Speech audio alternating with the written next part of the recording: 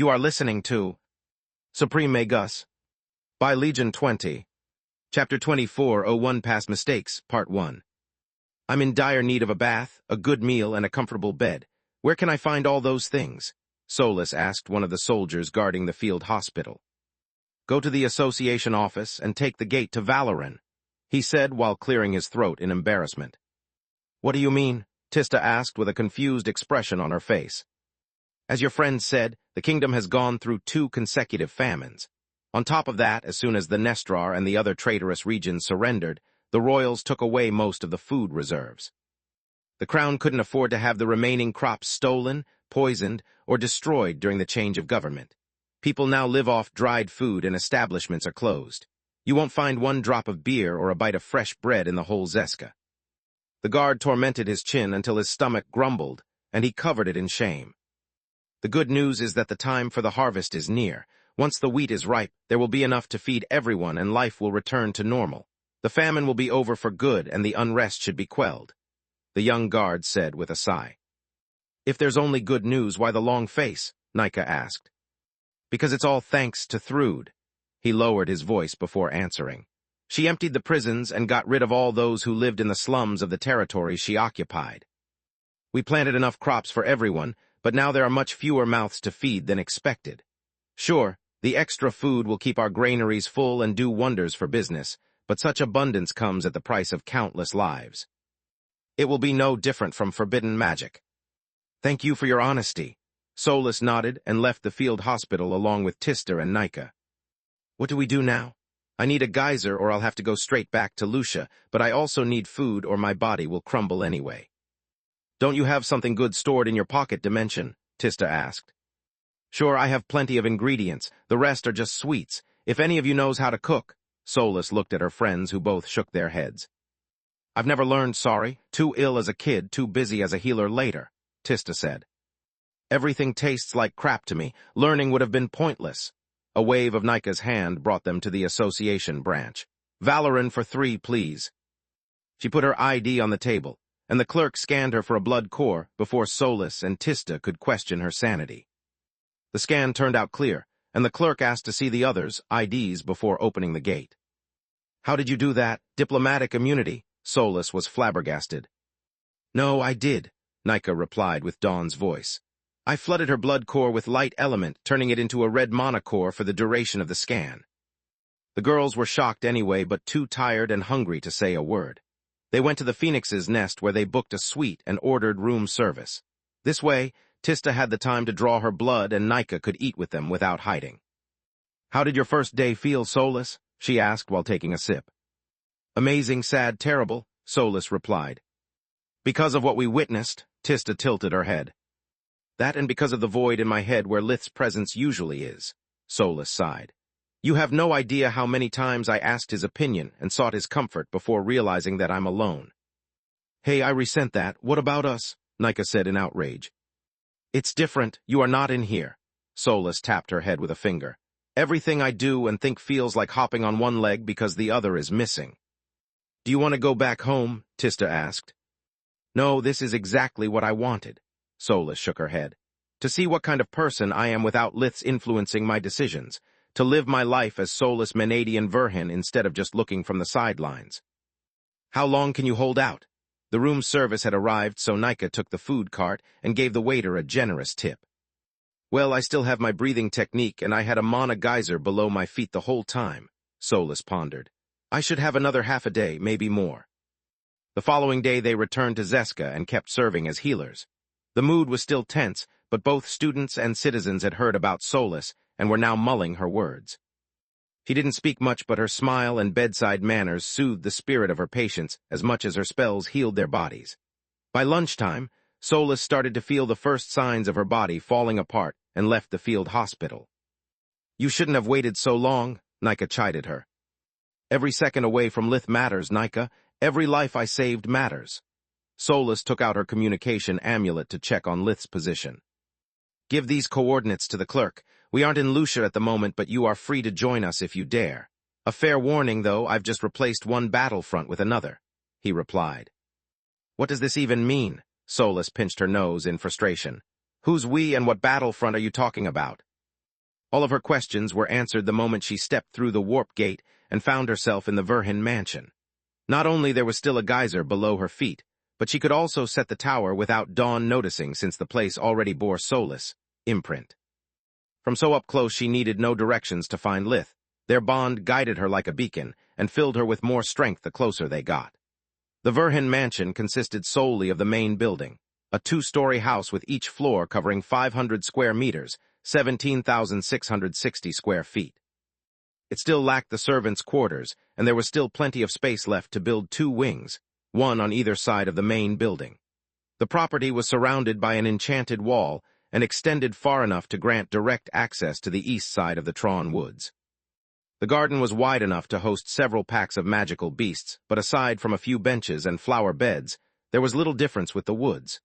The kids loved it and were currently playing outside with their steeds, exploring their future domain. It took Solus a few seconds to reach the living room from the warp gate, and what she found left her gawking. The space had been filled with couches and armchairs of different styles. Each window had at least 3 different drapes per side, each of a different color. The overall impression was that either the queen had hired a drunk harlequin to decorate the place, or that a pandemic or color blindness had struck the kingdom. "Welcome back, sweetie." Before Solus could ask a single question, Alina checked her hands and arms for injuries, and then her face for signs of malnutrition. Chapter 2402, Past Mistakes, Part 2. "We missed you a lot. Where have you been?" "I've been away for barely a day and a half, Mom." Solus chuckled, finding it funny to receive the same checkup that Alina gave Lith every time he returned home. "I've been to Zeska to help with the rebuilding. What are you guys doing here?" "Camilla won't go back to work for a few more days, so we decided to move into the mansion and work to make it look like a real home," Alina replied while checking Tista next. "The warp gate truly is a wonderful device. We contacted artisans and upholsterers from all over the kingdom, and they brought their best pieces straight to us so that we could see which one suits our taste the best." "I warned you," Lith groaned as Camilla asked him to choose among 3 different shades of brown that looked identical to him for the couch. "I can see that, Mom. I mean, why right now?" Solus asked. "Because Camilla and I were getting bored staying at home all day doing nothing, and because I knew that you would soon come back to recover your strength," Alina replied. "This way, you have Lith and a geyser available at the same time, and we can spend a bit of time together before you have to leave again." "Are you doing this for me?" "Of course, dear," Alina embraced Solus. "It's my duty to take care of you just like I take care of Lith. We stayed in the desert for him, and now we are going to stay here for you until you get back." Alina chose her words carefully to not give Dawn any hint about Solus' true nature, but her gesture moved Solus deeply. If they had stayed in Lucia, Lith and I would have had to meet in the Tron Woods away from the family and leave Nika behind. This way, instead, Dawn won't suspect a thing, and I need just a few minutes to regain my strength. Solus felt rejuvenated as Lith's life force nurtured her own, while the mana geyser fed both her mana core and the tower core. The world seemed to have become brighter, and a burden had been lifted from her chest. It was as if Solus had been underwater for the past day, and now she could finally come to the surface and breathe. "Thank you, Mom. What is this delicious smell?" she asked with a warm smile. "Since we are going to live here for a while, I'm giving the kitchen a test run as well. Do you want to stay for lunch, or do you have to go already?" On the one hand, Solus was eager to leave before the bond with Lith was fully restored, and made it painful for her to cut it off again. On the other hand, she had learned enough from Elfin's memories to not repeat her same mistakes. Elfin had taken Menadian for granted, losing her before they could mend their relationship. She had loved her mother deeply, yet Elfin had never expressed her feelings until it was too late. Rifa Menadian had been a powerful bright violet cord awakened, whereas Alina Verhin was just a human woman. Solus had no idea how much time they had left together, and decided to enjoy it in full. "I'm starving, and there's nothing better than your food, Mom," she replied. While they set up the table for 3 more people, the Verhins chatted about their respective day. Solus told them everything about the situation in Zeska and how the city was split in 2 in a similar fashion to the kingdom. The militia had been replaced by the army and the local nobles stripped of their authority until the investigation on their respective households was over. No one liked having so many foreigners around, but also having them in charge was even worse. "Now that I think about it, how come even though the food is still rationed everywhere, we've never had such a problem ever after we got back to Lucia?" Solus asked. Because we spent most of our time in the desert and in the Overlord's palace at that, Roz replied. The famine in the kingdom doesn't affect Mother's turf, let alone her own home. As for Lucia, we produce our own food. A famine means that a part of the taxes has to be paid in crops instead of money, but we get to keep the rest. Farmers may not have access to fancy cuisine, but no ruler is so dumb that they don't leave them enough to feed their families and sow the fields. Without people like me, even the royals would starve. Solus, Tista, and Nika spent a few hours in the mansion, helping Alina with choosing among the different styles of tapestry and picking the furniture for their respective rooms. Solus gave Alina and her baby a checkup and listened to her mother's obvious but heartfelt travel advice. Before leaving, Solus asked Lith to speak in private, and Alina exploited it to have a chat with Nika with the pretense to show her a guest room. The vampire was a bit confused since after clearing Alina's initial doubts, Tista's mother had never mistreated her or acted on superstition. Yet it didn't take the supernatural senses of an undead to recognize the coldness in Alina's voice or the stiffness of her posture. "We need to talk," Alina said once they were alone. "Is it something wrong? If I offended you in any way, I apologize." Nika was still socially awkward, especially in presence of humans. "Gods no, dear, you did nothing wrong and have been a wonderful friend like always." Alina gave her a motherly smile, returning for an instant to be the warm and kind woman Nika was used to. "I was talking to the other you, Dawn." The name was more spat than spoken, and Alina's face became a stone mask so quickly that it sent a shiver down Nika's spine. "Do you want me to leave you two alone?"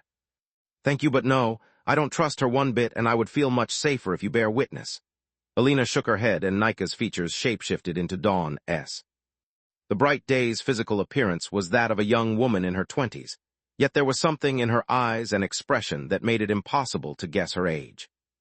She was 1.78 meters, 510, tall, with golden eyes without pupils that painfully reminded Alina of Solus, energy body, and made that confrontation even harder and more necessary.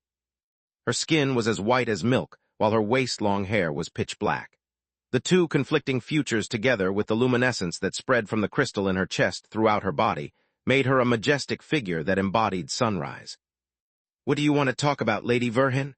Dawn's voice was calm, her tone polite and proper for a guest addressing her host. Despite that, the aura of power she exuded was enough to freeze Alina in awe, making her feel like she was staring at the sun. "I know who you are and what you did." She had to swallow several times to find the strength to talk, and even when she did, her hands and voice kept shaking. Chapter 2403, Looking in the Mirror, Part 1. "You tried to kill my son in the past, and I'm pretty sure that you've helped Knight to some degree," Alina said.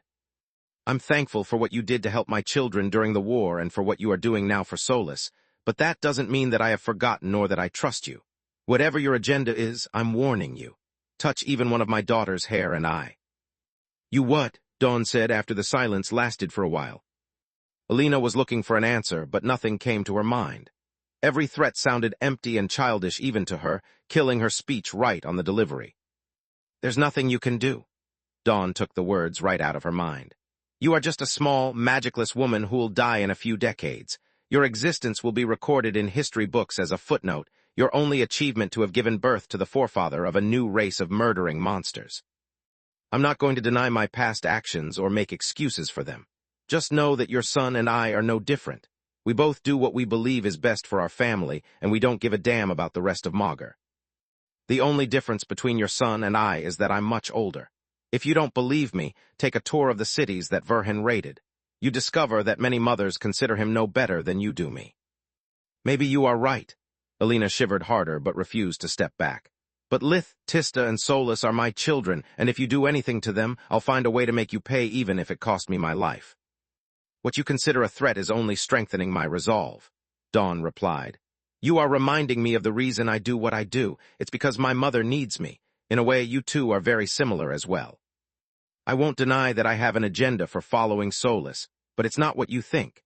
I want to learn from her how she deals with her condition and discover if there's a better way to coexist with a host than the one I used my whole existence.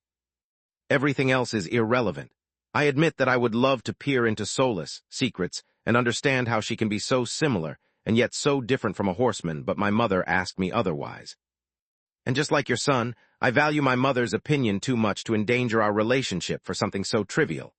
Dawn took a pause, noticing that Alina was covered in a cold sweat. You are a brave woman and have my respect, but be careful. There's a thin line between bravery and stupidity while facing an opponent much stronger than yourself, and today you almost crossed it. The bright day shapeshifted back into Nika, and Alina felt like a huge pressure had been taken off her.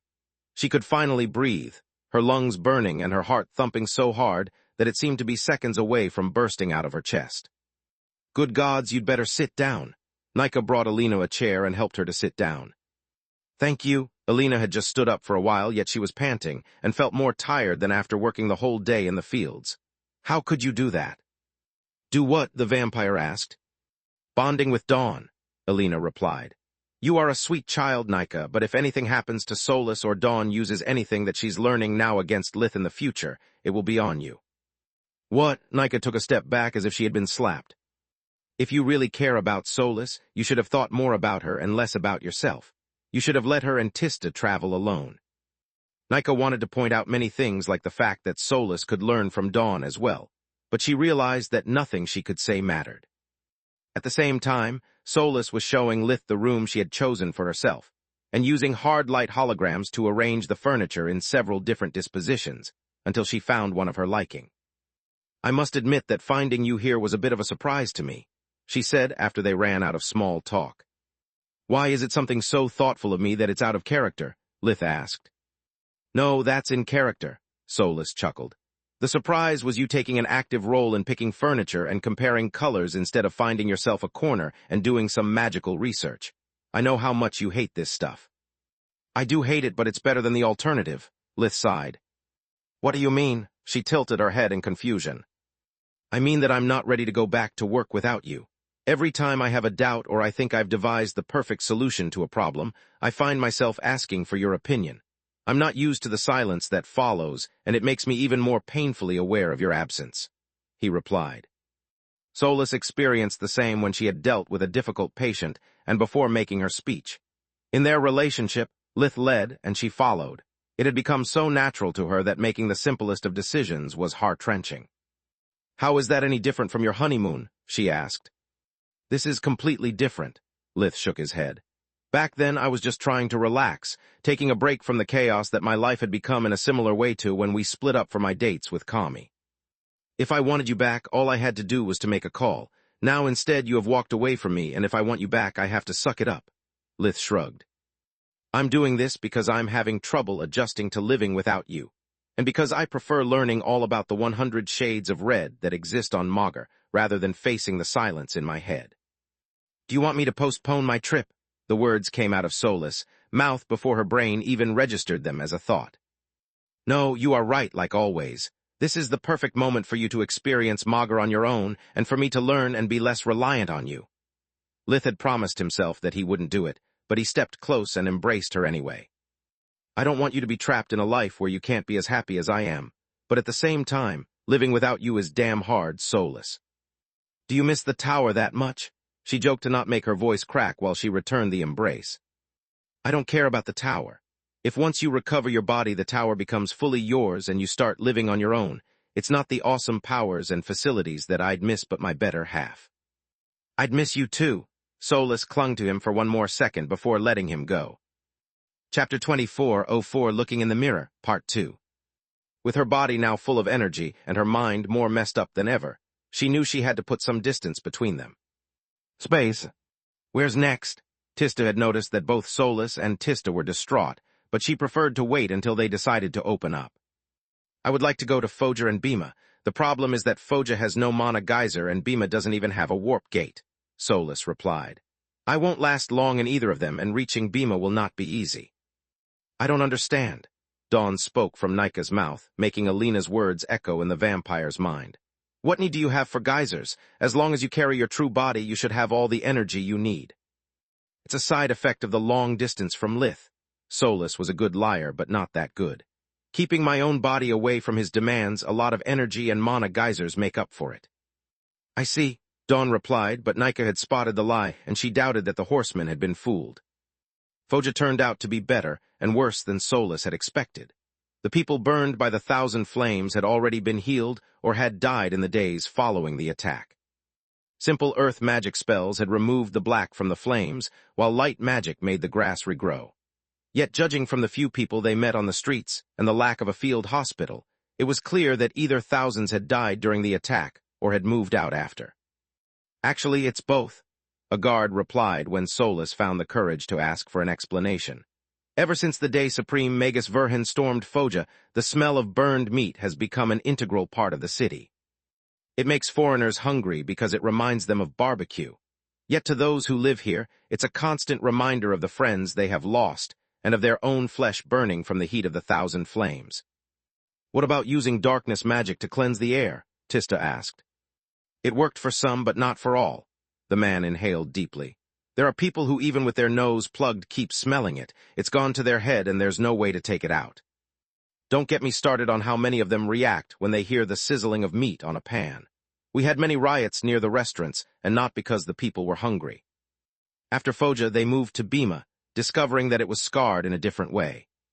The crater that Lith had opened while bursting through the city gates had been fixed, but the outer rim of the city was still a wreck. Some houses had to be rebuilt from the foundations, others were missing an entire floor, and many had huge cracks in their walls. The city needed builders more than healers, but Solus found a way to help. She would cut stones with earth magic in shapes that fitted the cracks. Then, she altered the density of both the walls and the patch so that they would mix into a homogeneous substance before hardening them again. The people of the outer rim couldn't believe their own eyes, and seeing their homes repaired so quickly filled them with joy. The damage was akin to a scar that constantly reminded them of what they had lost and of the harsh future waiting for them. Fixing their homes also healed their wounds and helped the citizens of Bima to pretend to have gone back to their old lives. Without Amana Geyser, Solus had to go back to the Verhin mansion at the end of each day. But now, she took care to not remain alone with Lith again, while Nika avoided Alina's gaze as best as she could. I'm used to people being angry at me the moment they discover I'm a vampire, but this is the first time I'm judged guilty by association, she thought while taking a stroll in the park. How can you be surprised? Dawn replied. It's the same feeling that Solus is experiencing and the reason behind this trip. Even when she didn't deal a single blow, none of those cities would have fallen without her help. In the same way, by carrying me you are also carrying the burden of my past actions. That's not true. I chose to bond with you because I wanted to protect the eclipsed lands and give Uncle Vladian the chance to uphold his word. Even now I'm not doing this for myself. I'm doing it for Solus.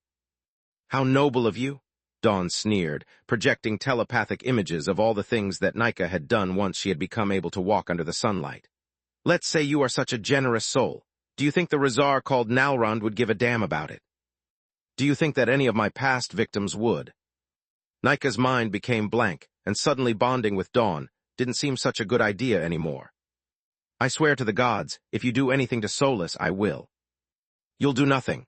Dawn withdrew her light energy, and suddenly Nika fell into the daytime slumber typical of undead. I'm sick and tired of being threatened. You are nothing like Alina.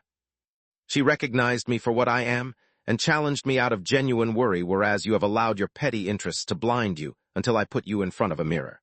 Your defiance is born from shame and guilt.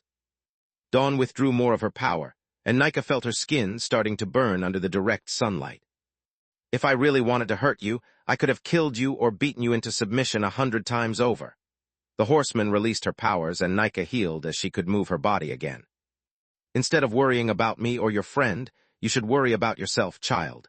You are too naive for your own good and are playing with powers beyond your understanding.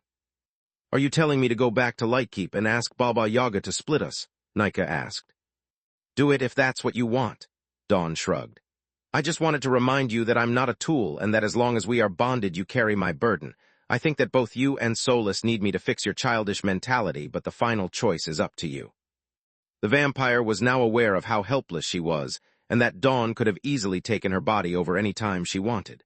So without thinking, she hid the crystal inside her chest and cut off the horseman's influence over her. I hate to admit it, but Dawn is right. I've been foolish to think that people would separate her from me just because I'm her new host. Dawn's burden is now my own as much as Lith's burden weighs on Solus. I need Dawn to walk a mile in Solus' shoes, while Solus needs her to have someone to talk to. No matter how much I care for her, I'm too young and have no idea how to help her. Chapter 24, 05 Different Bonds, Part 1. A week later, Solus was almost done visiting the cities that she and Lith had attacked in the attempt to lure Thrude into the open. No matter how many people she healed and how many buildings she fixed, all of her efforts amounted to just one drop in the ocean, and she knew it. It was the reason Solus never remained in the same place for more than one day. Unlike destruction, rebuilding needed time and patience, and she couldn't afford to stay too long without the risk of someone recognizing her. Solus already felt terrible by looking at the consequences of her actions. Facing the grieving relatives of the people she had killed or who had died in the aftermath of her plans was the last thing she needed.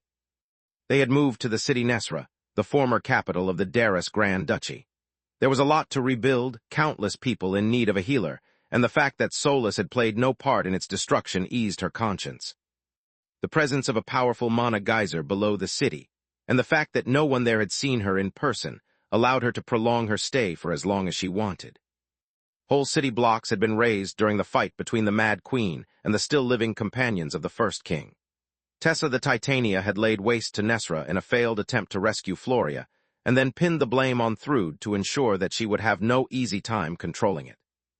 The second part of Tessa's plan had worked like a charm.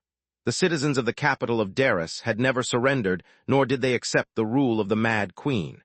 Nesra welcomed the army members like saviors, and every healer like a saint.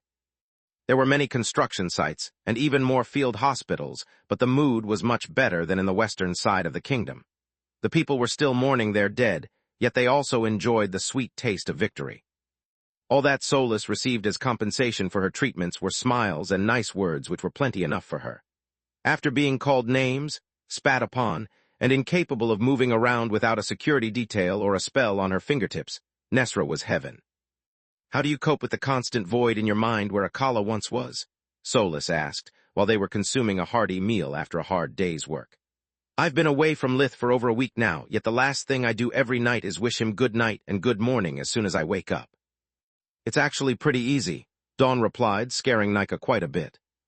Ever since their argument in the park of the Verhin mansion, the vampire had become self-conscious of the threat that Dawn posed, and how easy it would be for her to take over Nika's body.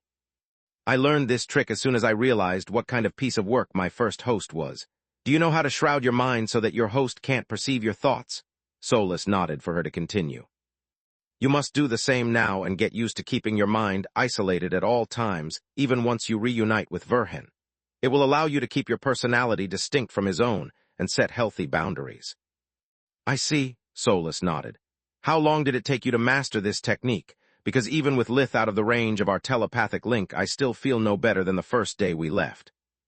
"A few years. One of the perks of switching bodies was that Dawn's form could eat and appreciate the food, whereas Nika would have to just pretend to. Not only did it remove the risk of someone noticing her grimaces every time she put something in her mouth, but it also allowed her to taste something other than blood by sharing Dawn's senses. Nika had never been alive, so she had also never eaten human food either. Despite her fears, she found the experience of letting the horseman at the wheel to be rewarding. "A few years," Solus blurted out so loudly that everyone turned toward their table. To partly compensate for the damage sustained during the War of the Griffins, Nesra had been exempted from the food rationing, so the restaurants were still open, and the three women were eating in one of the best establishments, the Cook and Dagger. Or rather, that was the official version. The truth was that the food was still rationed, but due to the many deaths incurred during the battle between Tessa and Thrude, the citizens of Nesra were eating the dead people's share. "Yeah, but I bet it will take you much longer," Dawn nodded, giving a smile and a wave to the curious to reassure them that everything was all right. "I mean, I barely knew that bitch. You have spent the last 20 years with Lith, and clearly there's very little you two didn't share. If you think you can get over something like that in a week, you are out of your mind. It's 16 years and we've never shared the naughty stuff." Solus blushed up to her ears, yet she couldn't bring herself to say those words out loud. "Except maybe the kisses, a few first bases, and the one night by my mom, what have I done?" Solus had always been careful giving Lith his privacy with Floria and Camilla once the things between them had gotten serious, but not with the women he considered as flings. Lith was paranoid and always kept Solus ready to step in the case it was a honey trap. It had never happened, but it had still given her plenty of hindsight about what he liked and disliked. Also, Lith's body had never been a mystery to her. "What is she doing?" Dawn asked after Solus went from tomato red to heatstroke red. That's her perverted face, so you must be on to something about the sharing, Tista replied. I don't have a perverted face, Solus said with a voice too high-pitched to be believable. Yeah, right, Tista snorted. So I guess that every time you stare at a sweet ass with your furrowed brows and biting your lips you are actually pondering a new magical breakthrough. I'm sorry, Solus, but you know what they say. The more you stir it, the more it stinks, Nika said. I need your advice as well, Solus. Dawn was too old to find any enjoyment in the embarrassment of a kid and had no care for gossip. I tried everything I could to get Zepho to trust me, but nothing I say or do is ever enough. I know that after what I did to him, Zepho has every right to be suspicious of my actions, but he shouldn't doubt my feelings. How did you manage to have Lith's utmost confidence? I mean, I know that your past is much cleaner than mine, but compared to him, Zepho is as guileless as a child. I know what you mean, Solus sighed, glad to catch a break. Chapter 24:06 Different Bonds, Part 2. At first, Lith wouldn't believe me even if I told him that the sky was blue, unless he first looked up himself. Really, was my little brother such a bitter prick even as a child? Were those words coming from anyone else, Tista would have dismissed them as an insult and taught the liar a lesson. As I remember it, Lith was sweet and caring to a fault. He woke up first to let us find the house warm for breakfast and helped Mom with the chores. Lith always took care of me and started working from a tender age to help the family make ends meet. Fuck me sideways, Solus inwardly cursed her own big mouth. Tista has no idea that Lith was never a child or that what she experienced was just a mask. I'm so used to talking with Kami about everything that I forgot no one else knows about Derek. To add insult to injury, Tista was staring at Solus with eyes full of pain. Tista knew how deep the bond between them was, and if Solus was slandering Lith and betraying his trust, then maybe she had led him by the nose all along. If Solus was telling the truth, it meant that her brother wasn't the wonderful person Tista believed, and that would have been much worse. He indeed was kind and caring, Solus nodded. But put yourself in his shoes. He was just a boy who had found a mystical talking stone that asked him to keep her existence a secret. Lith was torn between the need to hide the truth from you guys and the fear that I might not be a good fairy like the one in the bedtime stories. It just took us a while to know each other better and develop trust. Luckily for Solus, the years spent with Lith had deeply ingrained into her the ability to spout lies off the top of her head and tell them with her best straight face. The only problem was that she lacked the necessary practice to also be at his level. Tista wanted to believe Solus, so she didn't notice the many clues about her deception, while Dawn had no intention of nailing Solus and ruining their relationship. It makes sense, Tista nodded. Now that I think about it, Lith had to be an odd fellow since he was little. Had I been the one to find you, I would have told Renee and asked her to keep it a secret. Of course she would have told Mom the moment I turned my back, and in the blink of an eye the entire family would have known. And I would have been there with you and begged you not to every time you were about to talk, just like I did it with Lith, Solus replied. What were you saying about Lith not trusting a talking stone? Dawn helped her to change the subject, already glad to have confirmed that Solus' real body was that of a stone. That it took us a long time and lots of mind fusions to trust each other. Solus was so glad of the help that she didn't even notice her own slip of the tongue. Mind fusions, Tista and Dawn said in unison. Nika's eyes were wide and her mouth agape as well, but from inside Dawn's mind nobody noticed. Yeah, we did it a lot back then, sometimes even dozens of times a day, Solus nodded. By fusing our minds, Lith could check that I wasn't trying to manipulate him and that I had no hidden agenda. Shouldn't that have fried his brain? Dawn was flabbergasted. If you really are like a horseman, the load of information from an ancient being is too much for the mind of a child. Not really, Solus shrugged. I had lost most of my memories, so my mind was blank. I learned more from Lith than he from me. Anyway, after a few months of that. A few months? Dawn spat out her food, making a mess and drawing once again the attention of the other patrons. Yes, Solus started to feel embarrassed, even though she had no idea why. At that point, we had grown close enough to not need full fusions and limit ourselves to partial fusions. Are you making this up? Dawn spat another mouthful out and then put down her fork, tired of wasting good food and making a mess of their table. Can I please finish a damn sentence? Solus snorted and Dawn nodded for her to continue. Yes, partial fusions are a thing. You just need to think about a specific memory you want to share, focus on it, and then start a mind fusion. This way that particular memory gets shared first, and you can safely cut off the link. That said, after a bit more time, even partial fusions became a rarity. We took each other's words at face value and used them only if we argued or to share a very complex subject. The good thing about partial fusions is that it allows you to share not only your knowledge, but also your impressions and theories at the same time. This way Lith could literally look at things from my perspective, and I from his without wasting time with mind links. Good gods, no wonder you are so messed up. Dawn passed a hand over her forehead and Tista nodded. If you two fused your minds so often, it means that you know everything about him and he knows everything about you. And I don't mean things like what's your favorite breakfast, but your innermost thoughts and feelings. It also means that the boundary between your minds is paper thin, that your thoughts freely flow from one to the other. Correct, Solus nodded. Why are you so surprised? Isn't the same for you horsemen? Absolutely not, Dawn cut the air with her hand. Mind fusion is a last resort to teach something to our hosts quickly or bring them up to speed about our projects.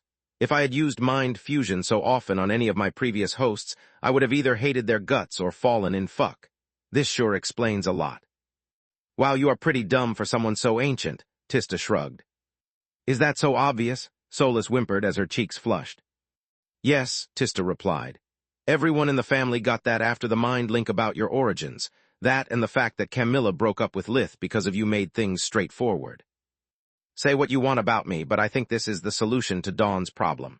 Solus cleared her throat. If you fuse your mind with Zepho, he won't be able to deny the truth anymore. If you want your feelings to reach him, you have to do it. Do you realize what you are asking from me? The horseman sighed. It's a very intimate connection that shares your weaknesses, self-doubts, and I almost forgot who I am talking to. Solus realized how her relationship with Lith was weird even for cursed objects, standards, and blushed even harder. The realization killed the conversation, and they spent the rest of the lunch in silence. Chapter 24:07 Internal Threat, Part 1.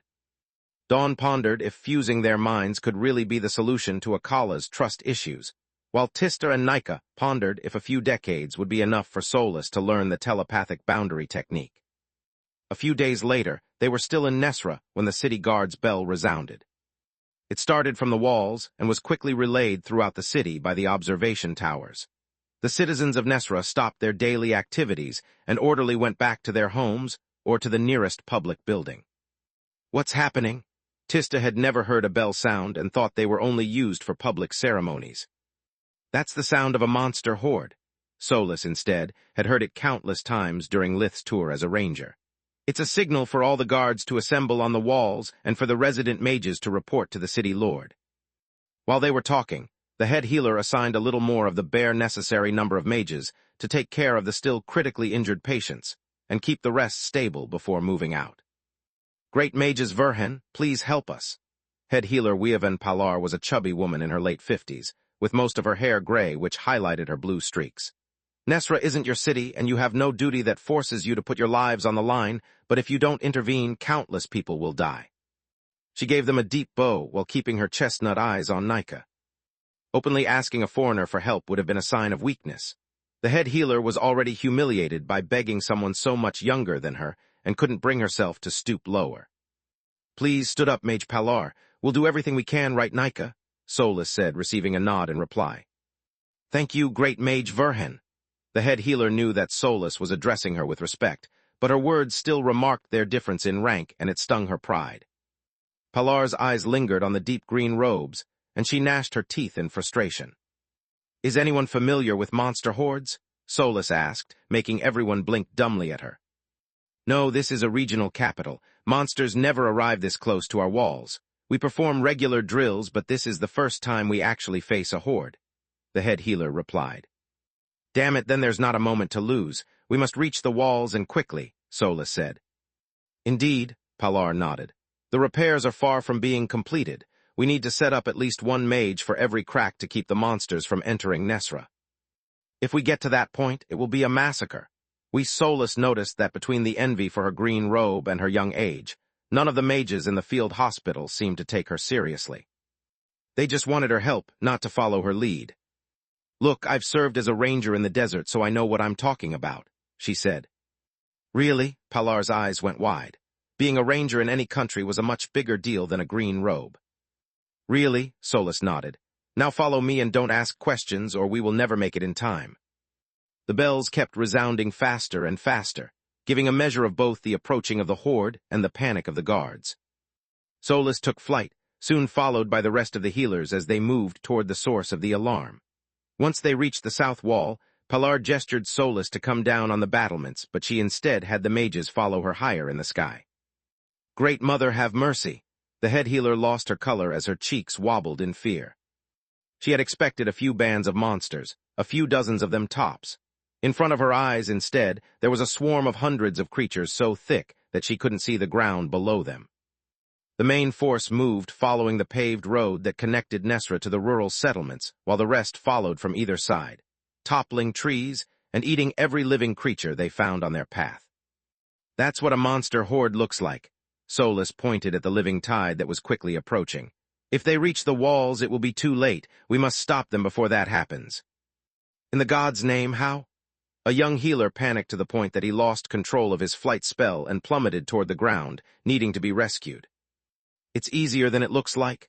Solus clapped her hands to have the mages stop gawking at the incoming horde in terror and focus on her. They have the numbers, but we have flight and magic. Prepare your best spells, come down long enough to fire them, and get back to the safety of the sky. Rinse and repeat carefully, and nobody dies today. Tista, can you see what we are dealing with? This is weird. She shapeshifted only her eyes. They seem to be mostly trolls, but I can also see goblins and a few wargs. A mixed horde, then there must be a leader, Pilar said in surprise. Yes, but that's not the weird part. Tista shook her head. Trolls are not discreet in their feeding frenzy. They raze entire forests to the ground and attack human outposts. How could you miss something like that? I admit that the War of the Griffins forced the army to relinquish their duty in the wilds, but this is indeed too much. The head healer nodded. The magical beasts should have kept the monsters' population in check, and if they failed, we should have noticed before the situation escalated so much. The good news is that trolls are weak against fire. Hit them with it and they'll burn like dead leaves. Solus said. Be careful of the wargs because they can pass their wounds, and if there's enough of them, they can also boost their magical prowess. Goblins should just be meat shields and snacks for the trolls. We'll split as follow. The healers will carpet bomb the enemy's middle ranks. This way, the efficiency of area of effect spells will be maximized. Nika, you hit them hard from the back while Tista strikes at them from the front. I'll stay here as the last line of defense in case something goes wrong. Solus would have loved to follow her friends on the battlefield. Yet she had already consumed a lot of mana that day, and there wasn't enough time to go back to Lith to recharge. On top of that, if Solus left the mana geyser of Nesra, her energy reserves would plummet so fast that she would become a liability. Excellent plan, Nika nodded, but from the white light that shone behind her eyes, it was clear that it was Dawn talking. Keep away from Tista and me. Better to avoid the risk of friendly fire. Solus nodded and turned toward the captain of the city guards. We should be able to deal with the monsters on our own, but we could use some help in case something goes wrong. Chapter 2408 Internal Threat, Part 2. I'm sorry, the man gave her a deep bow. I contacted Central Command for reinforcements the moment the Sentinels spotted the monsters, but the army is spread thin. The situation in Thrud's former regions is highly volatile, and we can't afford to withdraw troops. We have just a skeleton crew in Nesra because it's supposed to be a safe area. By the time the reserve troops get here from Valoran, it will be too late. Then we'll have to make do, Solus nodded. Mage Pilar, please go relay my instructions to the city guards and the rest of the mages. They won't trust me, whereas, with your seniority and reputation, they will listen to you. The head healer nodded, glad that the young mage had asked instead of ordering her. It saved Pilar a lot of face and made her role seem much more important than it actually was. Thanks, great mage Verhen. The healer gave Solus a deep bow. You heard her, mages of the kingdom. I order you to perform your duty and I forbid you to die. We already have too much to do in the field hospital, and if you dump your work on me, I'll kick your ass. Some of the veteran mages chuckled, others just smiled at the joke, while the youngest among them were so tense that they seemed to be about to faint at any moment. As the mages fanned out and approached the monster horde as fast as they could, Solus offered Nika a copy of the Fury. Don't worry, I have everything I need with me. The vampire rapped over her chest where Dawn's crystal was. Then she turned around and bolted toward the rear guard of the monster horde at breakneck speed. Don't worry about me, Tista said. Worst case scenario, I can grow bigger and these cuties will still fit like a glove. She wore the enchanted adamant claws, sunder, and charged at the front lines, breaking through them with a barrage of magical fire and origin flames. Tista breathed them from her mouth but took care of disguising them among her spells. She wanted to avoid shapeshifting exactly because they were in a friendly territory. Everyone had heard about the Tiamat bloodline, but they had a hard time believing that Tista was not human until they saw it with their own eyes.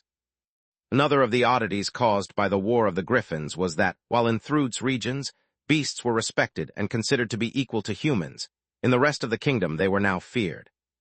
"How do we do this?" Nika asked. "You start," Dawn telepathically shrugged. "You can use some experience, whereas these guys are too weak for me. When you get overwhelmed, we can switch." "You mean if I get overwhelmed, right?" "I know what I said, kid. Now stop yapping and get to work," Dawn inhaled sharply. Nika clenched her war mace in frustration and dive-bombed to the ground like a small adamant meteor. Her nightshade armor covered her from head to toe, not only to protect her from incoming attacks, but also to hide Dawn's presence in case they needed to switch bodies. "I wish I could use my mace. Too bad that trolls heal so quickly that physical wounds don't matter, and if I splatter them, I'll end up increasing their numbers," she thought. All vampires were naturally attuned to air and darkness, but they were as useless as her weapon. Air blades would cut the trolls and create a new one from every fragment, lightning would do little damage, and darkness would make them more dangerous by temporarily undoing their fallen state. It was an ironclad rule to never use darkness against trolls, unless one had a death wish. Luckily for her, after awakening, Nika had also developed an affinity toward the fire element. A Tier 4 flaming tornado erupted from each of her hands as she spun on her point of impact, engulfing the monster within 20 meters from her. Even without Nightshade, Nika would have been immune to the natural fire that spread from the burning mass of trolls. Their dried-up skin was highly flammable, so the more they flailed in the attempt to put the fire off, the more it spread among their ranks. "Wait a second, something is off," Nika thought as despite the flames, the trolls kept recklessly charging at her. Those who were still burning sniffed the air with a hunger that she knew all too well, straightening their lanky bodies before emitting an ear-piercing shriek from the many mouths all over their limbs. The nearby trolls did the same in what the vampire recognized as a pack hunt signal. Half of the white tide of decay turned their backs to Nesra and charged at Nika as one. She punched and kicked those who came in too close despite her spells, sending them crashing into their companions and keeping the swarm of hands at bay. From the sky, the mages of Nesra followed soulless instructions and rejoiced at the results of their efforts. Hundreds of trolls were already dead, and the mages had yet to suffer a single wound, making the numerical disadvantage null. Something is really wrong here. Solus took over part of the mana geyser below the city to fuel her abilities and conjure the eyes of Menadian without compromising her already dwindling strength.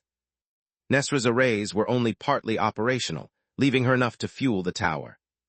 The eyes could see as far as a phoenix and read the flow of mana like a dragon, yet nothing they showed made sense.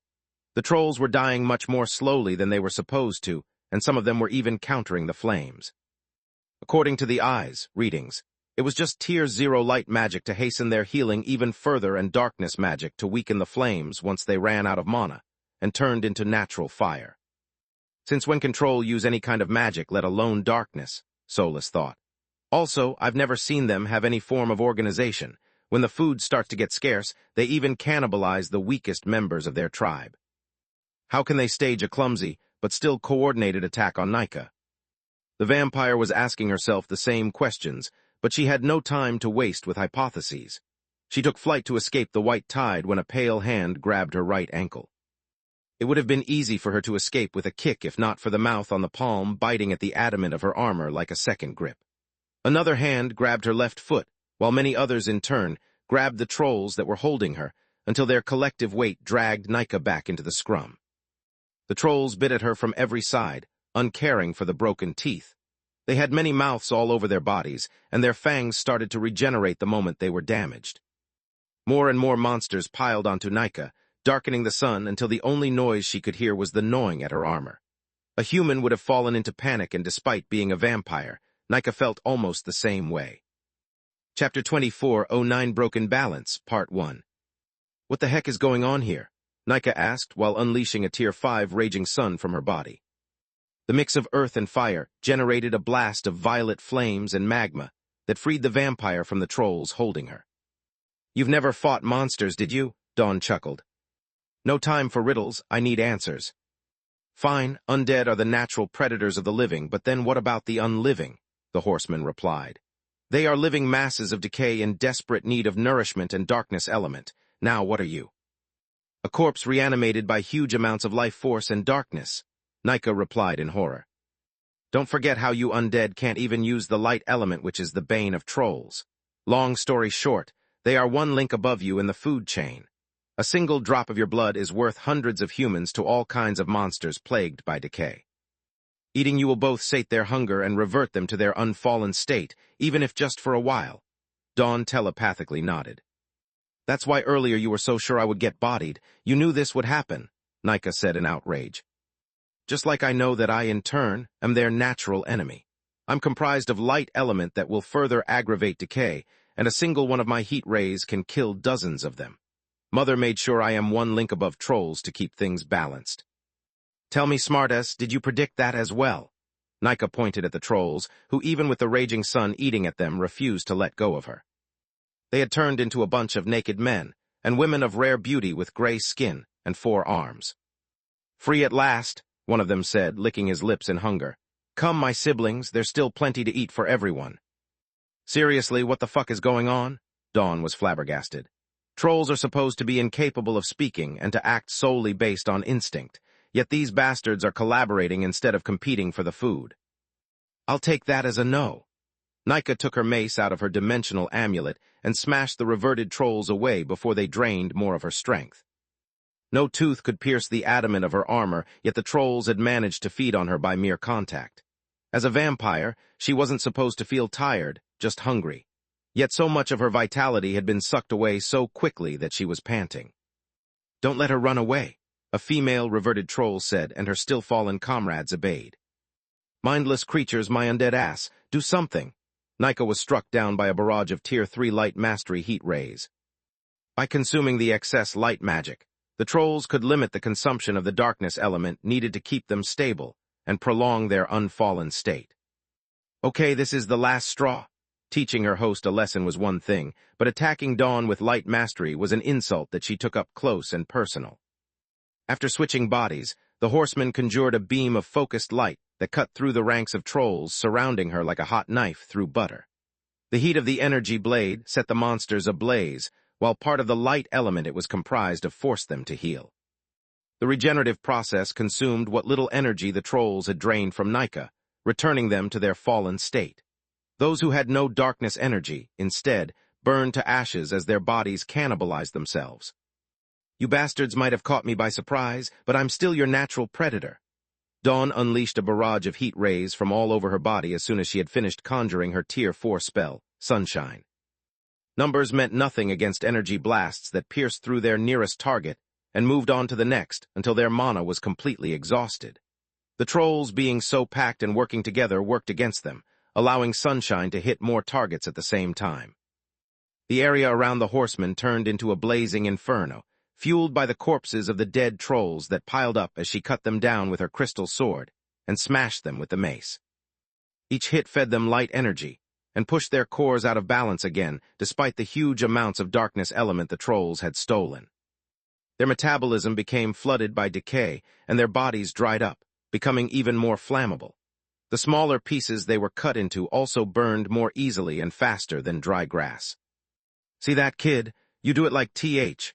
The one-sided slaughter was brought to a halt when Dawn felt her body weight increase by several folds. Then her feet sunk into the ground while countless tendrils of earth wrapped themselves around her limbs. "What the heck is happening? Even if these trolls are abnormal, they should be limited to light and darkness.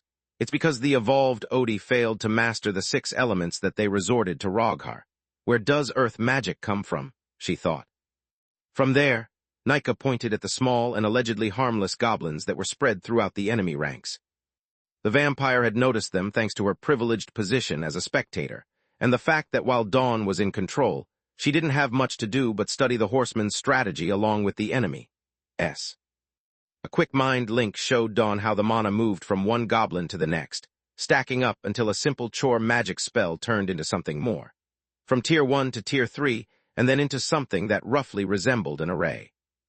The goblins lacked the mastery and the knowledge to pull something so refined, but each one of them contributed to manipulating the collective mana with their respective willpower, creating the next best thing. Is it me, or do those goblins all have the same energy signature? Dawn couldn't believe her own life vision and asked for Nika's confirmation. They do, and that's not all. They aren't just randomly spread. They have positioned themselves in the exact spots necessary to act as the focus points of a magical formation. The vampire traced a telepathic line between the goblins that highlighted the magic circle they formed despite the chaos of battle. A goblin's mana core reached the bright orange at best, but by working together they achieved the prowess of a cyan core. At the same time, Tista was noticing as well that the trolls weren't burning as easily as she had expected. This is making no sense. I fought trolls in the past, and they were neither so resilient nor so well coordinated. I need to alert the others before Nesra's mages get slaughtered. Even bursts of origin flames died out sooner than they were supposed to, and the trolls seemed to shield those next to them on purpose. Tista was about to gain altitude and alert the others with her communication amulet when a second Sudurays pulled her down. It was clumsy and too rough to overpower her flight spell once she focused on it, but she had no time to do that. Chapter 24, 10 Broken Balance, Part 2. The moment the array struck and froze Tista in place, a white-furred cannonball hit her in a flurry of fangs and claws. You have such a nice egg, little bird. Once I break it, I'll make good use of it. The warg had clear blue eyes and a deep guttural voice, her tongue lolling out of her mouth. It talks, Tista blurted out in surprise. Monsters weren't supposed to understand human language, let alone speak it. She talks, little bird, and Meva is also going to gut you. The warg had jumped above the magical formation, so that when the gravity spell had enhanced her weight, it had boosted her charge. She punched Tista with one hand to exploit the momentum of their fall, while grabbing Tista's arm with the other hand. This way, the recoil from each hit pulled Tista back in a whip-like movement that doubled Meva's already impressive strength. Tista was a bright blue cord awakened with perfect body refinement, yet each blow squeezed the air out of her lungs and hurt like hell, despite the protection offered by the Scalewalker armor. To make matters worse, when they crashed against the ground, the warg landed on top of her and used her as a cushion. From so up close, the gravity field was much stronger, and the goblins conjured countless tendrils of earth to assist their ally. This bastard not only has an absurd life force, but she's also hammering at me with spells every time she hits. Tista could see with life vision that Meva had infused her hands with air, darkness, and water magic. The arm holding Tista flooded the right side of her body with jolts of lightning that caused her spasms, cold that sapped her strength, and darkness magic that spread like a disease. The warg's left arm, instead, hit like a hammer at her vital spots, injecting the spells where they hurt the most, and exploiting the natural weakness of enchanted armor against blunt damage. Any other person would have been frozen in surprise and fear, with no idea of what was happening or how to defend themselves. Luckily for Tista, Lith had shared his previous battles with her. This is something between the wargs possessed by Tezka and those Hattie Protector faced. She thought, and the barrage of spells that she kept at the ready blackened the pristine white fur for a split second before apparently healing without leaving a scratch. To confirm her theory, Tista opened her extra 3 eyes and scoured the field, noticing several nearby wargs doubling over in pain due to the damage caused by her spells. What the actual fuck? All of her eyes went wide open as a famished troll neared a wounded warg, and instead of eating him, the troll used healing magic. While the warg recovered, the troll partially reverted to his unfallen state by getting rid of some of the excess light element that plagued his body. You have nice eyes, little bird. I hope you taste good as well. The warg exploited the earth tendrils and Tista's shock to plunge her claws into the eye slits of the armor. Tista screamed in pain as her blue and red eyes popped, blood and vitreous fluid blinding those she had left. She fell into a panic and shapeshifted into her red demon form. Her screams of pain turned into a twin burst of cursed flames. I was right. Your eyes taste almost as good as yolk. Void incinerated the warg's hand while she was savoring her prize, and blight dried up the tendrils and everyone too close to the red demon.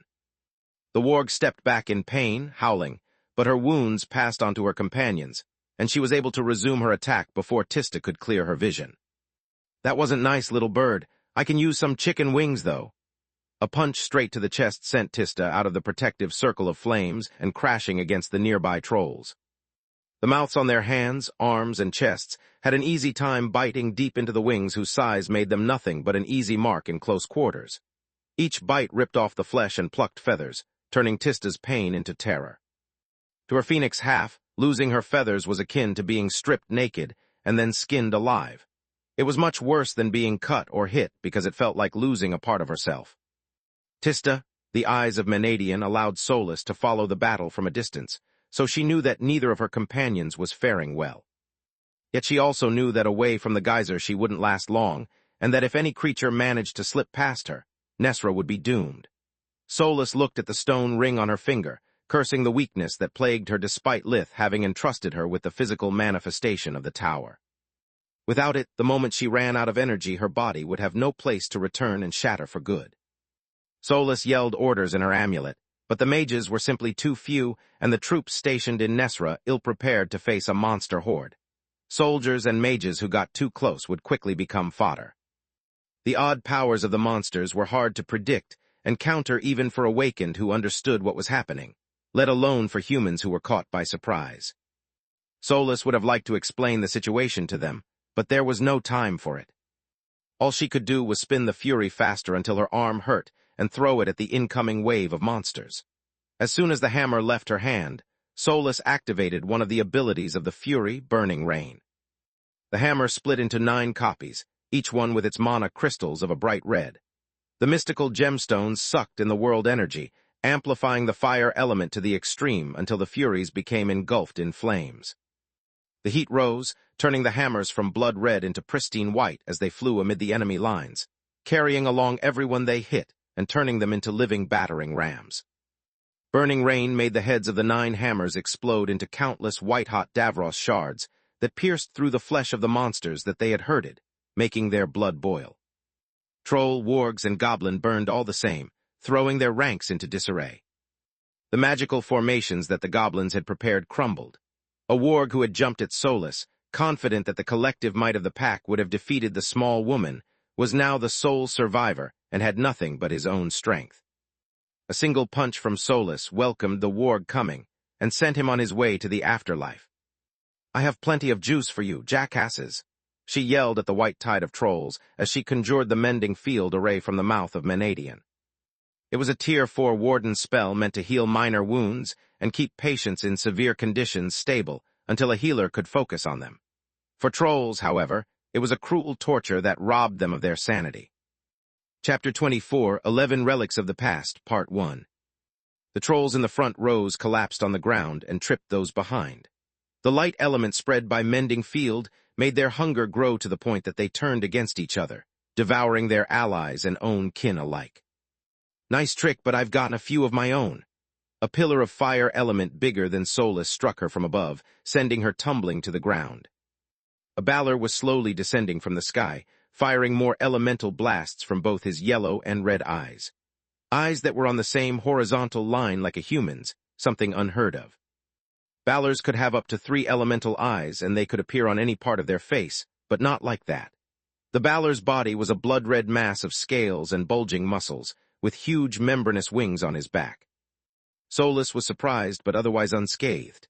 Due to her body mass and her Voidwalker armor, the elemental pillar had mostly hurt her pride.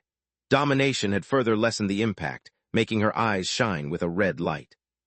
Solus had no visible streaks in her hair, but the creature could perceive through his eyes that the small woman in front of him was draining the elemental energy around them in a similar fashion to the Balor race.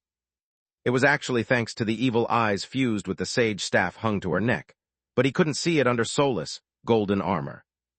Interesting. The Balor's voice was guttural, akin to the grumble of falling stones, yet his tone was refined and almost polite. "It seems that you and I have much in common. You'll make a fine mother for my children." The moment he stepped inside the boundaries of the mana geyser, his body started to shrink, yet his power grew. "Fuck me sideways," Solus said as the Balor's membranous wings burst with elemental energy, and a second set came out of his back. His eyes had split, giving him a red, yellow, blue, and an orange eye, while the color of his energy wings followed the same pattern. He had now pale blue skin and short silver hair. The perfection of his body could only be described as a miracle of nature, or the painstaking labor of an artist who had spent his life to achieve perfect harmony between flesh and muscles. "If that's what you like, it can be arranged," the Balor said with a seductive smile. "Now surrender and no harm will come to you. Nesra belongs to the children of Glemos, and any resistance will be punished by death." Solas's eyes turned into fiery slits of mana, but she didn't move until the fury returned to her hand. "Glemos, it explains a lot, but where is your harmonizer?" she asked, noticing that aside from the armor covering his legs, the Balor wore no enchanted item. "You know both our god and his workings. Ours is indeed a fated meeting." The four wings of the Balor flared up, neutralizing solely the spells coming from the mages and the wands of the soldiers. The troops on the battlements and the mages in the skies gaped in horror, as the monster horde, no longer impeded by their cover fire, quickly approached the city walls. "Harmonizers are relics of the past. The blessing of our god makes them useless." The collected energy traveled to his eyes, where it grew in strength until it could blast the city walls open. He unleashed them just for Solas to dominate the four elemental pillars and turn them against the monster horde. "I met your god and he was an asshole," Solas replied. "If you are waiting for his return, don't hold your breath because he's dead." "Blasphemy!" The Balor charged at Solas, the muscles of his arms strung in the perfect form for a perfect fist. "Whatever." Solas effortlessly blocked the straight with her open palm and squeezed his hand into a pulp. The Balor was still screaming in pain when the fury came in a downward arc and burst his head open with a single hit. Death reverted his body to its fallen state, proving that whatever experiment Glemos had performed, it was far from successful. It seems that the idiot was right. He needed both life force and world energy to retain his form. We indeed had a lot in common. Solas unleashed the Fury's flight, turning her hammer into 9 copies that pierced through the incoming army and killed dozens.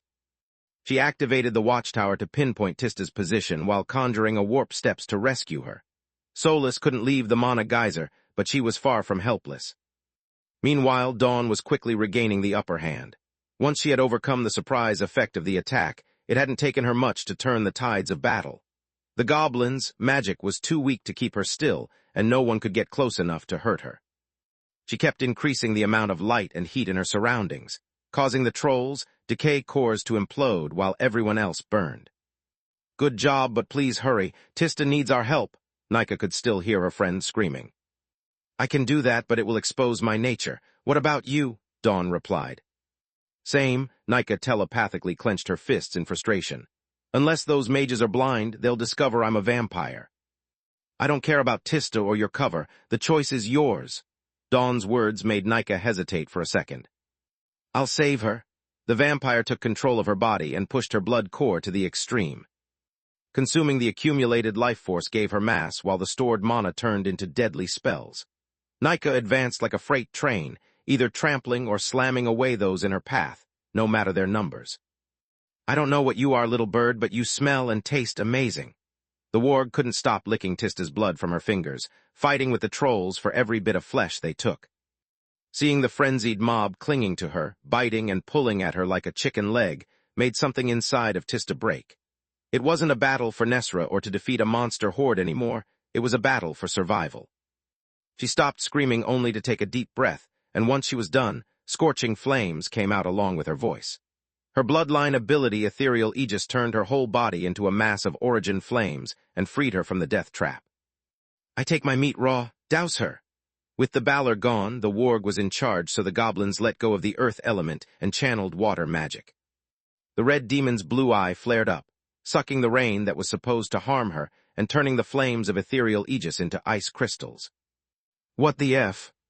Tista screamed in pain and fury, hitting whoever tried to get close to her. Sunder, her enchanted gloves, cut deep into the flesh while the cold wave they carried froze the blood and reached the hearts of the monsters, stopping them. Even the airwaves generated by claws cutting through the air left layers of frost over the ground, and everything they touched. Chapter 24, 12 Relics of the Past, Part 2. Tista kept yelling at the top of her lungs, each one of her attacks conjuring a bolt of darkness or ice that threw another of her captors off guard enough for her claws to reach them. With every spell she cast, her body grew in size and Sunder followed suit.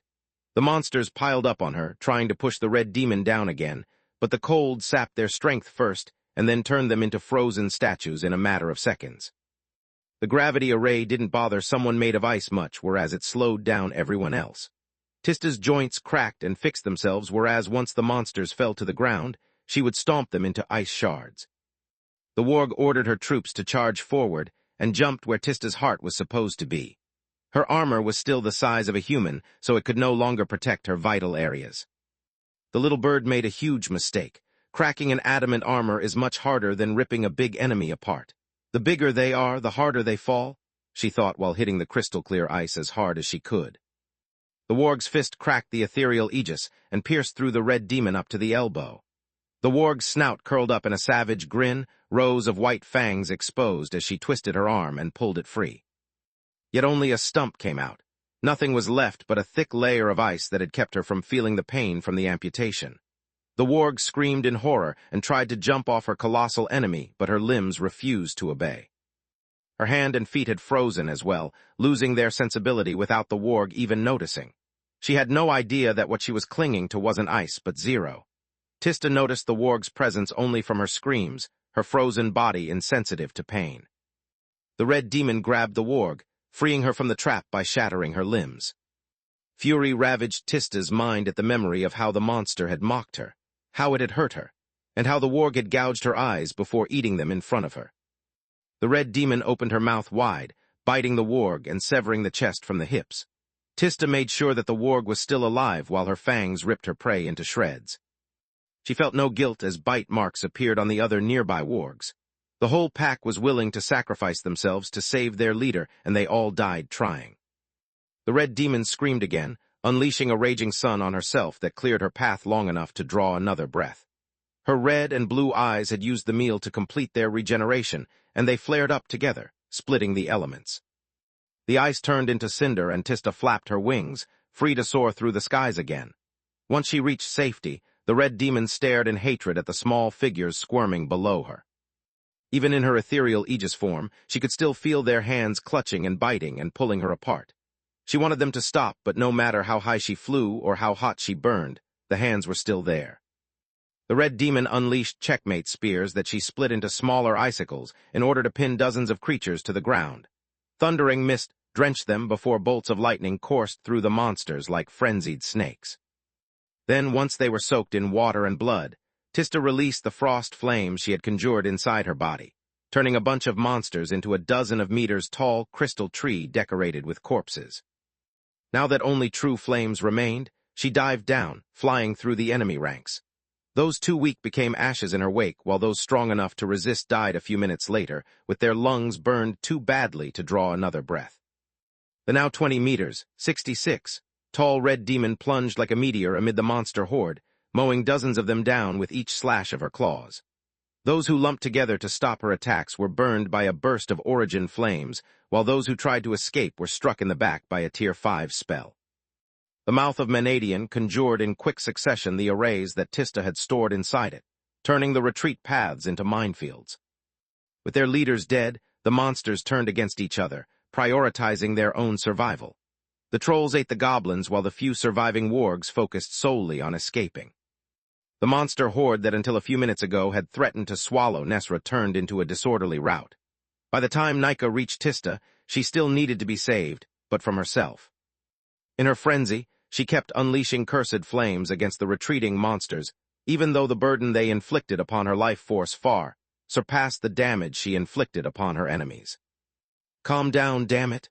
The vampire blinked right in front of the red demon's face, slapping her.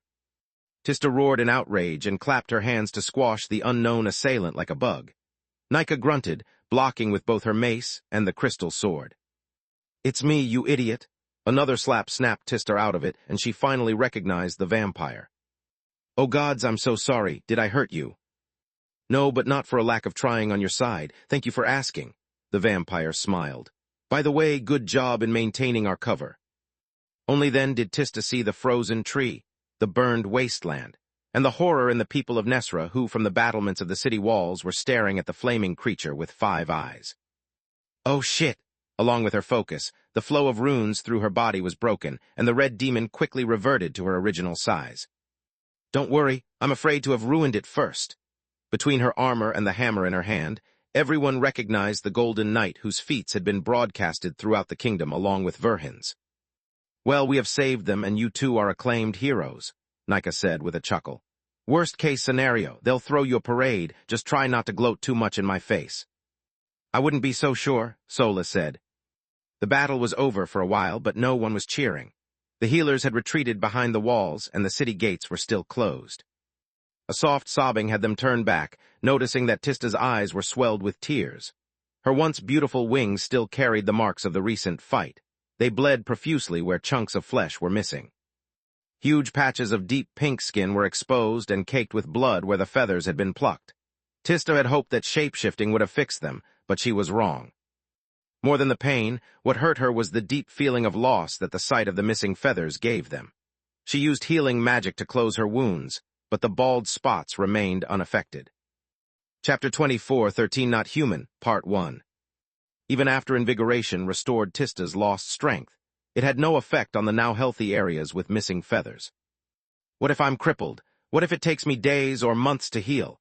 Tista caressed her wings, finding them so tender and swollen that they couldn't stand even her own touch. "Don't worry, worst-case scenario, we can ask Grandma for help. I bet that you are not the first phoenix that got hurt," Solus replied. Tista nodded and folded the wings into her back, wincing in pain. Bleeding wounds opened on either side of her spine, and there was no way to mend them. "Open up, we need food and rest," Solus yelled at the top of her lungs to be heard by the guards on top of the battlements. Back when Lith lost his hair, he was in a similar condition, but sleeping accelerated its regrowth. Let's hope that the same works for Tista's feathers, she thought while the soldiers and the head healer mumbled between them. It took them a few minutes to make a decision and open the city doors. "Welcome back to Nesra. We are glad to see that you've made it back in one piece. Captain Nephor's at your service." He gave them the salute, but ignores the hands that were offered to him. "Don't worry about your injured friend. I took the liberty to contact the White Griffin Academy and prepare a warp gate that will lead you there. Please follow me." Captain Nephor's was polite, but he failed to hide the edge in his voice. He had arranged for them an honor guard comprised of soldiers on the streets and mages flying in the sky to escort them to their destination. Yet judging from the tense expressions on their faces and the terrified gazes of the citizens around them, Solus felt as if they were dangerous criminals who had just been arrested. "I appreciate your thoughtfulness, but this is unnecessary. We can move on our own, and any decent hotel will do." Actually, Solus had to leave due to her energy reserves running low, yet she wanted to make sure that the paranoia she had developed after spending years in Lith's mind wasn't playing her tricks. The captain nodded, but he never stopped moving forward. "I'm glad to hear that you are fine, but I have to ask you to leave Nesra as soon as possible for your own good and ours," he replied. "Are you kicking us out?" Nika's eyes went wide in surprise. "For the gods' sake, why? These two are war heroes, and the three of us just risked our lives to defend your city." "I'm not kicking you out, not yet." He sighed deeply while the soldiers tightened the grip on their weapons. "It's just that, as you have been told earlier, Nesra is currently understaffed. We are grateful to you for saving us from those monsters, but if you stay here, the riot that will follow might do just as much damage." "Why should people riot because of us?" Solus asked. "Because the destruction you see around here, the same cracks in the walls that put our lives in danger, is the work of beasts, and your friend is one of them." He waved at the collapsed buildings, the cracked streets, and the many building sites around them. "That's the work of Thrud's beasts," Tista countered. "Also, I'm still as human as you." A wild cough shook her to the bone, forcing her to stop walking as she doubled over in pain. Tista used her best healing spells and even invigoration, but the pain only got worse by the second. When she started coughing blood, Solus used her breathing technique, Sky blessing to understand what was happening. "By my mom, Tista shapeshift, quick." The young woman did as bidden, showing a face full of scales and a row of fangs in her mouth. As she unfolded her wings, the mages took aim, ready to shoot at the first sign of aggression. What happened instead was that the red demon's body squirmed and her mouth dilated as she puked her guts out. Whole and broken bones alike came out of her throat along with pieces of a skull and a still whole eye. Tista kept hurling until her stomach emptied of every piece of the warg she had devoured. The earlier pain had been caused by the long bones and the sharp pieces tearing her stomach apart. The bystanders gasped in horror. Many of them turned green and puked no less than the red demon. As for Tista, healing the new wounds further sapped her strength. She shivered in shock, feeling like the monster everyone believed she was. Good gods, what have I done? She remained on all fours with her eyes fixated on the remains of the warg. Back then I was so angry that I acted on instinct. If it wasn't for my sturdy enhanced body, I would have died the moment I returned to human size. She could see her corpse laying in a bloody pool, right beside the warg's skull. Is this what waits for me if my life forces merge like it happened to Lith? Will I lose my humanity and have no qualms eating my enemies while they are still alive like an animal? No, Lady Verhin, you are not human. Captain Nefor shook his head, his words reinforcing her doubts and shame. Humans have no scales, wings, nor do they eat monsters whole. On top of that, there is the matter of the Golden Knight. He turned towards Solus, offering her a polite bow in apology. Half of the city hates beasts for the people they have killed, and the damage they have inflicted, while the other half can't stand Supreme Magus Verhin and the Golden Knight. The Daris region neighbors with Thrud's territories. Many of us had relatives and friends there who died by your hand during the war, Lady Verhin. Long story short, all of Nesra hates us. Solus nodded in understanding. How curious that none of this came up when we were working in your hospitals, healing the very same people that now want to get rid of us.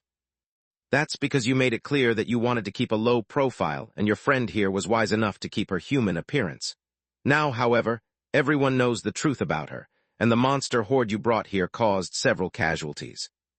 We did no such thing, Nika said in outrage. The monsters came here on their own, and we risked our lives to defend you.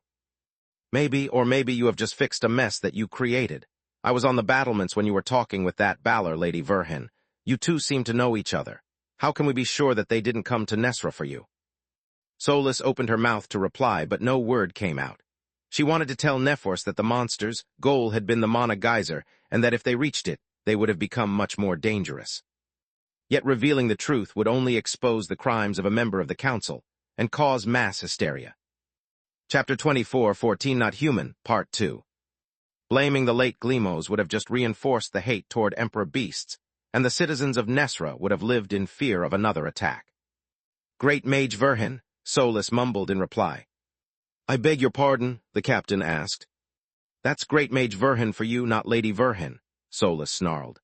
Also, I don't have to explain anything to you. We are innocent until proven otherwise. Your words sound like the pathetic attempt of an incompetent man to rationalize his failure to protect the city. How dare a flare of Solus? Eyes had the entire detail fall onto their knees with their hands on the ground. The yellow streak in her hair lit up slightly as the flight spells of the mages failed them, making them crash on the ground with the grace of bricks. The mages groaned in pain. The lucky ones had broken their ribs and legs, but could still use their hands to heal themselves. Those who had broken fingers and arms were now no better than regular people. In case you have forgotten, the three of us have just stopped a monster horde that would have wiped this city off the maps. If they failed to beat us, by what leap of logic do you think you have a better chance were we the menace you accuse us to be? Another wave of Solus. Hand had the face of Nephors plunge deep into the mud until he started to drown. He emitted terrified gurgles that Solus amplified with air magic for everyone to hear. Then she spread her killing intent farther, and the bystanders fell on all fours as well. You are not banishing us. We are leaving because I'm disgusted by you all. I'll report everything to the Crown and inform them that in case another horde arrives, Nesra won't receive any help from House Verhin. A snap of her fingers warped them back to the city branch of the association. Yet it would take a few minutes before the Mana Solus had left faded away, and people could finally stand up. Verhin household for 3, please, Tista said with a pained groan. Are you sure? The clerk looked at her blood-stained back with a worried expression. Great Mage Verhin, you are clearly hurt, and the White Griffin is the only place where a wound that not even you can treat can be healed. He was a man barely older than Tista, and his words held no fear nor contempt. He had witnessed the battle, but the only thing that mattered to him was the deep green of her robe. Thank you for your kindness, but I think my brother will do. Tista nodded, giving him a thin smile. Supreme Magus Verhin is there. The young mage looked at the dimensional coordinates he had just inputted as if they were the map for a lost treasure. Sorry for wasting your time, and please bring him my regards. Tista chuckled, and instead of pointing out that they had no idea who he was, she just read the name Vamphil on the name tag on his breast pocket. Will do. She walked first through the gate, the clerk too busy handing Solus a piece of paper to bother checking their ID. Is this a secret message that requires to be imprinted to reveal its content? Solus turned the paper over, but both sides were blank, so she assumed it worked like the Academy's grade report cards. No, it's just paper, Vamphil replied. I was hoping for your autograph. Solus' frown turned into a warm smile as she wrote her name in a flowery calligraphy. Thank the gods not everyone is an asshole here. Keep up the good work. Nika entered last, discovering that Lith was already on the other side and that Solus was nowhere to be seen. What the heck happened? Weren't you girls supposed to be on a vacation? Lith asked while studying Tista's condition. I guess that bad luck runs in our family, little brother. Tista tried to laugh, but Lith's most delicate touch sent pangs through her wounded wings. Where is Solus? Nika asked. She's gone to the geyser for a quick recharge, Lith replied. After spending more and more time away from him, Lith had given Solus the stone ring that he usually carried on his finger. Without it, the moment that Solus' human body ran out of energy or was about to be destroyed, she would have had no place where to return. If that happened, she might have lost her human body for years and dealt great damage to the tower. As long as the tower had a physical form, the ring was just a symbol of their bond. When the tower wasn't over a mana geyser, however, the ring acted as a vessel for both the tower and Solus. After she returned, they used a mind link in turn to share their side of the battle and put together the various pieces of the puzzle. The only thing we are sure is that even from the grave, Gleemos is still causing trouble, Solus said. Who's Gleemos? Nika and Dawn asked in unison. It's a long story. Lith did his best to hasten the regrowth of Tista's feathers, but nothing worked. Damn it, you'd better stay here and rest. If the situation is unchanged after a good night's sleep, we'll have to ask Grandma's help. Lith was worried for Tista and himself. His feathered wings had never been wounded before, and a few of his plumes held the souls of his demons. What if once they are plucked, the void sigils are lost as well? What about the souls they contain? He pondered while Solus used a mind link to bring Nika up to speed. Should we warn the council? Tista needed help to both reach a chair and eat the food that Lith took out of his pocket dimension. Yes and no. This is a matter for the council and the royals. There's no telling if more monster hordes are appearing somewhere else as we speak or if they are about to. Yet before contacting either of them, I'm calling Falul, Lith replied. Gleemos was Morok's father. Maybe he and Adjutor have a clue about what's happening. Lith, what a pleasant surprise. One of the 7 heads of the Hydra answered her amulet while the other 6 kept working on a different project each. Having some peace after months of trouble is really nice. Also, fatherhood agrees with you. I can't believe that you are finally getting used to calling people just to talk instead of just when you need something from them. About that, while Lith shared with her the story of the attack on Nesra, he also asked Solus to take a mental note and remind him to make the courtesy calls he kept forgetting about. Copy that. I'll leave sticky notes on the walls of your room. It should be enough to keep your lick-like memory in check during my absence. Hearing her voice answering his thoughts instead of silence made him smile. The idea that she would soon leave again wiped it off his face just as quickly. I take that back. Falul's tone went from chip to a grumble. Chapter 24, 15 Gleemos, Legacy, Part 1. Still, you did the right thing contacting me first, Falul said. This is a matter for the council, but if we are not cautious, they'll find Gleemos' secret lab first, and Morok will lose any chance to inherit his bloodline legacy. I beg your pardon, Tista said in confusion, her mind hazy due to shock and fatigue. You heard me, the Hydra replied. After we got rid of Gleemos, the council went to his home and thoroughly searched it. Yet aside from trinkets and high-end furniture, we found no trace of the bloodline legacy of the tyrants, their artifacts, nor any logs of Gleemos' research. How come this is the first time we hear about this? Solus asked. Because it's none of your business. Adjutor and I had priority since we exposed Gleemos' use of forbidden magic and executed him according to the laws of the council. Also, it's not like Morok is a big friend of yours.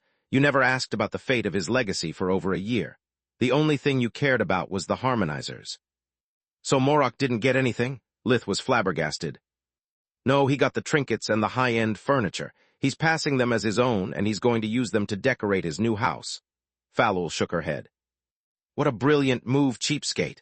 Lith and the rest of the room had a different opinion on the matter, making the Hydra chuckle. My hypothesis is that Gleemos and his ancestors kept their private lab in a different place from their official residence. It would explain why they have never got caught experimenting on monsters, and why Glimos abandoned Morok until he awakened. He couldn't afford to make his test subjects meet. Not until Morok chose what side of his hybrid nature to retain and prove to be a successful mutation. Otherwise, all Morok had to do to ruin Glimos' plan was to become a human instead of a tyrant. Everyone wondered if Glimos had picked Morok's mother at random, or if she had been unwittingly bred as well for his experiments. Yet no one voiced those doubts. Glimos was dead and Morok already carried a huge burden. His mother had abandoned him as a child, considering him a monster, while his father had never considered him more than another specimen. Morok knew that neither of his parents had ever loved him, and it was one of the reasons he had never approached his mother after reaching adulthood. She was already scarred from being deceived by a man who had claimed to love her. There was no need to tell her that her whole life was actually a small step in a millennia-long conspiracy. We have to alert the council and the kingdom because otherwise, things could escalate beyond saving. The Hydra continued. Imagine what would happen if a city filled with food and ready for winter like Nesra were to be invaded. Thousands would die, there would be a third famine, and once all the monsters revert to their unfallen state thanks to the Mana Geyser, killing them will be much harder. Especially if the combined effect of abundant world energy and food further empower their next generations. About that, there's something off in your reasoning and the words that the Balor said to me. He claimed that the harmonizers are a relic of the past, while you are worried about the monsters spawning more. Didn't you tell us about a year ago that you had Ligon himself take a look at Glimos, harmonizer, and that Grandpa declared it an utter failure? And I stand by those words. Falul nodded. I still have the harmonizer in a stasis field in the hope to one day find a way to examine it without triggering the self-destruct mechanism. No matter what Grandfather says, the harmonizer would do wonders for my metal and crystal mines. And for my tea, Solus nudged Lith with enough strength to crack his ribs and cut him short. Fuck me sideways. I'm so used to Nika knowing even my past as Derek that my brain still refuses to accept the idea that she is now bonded with Dawn and a liability, he thought while massaging his chest. Then what's going on? Camilla asked, tired of the greed typical of dragons. Mine is just a hypothesis, but it covers all the bases. Falul snapped out of her dreams of piles of mana crystals and Davros, her eyes focused on her apprentices again. As Grandfather said, the harmonizer is an utter failure, hence it can't help Nalrond, Elijah, or Xenagrash. But what about their children? Let's say that Freya was a Rizar as well, a hybrid whose two natures collide and that the harmonizer forces to fuse. If she gets pregnant while they both wear a harmonizer, the life force of the child who is born from them has no idea of the original condition of the life forces of their parents. That means that the life force of the child will form in perfect shape. Also, even though it's still imperfect, the life force of a newborn is not only very delicate but also connected and influenced by the life force of the mother. So, if our hypothetical Freya were to stay all the time over the geyser and wear the harmonizer, it would keep nudging the life force of the baby as it develops. By the gods, Solus said as the picture formed in her mind. It's like what's happening to Elijah. The abomination side she has inherited from Lith is tempering her life force while she grows in Camilla's womb. Correct, the Hydra nodded. Of course, Elijah doesn't belong to a fallen race, so her life force is perfect. In our hypothetical case, the baby would be born with a still fallen life force, but better than the one of their parents, and used to absorb the surrounding world energy. Now imagine the baby growing up, and then having children of their own under a similar condition. With each generation, the life force of the Rizars would become closer to perfection, and the amount of world energy they would be capable of absorbing would increase until they have no more need for the harmonizer. I understand now, Lith nodded. The harmonizer is indeed useless, but only for Ligon's purposes. Damn the Guardians and their riddles. He looked around, but seeing that the others were still confused, he quickly added. Yes, you are correct. For Nalrond and his Rizar Freya it would take hundreds, if not thousands of years to reach what you have seen today, and we know that Glimos had come close to perfecting the harmonizer just a year ago. But that doesn't take into account the monster's insane spawning and growth rate. As long as they have food, trolls and goblins reach maturity and breed in the span of days, which means that in a single year you can have dozens if not hundreds of generations. Great Mother Almighty, that's why the Balor was the only one who had gained no new abilities. Balors have a slow spawn rate due to their intelligence and power. The trolls and the goblins instead are not only getting closer to their unfallen state. Chapter 24, 16 Gleemo's Legacy, Part 2. They have also partly reached the next evolutionary step like the creatures we met in Fallow's mine, Solus said. That's why the trolls could suck darkness magic just by touching me and could cast light mastery without studying it, Nika said in shock. It also explains why the warg was so damn strong and smart. She and her pack were halfway through becoming a hattie. Just saying those words made Tista's back hurt more. As I said, it's just a theory, but it covers all bases and answers all the questions you've asked me. Fallow rubbed one head under the other to scratch one of her long necks. That's why we must move quickly. I'm going to contact Adjetter and Morok in the hope that they can help us find Gleemo's true lab. If we don't get there first, the Council will steal Morok's legacy and kill all those poor bastards. I've failed Echidna, but I'm not going to let the rest of her kind die like that. They did nothing wrong, and in a way, they are our distant relatives. That's wonderful news, Camilla clapped her hands. You are going to need Lith's help to rescue those poor souls and get your hands on the prize. Morok is about to marry, and a bloodline legacy would do wonders for his status. Since when do you care so much about him and worry so little about me? Usually, you would go on and on about me risking my life and how worried you are while I work on the field. Lith knitted his brows in jealousy. I am worried about you, but I also care about our friends, she said with a radiant smile. I also can't wait to spend a few days without you shadowing me and treating me like a crystal vase, she actually thought. Just one thing doesn't add up. Nika's eyes burned with white light as Dawn spoke through her mouth. Why did the monsters come out of hiding now, and how could the humans and the magical beasts miss such a horde? That's easy, Fallow replied. If my theory is correct, Gleemo's needed lots of space and resources for his secret lab. He must have created a self-sufficient environment where the monsters lived while he studied the long-term effects of the harmonizer on them. After his death, however, one of two things must have happened. Either the monsters have started to reproduce without care for population control and have run out of food, or they have come out to search for their missing god. Thanks to their intelligence, they didn't waste time nor did they damage the surroundings in order to not alert their prey.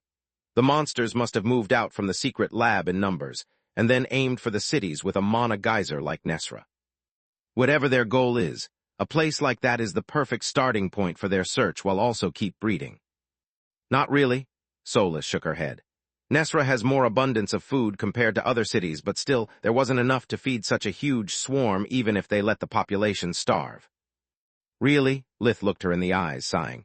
Solus, you should know that partially reverted or not, those creatures are still monsters. They would have never let the people of Nesra starve because they would have eaten them first. Monsters consider even their own kin as food, let alone members of the other races. Indeed, the Hydra and Dawn nodded. Then we must alert the kingdom immediately, Solus gasped in horror. What if more cities are about to be sieged as we speak, and they fall because we are here blabbering? Please, Lith sighed again, but this time he also rolled his eyes. If Gleemo's test subjects have a shred of a brain, they have coordinated their attack and struck different cities at the same time. It was already too late before you girls even fought. Camilla angrily slapped the back of his neck. Can't you be a little more sensitive? Not everyone here is as battle-hardened as you. She pointed at Solus, who was shivering in shock, at his parents who had gone pale at the thought of how many human lives might have been lost, and the children who were sobbing. The word I was looking for was actually cold-hearted, but I couldn't say that in front of his family. Lith and I need to talk in private. I won't allow him to speak of human lives like mere numbers in front Elijah, she thought. That was all Lith managed to say as his snarky reply died on his lips. He was used to speaking freely during strategic meetings with Awakened, and had completely forgotten about his own family. Another consequence of not having Solus in his head 24/7 was that no one now kept his cynical thoughts from coming out of his mouth. Maybe Lith is wrong. Fallow tried to console them, but she had already reached Lith's same conclusion. She just had the sensitivity to not voice it in front of someone so empathetical like Solus. You alert the royals while I contact the council. We'll resume this conversation later. Alas, Lith's analysis was on point. Many cities in different parts of the kingdom had been attacked by large hordes of monsters. Most had won the battle and suffered many casualties among soldiers and mages, while a few had fallen.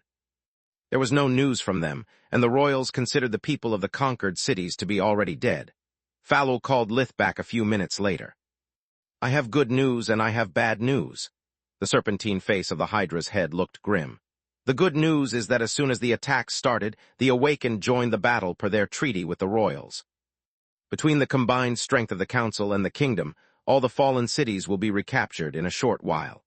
Also, by mapping the locations of the attacks, we should be able to triangulate the position of Gleemo's secret lab, or at least narrow down the search area. What about the bad news? Lith said after having care to hush the area around him, letting only the grown-up in hearing range. That according to our scouts, it will achieve damage control at best. The monsters don't seem to be interested in occupying the cities but in their content, people, food, and magical resources. They are already smart enough to know they don't stand a chance against us. What Solus has fought today wasn't an invading army but a plunder expedition. Falul sighed. This is interesting. A strong nudge in the ribs from Camilla had Lith shift his brain's gears to a more sensitive wording. This is terrible, but there's something I don't understand. If the Gleemo's experiments have already reached such an advanced stage, why was he so obsessed with Morok, and what need did he have to further perfect the harmonizers? Really, this time it was Morok who spoke to Lith like a dumb child. Falul had added him to the conversation, bringing him up to speed along with the council. Chapter 24, 17 Past Chains, Part 1. I didn't know my father much, but I can tell you this. His goal was to further the evolution of the tyrant race and see the fruits of his labor before he croaked. Even if he forced me to have a child with Echidna, their life force would have been unstable.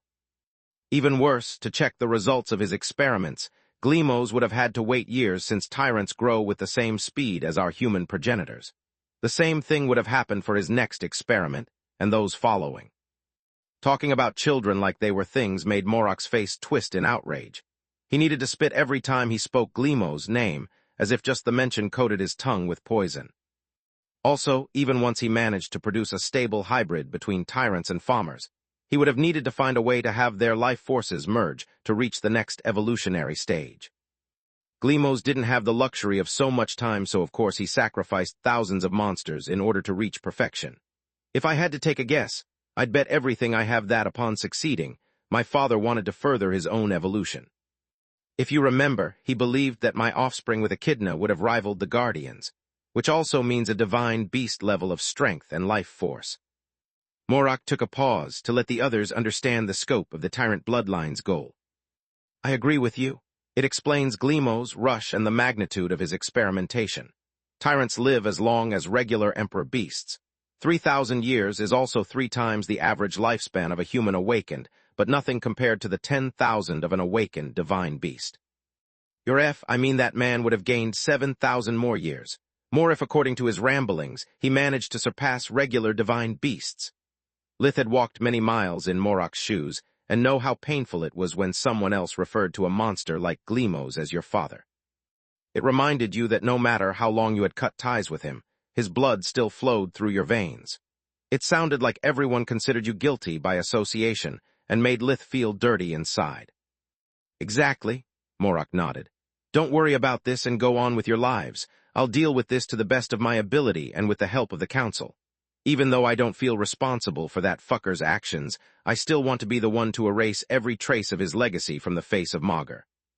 Also, I want to make sure that those like Echidna have a shot at a normal life. I won't let the council exterminate them all out of prejudice. I owe her that much, and with Master Ajeter's help I can do this. Morok out. Well, Lith tapped his lips with his forefinger, a pensive expression on his face as he pondered what would be the most profitable course of action. All of that crumbled when he saw the glares aimed at him. Solus, Camilla, and even Alina were staring at him in a silent warning to not mention loot or anything that might be gained by raiding Gleemo's lab. Solus was still deadly pale, feeling guilty for not having alerted the kingdom instead of throwing herself mindlessly into the battle. Another consequence of not having Lith in her head 24/7 was that no one now kept her emotions in check and planned ahead. If I was more detached and less worried about my patients, I could have saved countless more lives. I was so focused on protecting Nesra that I failed to see the bigger picture. Solus was shivering from a coldness born out of guilt and regret. Tista fared no better either. She was still trembling from the shock of the violent loss of her feathers, and her back kept slowly bleeding. The number of casualties that now weighed on her shoulders had brought her near the breaking point. Nika felt horrible as well, and the mood in the room was so dark that there might as well be a total eclipse. Only Lith and Dawn seemed to be uncaring for those tragic events. "This is a crisis but also an opportunity," the horseman said, uncaring for what the others thought of her. "According to the news I've received from my loyalists in the courts, the harmonizers work on undead as well. We should take part in the search party, Nika." "How could you say that? Do you have no shame?" the vampire replied in outrage. Seeing her arguing with herself was both comical and creepy to Lith. "I wonder if this is how everyone feels while Solus and I have our mind links in front of them," he thought. "Shame won't fix the flaws of our brethren. Remember that, unlike monsters, undead seldom have children. We need a perfect harmonizer if we want to overcome the limitations of Mother's design and reach new heights," Dawn replied. "I'm sorry, guys." Nika gave them a bow in apology and moved the quarrel into the mind space. Seeing her expression change as the white light from the horseman came and go from her eyes, gave Lith a mile, and then some in the shoes of his loved ones. "Scratch comical, that's creepy as fuck." Looking at Nika's face, it was hard to say where the horseman finished and the vampire started. More importantly, if Dawn didn't light their eyes and changed their voice on purpose, we wouldn't even know who's talking, Lith thought. "Okay," he sighed in relief now that everyone glared at Dawn and he wasn't the biggest jerk in the room anymore. "I'd say we all need a break. I'll do everything I can to heal Tista. Solus, do you need some sleep or?" Lith left the words hanging, afraid to be falling for the siren of their mutual addiction. Solus fiddled with the stone ring on her finger, wishing solely to give it back to Lith and let her human body fade. It would make her strength recover at a much quicker rate, and it would soothe all of her worries. His coldness would become her own, and in the fortress of his heart, her conscience would find rest. "I can't do it. It would be the easy way out," she thought. "I need to stand on my own feet." "I can use some nourishment," she actually said, her mouth moving faster than her brain. Her human body disappeared, and the stone ring flew at Lith's finger, making them both whole again. They both sighed in relief, feeling like they could breathe again as the world around them seemed brighter and its colors more vibrant. "I'm sorry," Solus sniffled. "I know I shouldn't have done it, but I can't bear the thought of all those people dying because of me, not alone." "I'm sorry too," Lith replied. "I should have kept my mouth shut instead of offering us the easy way out. Instead of helping you, I enabled you. I guess that getting used to being on our own will be much harder than I thought. Now let's stop this. People are staring." Chapter 24, 18 Past Chains, Part 2. Lith and Solus had gone back to their silent routine while his eyes flashed, making him into a matching set with Nika. The group decided to stay in the Verhin mansion along with the rest of the family. Solus didn't come out of her ring until lunch, using her need to fix her life force as an excuse. The presence of the Mana geyser and the tower allowed everyone to quickly recover their strength. By the end of the meal, Tista's back had stopped bleeding, but she felt so tired that she went to bed immediately after. Once Solus reformed her human body, she spent the rest of the day helping Alina and Camilla to choose the furniture for the mansion while Lith worked. He was also in charge of keeping contact with the council and the kingdom, letting the others relax. Luckily, between their mothers reassuring them and the aura of power of their relatives, the kids quickly got over the bad news. Renaa and Alina had to doctor the events a bit, claiming that the army had arrived in time to rescue most of the citizens, but they found it pointless to make them worry again while the embers of the War of the Griffins had yet to die out. Abominus and Onyx nudged them to go out and play, which made wonders for the mood. The Queen's gardeners had already planted flower bushes and arranged topiary beasts nearby the mansion. With their respective sweet scent and fantastic forms, they gave the noble household a fairy tale allure that soon made the children forget about everything. "What is that?" Nika pointed through a window at the creature Aaron used as his steed. It looked like a saber-toothed tiger, but it had 8 legs, and its dark fur was similar to that of a black panther. A set of purple membranous wings came out of its back that had bony spikes coming out of the 5 finger-like tips. "It's the form Onyx achieved upon becoming an emperor beast," Alina said. "She has no bloodline abilities like Life Maelstrom or Origin Flames, which both she and Aaron regret. Also Lith." She chuckled while her son grunted. "Aaron has named her species Utgard, like the shadow fairy who's supposed to protect children from bad dreams." "Because she's black?" Nika asked. "No, because of that." Alina pointed at Onyx, who after shaking off Abominus behind a tall bush became translucent at first and then disappeared. Aaron quickly followed with about a second of delay. What the heck? Even using her enhanced senses and life vision, the vampire couldn't spot any trace of the Utgard. Felines are predators, Lith replied. My guess is that Onyx's species is specialized in stealth and deception. She secretes a substance that covers her and anyone of her choosing, bending the light to perfection. Doesn't she get blinded as well? Nika asked. Yes, but she still has her nose, ears, and earth vision. Lith nodded. Shifes are naturally attuned to earth and air, and Utgards bring it to the next level. As long as her prey walks on the ground, she sees better than you and me. Does she have more bloodline abilities? She stared at Onyx's last no position, noticing that when the Utgard moved, she also created a distortion that exposed her presence as long as one paid attention. Yes, but I'm keeping them a secret, Lith shrugged. They are combat-related, and if no one knows, no one can expect them. Do you really trust me so little, even after we know each other for so long? Nika felt hurt by his words. As long as you are with Dawn, yes, I don't trust you much. You are young and naive. You might run your mouth without even noticing. The vampire lowered her gaze and said nothing. She knew that Lith was right, but his words didn't hurt any less for that. Jerk, Solus chided him. Thanks, Lith replied with a wide smile. For what? I missed even your reproaches. He was so happy that Solus deemed further scolding to be a reward instead of a punishment. After a few hours, Solus got tired of drapes and bedstands. She found Lith's newest design for the tablets to be much more interesting. Solus hadn't entered a magic lab since the beginning of her trip, and she had an itch that only Forgemastering could scratch. What do you say if we excuse ourselves and sneak into the tower's workshop to perform a few experiments away from prying eyes? She asked. That it sounds dirty, Lith replied. I meant to check if this version of the tablets is superior to the one we developed before I left. Solus blushed up to her ears. I know, but it sounds dirty anyway, Lith nodded. I'm stealing that.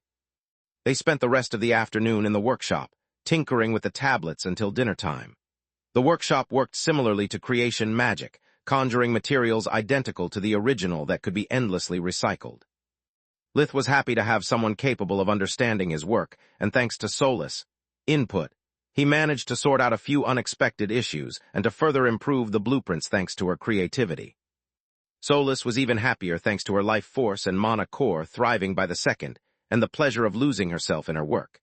There was joy in traveling through Magus and seeing new things, but there was even more back home. Both of them were happy because their lives seemed to have gone back on track, and their minds to have found their balance again. Too bad that this just proves how codependent we are, they thought and sighed in unison, reverting from I to we in the space of a few minutes. Getting over this will be even harder than we thought, and we considered it arduous. Camilla went to visit them a few times, and brought them a snack to force them to take a break. Not only is Lith much more patient and relaxed than usual, but it's also much easier to get him off work when Solus is busy stuffing her face. Camilla thought, I don't like this one bit, but I knew what was I getting myself into when I proposed to him. Tista woke up for the dinner, checking her wings as soon as she stood up. She had gone to sleep in her room in the tower, hoping that the influx of world energy would help her to recover. Damn it, my wounds have closed up, but there's no trace of new feathers in the bald spots. She checked her exposed skin with her demon eyes, but saw no sign of growth. Touching her wings now caused her no pain, but their surface was smooth, with no small bumps indicating that her body was accumulating nutrients to replace the missing plumes. You are back only from a few hours, little sis. Rena caressed Tista's head. Don't be a Lith and be patient. Hey, Lith grumbled. Since when is my name an insult? Not an insult, dear. Elena caressed his face. Just a reminder that one shouldn't rush in life and grumble as little as they can. Chapter 24:19 As a Child, Part 1. Sounds like an insult to me, Lith mumbled under his breath. It's easy for you to tell me to be patient, Rena, Tista replied. Awakened heal on their own in hours even from crippling wounds. Heck, even a fake mage by now would have regrown an entire leg with a spell. How can a few feathers take so long? I don't know, Rena shook her head, but I also know that worrying so much would do you no good. It's not just the feathers. Tista folded her wings into her back, incapable of looking at them any longer.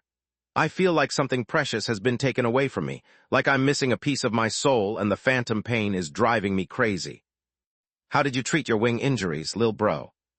I never sustained injuries to my feathered wings, Lith replied. In my wormling form, I only had membranous wings. The feathers appeared at the deep violet core, but by then I was already 20 meters, 66, tall and weighed tons. Ripping even one of my feathers off required skill and strength above that of a monster. What I can tell you is that back when I went completely bald at the academy, it took me a whole night's rest to get new hair after it had been burned to the root. Maybe it's the same for you. Maybe, Tista sighed. Or maybe your dragon blood helped you to hide your feathers until you were strong enough to protect them. The dinner was joyful since the kids were happy to have their aunts back and wanted to hear everything about their travels. Tista did her best to smile a lot and don't worry about her wings, but her hands unconsciously moved to her back often. When the following morning her condition showed no improvement, she started to get desperate. I've waited long enough. You do what you want. I'm calling Grandma. All the members of the Verhin family had Salark on the speed dial, and the Overlord answered immediately. Even through the hologram, Salark could feel Tista's anguish and desperation thanks to her blood imprint bloodline ability. Once the Red Demon was done telling Salark everything, the Guardian had already crossed the dimensional gate from her palace to the mansion. You did the right thing calling me, Featherling, Salark said. You are not like your brother. My blood runs thicker into your veins, and for a phoenix, the plumes on her wings aren't just a decoration. They are our bond with the sky, and the means through which even our newborns can conjure origin flames. Without them, we are crippled. Are you telling me that my condition is permanent? Tista turned pale in shock. Don't be silly. Of course it's treatable. Growing new feathers is something that every phoenix teaches their hatchlings before letting them fly for the first time. I didn't tell you about it because I thought you wouldn't need it. Turns out I was wrong, Salark shrugged. Happens even to guardians. What would have happened if it was me instead of Tista, and one or more of my void sigils was damaged? Lith asked. 1 second. Salark used her breathing technique, mother-son, to scan Lith's feathers from top to bottom. You would be in Tista's same condition, and the soul stored within would be lost. Can't my demons just pick another? Lith felt his throat tighten. Can't we please fix my real injuries before worrying about Lith's hypothetical wounds? Tista felt her patience run thin. Knowing that she could heal only made her want to feel whole again more. I'm sorry, Featherling, you are right, Salark caressed her head. It's incredibly simple. Turn into your red demon form. Tista did as bidden and shapeshifted into her hybrid body. The transformation caused her so much pain that it made her want to cry. As a red demon, she felt the flow of her mana being interrupted whenever it reached the bald spots of her wings. Everything felt wrong with her. Her scales looked duller than usual, and even the beat of her heart sounded off. It was like her body wasn't her own anymore, and she was now inhabiting a stranger's. Now take a deep breath, just like you would to conjure your origin flames, but instead of breathing them out of your mouth like a dragon, move them to your wings like a phoenix, Salark said. Tista followed her instructions, but aside from her remaining feathers being set ablaze, and the bald spot burning like an open wound, nothing happened. You are almost there. The final step is to listen to the beat of your heart and let your inner fire dance to its rhythm. A dragon's fire is born from his lungs, whereas his heart is where his mana accumulates. For a phoenix, instead, our fire is born from our heart, which embodies our feelings and passions. Your feathers are an extension of your inmost self, and to make them grow back, you just have to restore the connection. Tista closed her eyes and focused on her breathing, excluding every other noise until the only things she could hear were the air going in and out of her nose and the steady thumping of her heart. Now what? After a few seconds, not only had nothing happened yet, but her mind was being filled with too many worries and random thoughts to feel the void in her mind. What am I doing wrong? Grandma said this was supposed to be easy. Tista took a deep breath to cool down and then changed her mind. Gods, if I'm stupid. This is something phoenixes learn as babies, and what a baby would do in my place after getting hurt is throw a tantrum. I don't need to calm down. I'm not a damn dragon, I'm a phoenix, and I need to rage. Tista let her pain and worry flow along with her flames as her heartbeat accelerated. She embraced the fury from her wounded wings and the resentment she felt for the trolls who had violated her body with their fanged hands. Tista screamed in frustration, reliving those painful moments in her head and wishing to go back in time to give her enemies the painful death they deserved. As she stopped fighting her emotions, the origin flames moved from her wings to the rest of her body. The red demon was now a burning pyre, yet not a spark blacked the floor, nor did she produce heat. Lith and her family were just a few steps away, but they had no problem breathing, the air still fresh. The fire that Tista was producing wasn't a weapon, but a physical manifestation of her true self. It danced with the rhythm of her heart, accelerating whenever rage or sadness shook her, and slowing down only when she needed to catch her breath. Tista noticed that there was still no trace of her missing feathers, but now she didn't care. She could now feel the void in the bald spots through the flow of her flames, and all she had to do was fill it. The red demon took another breath, sending a burst of origin flames through her bloodstream right at the injured areas of her wings. Chapter 24:20 As a Child, Part 2. A burst of emerald flames came out of her flesh, painting the room green. When the fire died out, her wings were whole again. New and perfectly formed feathers now covered the bald spots as if the injury had never been there in the first place.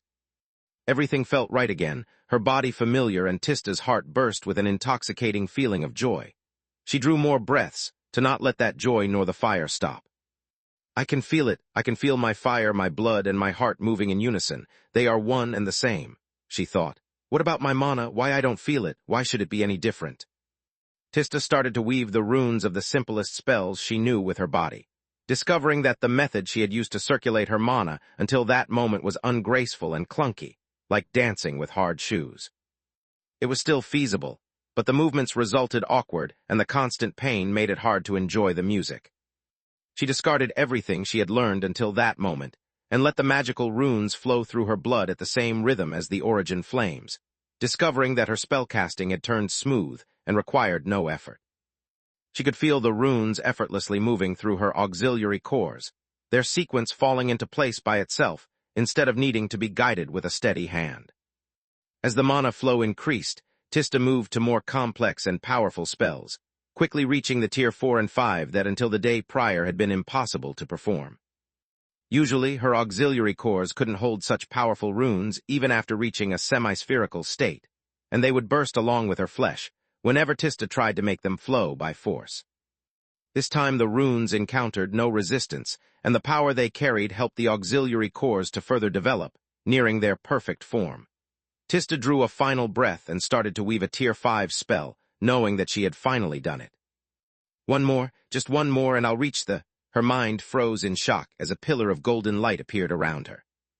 Along with the first rune of the tier 5 spell she was weaving, Searing Wave, she could also feel that her life forces were starting to merge. The silver star of the dragon, the red star of the phoenix, and the human life forces were all breaking apart. Yet it wasn't an act of destruction, simply the necessary first step to build together something new where they would all fit together in harmony. No, Tista yelled at the top of her lungs, cutting the spell off. The mana flow, the origin flames, and the golden pillar disappeared together as she fell to her knees. Tista wrapped her arms around herself, shivering from an unnatural coldness that was in stark contrast with the warmth of the room. What happened? Are you all right?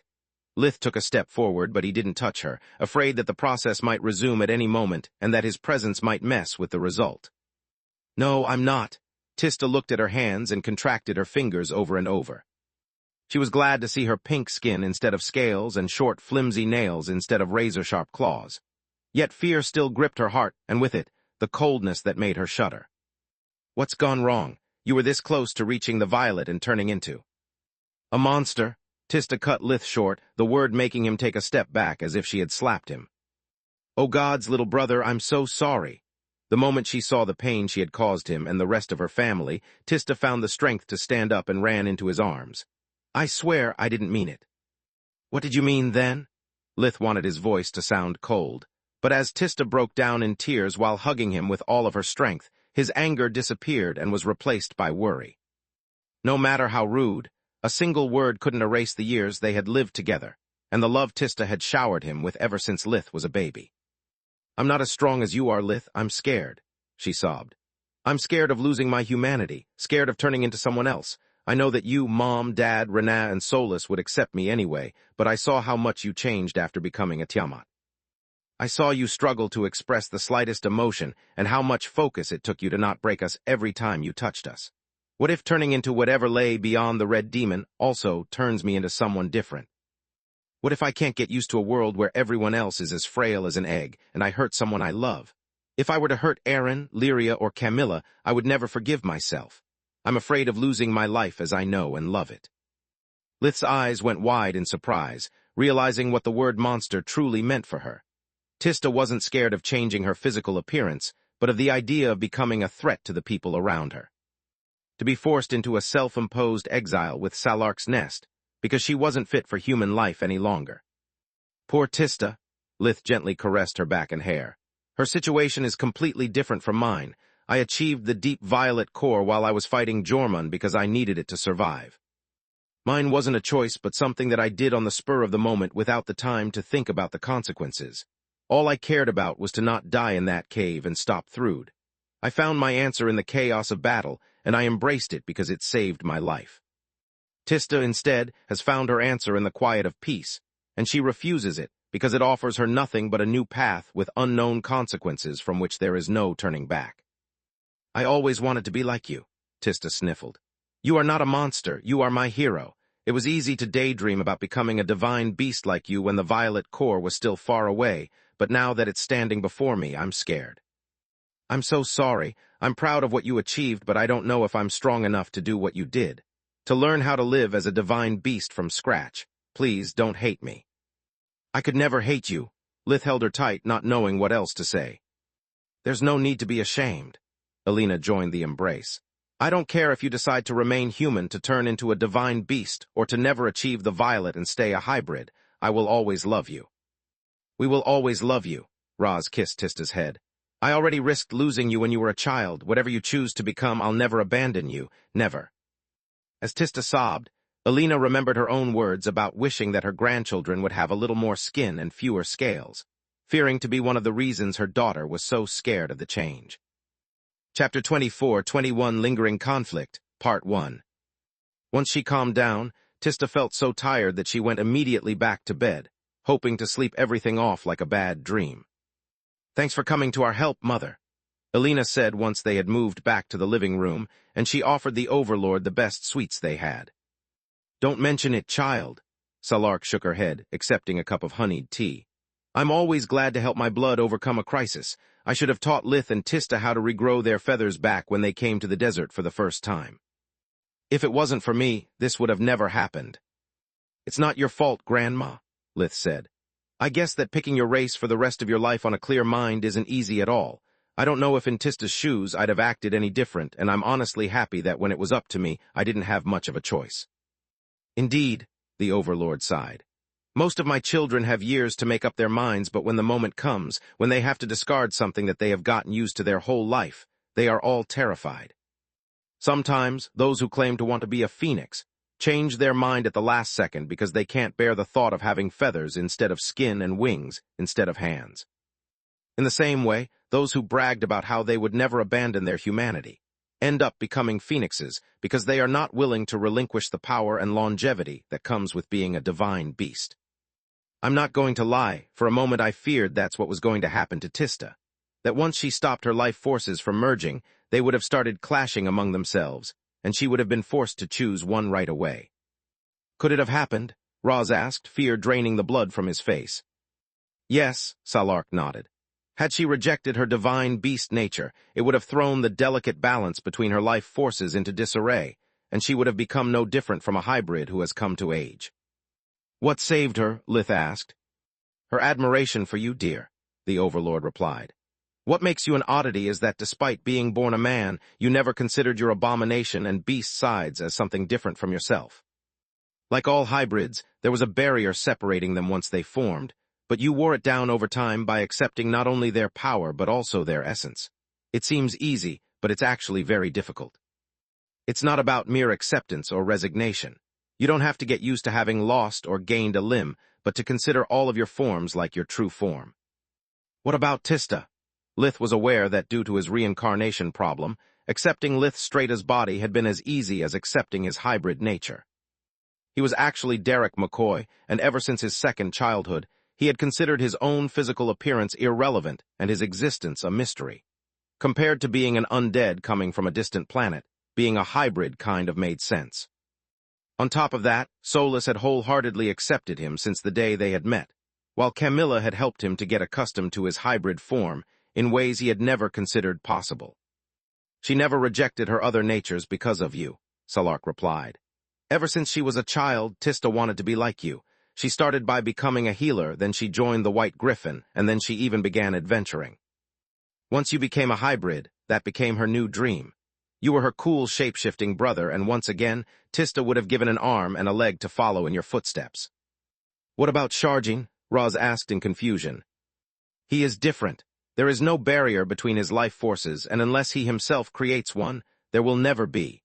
As soon as his body becomes strong enough to handle that kind of power, his life forces will become capable of merging. Agent Monocore won't matter, only his own will, Salark said. Grandma, are my feathers the same as Tista S? Lith asked, receiving a nod for a reply. What about the void sigils? Why can't a soul just move from a plucked feather to a healthy one? Because the void sigil is the only feather that bears the rune of the true essence of your demons.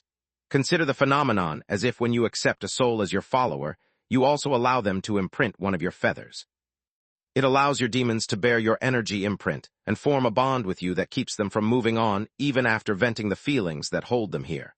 Without the sigil, the tether is broken and they fade away before they can create another. I see, Lith nodded. I'll have to be extra careful then.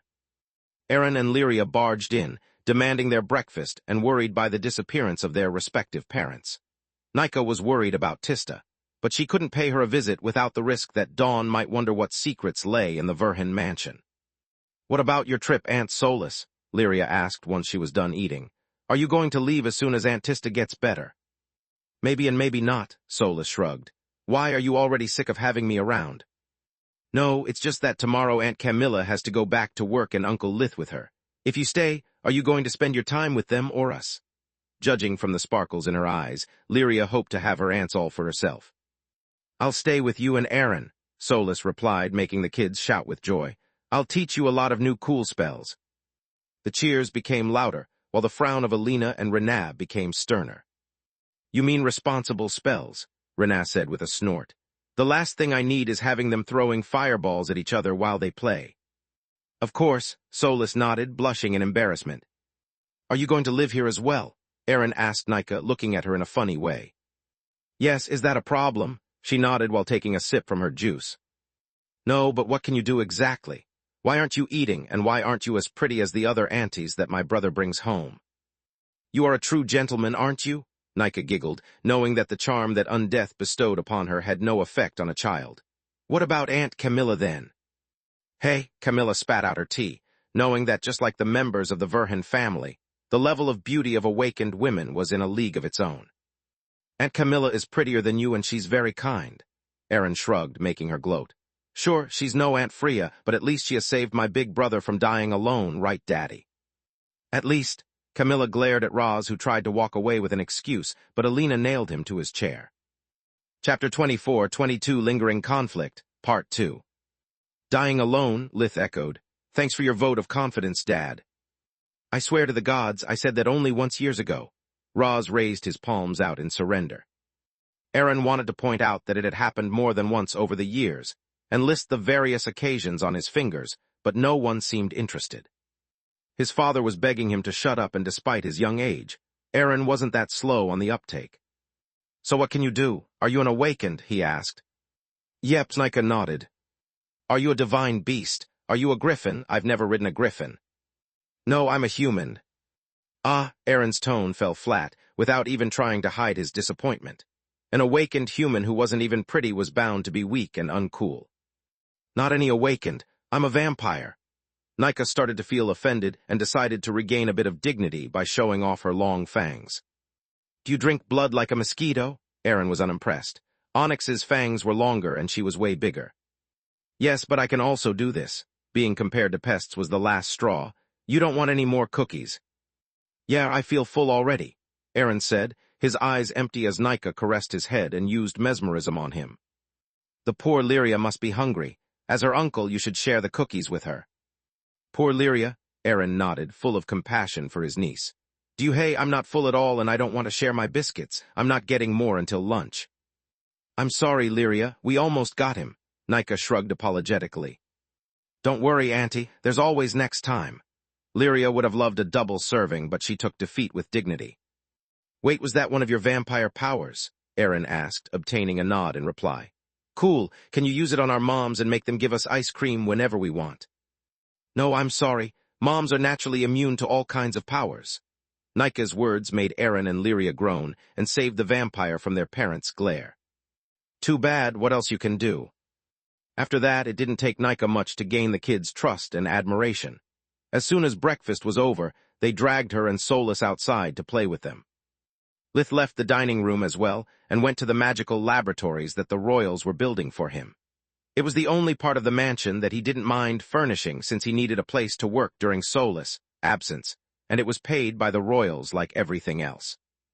Roz tried to leave for a digesting walk in the park, but discovered that Alina still gripped his wrist. "We need to talk," she said with a frown matched by the stern expression on Renaz and Camilla's faces. Roz whimpered and silently prayed to the gods for a swift death. Alas, the guardians of Garland unanimously wanted Elijah to meet her grandfather, and dismissed his request as frivolous. Space. Griffin Kingdom, City of Valoran, Constable's headquarters. While Solus remained at the mansion to help Alina to take care of Tista and spend time with her and the kids, Camilla warped to Valoran for her first day on the job without Gianni.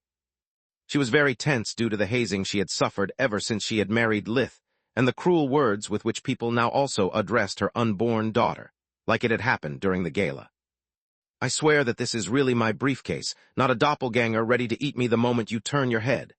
Lith, following her like an overprotective shadow, didn't help her relax either. "It looks heavy, and you can't use dimensional amulets in Valoran. Are you sure you don't want me to carry it for you?" "Lith, I can literally lift a couch with one hand." Normal Awakened would gain only a slight increase in strength with each breakthrough, until the Cyan Core and Camilla had yet to reach the yellow. Yet pregnancy and the divine beast's blood flowing through her veins increased her magical and physical prowess as Elijah grew. "You lifted a couch," Lith said in horror. "What if you strained your never mind?" They had established a secret code between them. When Camilla glared at him like she wanted to kill him, Lith had to shut up. The constable headquarters was located in a wing of Valoran's High Tribunal. Like any civic building that wasn't the royal palace, it was built to be functional with no luxury items of sorts. Its corridors were painted with a light blue that covered the ceiling and the walls. At every corner, there were white road signs that helped visitors and newcomers to find their way in the maze of the administrative building. There were soldiers constantly patrolling in search of intruders, and anyone with at least a medium level of clearance had their own security detail. The only furniture was flower vases to make the place look less like a prison and trash bins made of a transparent substance that magically arranged the trash in distinct layers, making it impossible to hide explosive devices.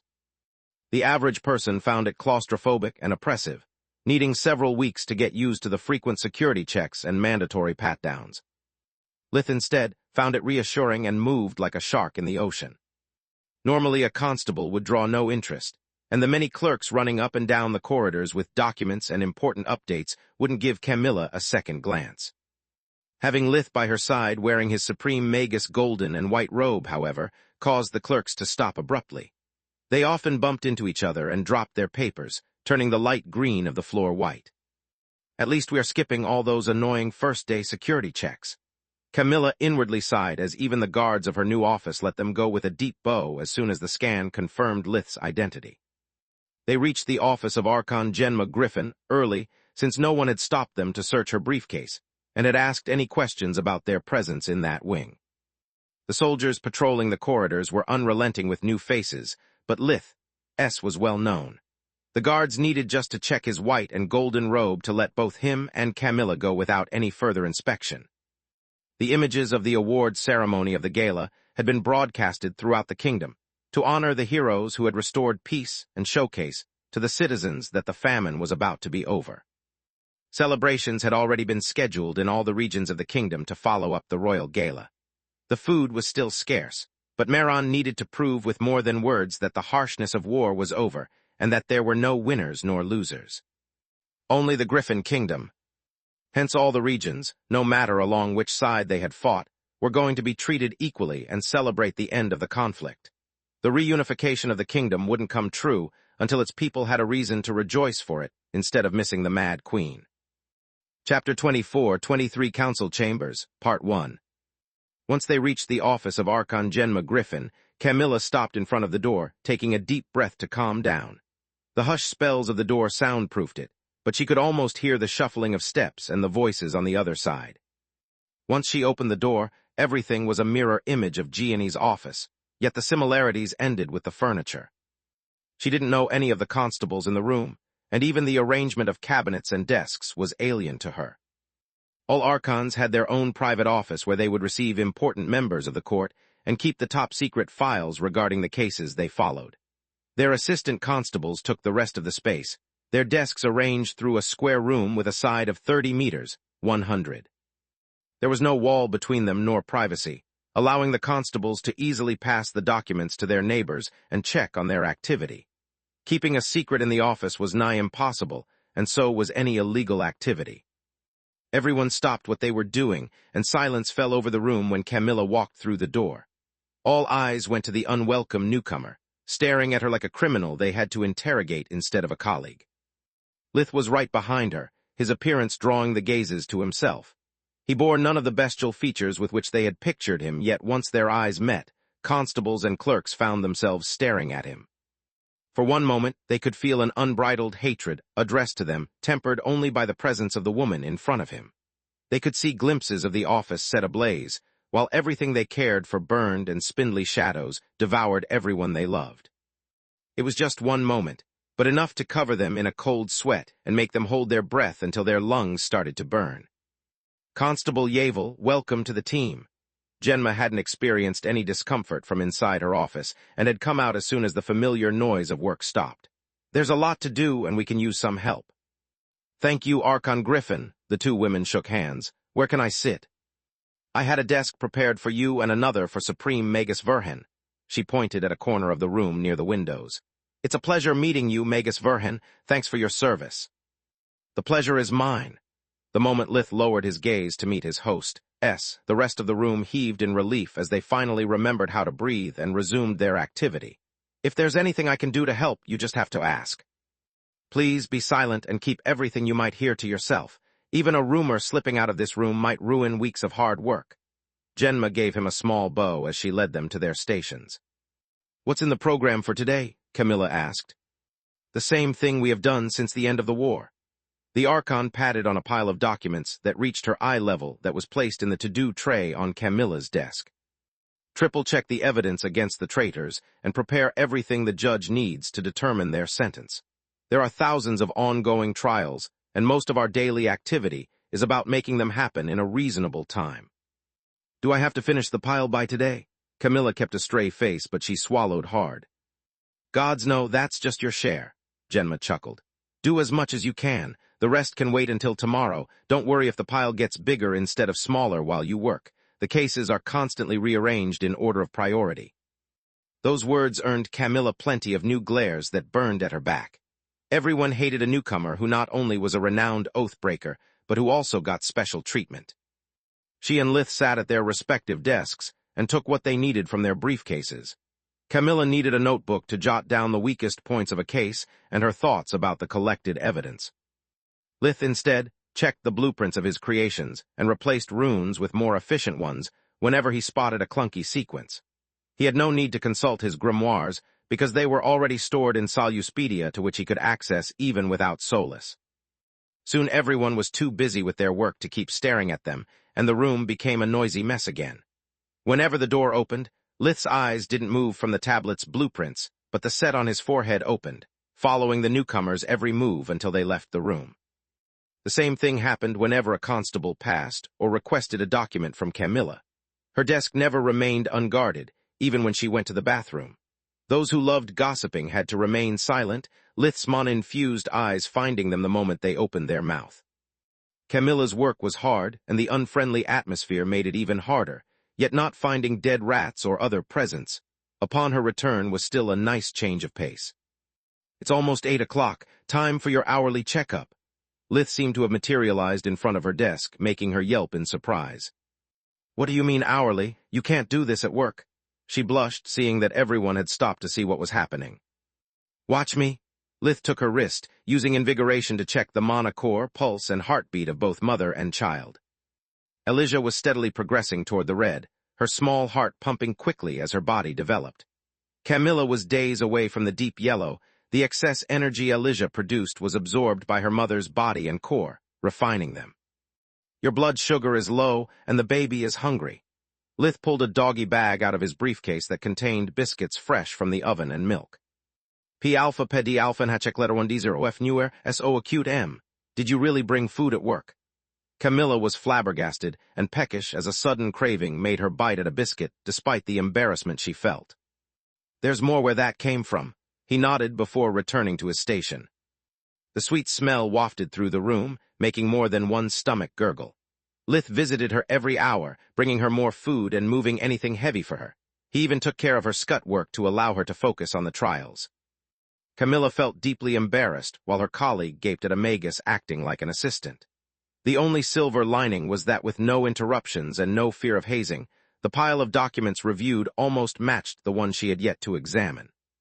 Supreme Magus Verhen, your presence is requested in the King's Council Chamber. A great mage in his 50s had walked up to Lith's desk before giving him a deep bow. It's time for my appointment. Lith rolled up the blueprints in a single scroll. Today we are going to discuss the tablets. I don't know how long the meeting will last, but I'll be back as soon as I can. He glared through the room, making sure that the message had been received.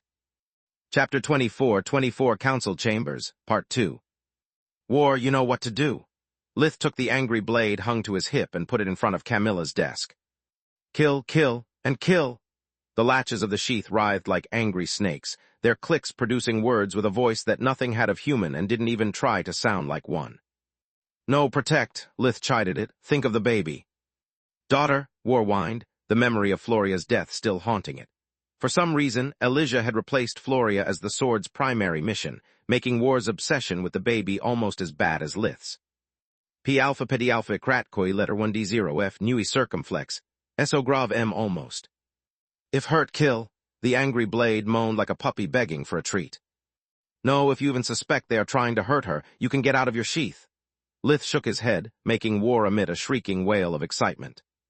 The blade started to float above Camilla's desk, the two violet crystals on either side of the hilt glowing like eyes as War spun around nonstop, leaving no blind spot in its patrol. Guys, you know what to do. 4 six-eyed demons armed to the teeth emerged from Lith's shadow, assuming a square formation with Camilla at its center. Do you want the golems too? For the gods' sake, just go, Camilla shooed him. You are right, the sooner we start, the sooner we finish. Lith ignored her silent plea and the horrified gazes of her fellow constables. Love you. I love you more, she replied with a sigh, waiting for the door to close. Guys, there's no need for this level of security. Can you please go away? You are scaring everyone. You heard the lady, Locrius said. Covert mode, engage. The 4 demons merged with the shadows in the room, making it impossible to determine their current position and creeping the constables out even more. This is even worse, Camilla inwardly whined, afraid to give another order that would be interpreted with Lith-like logic and further screw things up. Meanwhile, Lith was following the great mage to the council chamber located inside a heavily guarded tower above his private quarters. The throne room was a security nightmare due to the many secret and servant passages and the dozens of staff members who had access to it at all hours. The most important and secret meeting of the kingdom took place in a small room about 6 meters, 20 feet, long and 4 meters, 13 feet, wide with only a round table and several wooden chairs as furniture. The shape of the table didn't imply that every opinion held the same importance. It was simply the only way to keep everyone close and accommodate as many chairs as possible. Aside from the furniture, the room was bare, with no windows and only one access point. Both the floor and the walls were of a pale gray. There was no color outside that of the magical stones the room was comprised of. Most of the assemblies would last hours, and given the sensitive nature of the subjects that required the king's direct approval, discretion was of vital importance. The whole place was enchanted to prevent eavesdropping, either by conventional or magical means. It was also equipped with all the necessary protections to avoid the king and his most loyal advisors from getting killed in one fell swoop. Lith found the wards and the security of the council chamber to be of his liking. They were strong enough to put even his paranoia to rest, and most importantly, the security measures were meant to keep people out, not in. Thanks to his Magus robe, the royal arrays didn't work on him, and if anything went wrong, he would be capable of warping to safety. Damn, this is one of those moments when I'd ask Solus to use the eyes to scan this place from top to bottom. Lith missed her, often talking with her, and remembering that she wasn't there only due to the silence in his head. The room was already full, and the most influential figures of the kingdom had been waiting for him. The king and queen were there as well. The headmasters of the 6 great academies were sitting to their right, and the head royal forgemasters to their left. Orion sat right next to the king and Marth next to the queen, due to the importance of the role they had played during the War of the Griffins, and that they were about to play. There was only one empty seat on the opposite side of the table from the royals, and Lith gave them a bow before taking his place. The rest of those present stood up to return his gesture, and only the king and queen remained seated. After much discussing, we have decided to give your tablets a test run before spreading them to the rest of the kingdom. King Meron said, "We are going to employ them in the 6 great academies, in the capitals of every region, and in Lucia." "I beg your pardon?" Lith furrowed his brows in confusion. "I understand the academies, since the investment for the central unit will be more than covered by the resources saved from not printing more textbooks. That and the possibility for the students to consult tomes from the library without having to wait for their turn," the queen said, and nodded for Lith to continue. "The capitals make sense too. The warp gates make it easy to send reinforcements in case of abuse of the knowledge and perform server maintenance. Also, with their high population density, the capitals are bound to provide lots of potential mages." "But why Lucia? It's a small-sized city without even a warp gate." "Actually, there are 2, the king corrected Lith. "One in your barn and the other in your mansion." "Those are private gates, so my point still stands. What relevance could Lucia possibly have?" "Lucia has given us a Suprema Magus and 2 great mages already," Silpha replied. "Also, the crown is certain that your little brother, your niece, and your daughter will become pillars of our country as well. On top of that, Lucia is the place where you live. By giving the citizens of Lucia this opportunity, they will enjoy the fruits of your labor and be grateful for your presence. Also, who better than the creator of the tablets can evaluate their effectiveness? This way we are making the life of your family easier and giving you a small sample size to study the impact on society of your device. Many birds with one stone." Lith had to admit that the queen's logic was sound, but it also increased his workload. He nodded and pushed the scroll comprised of several blueprints to the center of the table where an array scanned them, and projected a copy for every person to study. While the royal forgemasters browsed through the papers, the king asked, "There's one point that I'd like you to clarify for me. Based on what you said when you offered the tablets to us in the desert, you plan on changing the kind and number of documents accessible by the tablets over time, correct?" Chapter 24, 25 Price of Progress, Part 1. Lith nodded in reply, and Meron continued. "Yet once forgemastered, even a power core can't be altered. If we have to craft a new main unit at every step of the project, the expenses will become prohibitive. To make matters worse, the more widespread the tablets become, the more expensive every update will be. I'm afraid that in the long run, the Crown will lack the necessary funds, and the isolated areas would end up being neglected. You would be right if the main unit worked like an enchanted sword, Your Majesty, but that's not the case. There's no need to craft new ones because the enchantments will be the same, only the contents will change." Lith pushed the blueprints in front of him aside, until he found the one for the external layer of the main unit. "Those spheres you see on the sides aren't mana crystals that fuel the main unit, but memory banks that hold the information that will be accessible from the tablets. I designed them to work akin to the network of military amulets. They too have access to several databases that can be upgraded without changing the amulets, just like it happens for the libraries of ancient families like the Urnas." "That's completely different," Silpha shook her head. "The army network resorts to arrays that constantly scan the contents of the library and then share the information with the amulets when requested. If we have to build one such library for every central unit, the costs far outweigh the benefits. The tablets are supposed to be short-range and rely on a local network exactly to prevent their abuse." "There's no need for such a thing," Lith replied. "The spheres will scan and memorize the contents of any chosen library without the need for constant access. This way, the original database will be safe here in Valoran, and its contents will be under the direct supervision of the Crown." "Are you telling me that you've reverse-engineered the army amulets on your own despite the cloaking spells of our royal forgemasters, and found a way to improve them?"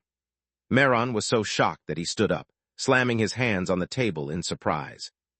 "No, I just took inspiration from them," Lith lied through his teeth. "The concept was derived from his research on memory crystals." Lith had consulted Orion before the meeting, and the god of the forge had guaranteed him that the royal forgemasters had no idea that memory crystals were even a thing. Admitting to having really stolen the orc crystal, and revealing what Lith had discovered from it would have only aggravated his position with the kingdom. To avoid such a problem, Lith had devised a convenient lie that covered all the bases. Once I knew it was feasible, I worked to create something similar, developing double edge first and the tablets later. The principle is the same. My blade and the main unit have their own power core, but they are also capable of hosting another and adding the second power core's capabilities to their own. While double edge synergizes with war to reproduce its enchantments and give me a weapon I can use in my Tiamat form, the main unit will process the data contained in the sphere's core and relay it to the tablets. Lith gave them a practical demonstration by conjuring the hologram of what the forgemastering procedure would look like. Just like any communication amulet could scan its surroundings, the spell would scan the library during the forgemastering process and permanently store the information it contained in the power core. A simple pseudo-core couldn't handle dozens or hundreds of books at the same time, but a power core could thanks to the pseudo-cores it was comprised of. Each one of them had a specific role in sorting the pages and associating them to a specific tome in a specific order. Without the main unit deciphering the data, the sphere would provide only a jumbled mess. Without the spheres and their forgemastering method, the main unit was just an expensive piece of junk. Splitting the data from the main unit not only will greatly reduce the cost of the upgrades, but also works as a safety measure. Only the royal forgemasters will know how to craft a data sphere so that once the local lords get their hands on a main unit, they will be incapable of altering its contents in any way. Even if someone as capable as Thrud were to conquer part of the kingdom again, she couldn't use the tablets against us. This is brilliant indeed. The queen and the rest of the convened archmages nodded, wishing that Lith had actually cracked the code of the army amulets. It would have been a major security breach, but it would have also meant that Lith had just improved something pre-existing. Having the rest of the kingdom no concept of memory crystals, it looked like Lith had reinvented the wheel from scratch and developed a maglev train from it. P alpha pedi alpha kratkoi letter 1D0F, Nui circumflex. So grav M. The design of the main units and data spheres apparently proved that their supreme Magus only needed to know that something was feasible to achieve on his own, which had taken the royal forgemasters generations, and made it better. It proved Lith's worth and made him more terrifying than any divine beast. Meron's knees buckled, and he was happy to have a chair right below him. Good gods, if it wasn't impossible, I'd say that Lith is my lost son. Orion was as pale as anyone else, but for entirely different reasons. Aside from Gianni, I've never seen anyone spewing so much bullshit with a straight face. I know he's lying only because Vaster, Bulker, and I helped him develop this technology to improve double edge and craft his golems. Also, I've come up with another idea that will further reduce the costs and facilitate the spread of tablets. Lith pushed another paper, making its copy appear in front of his hosts. Another, Silpha echoed, gripping the armrests of her chair and bracing for impact. Yes, but this time it's something simple. His words made everyone sigh in relief until the hologram of what looked like a mage tower nearly gave them a heart attack. I call them boosters. Their purpose is to pick up the signal from the main unit and expand their range. This way villages and small cities will still be able to use the tablets while leaving the main unit in the safety of a city with a warp gate, Lith said. The advantage of using boosters is that they are much cheaper than a main unit. They need no upgrade, and each one of them doubles the range of the signal. The problem is that they still require maintenance, and since they would be located in isolated areas, they can be sabotaged. Take down one booster, and all the areas that rely on it will experience a signal blackout, making the tablets scrap metal. The best cost-benefit approach is to consider the event of sabotage or monsters destroying the boosters as an acceptable risk and keep the main units safe. It's nice for once hearing a mage that talks like a bureaucrat instead of an idealist. Chapter 24, 26 Price of Progress, Part 2. Royal Forgemaster Rogel was a bulky woman in her 60s, with long gray hair held up in a chignon. We don't have unlimited funds, and your idea will allow the kingdom to do what's best for its citizens for a reasonable price. If the project ever reaches the next phase, of course. The way her eyes shone when she spoke about money, and her cynical laughter reminded Lith of Nana. Of course. Lith nodded, recognizing her as the Forgemaster who had examined the blueprints of the Black Star on the day he had been promoted to Great Mage. "Do you believe me now, Soulless? I don't remember only hot women who I've seen naked. My memory is not that of a lick." Yet once again his thoughts met only silence and his mood turned sour. "I agree with Royal Forgemaster Rogel, but I also agreed with you on the day you pitched the tablets to us," King Meron said. "Let's not think about the problems of today for a second and worry about the future problems of the kingdom instead. What do you think is the most far-sighted approach?" The eyes of the archmages went wide not only because the kingdom was already short on funds due to the War of the Griffins, but also because Meron was asking Lith what he would do if he were the king. "I gave this a lot of thought while planning the tablets and how to build the best possible web of knowledge," Lith tentatively said to avoid overstepping his boundaries. "In my opinion, if the tablets program reached Phase 2 and we start spreading them throughout the kingdom, every medium-sized city, even those with no warp gate, should have their own main unit.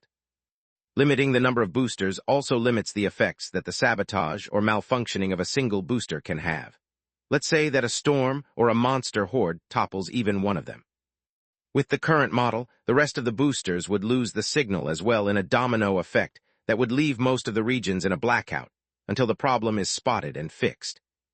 During winter, that might take days, if not weeks based on the storms and how isolated the booster is.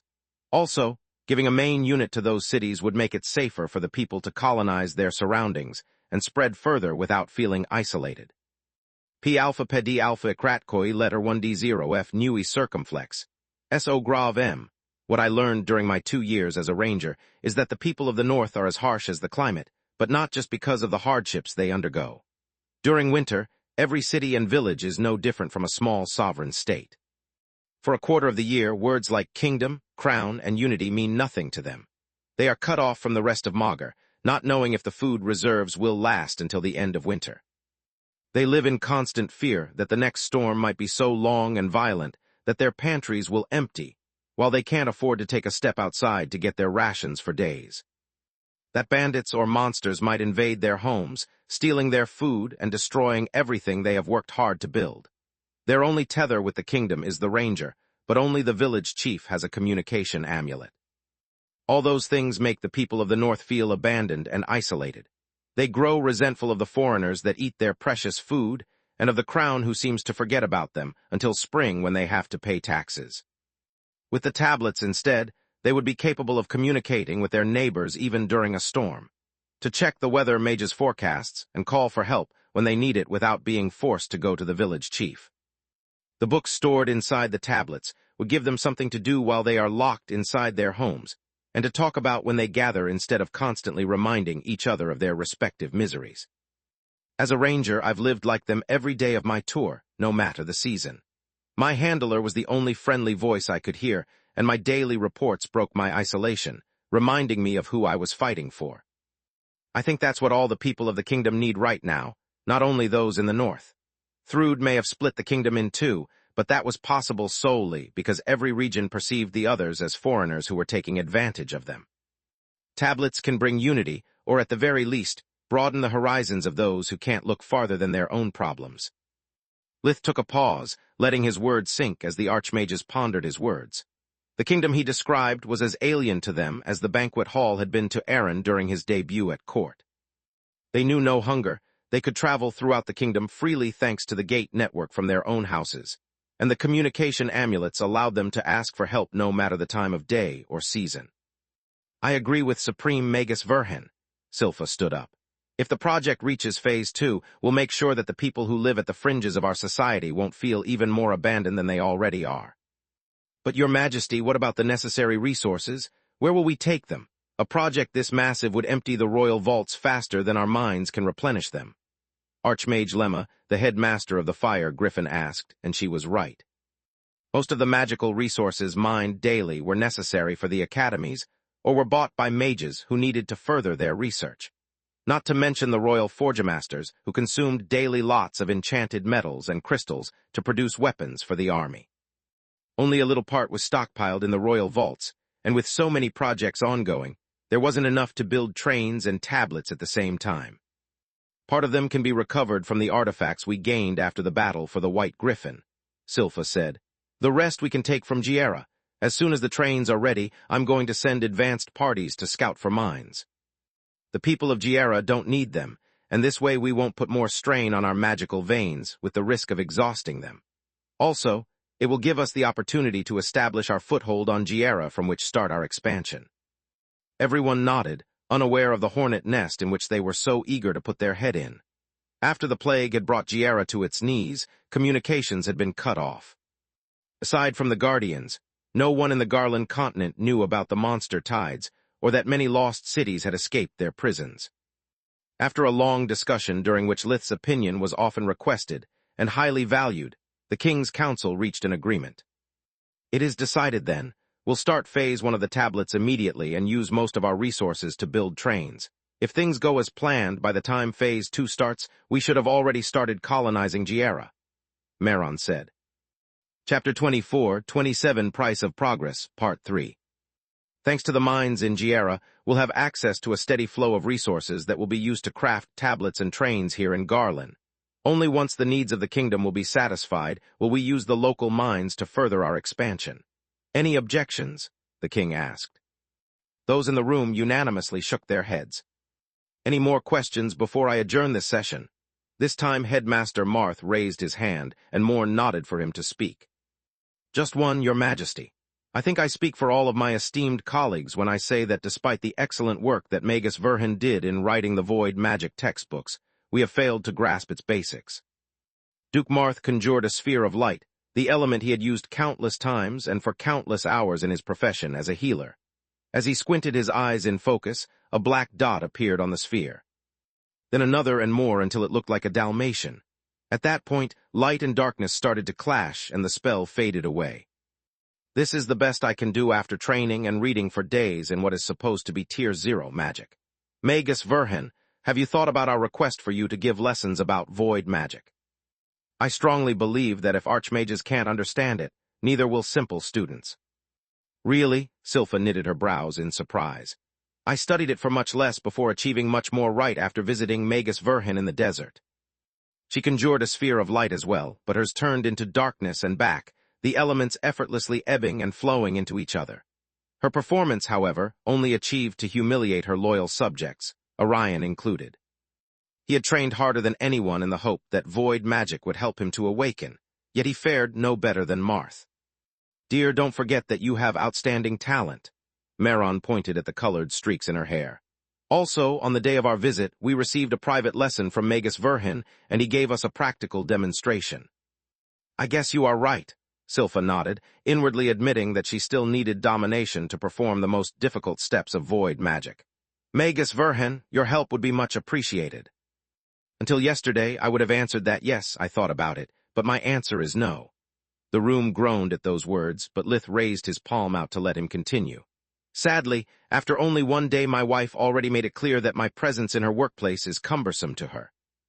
I'll be glad to give her a bit of respite and hold classes for the students of the 4th year of the academies. The headmasters, the royal forgemasters, and whoever is interested can attend in person or just follow the lesson via their amulets. The 4th year? Archmage Tillman, the headmaster of the Earth Griffin, asked. Shouldn't you start with first-year students? It's Tier 0 we are talking about. People who attend the 1st year have no knowledge of magic and need to learn it from the very foundations. Lith shook his head. Void magic has already proven to be difficult for archmages with decades of experience handling the elements. Sharing it with beginners would only destroy their self-confidence and further reduce the number of graduates. 4th years, instead, not only have 3 years of magical practice, but they also take courses like Theory of Combat Magic and Dimensional Magic. During those lessons, the students learn how to put first magic into practice like never before, and how to multi-cast the elements while keeping them in harmony.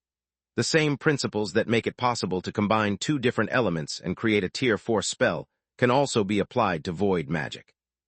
You may consider it simple, but void magic is no different from dimensional magic, necromancy, or light mastery. They are all branches of magic of their own, and even though the theory behind dimensional magic is well known and established, not everyone can use it. That's why I want to teach a non-mandatory class like dimensional magic. Yet since it's my first attempt, I'd like my discipline to not affect the students' grades in any way in case of failure. I know firsthand how stressful the specialization courses are. The last thing those kids need is even more pressure. Granted, the king said, and the headmasters nodded. I assume you're going to choose the White Griffin as your main campus. And you are right, your majesty. Lith nodded and the headmasters groaned. Only Marth gloated. It's my alma mater and I have lots of friends there. Headmaster Marth reserved 2 front seats for the king and me. Silpha's words made the smug grin on the headmaster's face turn into a smile from ear to ear. It will be my honor. He stood up, giving them a deep bow. Rho Alpha Ped Alpha and letter 1D0 F Nua SOM, anything else? The king asked, but aside from low grumbling, the room remained silent.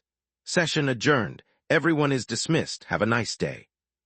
Once the royals left the room, Marth thanked Lith, patting his back and offering hospitality in the professor quarters of the White Griffin for him and his family for how long they wanted. Do you really think it's appropriate for you to hold void magic lessons only at the White Griffin? Archmage Distar, the headmaster of the Black Griffin and Brynja's husband, played his best cards. I thought our families were close friends. Brynja will be saddened by your choice. You are right, Lith nodded, checking his pocket watch and realizing it was already lunchtime. Tell her that even though I still have a beef with the Lightning Griffin, I can hold a few lessons there. It will bring prestige to her marquisate and give people the illusion that I'm not resentful. I was talking about my academy. We'll see about that. I barely remember your name, Ants, Lith shrugged. My name is Aints, the headmaster's voice dripped scorn. Close enough, bye. Lith walked away, asking the great mage who acted as his valet to make a short detour before bringing him back to the constable headquarters. During his absence, Camilla had never stopped working, taking breaks only to use the restroom or make a tea that she sipped alone in between case files. I don't know what is worse. If the fact that without Lith feeding me, I got so hungry that I could eat one of my colleagues, or that without him or Gianni, no one talks to me. She looked around the room, envying the other constables that found relief from their hard work in each other's company.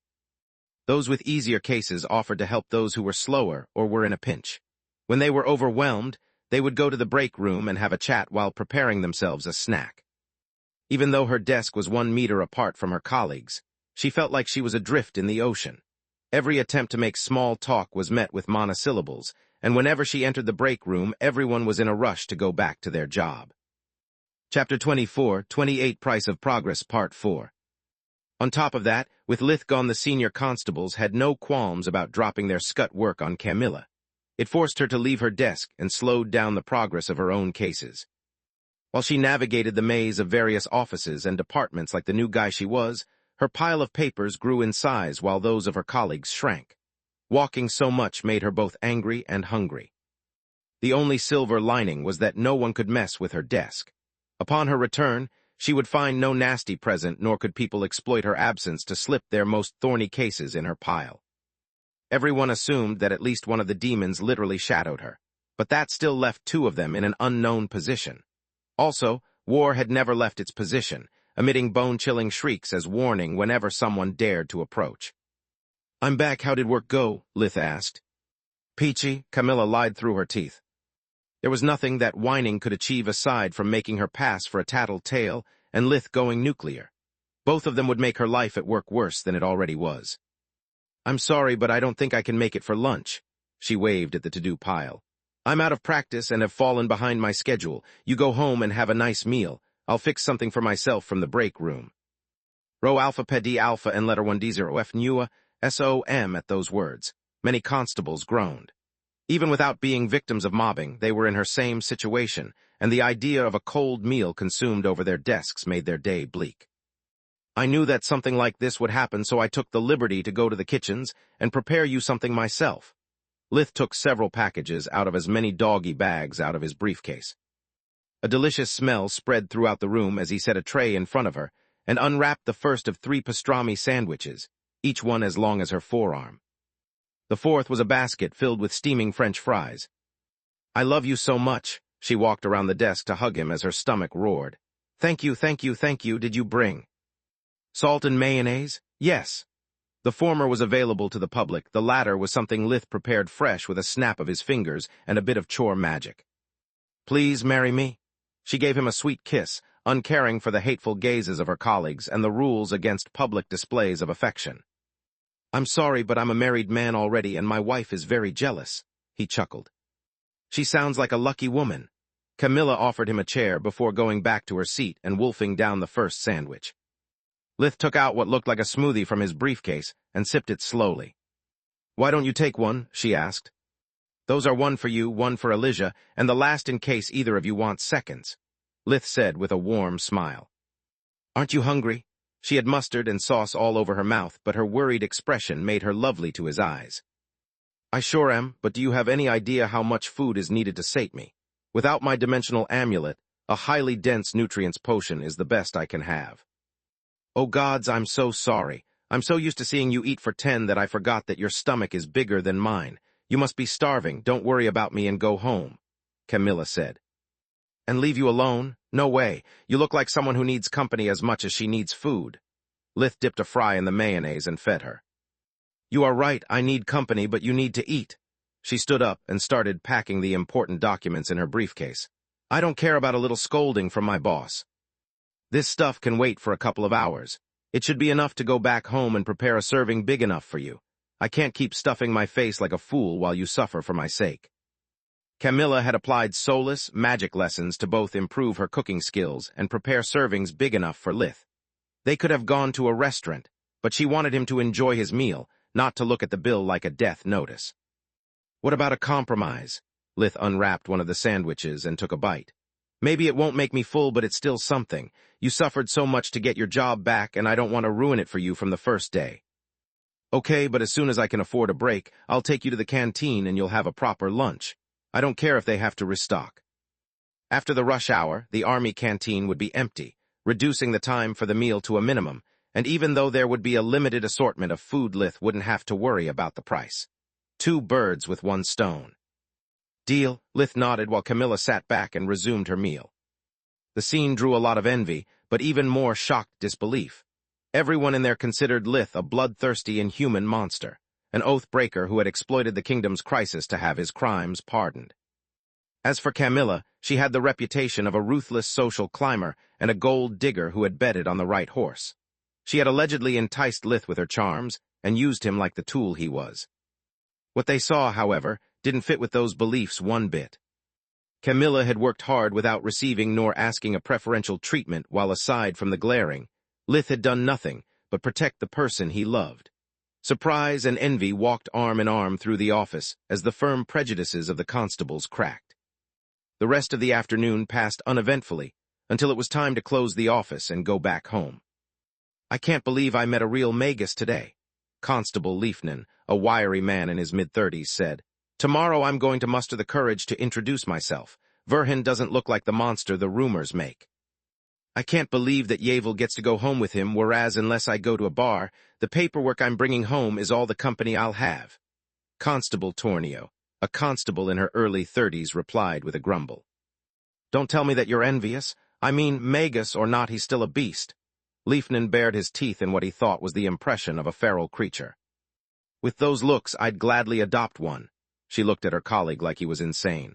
Also, have you seen how Verhin treated her? In my experience, only princesses get that kind of attention, and only by paying good coins for it. I'll tell you what, tomorrow I'm going to walk to Yavel's desk and ask her to teach me her secret. Chapter 24, 29 Change of Pace, Part 1. Zenica region, city of Zalma, a couple of weeks later. Solis, Nika, and Tista had gone back traveling as soon as Tista had completely recovered from the physical trauma of losing her feathers, and come to terms with the psychological trauma of rejecting the violet core. P alpha Pe letter 1D48 alpha. Nanua 1SOM. Her aura was now half bright blue and half deep violet, stuck in the middle of the breakthrough simply because she didn't know what to do. The 3 women had visited several cities where the presence of a healer was needed, and had done their best to provide assistance to the regions that had yet to recover from the many scars left by the War of the Griffins. Yet no matter how many people they treated, the moment someone recognized Solis or Tista, the local authorities would politely but firmly invite them to leave before their presence caused a riot, ruining all of their hard work. The people of Thrud's former territories hated Solis, Guts for aiding Lith in laying waste to their homes. They were also terrified by Tista, considering her human appearance a farce and her powers a threat to their lives. The kingdom cities treated them better, but the final result was the same. Their citizens considered Tista and Solus heroes, but they were afraid that the presence of their esteemed guests would stir more trouble than their help was worth. One of their enemies might come looking for them, or the families of their victims might come from the neighboring cities seeking revenge. Peace was still just a word, and the former borders of the Civil War were as definite as easy to cross. People preferred to be rude than risking to spark a new conflict. Maybe Lith was right, Solus said after being banished one time too many. She had spent days working to relieve them from hunger and illness, also helping to make damaged houses inhabitable again. Yet the thank you she had received for her effort was a dignified kick in the butt. Maybe these people don't deserve our help nor our compassion. They are just a bunch of ungrateful bastards. The citizens of the entire kingdom should just thank us and keep their mouths shut instead of blaming us for their problems. Those who stood on Thrud's side have condoned her countless atrocities, yet they treat us as criminals just because we fought on their same terms and we won. As for the people on the royals' side, they are even worse. Lith and I saved their asses countless times. If not for us, the nobles would have been replaced by skinwalkers and the poor would have fed Thrud's war machine.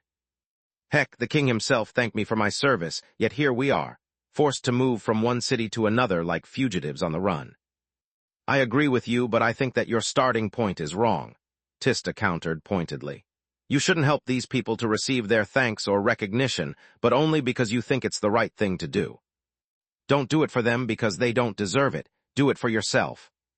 The right thing to do would be to kick their asses into oblivion. Solus snorted in annoyance as they picked their next destination. The reason I decided to visit the war zones was that I wanted to witness the consequences of my actions and make amends for them to the best of my abilities. I never introduced myself upon my arrival exactly because I didn't want parades or causing a fuss. Yet this is too much. Those I fought for kicked me out. Those who I'm trying to save despite the fact that they were my enemies until yesterday kicked me out as well. They prefer to die to their ailments rather than take a good look at themselves in the mirror and recognize their double standards. I now understand why Guardians and White Cord Awakened don't mess with people anymore. There's no pleasing them unless you become their doormat. I know when I'm not wanted, and I'm not going to waste any more time convincing others to let me do what's best for them. They pissed me off so much that my conscience is now clean. I owe them nothing. If they want to die on their terms, who am I to disagree? No more save your business, girls. Let's turn this into a vacation. Finally, Nika clapped her hands. I mean, if you are sure that's what you want, I'm 100% with you. From where do we want to start? First, we go back home to Lucia. I want to visit Mom and the rest of the family and give them the souvenirs I bought for them. Solus still had problems referring to herself as an individual instead of a part of the bond with Lith. Then we can visit the east part of the kingdom. They didn't experience the war aside from the food rationing, and everything they know comes from the footage uploaded on the interlink.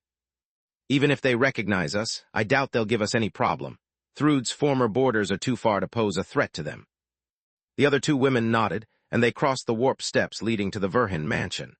Solus needed but a thought to warp the stone ring over the mana geyser in the main keep and start regaining their strength. Even from a distance, they could hear someone yelling at the top of their lungs and hear bits of what seemed a quarrel. Your family is under attack, let's move. Nika tried to bolt forward, but Tista stopped her. Don't be ridiculous. This house is full of defensive arrays and my brother is the silent type. He never yells when he fights. Listen. Tista could recognize Lith's voice and a really pissed-off feminine voice. Kami is home, Solus nodded. If anything bad was happening, you would have a guardian on a rampage, if not 3. How many times do I have to tell you? I'm pregnant, not on my deathbed. They followed the angry voices to the kitchen, walking through the door just in time to see Camilla and Lith tug the two extremities of a steel bucket filled with over 50 kg, 111 pounds, of cow meat. She was trying to bring it to a big cauldron while he was attempting to take it off her hands. And how many times do I have to tell you that you don't have to exert yourself? I can do the cooking, just sit back and relax, Lith replied. This is my day off, you oaf. The only thing that's preventing me from relaxing is your constant nagging, Camilla snarled. I just want to prepare a homemade meal for you and the baby. If I don't practice with the seasoning and cooking time necessary for big servings, I'll never learn. Elijah is the first of her kind, and there's no telling when her life forces will merge. I want to be able to take care of my daughter without having to rely on you, and to prepare a meal for my bull-headed husband without having to order food from a restaurant. With my current strength and magical power, it would be easy as cake if you stopped badgering me. Chapter 24, 30 Change of Pace, Part 2. Gods, I wish Solus was here. She would drag you into your damn lab, and I'd have 5 minutes of peace. Hi guys, is this a bad moment? Solus asked. Very bad, Solus, Camilla nodded. I swear to the gods, Lith, if you don't behave, I'll call Solus and Solus. The moment Camilla's brain registered the current events through the fog of rage clouding them, she forgot about the quarrel and welcomed the group back. It's so good to have you back, she sighed in relief. How long are you going to stay this time? Just the time to recharge and say hello to everyone, Solus returned the embrace. Where is the rest of the family? Aaron and Lyria are in the desert to attend their classes, while Mom and Dad are in Lucia to check on the crops and the farm. The harvest time is approaching, and the kingdom needs as much food as it can find if we want to avoid the third famine in a row. Lith replied, waiting for his turn. Welcome back, Solus. I missed you a lot. When they hugged, the physical contact hastened her recovery and eased their respective nerves. They had both accumulated a lot of stress, but the mere presence of the other was enough to make it fade away like mist under the sun. What about me, jackass? I'm your sister. Tista gave him a weak kick, demanding her due. I didn't miss you, but I worried about you a lot. Lith embraced her, his words earning him a slap on the forehead. Have you decided what to do with your life force? Not yet, Tista sighed. Nika, Lith gave her just a nod in greeting. His paranoid nature made him cautious due to Dawn's presence, and wounded the vampire deeply. Lith was carefully limiting their interactions to the bare minimum to keep the horseman from using her breathing technique on him. It was unlikely that Dawn would manage to find out about the tower, but he didn't want to take any risk. Take a good look, you rude jerk. Nika opened her shirt, showing the white crystal as it disappeared under her skin. Happy now. P. Alphandalpha Nanua 1, SOM, yes. Lith replied, sighing in relief and giving her a proper welcome. After that, they shared with each other the most recent news. Lith told them all about the issues with Camilla's job and his decision to give void magic lessons at the White Griffin Academy. Solus, instead, told them about her intention of turning the remaining of her trip into a vacation. That's a wonderful idea, Solus, Camilla nodded. You deserve a real break, and as long as you stick with this oaf, you'll always end up working on a side project. Sadly, she's right, Lith had to admit. Come, let's go meet Mom. She has been worried sick about you girls ever since you fought that monster horde. Not so fast, Solus shook her head. Kami, can I take a look at the baby? It took Camilla sheer willpower to not exhale in frustration and roll her eyes at the request. Lith checked on Elijah at least once per hour, more if a relative visited them and asked to see the baby. Zorath and Baitra were regular guests at the mansion, since with Solus' absence, the Reiju wasn't afraid of causing trouble with her presence. Solus used her breathing technique, Sky Blessing. Elijah was now about 10 cm 4, long, and her mana core was close to reaching the red. Her arms and legs were fully formed, ending with 5 fingers or toes each. By my mom, she's gorgeous. Solus' eyes swelled with tears. Can you please shapeshift? Her words sent a shiver down Camilla's spine, but she did as asked. As her skin became covered in scales, so did Elijah's. Her small fingernails turned into claws and her ears disappeared, replaced by a short tail on her back. Camilla then took a draconic and abomination appearance, and the baby changed along with the mother. Thank you, Kami, Solus sniffled. I can't believe I've been away for such a short time, and yet I've already missed so much, she thought. I'd love to stay here and keep you company, little one, but I have to think of myself first. I'm sorry for being a Lith. I promise I'll make it up to you. And so, after a brief visit to the Verhin farm to check on Roz, Elena, and the baby, Solus and the others had moved to Zalma. It was a port town built on the Arsman Ocean that separated the Giera continent from Garland. The city was the farthest place possible from the former front lines and the perfect location to forget about all of the girls' worries. Since the invention of dimensional magic, naval warfare and travel had become obsolete. The only boats anchored at the harbor belonged to fishermen and cruise companies that offered tour of the deep waters and ferried people between islands. The climate was hot due to the summer, but awakened could barely feel it while a vampire's sweat glands were as dead as the rest of the body. Zalma's commerce had been flourishing non-stop during the past 3 years, and if not for the recent end of the war, even the most luxurious hotels would have been booked. During both the famine and the conflict, The ability to provide food outside of the allotted rations had brought lots of people to Zalma. Fishing had helped the citizens to not suffer much from the food rationing and made the fishermen a pretty penny. Anyone could get a fishing rod, and with a bit of luck, they could catch enough fish for a meal and sell the rest for a bit of extra money. Solus decided to stay at the Grilled Kraken, a high-end hotel famous for its ocean view and seafood menu. Just looking at the tasteful frescoes that decorated the lobby and the elegant uniforms of the staff would have made Lith's wallet bleed. Luckily, he wasn't there, so Solus only felt a slight sting in the back of her mind while checking the prices for the suites. "One room for everyone like usual, right?" she asked. "Two, actually." Tista scratched her head in embarrassment. "If this is a vacation, then I'd like to spend at least the evenings with my boyfriend." "By my mom, Nika, did you hear that? Tista just called Badia her boyfriend." Solus gasped in amazement. "Way to go, sister," the vampire said, nudging at Tista. "He's not, Tista took a deep breath to calm down. "Not here, please." Only then did Solus remember where they were, and noticed the amused look of the receptionist who, according to the name tag on her breast pocket, was called Erta. She was a woman in her mid-30s, with light brown hair held up in a ponytail and chestnut eyes that shone with interest at the gossip that she would share with her colleagues to vent the frustration from serving rich weirdos. "Two suites, please. Give us your best rooms on the highest floor available. I want to see the sun rise on the ocean in the morning," Solus said. Chapter 24, 31, A Hybrid Eurostrade S Struggle, Part 1. Chapter 24, 31, A Hybrid S Struggle, Part 1. "Of course, papers, please." The receptionist smiled while nodding politely, inwardly wondering how long it would take for the scenery to bore the guests as much as it did her. "Tourists are all the same. Let's hope they at least give good tips." Erta's train of thought derailed when she saw the titles and the last name they bore. "P. Alphandalpha Nanua 1, SOM, Great Mage Verhin, both of you, that Verhin," the receptionist blurted out in surprise, forcing Solus to hush her. "Yes, that Verhin, but please keep it to yourself. We don't want trouble."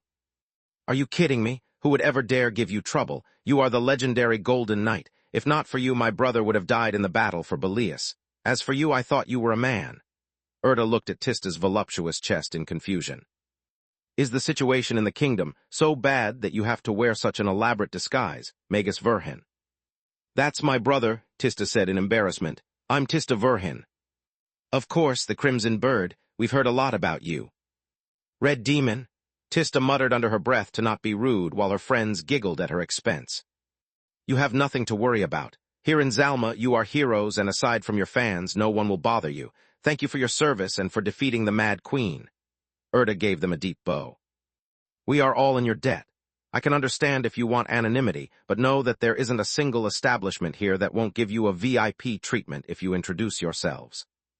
She gave them the keys to their rooms at a discounted price that made Lith's little voice in Solus' head rejoice. Once they arrived on the top floor, they had yet to finish exploring their suites when the room service delivered them a complimentary welcome full-course meal.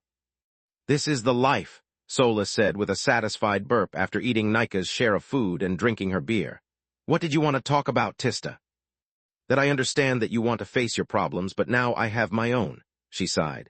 "Choosing my life force is a big deal from which there is no turning back. I want to talk about it with Badia. It is my choice, but he deserves to know. I can't just tell him when it's done. Also, if you want to really break free from my brother, I suggest you to start hanging out in bars. I'm not saying that you should go on dates, but at least see if there's someone who catches your eye. It's something you have to do alone. If I come with you, I'll steal your spotlight, and if you go with Nika, you'll use her as an excuse to not go outside your comfort zone. That and people will think that you two are a thing, lowering your chances."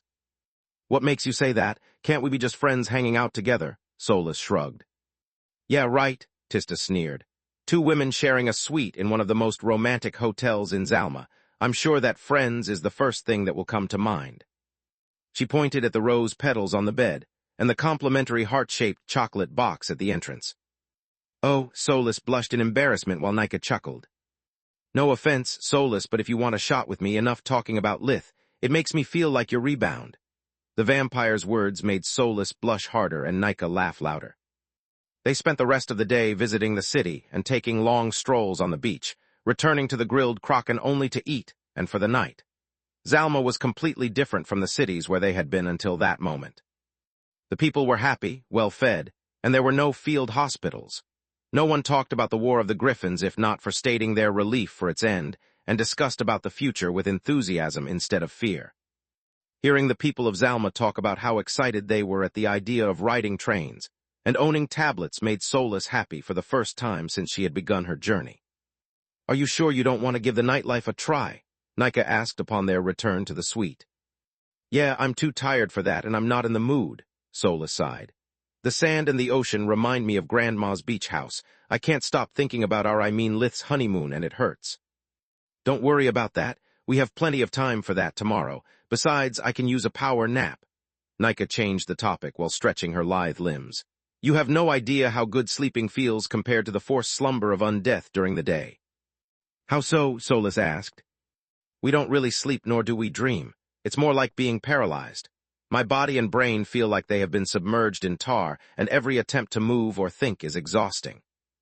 "I'm really sorry to hear that," Solus patted Nika's shoulder. "Don't be," the vampire shook her head. "I'm used to it, and ever since I bonded with Dawn, I can sleep no differently than you do. Dreaming is so exciting that I wouldn't mind even if we spent our days in bed." Meanwhile, in Tista's room, she had just finished telling Badia about the events in Nesra, and how they had led her to find the final piece to achieve the violet core. "I'm really sorry you had to go through so much." He wrapped his arm around her shoulders, bringing her close as they sat side by side on her bed. "I'm also a little hurt that you didn't call me sooner. I don't know if I could have helped you to recover, but I would have done anything to be there for you." His words made Tista feel guilty for keeping him out of her life so often.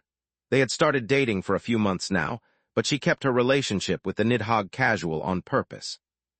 Not only was it her first semi-serious relationship, but Badia was also proud of his nature as a lesser Leviathan, and he didn't bother changing the color of his ashen skin, the same as his Nidhogg form. He looked like a man in his 30s and handsome at that, but he stood out wherever he went no less than a dryad, and when questioned, he would always tell the truth. His pride was admirable, but it also put Tista in an awkward spot. "And I'm sorry for not inviting you to the royal gala, but I had no idea that the king would make me a great mage," she replied. "Since you've brought this up, I have to ask you," Badia sighed. "Are you ashamed of me? You didn't want me with you at the gala even though you know that I fought on the front lines along with the army. You waited for weeks before telling me about your violet core, even though we called each other almost every day." "I know, but—" Chapter 24:32, A Hybrid Eurostrade Struggle, Part 2. Chapter 24:32, A Hybrid Struggle, Part 2. "Let me finish, please." Badia raised his hand, cutting her short. "I'm not a toy nor a pet. I made my feelings for you clear from the start, and I deserve that you do the same once and for all. Our lives as awakened may be long, but there's no reason to waste time with a one-sided relationship." "You are right, I have no excuse." Tista lowered her gaze. "I want you to know that I'm not ashamed of you more than I'm ashamed of Lith. I respect you and I like you for who you are. For being caring, honest, and protective in a world where everyone only wants a piece of me for one reason or another. I'm proud of having you in my life. I feel a but incoming," he furrowed his brows. "But having you around was a constant reminder of the choice I had ahead of me, and of the consequences I'll have to bear. I'm not self-confident like Rissa nor uncaring of others, opinions like my brother. I'm terrified of how people might treat me if I decide to become a divine beast, of how much my life would change if I weren't human anymore and my skin became a mask. I didn't ask you to be my date at the gala, not because I thought that you wouldn't be capable of taking the glares and the rude comments, but because I knew that I couldn't. Ever since my brother told me to be a hybrid, I've been excited at the idea of becoming like him. He is my hero, and following in his footsteps is the only thing I wanted ever since I was a child. Yet once my wish came true, it brought along a lot of uninvited friends. The more my core progressed and the more eyes I opened, the less I felt myself. I was turning into something different, and the changes go beyond the mere physical appearance. Humans aren't supposed to have wings, yet now whenever I use just a flight spell it feels weird, like I'm missing something.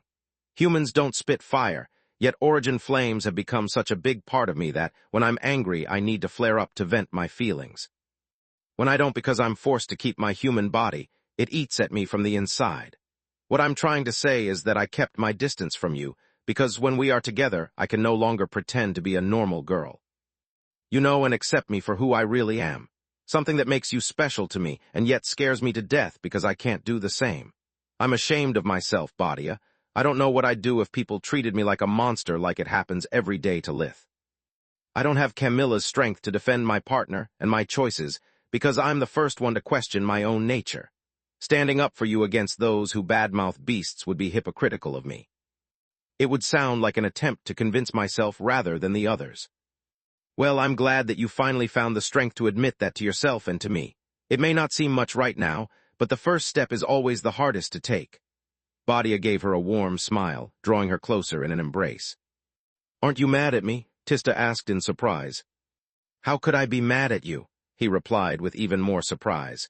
You have opened up to me, blessing me with your trust and honesty. It's the greatest gift you could have given me. Also, it would be hypocritical of me to criticize you. I know all too well how you feel because what you have just put into words was my life from the moment I learned about being a hybrid until I hit the 30s. You kept feeling like this even after choosing to become a Nidhogg. Of course I did. Badia's eyes became unfocused as he lost himself in the memories of his past. I second-guessed my choice for years, thinking that I had made the biggest mistake of my life. Getting used to living without my human side is the hardest thing I've ever done. Every time I shapeshifted, I felt like a fraud, like I was trying to deceive everyone, myself included. When I took what was supposed to be my real form instead, I felt like a freak. I missed my arms and my legs. Swimming through the earth wasn't an awesome power anymore, but a way to hide the colossal monstrosity I had turned myself into. When I picked my Nidhogg side, I did it because I was young and stupid, not because I had thoroughly considered the consequences of my actions. Rho Alpha Ped D Alpha and letter 1D0 F Nua SOM. I just wanted to retain my bloodline abilities and experience the sheer physical might of an Emperor Beast. Of course, the first hours as a Nidhogg were awesome. Between my newfound size and strength, I felt invincible, a god among men. By dinner time, however, I was already crying and regretting my choice. I couldn't control my hands well anymore, and I kept dropping the cutlery, no matter how hard I tried and how natural it had been until a few hours back. I spewed acid without even noticing, almost killing my father and burning his house. Yet the worst part was the hunger, Badia sighed. I had gone from weighing like a man to being a 10 meters, 33, long Nidhogg, and a steak was no longer enough to fill my stomach. There was no way to buy and cook the amounts of food I needed.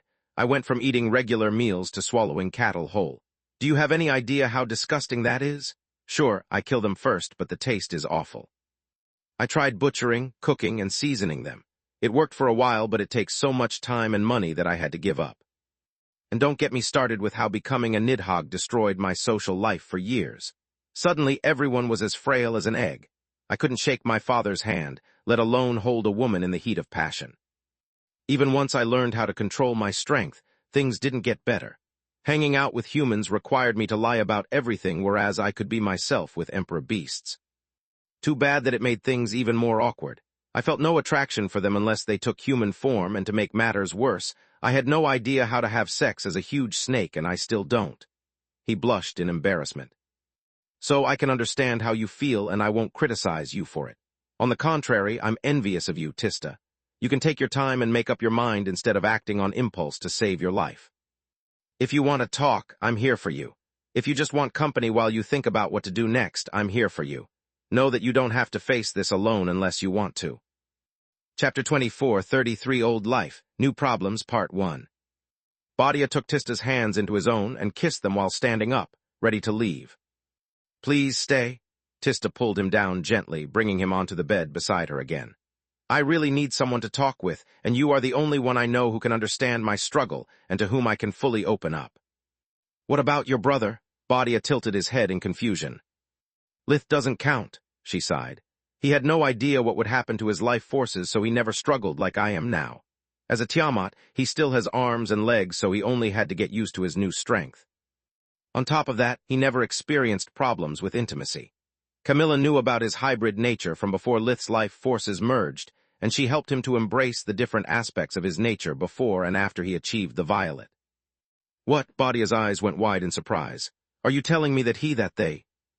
Yes, Tista chuckled, seeing his ashen skin turning to a shade of purple. Camilla has Lith shapeshift for their role play. Seriously, what do they do exactly? Do you really think I ask my brother about the details of his sex life? Gross. Tista made retching sounds, shivering at the idea of both the question and the answer she would receive. "I'm sorry, I didn't mean to make you uncomfortable, it's just—" Once again, the Nidhogg failed to say such things out loud, forcing Tista to do it for him. "That you are embarrassed from being still a virgin as a Nidhogg, and are envious of Lith." "Yes, I mean gods." Badia's skin almost turned pink as she burst in a peal of silvery laughter. "Maybe I should leave." "Please stay, I'm sorry, I didn't mean to embarrass you." Tista held him tenderly and gave him a sweet kiss. "Yet you did," he replied, making her apologize over and over. "Maybe I overshared." "Not at all," Tista shook her head. "It helped me to realize how big our issue is. I hadn't given a thought to most things you said, like the hunger. Speaking of that, did you have dinner already? My treat, order as much as you want." "I have a little confession to make." Badia gave her a small smile. "I always eat before one of our dates so that I can pretend to be a normal man and be satisfied with a meal at a restaurant. No matter the form you take, once you become an emperor beast, your stomach growls like one." Only after hearing those words did Tista realize how much thought and effort he put in their relationship. "Thanks, Badia." "For what?" he asked in confusion. "For everything." Tista was still scared about her condition and had no idea what to do with her life forces, but for the first time since she had turned into a hybrid, she didn't feel alone anymore. Space. Just like the concierge of the grilled Kraken had promised, their stay in Zalma turned out to be pleasant and relaxing. The girls would tour the city together during the day and then split up for dinner, which Tista would spend with Badia. After a few days, people started to recognize Tista and Solus from the videos, but their attitude only became friendlier for it. Merchants gave them discounts every time they bought something, and nobles invited them to social events as their honored guests. Solus made the mistake of accepting an invitation only once and deeply regretted it. Living away from the war zone meant that the people of Zalma had no hard feelings, but also a romanticized view of the War of the Griffins. Nobles kept asking Tista and Solus about their exploits on the battlefield, forcing them to remember the atrocities that they had seen and committed. Their hosts considered the civil war against the Mad Queen no different from a bard's tale. In their mind, it was a story about heroes who had defeated a cruel tyrant and then had come back covered in glory. To Tista and Solus, instead, it was a collection of bloodshed and grief. "I know that it's a sensitive topic, but I need to ask." A chubby duke asked. His face looked remorseful, but Solus could see from his eyes that it was all a facade to hide his curiosity. "Did Lady Ernaz really get enslaved, or did she willingly betray the kingdom?" At those words, Solus' face went pale and her eyes wide in shock. The nobles nearby gasped, holding their breath thinking the duke had struck a nerve. "I mean, I understand that she was angry with the royals for the injustice she had suffered after Kula, but—" "Archmage Ernaz," Solus' voice was reduced to a hiss. "I beg your pardon." The duke tilted his head, making his jowls jiggle. "She's Archmage Ernaz for you?" Solus snarled. "And yes, she was really enslaved. Floria risked her life countless times to save us all, and she would have never betrayed the kingdom. I will not stand here and let someone who has never suffered more than a paper cut slander her name. Let's go." Solus walked out of the ballroom, quickly followed by Tista and Nika. "Please stay," their host Marquis Eltas said. "I'm really sorry for what happened, but you must understand that Duke Hesja's intentions were pure. We heard a lot of rumors from the front lines, and it's hard to tell the truth from malicious gossip.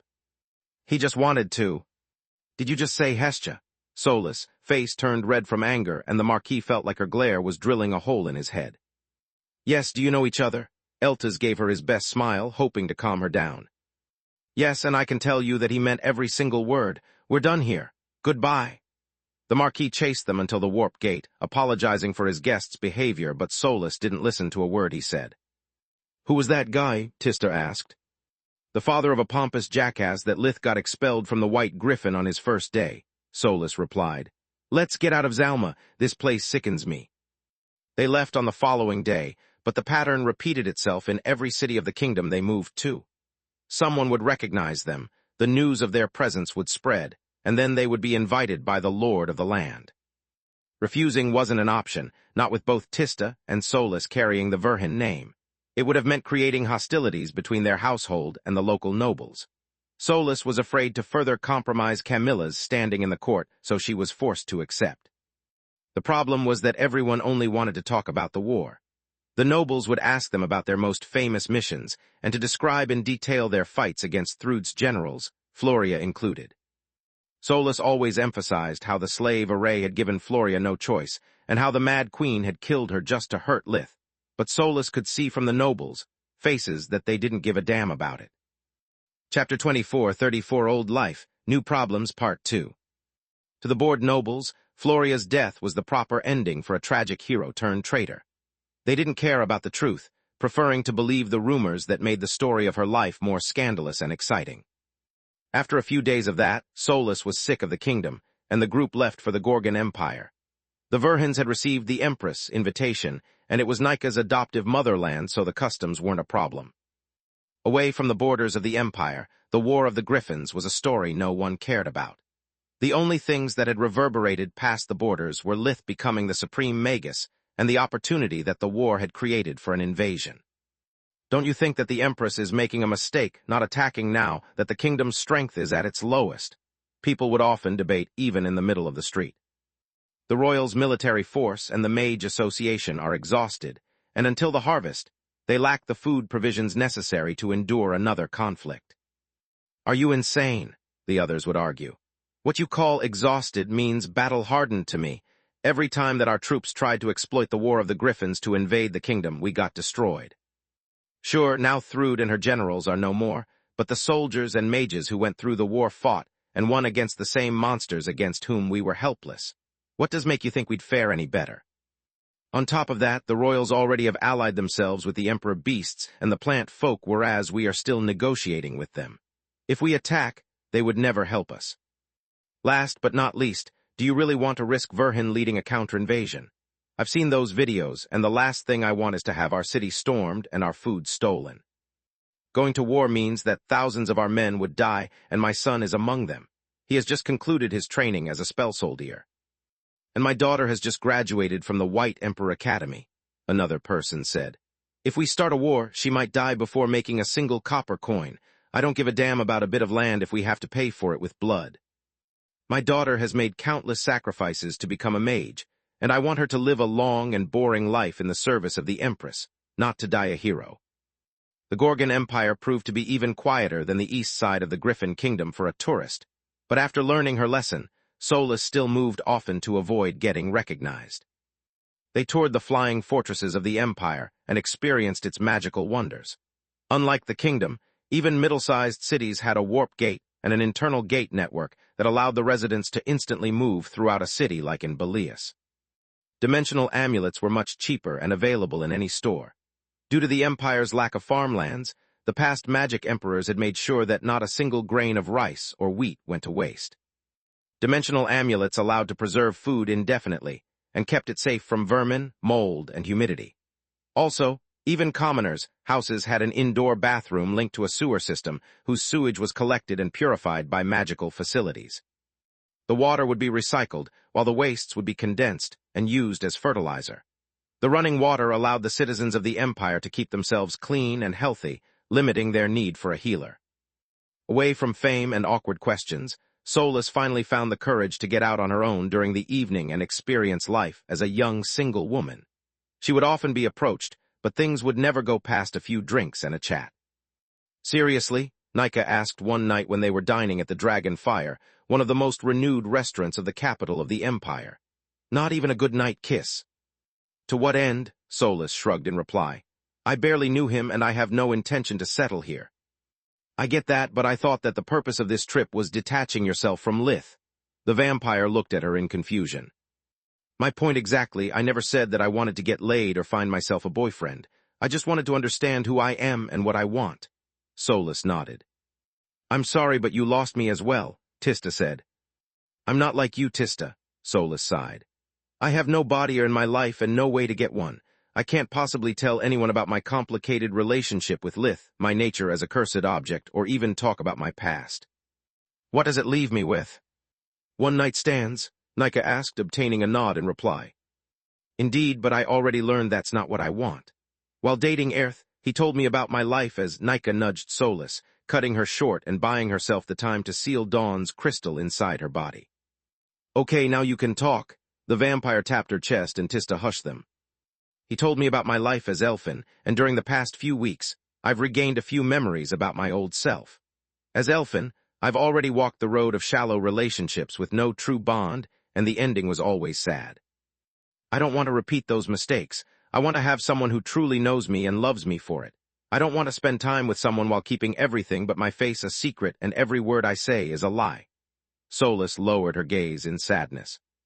Whenever she met someone, she had to stick to the script that Lith had prepared for the royal court, forcing her to play a role and keep her distance. After a while, guilt turned even a casual conversation into torture. Even if someone were to fall in love with me instead of with my powers, they would love nothing but a mask. In the Empire, there were no nobles, and a household would keep its authority only as long as it had a mage. Solus couldn't show a glimpse of her talent without being swarmed by gold diggers. A mask that would crumble the moment they get too close, and that's not a risk that I can afford. It took Lith years to test the waters with Kami and open up to her. Years that I don't have since I can stay away from him for barely more than one day at a time. Even if I could, my nature as a mage tower is an insurmountable obstacle.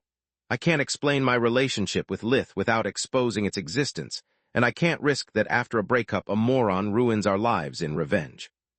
So what are you going to do now? Tista asked. The only thing I can and want to do, go back home, Solus said with a warm smile. Are you sure? Nika furrowed her brows. Yes, I'm sure, Solus nodded. Chapter 24:35 Windfell, Part 1. My relationship with Lith is messed up, but it's the best thing I could ask for. He loves me for who I am, and I have no need to hide anything from him, Solus said. If there's something I've learned from this trip is that I hate lying and how limited my current existence is. I'm sick and tired of going back to Lucia every other day, to be incapable of having a meaningful conversation with anyone but you girls. By staying away from Lith, I'm supposed to be free, but instead I've never felt caged like this, not even when I existed solely as a voice in his head. I can't show my powers, I can't reveal my name, and I can't even walk away from a geyser without my body betraying me. This is no life. I don't know if I'll ever be free from the tower, but I'm certain of one thing. I want to live with the people I love and who need me instead of wasting time with a bunch of strangers to whom I can barely tell the time to not betray my secrets. I want something like my mother had with my father, something that makes me feel whole with someone I can be my true self. Anything less would be an empty facade. If I can't have it, I'd rather stay with Lith, Kami, and Elijah come what may. So are we done here? Nika asked. Do you want to go back to Lucia? Not yet, Solus shook her head. This is still my first real vacation, spending time with my friends instead of just hanging out with Liths. Also, I want to spend a bit of the money I earned during the past 15 years without him nagging at me. The thought of his stinginess brought a bittersweet smile to her face. On the one hand, Solus wanted to free herself from her codependency on Lith, but on the other hand, she missed everything about him. She could almost hear Lith asking her who Duke Hestia was and complaining about how much she had spent on restaurants and hotels. Their bond ran so deep that every conversation they didn't have hurt. Distance had allowed Solus to separate herself from Lith, but the problem was that she hadn't liked what she had found. As Elfin, she had felt empty the moment she stepped away from her forge, whereas as Solus, she had discovered that there was more in life than work. By the way, you can let Dawn out. There is no reason to hide from her that as soon as I run out of energy again, the vacation will be over. Nika nodded, allowing the horseman to join the conversation after bringing her up to speed. After dinner, they split up. Tista wanted to experiment with both her life forces alone, in the hope to make her mind once and for all. Solus, instead, took a stroll through Nestamoth, enjoying the night view from the battlements of the magical fortress and the small talk with strangers she encountered along the way. These may be small things, but they belong solely to me. Lith would never do it unless Kami or I dragged him by force. Solus chuckled, her mind drawing a vivid image of how he would roll his eyes and the annoyed rant he would make. As for Nika, or rather Dawn, there was something that she wanted to check. For a few days now, the horseman had felt someone staring at her from a distance. She had tried every spell and trick in her book to catch by surprise whoever was tailing them, but to no avail. They kept themselves always past Life Vision's area of effect, and had managed to avoid all the arrays she had laid. By the time she tracked them down to their last known position, the energy signature had faded too much to be recognizable, but she was certain that I was a familiar one. Why didn't you let me warn Tista and Solus about this? Nika asked, afraid to face alone anyone capable of outsmarting Dawn. And tell them what? That I have the suspicion that someone might be following us. What would that achieve aside from ruining their vacation? Tista is still a mess due to her life forces going more out of balance with each passing day, and Solus has lived her entire life in the shadow of a paranoid man. They would spend these last few days constantly watching over their shoulder, and we would have learned nothing more than we do now. Also, I have a theory that we can test only by ourselves. What theory? Nika didn't like how the horseman could easily switch from I to we. It was just one word, yet it managed to make her feel responsible for Dawn's actions, and for whatever would happen were Nika to not heed her warning. If I'm right and we are actually being followed, for some reason they have never attacked us. This means that they either want to collect information about a member of our group or are waiting for an opportunity to face us one-on-one, Dawn said. Tista spends her time either with us or Badia, while Solus always hangs around public places. As for us, due to our bond, you don't need to hunt and we've never strayed from our group. Until now. Are you telling me that we might be the target? Nika used all of her mystical and enhanced senses, but found nothing. Isn't it one more reason to warn the others? Again, it's just a theory. It might be one of my followers from the Dawn Court, or maybe Knight wants to approach me to ask for my help. I can't risk spooking them, and neither Tista nor Solus would be of use. If push comes to shove, your hybrid friend would be forced to pick a life force, and you'd feel guilty for it while Solus is reaching her limit. She would be useless in a fight, and involving her would put her in danger, the horseman replied. What if it's night and she attacks us? Unlike her, we don't have our steed, Nika pointed out. Unlike her, we don't need it, Dawn snorted. I know the spell that can destroy her, and even if it failed, I can always call upon Mother. I'm no idiot, and I've warned her already. If my signal suddenly disappears, she'll reach Nestamoth before Night can finish one of her obnoxious rants. Nika inwardly nodded and left Dawn full control over her body. The horseman covered her skin with a crystal armor and kept another prism in her hand, ready to turn it into a replica of her twilight blade at a second's notice. You can put that down, a hoarse voice coming from around a corner said. We both know that you are stronger than me, but also that you can't beat me with that toy.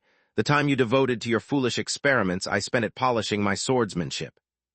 Dawn turned around, Nika's eyes ablaze with white light as a scarred man stepped out of the shadows right outside the range of life vision. Chapter 24, 36 Windfell, Part 2. If not for the scars on his face, the stranger would have been the kind of handsome man that only an awakened could become thanks to body refining. He was 1.91 meters, 63, tall, with brown hair and blue eyes. His skin had been turned bronze from the prolonged exposition to the sun, and his body was a symphony of muscles of steel, trained to be effective in combat rather than showy.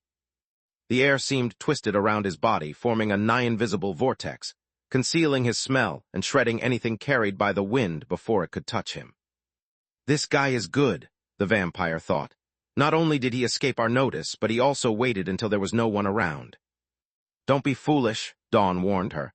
There's no such a thing as a deserted place in a big city, he created it. The wind suddenly turned, and the smell of fresh blood reached Nika's nose. I wouldn't be so sure if I were you. A confident grin appeared on the vampire's lips. Sure, my host is green and my equipment is nothing special, but my enchantments are cutting-edge, whereas yours are so old that you belong in a museum. The man gritted his teeth as his left hand clenched the hilt of the curved blade at his hip. Rage twisted his features, and his scars shone in the dark alley from an inner fire that quickly faded as the man shrugged off the provocation. What do you want, Windfell? A spark of energy from Dawn's core made the prism turn into a razor-sharp longsword, while Nika's clothes shape-shifted into her nightshade armor, which in turn was covered by another prism. We are not friends, and it's not like you to break the custom among cursed objects to avoid each other unless our respective interests collide. Am I interfering with your plans, or do you want another pointless measuring contest? The crystal blade became covered in golden light, as the horseman used a combination of light mastery and spirit magic to etch temporary runes that would grant the prism some of the real Twilight Blade's enchantments. Nika gasped in amazement, regretting for the first time since they had fused to have closed the channel between their minds, and giving up on learning the horseman's techniques. Neither, Windfell raised his hands with his palms out while stepping inside the range of life vision. It was a universal peace gesture, since now Dawn could see that he had no spells at the ready nor hidden weapons. As always, only the blade was enchanted. The rest of Windfell's equipment could be bought from any decent store for a few coins. I'm here to check on the rumors and warn you. As you said, we've never been friends, but in times like these, family needs to stick together, sister. What the heck are you talking about? Dawn's lips curled up in disgust for being put together with the likes of Windfell. Aside from the usual buzz, there's nothing going around in our community. Ah, so even the high and mighty bright day can be caught by surprise. The man tapped his lips with a finger as he pondered the revelation. Don't worry, there is no shame in being in the dark. Not when the source of the rumors is someone who's desperately trying to escape your detection. Knight, Dawn asked, obtaining a nod in reply. We may not like each other, Windfell, but I respect you too much to think you stupid enough to let my sister drag you into one of her schemes. Thank you, the man gave her a slight bow before adding. But you are wrong. It might be just another of her crazy plans, but she got me good. And not only me. As we speak, our brothers and sisters are currently discussing a joint line of action. What? At those words, Dawn took a step back and shapeshifted into her true form. Cursed objects joining hands was an unprecedented event that would also explain why Windfell felt so confident. He had no chances in a one-on-one, but if there were more children of forbidden magic lying in ambush. Calm down, I'm alone. This is not an ambush. I respect you as well, and that's the only reason I came to warn you, the cursed blade said. This is the second time you mentioned that. Warn me about what? Dawn asked. Do you still not get it? The host's face turned into a stern expression. I know how smart you are and you took part in the battle for the White Griffin. This is much worse than I thought. It's not that you don't know what I'm talking about, you really don't care. Knight was telling the truth. You are into this and are betraying your own kind. The scars on the host's face lit up with a blue light as he stumbled back as if someone had hit him. Dawn could see shock and betrayal on his face, just like Windfell could see confusion and surprise on hers. You are not making any sense. If you are accusing me of something, especially based on the words of that madwoman of my sister, the least you should do is tell me what the heck is going on. The male host sighed, shaking his head. Windfell still had a hard time believing to his own mystical senses. You know who Verhin is, right? The cursed blade asked, and Dawn nodded for him to continue. You fought against him in the past, and your previous host was a ranger, hence you know that Verhin destroyed the Black Star. That 2 years later he destroyed Kogaluga. That just a few weeks ago he destroyed the Golden Griffin. Windfell's voice rose as he spoke, his tone growing more enraged as he listed their fallen brethren. Then how in the gods' names do you have the gall to ask me what's going on? We living legacies are the only true immortals on Magur. We don't grow old, we don't fall into madness, and destroying us is impossible. Or rather, we were supposed to be immortal. Destroying us was supposed to be impossible. Yet that bastard is killing us like flies, and you and your brother helped him. You and Dusk have betrayed our kin. The hand of the man moved too fast for eyes to follow, unsheathing the scimitar and pointing it at her, accusing. Nika could see with life vision that every bit of the curved sword was covered in ancient runes of power held together by an impossibly complicated power core born out of forbidden magic. Thrud was a threat to every one of us. She had to be stopped. Dawn shook her head. I'm not denying it, but 3 living legacies have already fallen, and a 4th is already on the chopping block. Windfell took the spells necessary to destroy Knight out of his dimensional amulet. This cannot be condoned. Verhin must be stopped before he kills us all. Don't be an idiot, the horseman snorted. Verhin has nothing to do with this. My mother released that information of her own will, and only after my sister defied her orders for the umpteenth time. Chapter 24, 37 Shattered Pride, Part 1. Knight doesn't give a damn about the death of other living legacies. She is dragging our brethren into her personal mess to further her own agenda, and you are falling for her deception like an idiot. Think about it. She's putting you against Verhin so that either you kill him for her, or by studying your defeat she can better understand his powers. No matter how the fight ends, Knight wins and you lose. Dawn stepped forward, offering him her hand. The only way you have to win is to stay out of this. Tell me where my sister is, and I'll personally take care of her. I can't do that. Windfell shook his head and lowered his eyes, incapable of holding her gaze. Why, what has she promised to you? The horseman knew the cursed blade well enough to understand that he had been aware of her sister's intentions all along. Knight was making a tool out of him, something that his warrior's pride would never allow, unless she had made him an offer that he couldn't refuse. It's not that, I mean not only that. I can't tell you simply because I don't know where she is. Night only contacted the family through a secure line. By the time we located her signal, she was long gone. Windfell clenched the scrolls, crumpling them. Because if you did find her, you would have used Mother's spell to paralyze her. Dawn raised an eyebrow in understanding. What then? Then we would have studied her. We would have cracked the secret of the horsemen's ability to be upgraded without losing their individuality. After that, we wouldn't be forced to hide like vermin, and we'd once again be capable of following the design of our creators. Windfell stared at the surface of his metal body in hatred, cursing the outdated runes that predated the kingdom by millennia. A furious swing of the blade cut a nearby brick wall like it was paper, yet it made the cursed object even angrier. What once had been an amazing feat was now something that even an enchanted steel blade could achieve. During his final days, Sword and Forge Master Elmont Tarak had literally put his soul in his ultimate piece. The powerful Awakened had reached the end of his long life without ever finding an apprentice worth of his trust to whom pass down his secrets. Tarak believed to have conquered magic and forge-mastery, to have reached the apex of his craft and have achieved a level of skill that could be equaled, but never surpassed. Unwilling to let his knowledge die with him, and with nothing to lose, he devoted the little time he had left to forbidden magic. It had taken him lots of victims, but with his life force dwindling by the day, the Awakened Council was the least of his worries. He was animated by the self-righteous fervor of a man who believed that the end justified the means. He couldn't allow his peerless knowledge to be lost to time due to lazy apprentices and bad luck. His masterpiece would be the heir he needed. In time, Windfell was supposed to find someone worthy of inheriting Tarak's legacy and ensure that their bloodline would thrive. Magus was supposed to be better for it, making it perfectly reasonable in Tarak's mind to sacrifice worthless humans for the greater good. His mastery over his crafts more than made up for the short life he had left, and so Windfell had been created. On the day of its birth, the cursed object was the most powerful weapon on Magus, second only to Guardian-crafted artifacts and lost cities. Yet Tarak considered his creation peerless since Guardians were filthy cheaters and lost cities were clumsy tools for pretentious tasks. Windfell instead was capable of moving freely through Magus and looking for a worthy owner. Inside the blade, Tarak had instilled everything he knew about magic, forge-mastery, and swordplay. Whoever took it, once he passed the judgment of Windfell, would rise to his level in a matter of years. What Tarak had failed to consider was that the cursed object shared the vision of his maker and considered himself to be perfect. Windfell kept finding flaws in the heir candidates and ended up twisting them into copies of Tarak down to the smallest details. It was the reason even his current incarnation bore scars on his face. Tarak could have easily healed them, but he considered them honor badges given him by his most tenacious opponents and constant reminders of past mistakes he wouldn't repeat. Alas, reality rarely cares for personal beliefs. With the passing of time, the mystical arts progressed past what Tarak had considered insurmountable limits.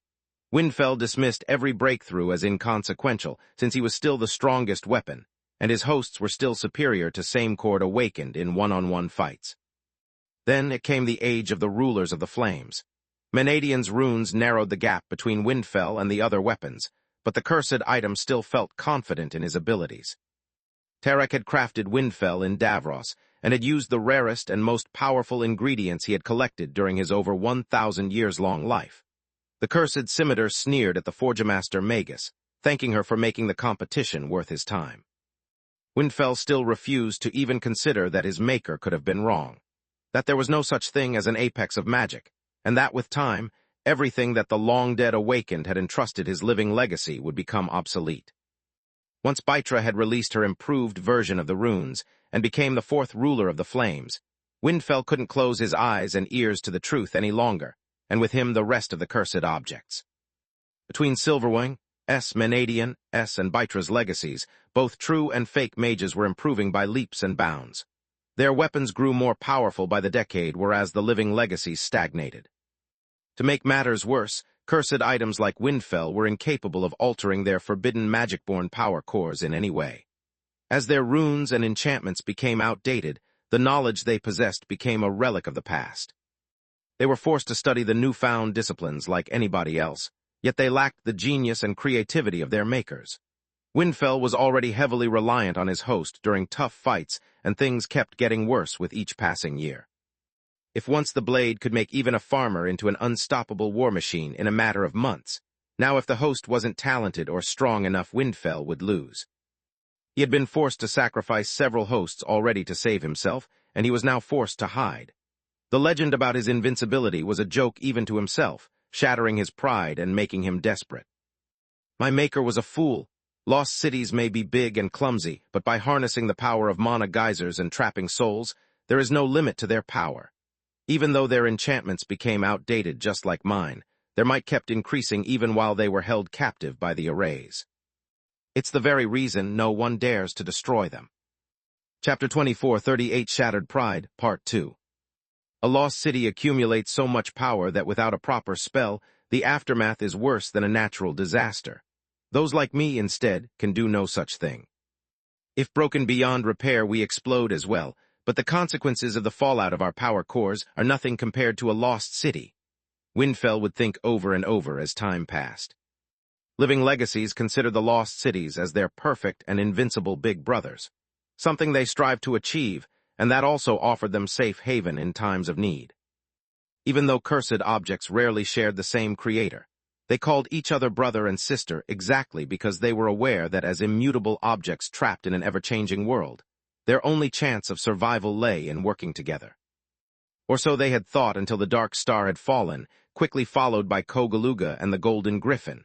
4 years were akin to 4 seconds to cursed items. To them, it was as if Lith had slain their champions one after the other. He had survived every encounter, never triggering the explosion that was supposed to ensure the mutual destruction of a lost city and its enemy with the same ease of a butcher outliving livestock. Lith had given the people of Garland hope and driven fear into the cores of the living legacies. Fear that Night had exploited to lure her brethren to her side and use them as a borrowed knife. "That's idiotic," Dawn blurted out. "The reason us horsemen are capable of learning and improving is Mother's creation magic. Even if you capture one of us, there's nothing you can do aside from angering her." "Don't you dare lie to me." Windfell's host pointed the scimitar at Dawn again, the Davros blade coursing with great power. "We saw you fighting Thrud in the battle for Belias. We know that you can now create a body of your own and not rely on your host anymore." It was the first thing we asked Night when she contacted us, and she confirmed our suspicions. "You horsemen possess the ability to change your hosts and yourselves." Actually, Night had been a prisoner for most of the War of the Griffins, and before that, she had been on the run from Baba Yaga. She suspected to possess those abilities due to the changes that her bond with Orpal had caused him, but the effects were negligible on him and non-existent on her. Yet once the opportunity had presented itself, and the cursed items had demanded an explanation for Dawn's feats, Night had gladly told them everything they wanted to hear to rope them to her cause and leash them to her will. "Let me guess." The bright day licked her lips, trying to anticipate her sister's next move. "Night promised you that if you kill Verhin, she will teach you the secrets of the horsemen. Am I right?" "Yes," Windfell nodded. "But only an idiot would take her words at face value. That's why I'm here, to confirm her claims and the rumors about a traitor among our ranks." "Are you talking about me?" Dawn raised an eyebrow in confusion. "No, or rather, not yet," he replied with a cold gaze. "I'm talking about the little sister you are traveling with, the one who calls herself Soulless Verhin." "That's ridiculous, She's one of us," Windfell cut Dawn short, his voice seething with anger for her now confirmed betrayal. "In his final moments, Histar warned us about Verhin being bonded to a traitorous living legacy, and I made sure of it with my eyes. Sure, somehow they have a different energy signature, but I saw Soulless energy dwindle over time and recover only after going back to her master. On top of that, Night confirmed to us that back at the Heavenly Tavern restaurant, they had the same energy signature. Until hearing from her fellow living legacies, Night had dismissed the phenomenon as one of Lith's many oddities. Only after hearing Histar's last words did everything make sense. Why the paranoid Lith had welcomed a stranger in his house, the secret behind his strength, and the too many gaps in Dawn's story whenever Night asked her about her defeat by Lith's hands. Histar claimed that Soulless is the 4th horseman, and Night confirmed it. The fact that you are trying to defend her is the final proof I needed. Soulless Verhin is a traitor to our species, and the first step we need to take in order to become like you horsemen," Windfell said. "Heed my warning, Dawn, because there won't be a second." The cursed scimitar stepped back through a spirit steps to be close to the bright day, and yet dozens of kilometers away. "Surrender the traitor to us or join her fate, we don't care which." "I'd rather not make an enemy of Baba Yaga," but 2 test subjects are better than 1. The spirit steps closed, leaving Dawn staring at the remnants of the dimensional corridor in cold fury. "Let me guess, you can't use domination, nor are you a dimensional mage?" the horseman asked. "I have no idea what domination is, and the only dimensional mage I know is Freya." Nika inwardly shook her head. "Do you know how rare they are? There is none in Lightkeep, and even the firstborns I met didn't qualify. That said, why are we still here? We must go back to the hotel and warn the others." "Way ahead of you, yet I don't think it will be necessary." While they were talking through their mind link, Dawn had already taken her communication amulet and warned Solus and Tista of the impending threat. She was discussing the issue with all of her companions at once, while also expressing Nika's worries. "As I just said to my host, there's no need to rush to the warp gate. Quite the contrary, I believe it might be a trap," Dawn said. "A trap how?" Tista asked. "Think about it. If the cursed objects meant to ambush us in Nestamoth, they would have done it without giving us a friendly warning," the horseman replied. "Windfell came to me to confirm his suspicions and lay the foundations for his attack. He couldn't trust the words of a dying lost city. Histar might have just been trying to drag the other living legacies into his mess to avenge his death. Also, Windfell couldn't trust Night either. She's unreliable, and her losing streak undermines the little credibility she has left. The living legacies must have sent Windfell to follow and study us so that my reaction to his words would give them the answers they were looking for. Their goal was to scare me and put me on the defensive. They succeeded, but in doing so they have also given me clues about their plan. Windfell somehow knew that you went back to Lith, hence someone must have told him the destination of the warp gates we took. He and his accomplices must have someone inside the dimensional network who can look at the logs and maybe even change our destination.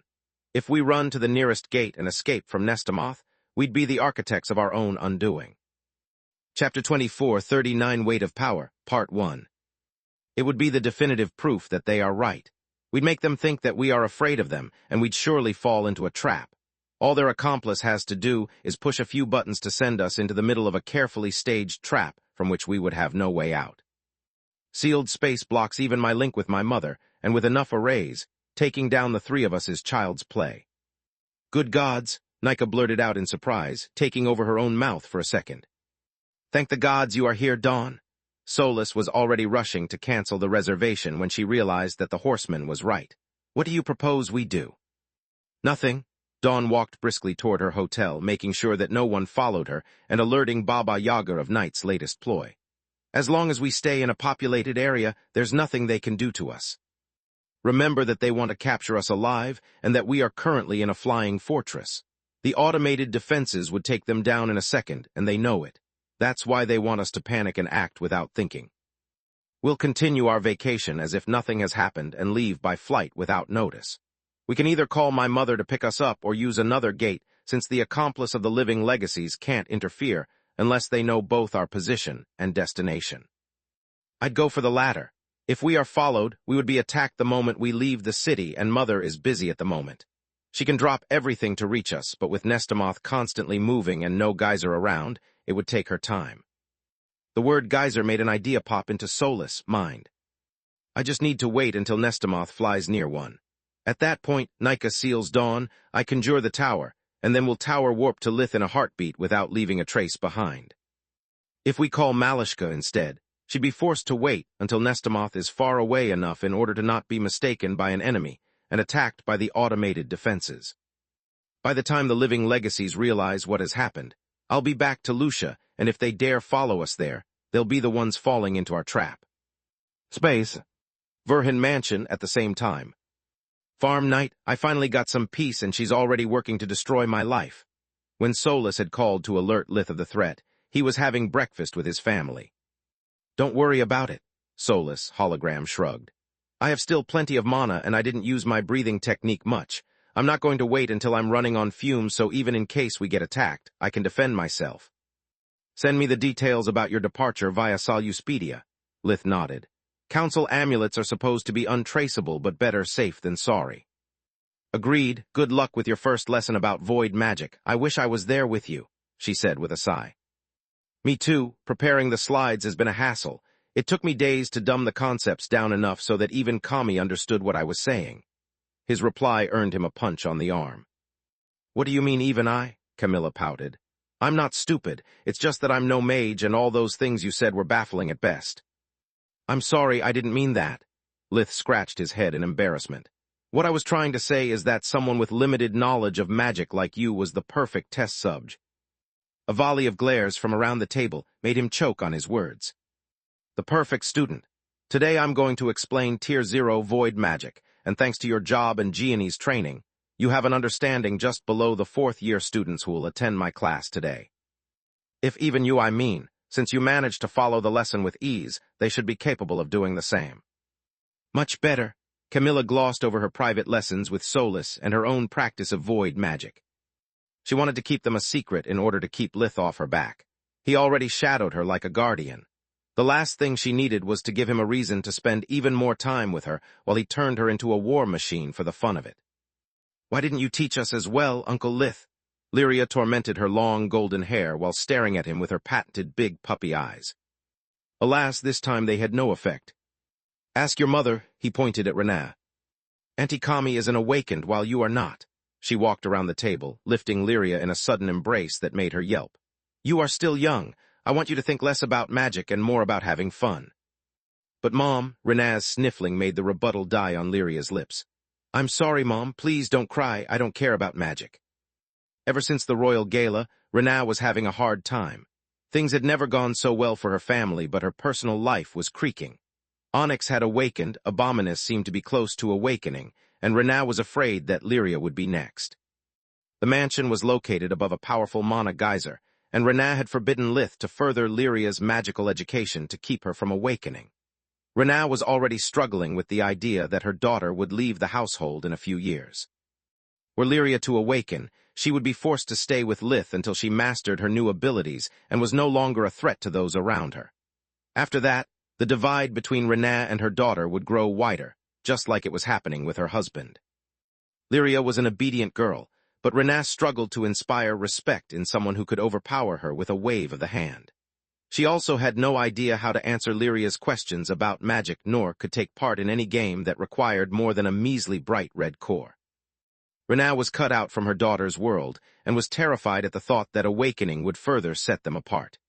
As for Sentin, he was still ruminating about the gala and the fact that no one bothered to even remember his name. He couldn't take it out on the nobles, nor did he resent Renaa for it. Yet his bitterness was there, and it brought him to isolate himself often. Incapable of dealing with a feeling of inadequacy that grew along with Lyria's powers, he would rarely talk to Renaa anymore. Sentin did it to protect his wife and to not burden her, yet the result was that Renaa felt like they were turning into strangers. Don't worry, my little girl, it's not your fault.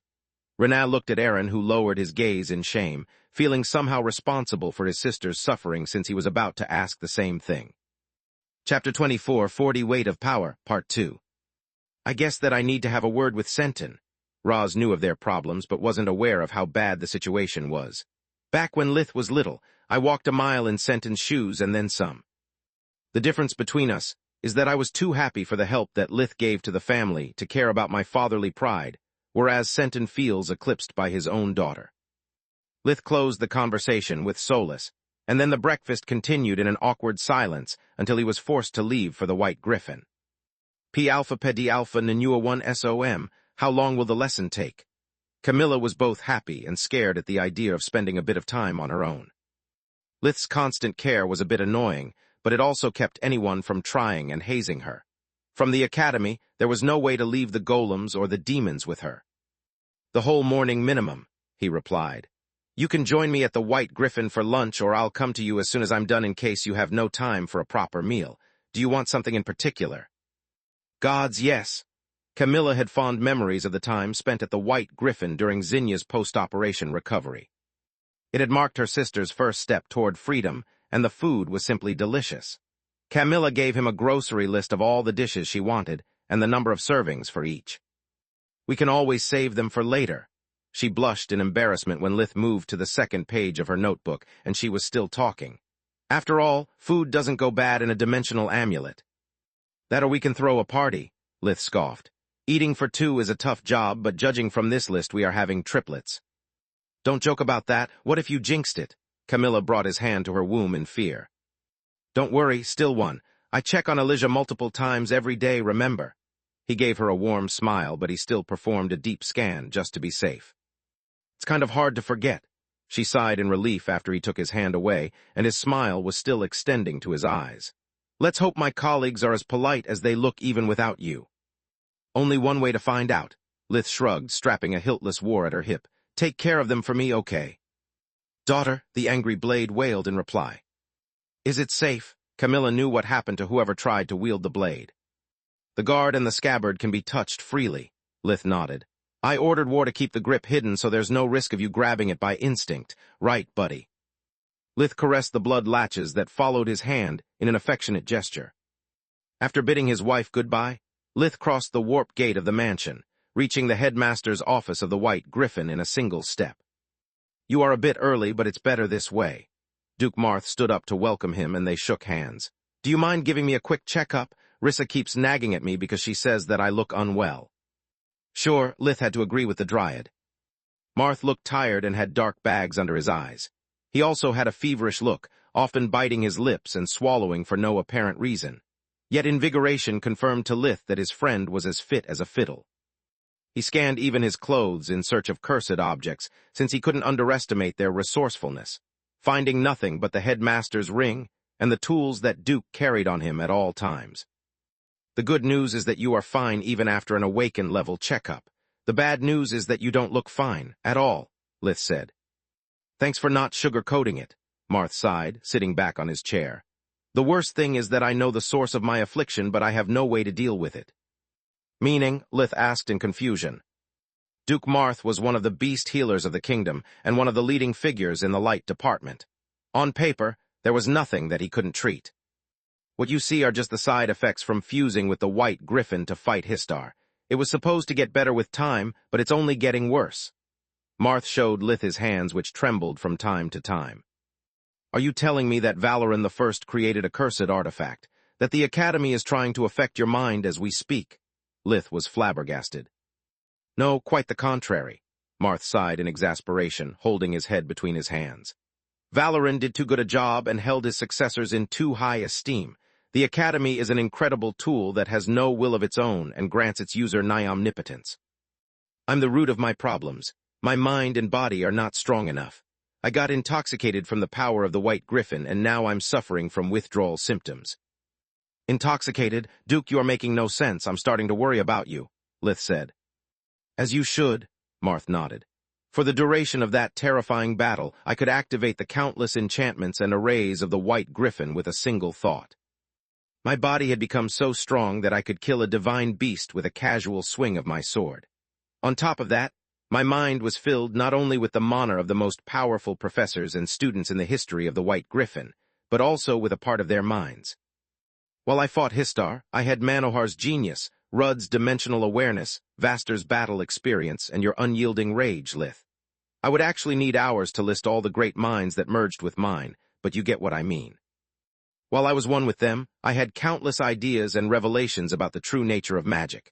I shared more than their power, Lith, for a brief time. I had their talent as well. Once we defeated Thrud, I took a mental note of several groundbreaking experiments. Yet once I got disconnected from the White Griffin, everything was lost. I remember only bits and pieces of what I had planned. Everything that until that moment was so clear in front of my eyes that I could almost touch it became an incomprehensible blurred mess. Marth grasped the air in front of him with his right hand like a man stumbling in the dark, his face twisted with sadness and frustration. Ever since that day, I feel weak, Lith. I feel stupid. I feel empty. Can you even imagine it? Actually, I can, Lith nodded. It's what I feel every time that the damage in my life force keeps me from using magic for days, sealing even the simplest of tricks and bloodline abilities. The difference is that at least I know that my powers are still there, so I only have to bear with that feeling for a while. Chapter 24, 41 Cause and Effect, Part 1. It's different for me, Marth's shoulders slouched. Unless another war happens, the power and knowledge I gained by merging with the Academy are lost forever. I feel like someone has broken my hands and clouded my mind. All that knowledge is still at the fringes of my consciousness, but no matter how hard I try, I can't remember a thing. The frustration alone is driving me insane. Now that I think about it, Duke's situation is no different from what I experience every time I fused with Solus. In those moments, I share her genius, her talent for magic, and the power of a mage tower, Lith thought. What makes the experience not addictive is the fact that she's there with me. Our minds retain their individuality, so our respective powers are just shared, not possessed. I wonder if Menadian did it on purpose as a safety measure, or if it's just a happy accident. After all, she had an active role in building the academies. Now that I think about it, you didn't seem so distressed during the gala, he actually said. What's changed since then? As you just said, it was the royal gala. I had a role to fulfill, so I was on tranquilizer potions. Also, it wasn't so bad back then.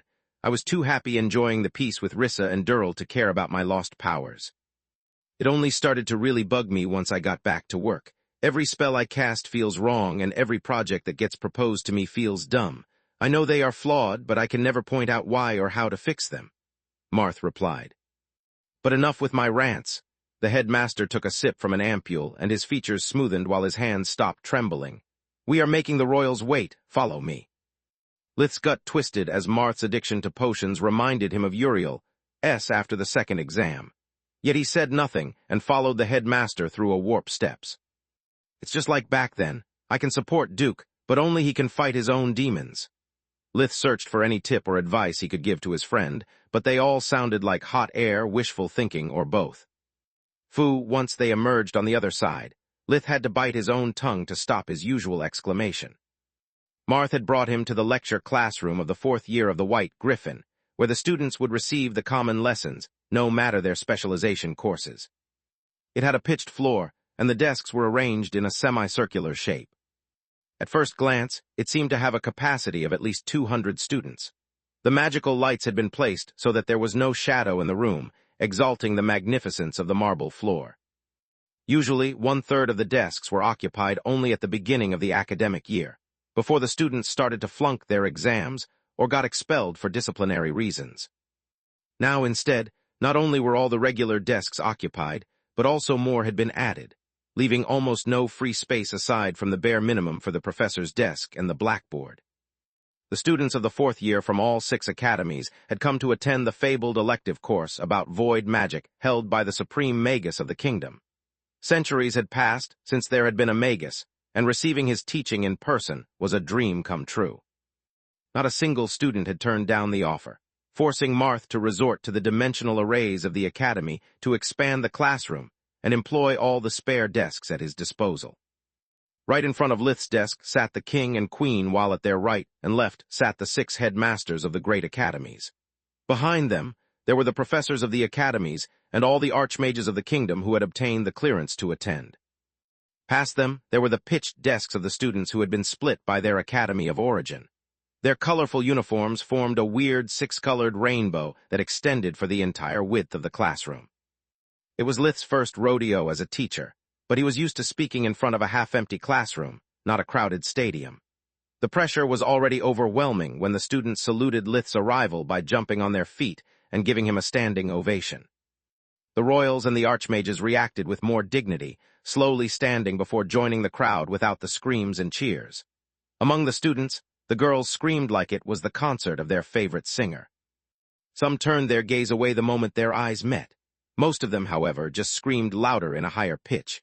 If not for the presence of the royals and their professors, Lith would have been drowned in a rain of contact cards. He took a deep breath to calm down before raising his hand and activating the silencing arrays of the classroom. Good morning, everyone. Today I am Professor Verhin and you are my students. Let's not waste time with titles and honorifics and let's go straight to the point. I'm here to teach you void magic and to learn from you. This subject has never been imparted before, so my textbook might be flawed and my explanations might be lacking. I need your help as much as you need mine, so let's work together, shall we? Lith lowered his hand and the arrays, prompting another deafening applause. I assume every one of you has received a copy of my book, correct? Lith took his copy out of the pocket dimension while the students raised their own for him to see. Excellent, have you read it?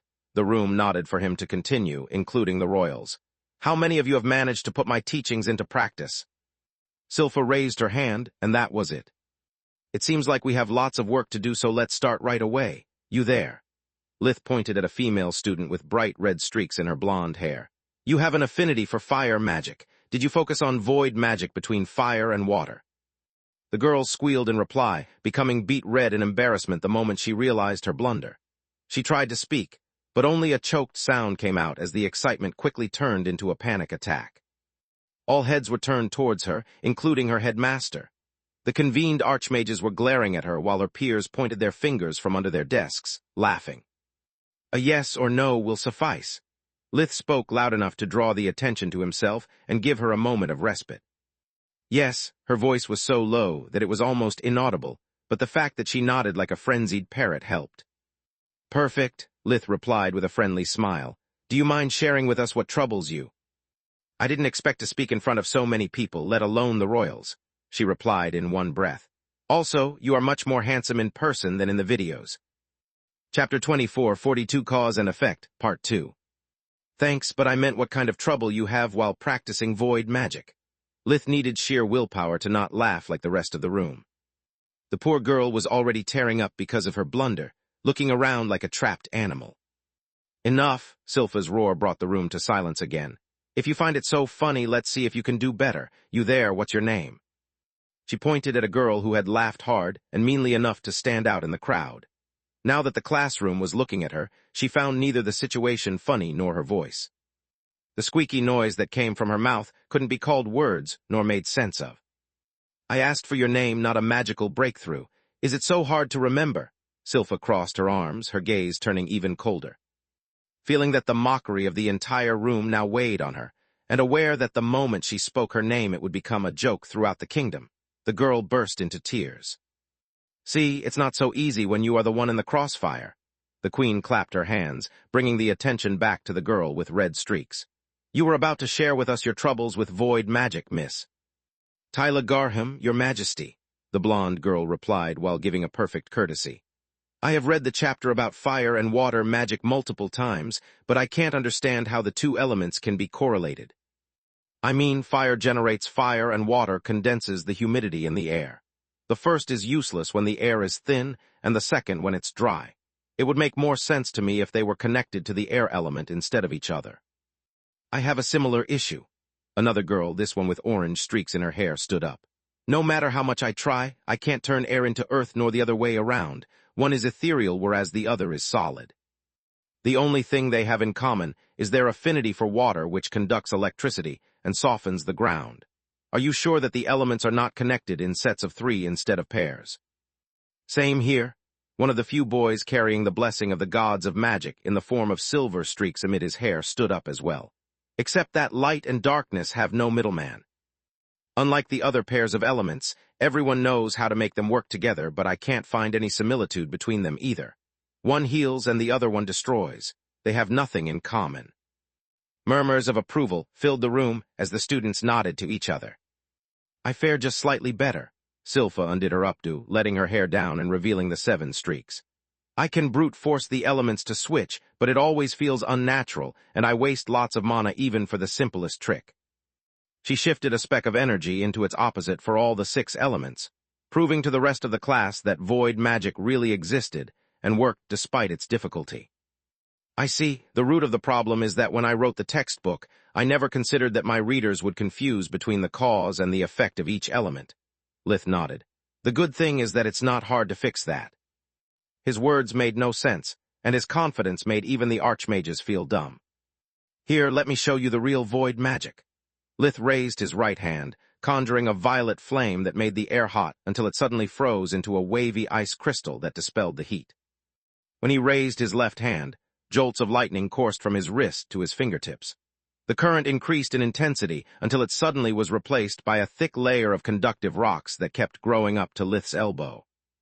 Then he took several rat skeletons out of his pocket dimension, reanimating them into lesser undead, before turning the darkness into a hard light sword and using the rats' bones as a scaffold for the construct. I wish I could show you a tier 4 spell as well, but I still have trouble working on a single element. Switching 2 of them at the same time while keeping them stable and making them work in harmony is still beyond me. Lith gave them an apologetic bow. Yet seeing him triple casting void spells was an impressive feat even to Silpha, who could still handle only one elemental spark at a time. What do you mean cause and effect? Unlike the other archmages, her thirst for knowledge wasn't blinded by pride, and she felt no shame in admitting her ignorance. I must say that Verhin is quite the cunning youth, she also thought. By referring to himself as a professor and to us as his students, he avoided all the issues regarding whose standing is higher between the royals and the supreme Magus. Also, he allowed everyone to save face since he put us all on his same level. He is learning from us and we from him. Verhin asked us questions first, so it's only natural for us to do the same. It's easier to show than tell. Lith took out a simple glass and lifted it in front of the class. Based on what you said earlier, this is what you think. This is water. A snap of his fingers filled the glass. And this is fire. A small flame appeared right beside the glass without touching or interacting with it. Correct, they are distinct and apart. The class nodded for him to continue. What about this, then? Another snap of his fingers made the flame disappear. In the span of a few seconds, the water in the glass started to steam and boil. You used fire magic to heat the water, Silpha said as her mind couldn't help but wonder that even though the question was simple, the answer was actually complex. Correct, Lith nodded, making most of the class furrow their brows while only a few like Silpha raised them in sudden understanding. Let me be clear and do this step by step. I did this. A second glass started to boil by itself. Not this. A third glass appeared, but this time the flame was placed under the glass like on a stove. P alpha ped D alpha nanua 1 SOM. So answer me this. If the fire element just produces flames and the water element can't work in absence of humidity, then where is the fire that made the first 2 cups boil? Many opened their mouths to answer just to shut them up as the realization dawned on them. That's right, as I said, you are confusing the cause with the effect. Lith turned around the class to make sure that everyone was following his reasoning. The fire element produces heat, not flames, just like the water element generates cold, not ice. Have you ever wondered why mages are immune to most of their own spells? Like a fireball doesn't burn a single hair on our head, yet the shockwave blasts us away and makes the air unbreathable. Chapter 24, 43 Cause and Effect, Part 3. That's because the root cause of our spells is our own mana, and it does us no harm. The effects, instead, are produced when the spells interact with the external world energy. They are like the ripples produced by a stone thrown into a lake. We have control over the distance the stone travels and the strength with which it lands, but not over the ripples that originate from the impact. Let me give you another example. Lith raised his right hand, producing such heat that soon everyone had trouble breathing, he included. The same happened when he caused a frost wave that made his teeth clatter. See, in both cases, my body is unaffected by the change in temperature that fire and water magic produce, but the same doesn't apply to the effect they cause in the environment around me. Any questions? He asked. I have one, King Meron said. During our visit to the desert, when we discussed the terms of your ascension to Magus, you told us that fire and ice control speed. If water magic slows things down, then how come ice spells are second in speed only to air magic? Excellent question. Lith gave him a nod of approval. Yet once again, your confusion originates from mixing up cause and effect. Let me explain it to you with a practical example. He put 2 glasses of water on either side of the king's desk. You are thinking this? A flick of Lith's finger created a trail of ice that reached the glass and froze the water it contained. Yet it's actually this. A wave of his other hand had the water in the other glass freeze on the spot without affecting anything else. What my mana is doing is draining the heat by slowing down the movement of the water. The ice is just the visible effect. Ice magic is fast because it's actually my mana that moves until it reaches the destination and causes the effect. On the contrary, fire magic appears to be slower because the flames it creates behave like natural fire and devour oxygen.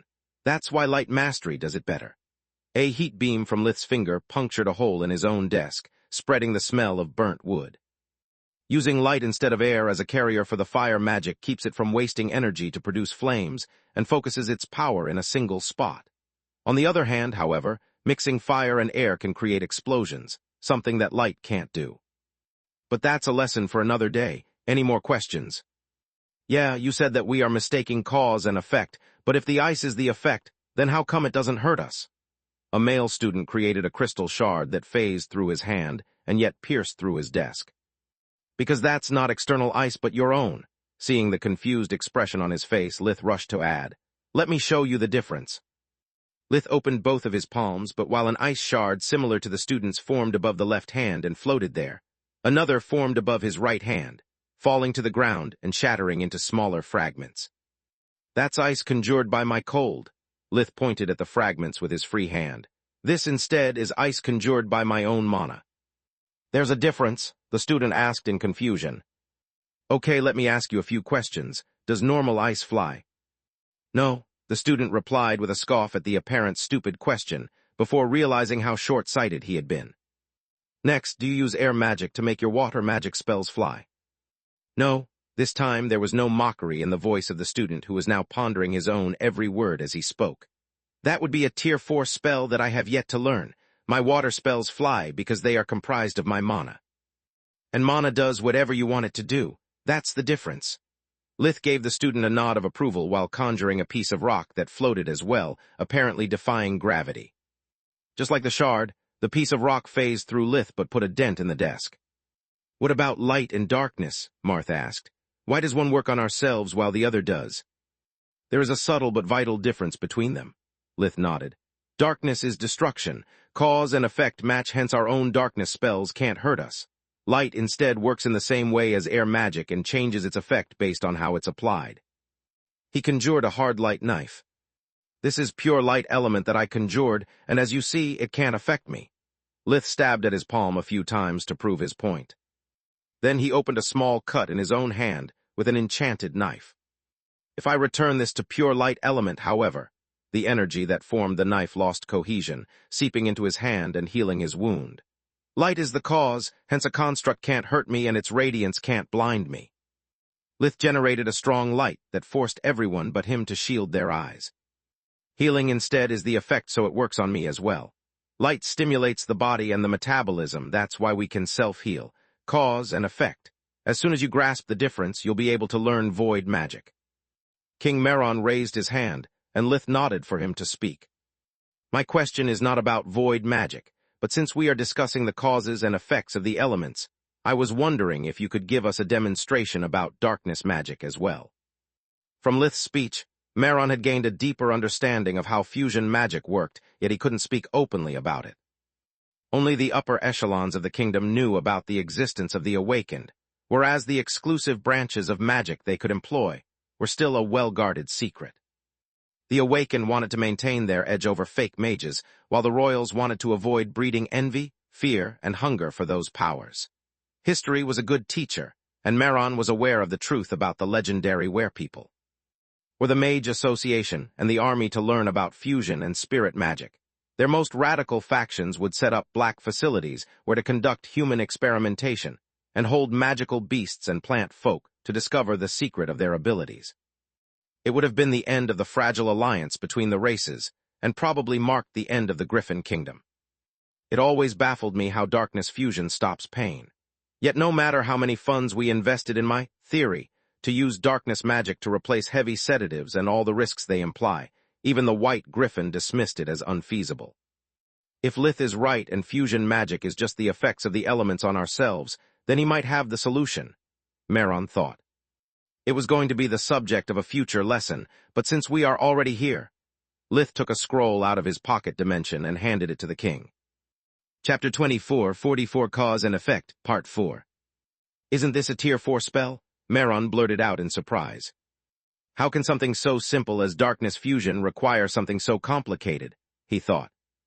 Headmaster Marth invited me as a lecturer for the 4th-year trial anatomy course that he plans on making mandatory, and this was my gift for him.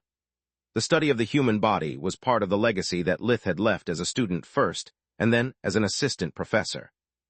Marth wanted to make it official not only to train better healers, but also in the hope that by recognizing Lith's contribution to the healing arts, the people of the kingdom wouldn't be scared any more of his nature as a divine beast.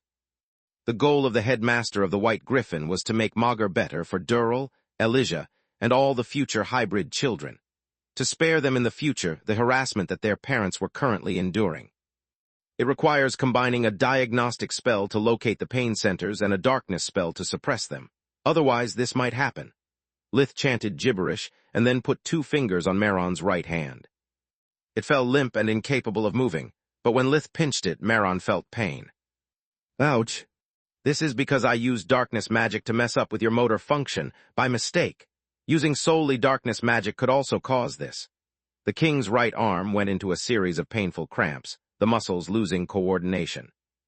I get it, Maron gritted his teeth in evident discomfort. A simple yes would have sufficed. Not for the students, though. I needed them to understand how dangerous it is to experiment on themselves with darkness magic. Lith gave an apologetic bow to the king before taking a long stare at the students' seats.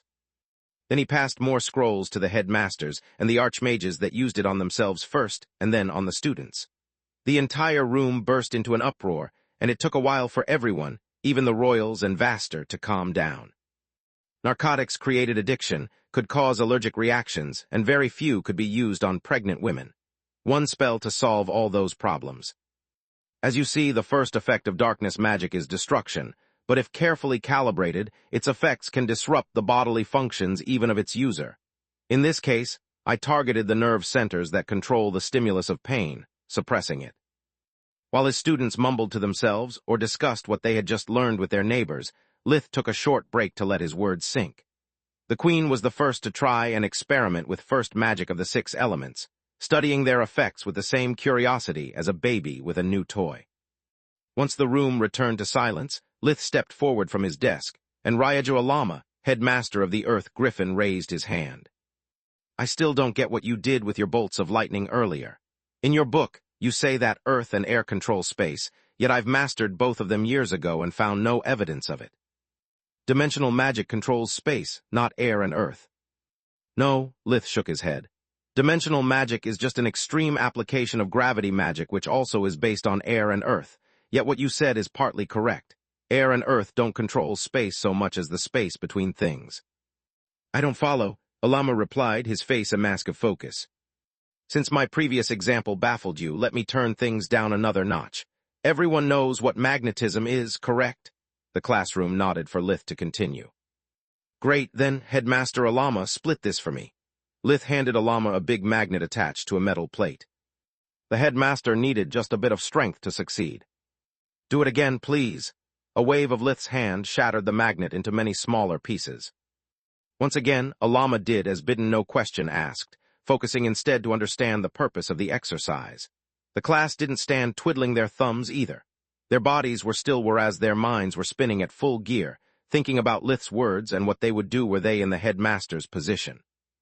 It took Alama just a few minutes to complete the task, but they felt like hours. Not because it was boring or challenging, but because he kept feeling stupider by the second. I don't know why, but this is humiliating. Couldn't Verhan just get to the point instead of treating me like a boy? He thought. Well, that's not how I would have done it, but good job. Lith shrugged, taking 2 bags out of his pocket dimension. Now do that again. He emptied both on the desk of the headmaster, revealing their content. One was filled with a fine ore sand, while the other with a magnet broken down in fragments just as small. The 2 piles moved toward each other before Alama could do anything, forming a spherical lump of earth full of bumps. The headmaster had to choke a heartfelt swearing as he tried and failed to separate the 2 kinds of sand. This is impossible. The single fragments are too small and I can't see them properly. I give up. Happy now? He said with a snarl, feeling even more humiliated by being forced to admit his failure in front of his students' peers and even the royals. Why should I be happy? Lith cocked his head. I'm your professor and I'm teaching you. If you had problems with the exercise, all you had to do was ask. Lith attached another big magnet to the metal plate, removing it with a snap of his fingers. The same happened to the fragments of the first magnet once he let them stick to the metal surface again. The first 2 exercises were no waste of time. They were meant to give you a practical demonstration of the forces influenced by void magic on a scale big enough for you to easily perceive them.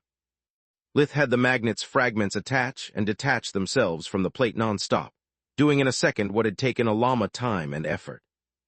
This instead is the exercise that all of you need to master if you want to understand how to apply void magic to earth and air, just like you asked me. You see it like this?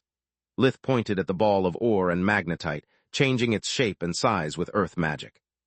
But it's actually like this. A wave of his hand magnetized the ore, creating a repulsive effect that turned the solid sphere into a thick mist crackling with jolts of electricity. The concept you have of earth magic is wrong. Sure, mud and simple rocks don't conduct electricity, but only in their natural state. What if I told you that all matter, if you break it down enough, it's no different from the materials used in this exercise? That there are forces that keep everything together. As a mage, you must learn to feel those forces, manipulate them through earth magic, and amplify them with air magic. Only once you master them both will you discover that they actually work the same way, and that dimensional and gravity magic are just different applications of the same principles, with the help of the other elements, of course. Chapter 24, 45 Pride and Admiration, Part 1. A more proper explanation would require teaching them covalent bonds as well as ionic bonds, but I don't have the means to prove their existence to the class, nor the time to deal with the consequences that such revelation would cause. I can't explain to them that Earth generates a magnetic field while air creates an electric one, and that is by manipulating the resulting electromagnetic field that you use void magic. If I drown them in complex foreign notions, I'd just make things even more confusing. I only need to push the academies toward developing technology alongside magic, and sooner or later, they'll get there on their own. Their talent for magic gives Megarians an instinctive understanding of the natural forces. They just put them all together under the word magic. Once they start asking themselves the right questions, the rest will come easy, Lith actually thought. Another wave of his hand split the mist into magnetite dust and pulverized ore, sending them back into their respective bags. Alama gaped at Lith, the feelings of rage and humiliation replaced by deep admiration. "How did you do that? Was that void magic?" The headmaster stuttered every word, but he was too excited to care. "No, they were just first magic spells of earth and air." Lith shook his head. "Void magic is doing what you have just witnessed on regular mud, earth, and rocks. Also, it allows you to conjure earth even when apparently there is none."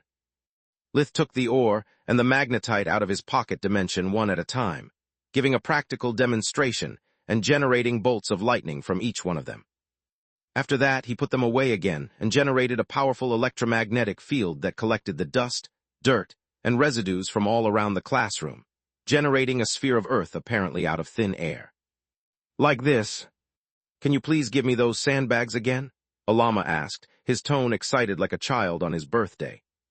"I can, but I won't," Lith replied. "That's the final exercise that you have to complete before moving on to void magic. Today you have to start from the basics. Detach the magnet fragments from the metal plates using only first magic. The first step is splitting them in one go. It will give you an understanding of the forces you have to manipulate. The second step will be taking the fragments away one at a time. It requires not only understanding, but also fine control.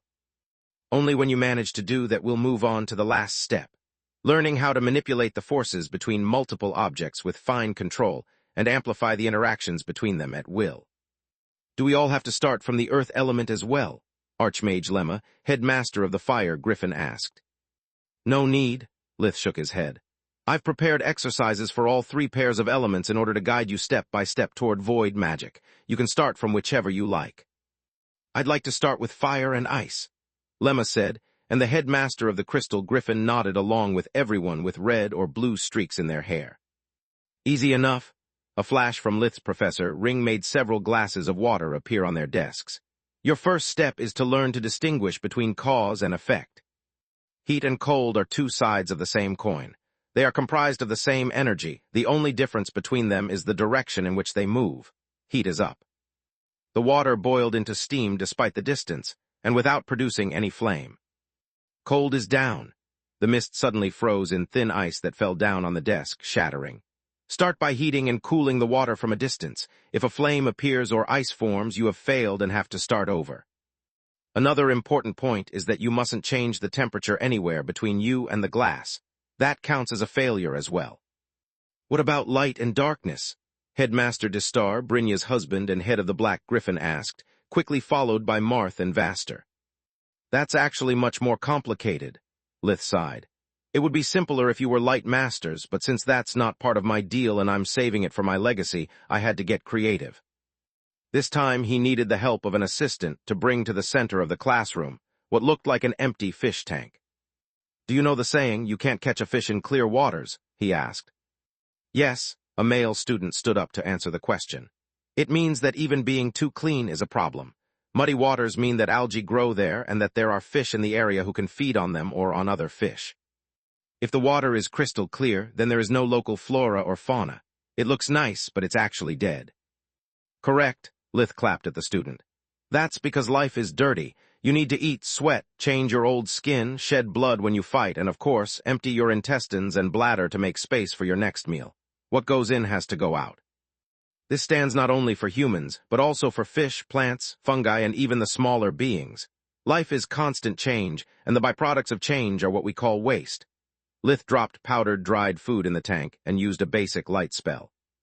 The water started to get muddy, as if something was growing, but no matter how hard the students looked, the tank seemed empty. Death instead is static. Once you die, you have no more needs. Your flesh becomes food or fertilizer until only your bones remain. In time, something will feed on them as well, and nothing of you will remain. I know what you are about to say. Once someone dies, they start to rot and insects lay their eggs, but that's not change. It's just the now dead flesh being devoured by fungi and bacteria. Once we die, we just became part of the life cycle of other creatures that caused the change. Some of them are very small, like the ones in this tank. A spark of darkness magic, and suddenly the water cleared. For those who want to learn void magic about light and darkness, your first step is to learn how to feel the flow of life with light magic, and how to stop it with darkness. Light magic heals because it nurtures and amplifies the energy of the living.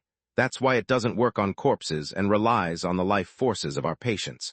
Darkness magic kills because it brings that very same energy to a halt. In a way, it gives a taste of death. By using them both to control the growth rate of the small organisms in this tank, you'll discover that once again, they are the same force. Yet while light accelerates, darkness stops. It's different from water magic because water slows down, darkness aims to put an end to the movement. Forever. Lith took a brief pause to let them understand how deep the difference was. Chapter 24, 46 Pride and Admiration, Part 2. As for all the other branches of void magic, once you understand how every single pair of elements are fueled by the same driving force, learning them will come natural to you. Any final question before you start practicing your favorite elements? I have one, King Meron said. I must say this is all very brilliant, but also there was nothing like this in the first draft you gave us. How did you make so much progress in the short time since the end of the War of the Griffin? You have to thank my wife for that, Lith shrugged. Your wife, Meron echoed, followed by many shocked archmages. With all due respect, Captain Yavel is no mage, and her knowledge of magic is crude at best. Are you telling me that she's actually a genius, and she has discovered her talent while helping you with your experiments? Nothing like that, Lith said with a chuckle. She did help me to prepare this lesson, but just like you said, her knowledge is elementary. As I tried to explain void magic to her, I had to simplify things one notch at a time until she managed to grasp the concepts I just explained to you. She's no genius, but exactly because of that, I was forced to revise everything that until that moment I took for granted. By looking for examples that she could understand and exercises she could practice, my own understanding of void magic improved by leaps and bounds. To make her take a single step forward, I had to take 10 myself and then set a path for her to follow. She was my first and maybe my slowest student, but if not for her, you wouldn't have such clear-cut exercises today. By answering her questions that I had never asked myself, and clearing her doubts that my mastery of magic made me overlook as insignificant details, I've learned from Camilla more than I taught her. Now you'd better start. We have spent over half of the time at our disposal on theory. If you don't solidify what you just learned through practice, by our next lesson everything we said will be nothing but hot air. Pick an exercise and start working. In the blink of an eye, the whole room became silent as everyone focused on the aspect of void magic in which they felt more confident. Lith sat behind his desk, practicing as well. Yet while his students worked on first magic, he attempted to cast Tier 4 spells. If I get to effect arrays with void magic, the sky is the limit. By combining it with domination, I can take control of an enemy spell and then turn it into whatever I want, he thought. During the remaining time, talent and experience quickly created a ranking. First the royals, then the headmasters, the professors, and the students dead last. In all fairness, the youths had mere 6 years of experience against the decades of their competitors. Yet they had one advantage, and no qualms about exploiting it. The older mages felt in competition not only between themselves, but also with Lith. Their pride was already wounded at the idea that someone so young was ahead of them. They felt like they had to prove their talent and ingenuity, that the only reason they hadn't discovered void magic by themselves was just bad luck and lack of inspiration. Lith had already planned everything for them. Asking him questions was akin to admitting being no better than Camilla, a civil servant who had never attended one day of academy. The students instead competed against each other but only felt deep admiration toward Lith, especially those of commoner origin. As the youngest Magus in the history of Garland, he was their role model and a beacon of hope. Asking him questions did not only feel natural, but also gave them the opportunity to introduce themselves to their hero. Lith patiently answered the questions, gracefully accepted the compliments he received, and firmly rejected their apprenticeship applications. The girls in particular were tenacious, offering to work as handmaidens or anything he might need. Lith had no idea where their family's ambitions ended and their raging hormones started, but he had no desire to find out. Screw this. Professor Vaster was the first to give up on his pride the moment one of the students who was practicing on a water tank as well started to catch up with him. Sure, the kid had asked several pointers and was leagues behind Vaster, but the professor knew all too well the feeling of a rival breathing on his neck. I'd rather lose to Lith than to a runt still wet behind his ears. He answered Marth's silent question before standing up and walking to the professor's desk. I got what you said, but there are too many life forces inside my tank. I don't have the time to get the feel of the flow of life that the bastards reproduce, die, or kill each other. What am I doing wrong? Nothing, Lith replied, his voice low so that no one else could hear the answer. What you consider a failure is actually a great success. The flow of life is not steady by nature. If you really can already distinguish between the various factors that shape it, you are almost there.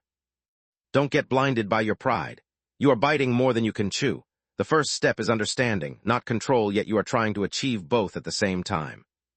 Gods, I'm a moron. Vaster rushed back to his seat, and in a few minutes he had completed the first step. Marth followed suit, asking Lith a question. The other professors and headmasters would have scoffed at their shameless peers if not for the fact that Marth and Vaster had both reached the second step, whereas everyone else was nowhere near completing the first. Screw this. Light and darkness may be two sides of the same coin, but I'm not going to finish second. Headmaster Distar was considered a genius and the greatest alumni of the Black Griffin of his generation, but he was falling behind Marth. Shall we? The king asked. He was practicing fire and water while Silpha worked on earth and air. The plan was to master them, and then share their respective findings with the other after the end of the lesson to get ahead of the competition. Of course, the queen nodded with grace. After all, as long as we are in this classroom, we are just students. There is no shame in asking our professor for help. At that point, no ego was big enough to put themselves above the royals. Lith had them form an orderly line, and gave up on working on his own void magic. The questions were concise, and the answers clear, yet from that moment until the end of the lesson, people spent more time in line than sitting behind their desk and working on their own exercises. I'm sorry, no overtime and no questions will be taken outside this class. Lith checked his pocket watch after the bell rang. Now, if you excuse me, I'm going to the canteen to pick up lunch for my wife and unborn daughter. Chapter 24, 47 Half a Person, Part 1. Gorgon Empire, Flying Fortress of Nestamoth, capital of the Empire. In the days following Windfell's threat, Solus had saved most of her energy and avoided using magic whenever possible. Now that she kept her ring form most of the time, and with the vigorous flow of world energy from the control towers surrounding Nestamoth, her energy expenditure was minimal. While waiting for the city to fly over Amana Geyser, she had Tista carry the stone ring while she visited the city. This way, she would still enjoy her life as a tourist and watch Tista's back at all times. She still assumed her human form during the meals. Eating was the only pleasure that she wouldn't give up. During that time, Solus would ask Dawn for advice about how to put a healthy distance between her and Lith, while the horsemen listened to Solus, past mistakes, and planned to use that knowledge to bridge the lack of trust between her and Zepho. The two women started from opposite directions, but aimed for the same goal, a healthy relationship with their other half. I don't get it, Tista asked. Why don't we just call Lith and make him come here? Because if Windfell and his accomplices are watching us, they might lure him into a trap as well. Dawn replied from Nika's mouth. Remember that they don't care about which one between Verhin and Solus they kill. They are both equally in danger.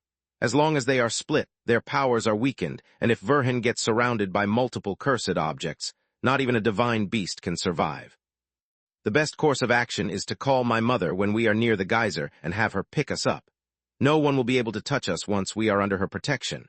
Once we reunite Lith and Solus, however, it will be their problem. More like no problem at all, Solus said to Tista via a mind link hidden by physical contact. Even if the cursed artifacts have accomplices in the gate network, we can tower warp without leaving a trail. Predicting our moves will be possible only when we decide so. Lith is already working with Falul and the others to stage a trap of our own. Good gods, it took you weeks to start saying I, and one call to go back to we, Tista replied, making Solus blush in embarrassment. By the way, Lith's first lesson about void magic was an astounding success, Solus said from her ring, eager to change the topic.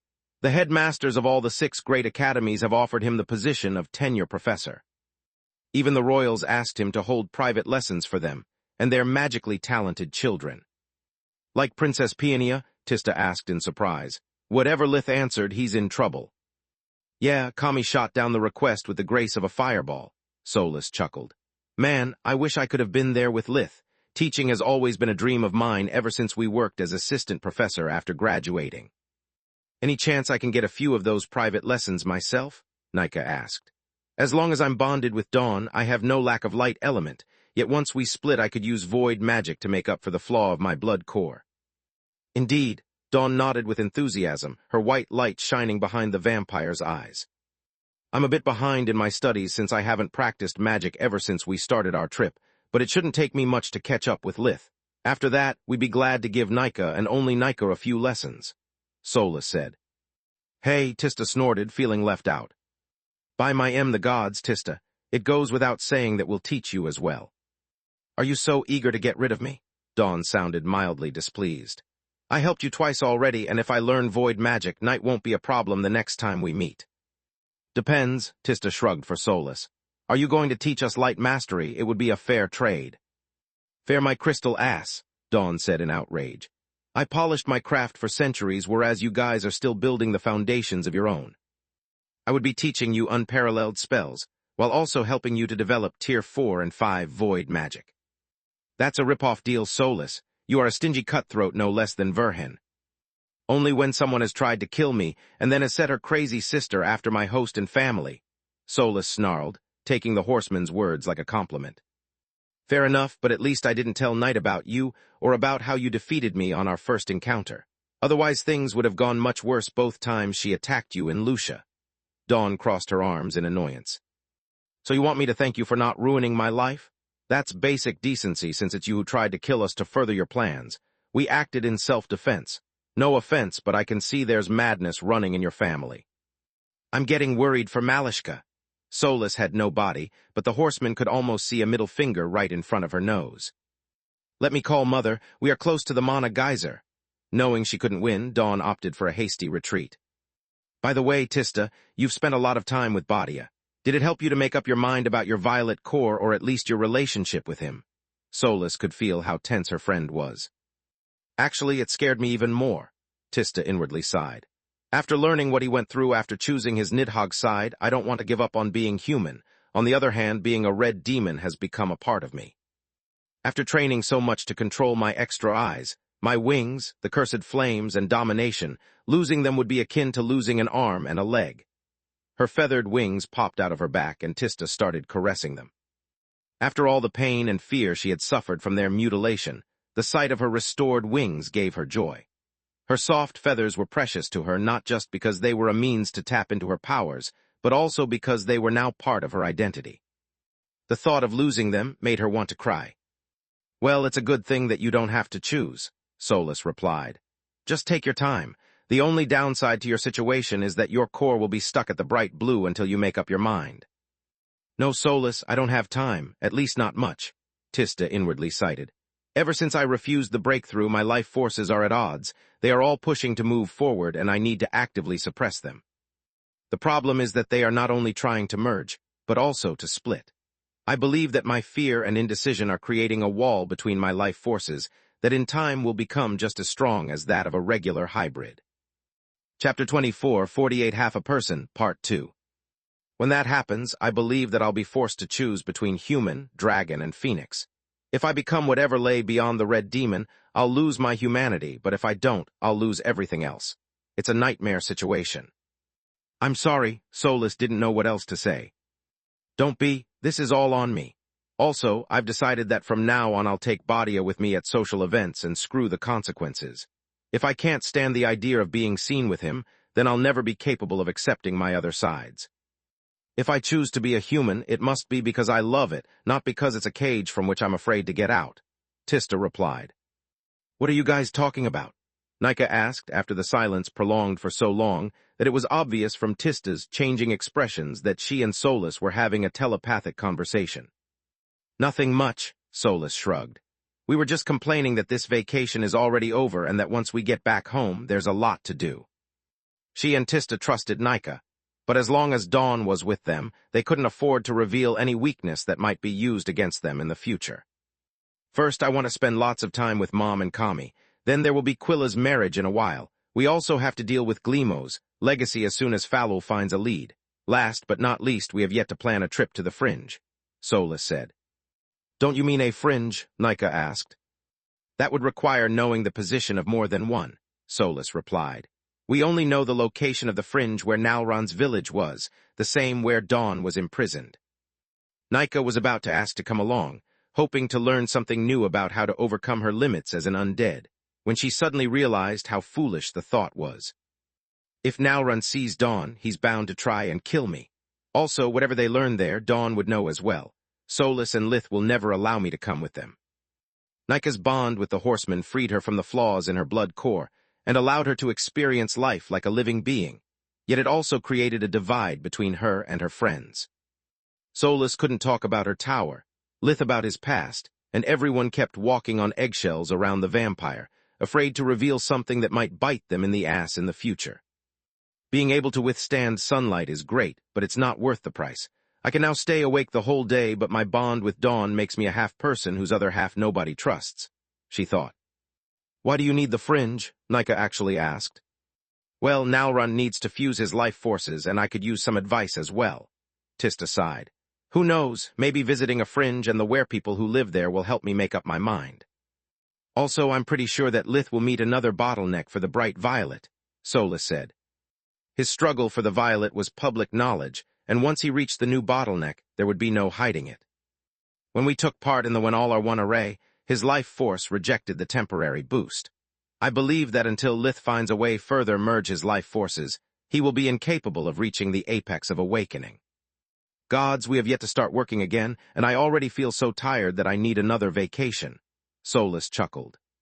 If that's true, then why are you smiling? Nika asked. I beg your pardon. Solus, I know you ever since you were just a ring. That's your smiling voice. Also, you chuckled instead of groaning or sighing, Nika replied. Solus said she was a stone when Verhin found her, yet Nika just said that she was a ring when they met. What the fuck is she?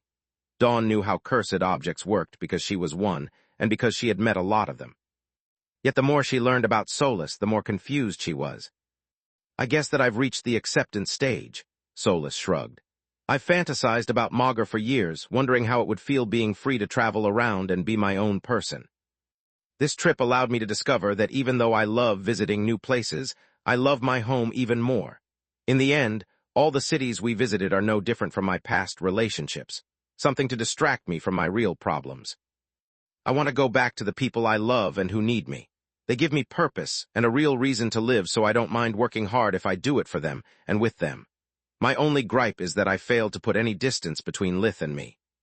Between the need I have to constantly recharge my mana core and the years we have spent together, our bond is so strong that I can't escape from it. Until the tower and my life force aren't fully repaired, I'll always be half a person. Isn't it bad? Nika couldn't help but draw a comparison with her own situation. It's not ideal, but it's far from bad. Solus shook her head. I love and trust Lith. I have a loving family and the job of my dreams. It's more than most people I know can say about themselves. I see, Nika nodded in understanding. The difference between us is that Lith enriches her life and is someone she's proud of, whereas despite all of her power, Dawn makes me a pariah, and I'm ashamed of her. Enough with the chit-chat. We have almost reached our destination. Tista checked on the map's Nestamoth's current flight path and position, measuring the distance to the nearest mana geyser that Dawn was aware of. It's time to move. They left the hotel, paying the bill at the last second to buy time in case Windfell had an informant among the staff. The internal gate network brought them to the battlements of the city, where many tourists had assembled to look at the breathtaking scenery. A nearby mana geyser usually meant flourishing life, and their target was no different. Nestamoth was flying over a lush forest surrounding a majestic lake. Several boats were sailing its surface to fish and make a few coins on the side by bringing tourists along. It was past midday, and the light of the sun reflected on the lake, giving the impression that the forest which surrounded it had a magical aura of its own. I would love to stop and check if the place is awakened like the forest surrounding the White Griffin, but sadly there's no time for that. Solus inwardly sighed, while Tista showed their permits to the sentinels. Leaving Nestamoth by flight was impossible even for Awakened. They could use spirit magic to bypass the air-sealing arrays, but the moment the control towers tagged them as hostiles, they would be shot down. Anyone who wanted to leave the city in one piece needed a permit and the authorization from the guards. Chapter 24, 49 Stargazer, Part 1. Everything is in order. The captain of the wall guards of Nestamoth said after checking the papers and the IDs to confirm the number and identity of the tourists that requested to leave the city by flight.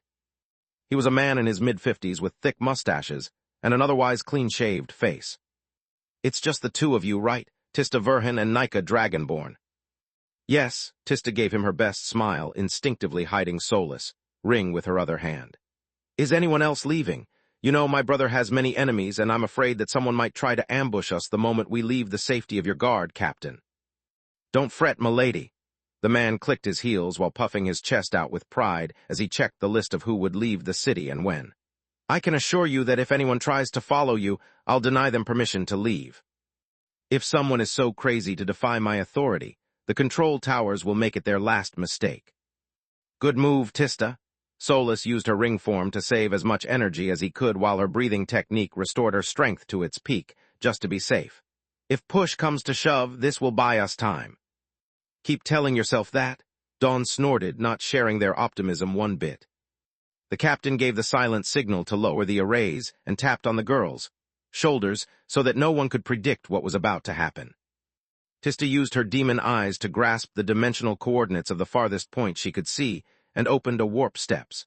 The moment they crossed it, they activated their best flight spell and bolted away while the captain restored the elemental sealing arrays. "That was smart, but also naive wishful thinking. Let's go."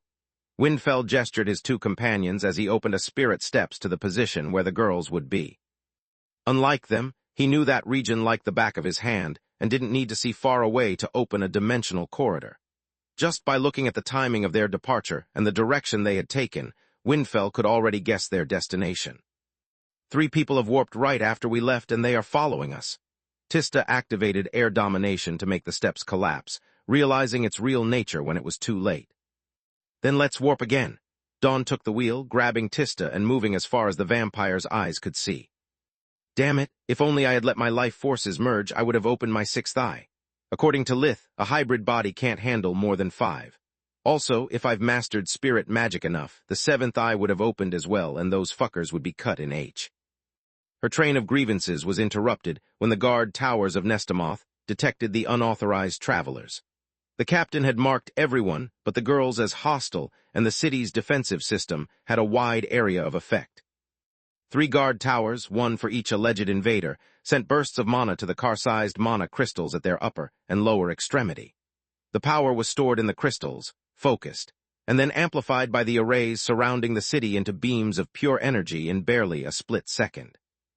Windfell and his companions had just walked out of the steps when they were blasted into oblivion.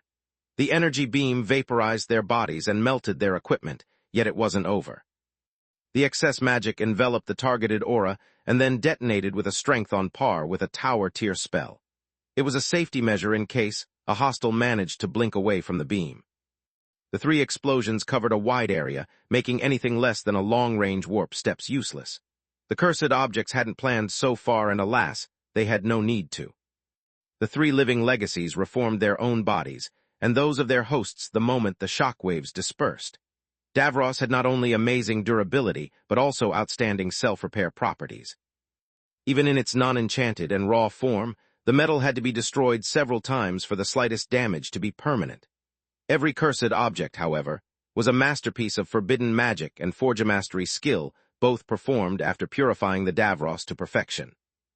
The living legacies warped after dawn before the control towers could recharge, flying at a breakneck speed that would soon bring them out Nestamoth's range.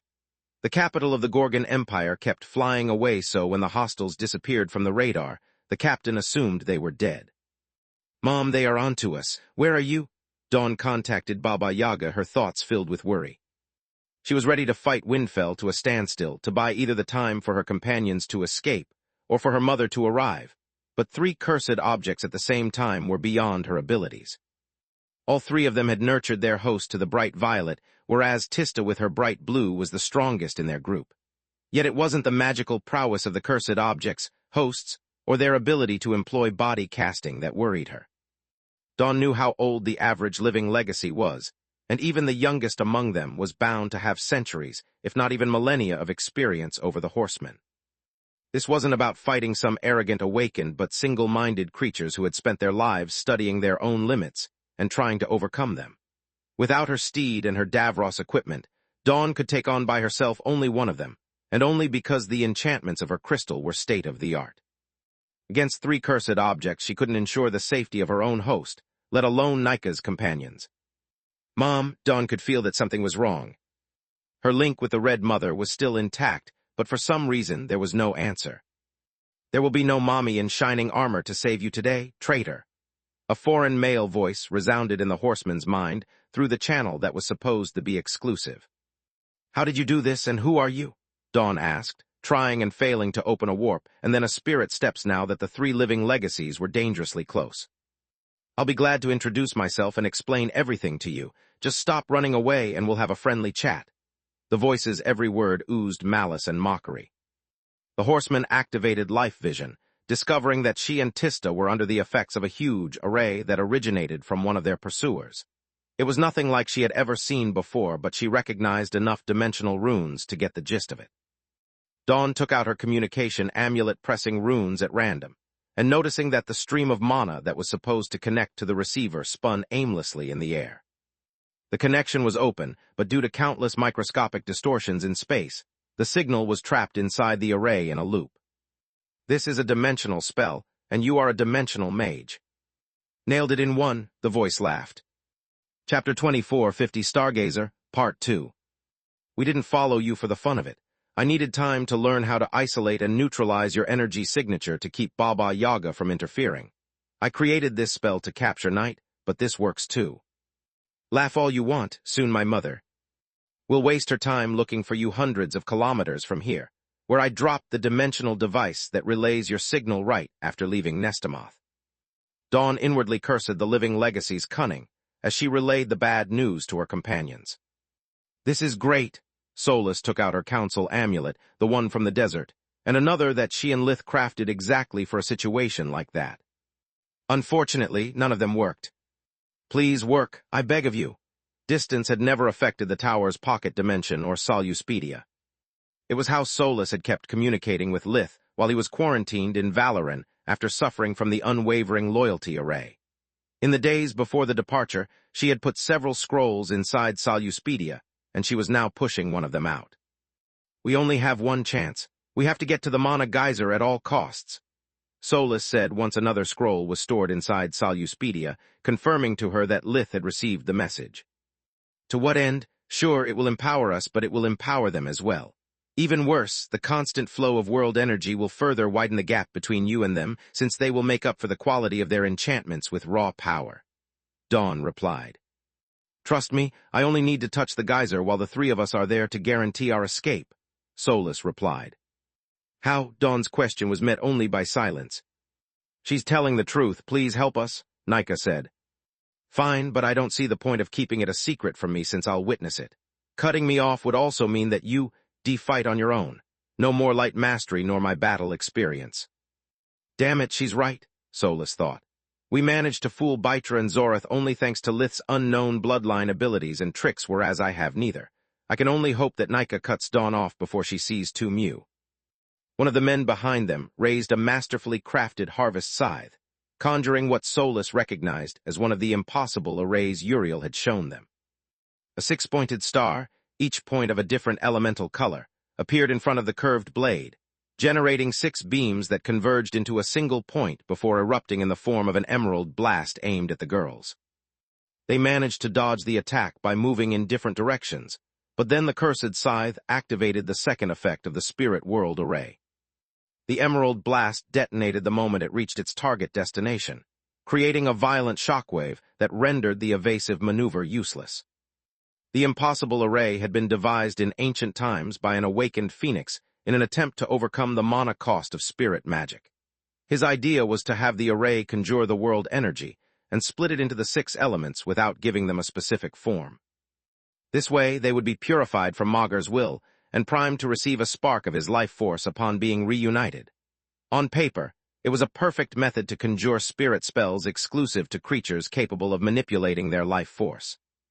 Using the world energy as a power source meant that even Tier 5 spirit spell didn't require more mana than a regular array. In practice, however, the array was vulnerable to all kinds of elemental sealing formations and domination. Disrupting a single flow of energy was enough to make Spirit World backfire against its caster. It was the reason no Awakened used it except as a teaching prop. Cursed objects, however, had no such problem. The boundary between their life force and mana was paper-thin, so they could turn the flow of the elements into spirit magic like a phoenix, and even if something went wrong, it would be their host paying the price.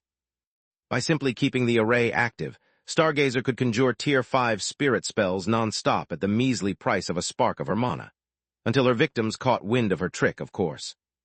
While Nika was still grunting in pain and confusion, Dawn took the wheel, shooting a simple Tier 1 heat ray at Stargazer. The cursed scythe had no problem dodging it, but the sudden influx of light element disrupted the elemental balance and added Nika's energy signature to the mix. Twice already, this isn't my lucky day. Stargazer shrugged as Spirit World exploded in her face. She used her host as a shield, uncaring for his pain as his body was torn into shreds. Vines erupted from the haft of the scythe, collecting every single fragment of flesh and bone before reassembling them into a usable vessel. As any living being, it needed nutrients to make a full recovery, but Stargazer had no rush. She filled the blank spaces with her sprouts in order to create a perfectly functional plant-human hybrid.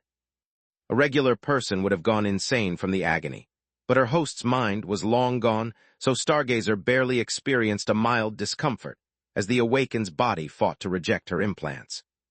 The geyser is close. Solus could see it via mana sense from a distance via mana sense. Great, we just need to hold out for a few seconds and we are safe. Tista flapped her wings with all of her strength, thanking her red demon form for having a speed above that of a regular bright blue-cord mage in the air. She was letting Solus keep an eye on the situation, while Tista focused all of her strength in her wings and poured every drop of her mana into her flight spell to reach their destination as soon as possible. Nika, try to not fall behind. If we get split, Tista spotted the exit point of a dimensional spell opening right in front of them and focused her attention on the threat at hand. She took a deep breath, unleashing a twin burst of true and frozen flames. At the same time, she had the enchanted gloves, Sunder, turned back into their real form and slashed at the enemy's vitals. Windfell had used that trick countless times and knew what to expect. He combined the spirit barrier of his own blade with that of his armor to block most of the damage, letting his host take what remained of the attacks. Then, he charged at Tista, uncaring for the razor-sharp adamant claws and the bolts of lightning they were imbued with. The red demon had expected the enemy to fall, dodge, or block, anything but offer himself on a silver platter. Her left hand cut his head into 5 pieces while her right pierced through his barrier, armor, and heart. The man in front of her had no head, and a hole in his chest so big that she could look through it, yet life vision warned Tista that his life force and mana were unaffected. Chapter 24:51 Nightfall, Part 1. Now you are mine, the cursed scimitar said while trapping Tista's right arm inside his regenerating wound while aiming at her wings. Tista screamed in fear, her trauma sending her into a panic that made her lose all the spells she kept at the ready as she saw the blade descend in an arc. Snap out of it! Solus yelled as the fury flew out of the stone ring and intercepted Windfell before it was too late. Davros clashed against Davros in a rain of sparks, their enchantments raging at each other. The impact with the fury caused Windfell pain, but it was nothing compared to the humiliation of seeing the modern runes etched on the fury's surface. I'm going to enjoy this way more than I'm supposed to, traitor.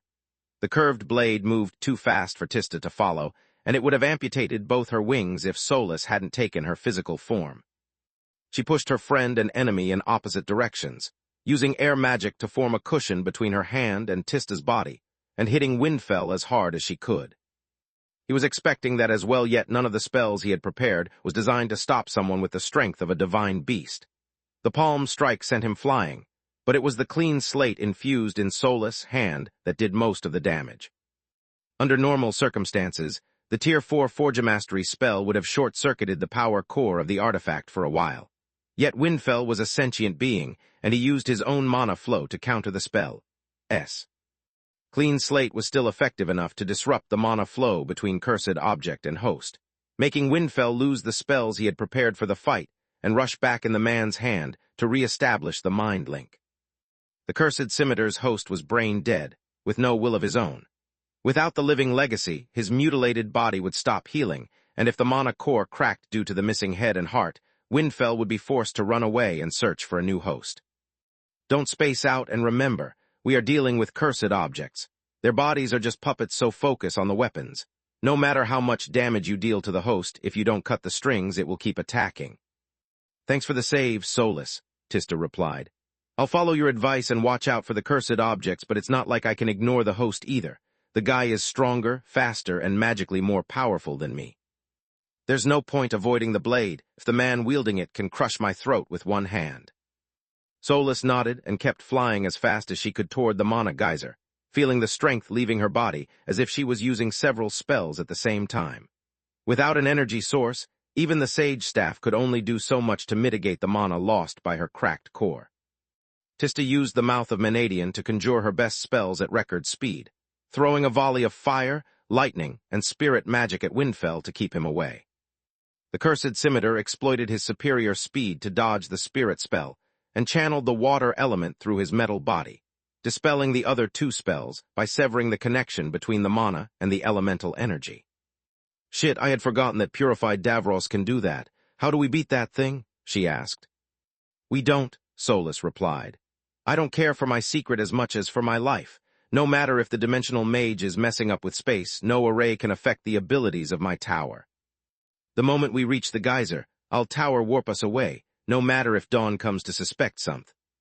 Tista's spells had just faded when a dimensional door appeared right in front of them, cutting off their retreat path. They are taunting us to make us waste time. Don't stop moving and attack the steps from a safe distance.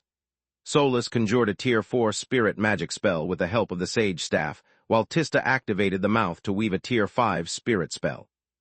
Unlike Solus, my mana core is at its peak condition, and I need to make up for my blunder, she thought. Alas, the moment the emerald beams reached the steps, they curved 45 degrees and were now aimed at their respective caster's ally. The red demon had imbued her spell with willpower, and promptly attempted to change its course, but Solus' piercing storm hit her first. The penta-elemental spell focused on speed, using the air element to make the emerald darts move forward while also spinning on themselves like a drill. The light and earth elements made the tips as hard as diamonds, while the fire element made them explode as soon as they stopped advancing. Last but not least, the darkness element was spread forward by the conflagration, engulfing the victim and eroding their defenses in the case they had intercepted piercing storm with a barrier. Solus and Tista conjured the spirit barriers of their armor, while Solus also attempted a last-ditch domination to at least alter the trajectory of the incoming spell. Fuck me sideways, she thought when she perceived that there wasn't just Tista's willpower to beat, but also another mind guiding the spell and shielding it from Solus' influence. The emerald beam hit her square in the chest, blasting through her barrier and covering her Voidwalker armor with cracks. If not for her body mass and the fact that Tista had opted for an area of effect spell instead of a focused one, she would have been ripped to shreds. Gods, you guys are so naive, a tenor voice roared with laughter. We have come to punish a traitor capable of killing the Golden Griffin or at least destroy her host. Did you really think that we are a ragtag bunch? Coming out of the warp steps, there was a giant of a man over 2 meters, 7 tall. His head was shaven, keeping only a single streak of long, dark brown hair in the middle of his forehead that was arranged into a long tress. His muscular upper body was naked, only a pair of metal bracers covered his wrists, leaving the bulging muscles of his chest and arms exposed. He wore a pair of brown leather pants and boots and wielded a giant, jagged-edged battle axe with a single hand. In the other, he held a masterfully crafted round shield covered in elemental crystals, and whose surface alternated between absorbing and reflecting sunlight. Solus didn't need to use life vision to know that despite the appearances, the axe was the least of their worries. "That shield is made of Davros. It must be the cursed object," she warned her companions.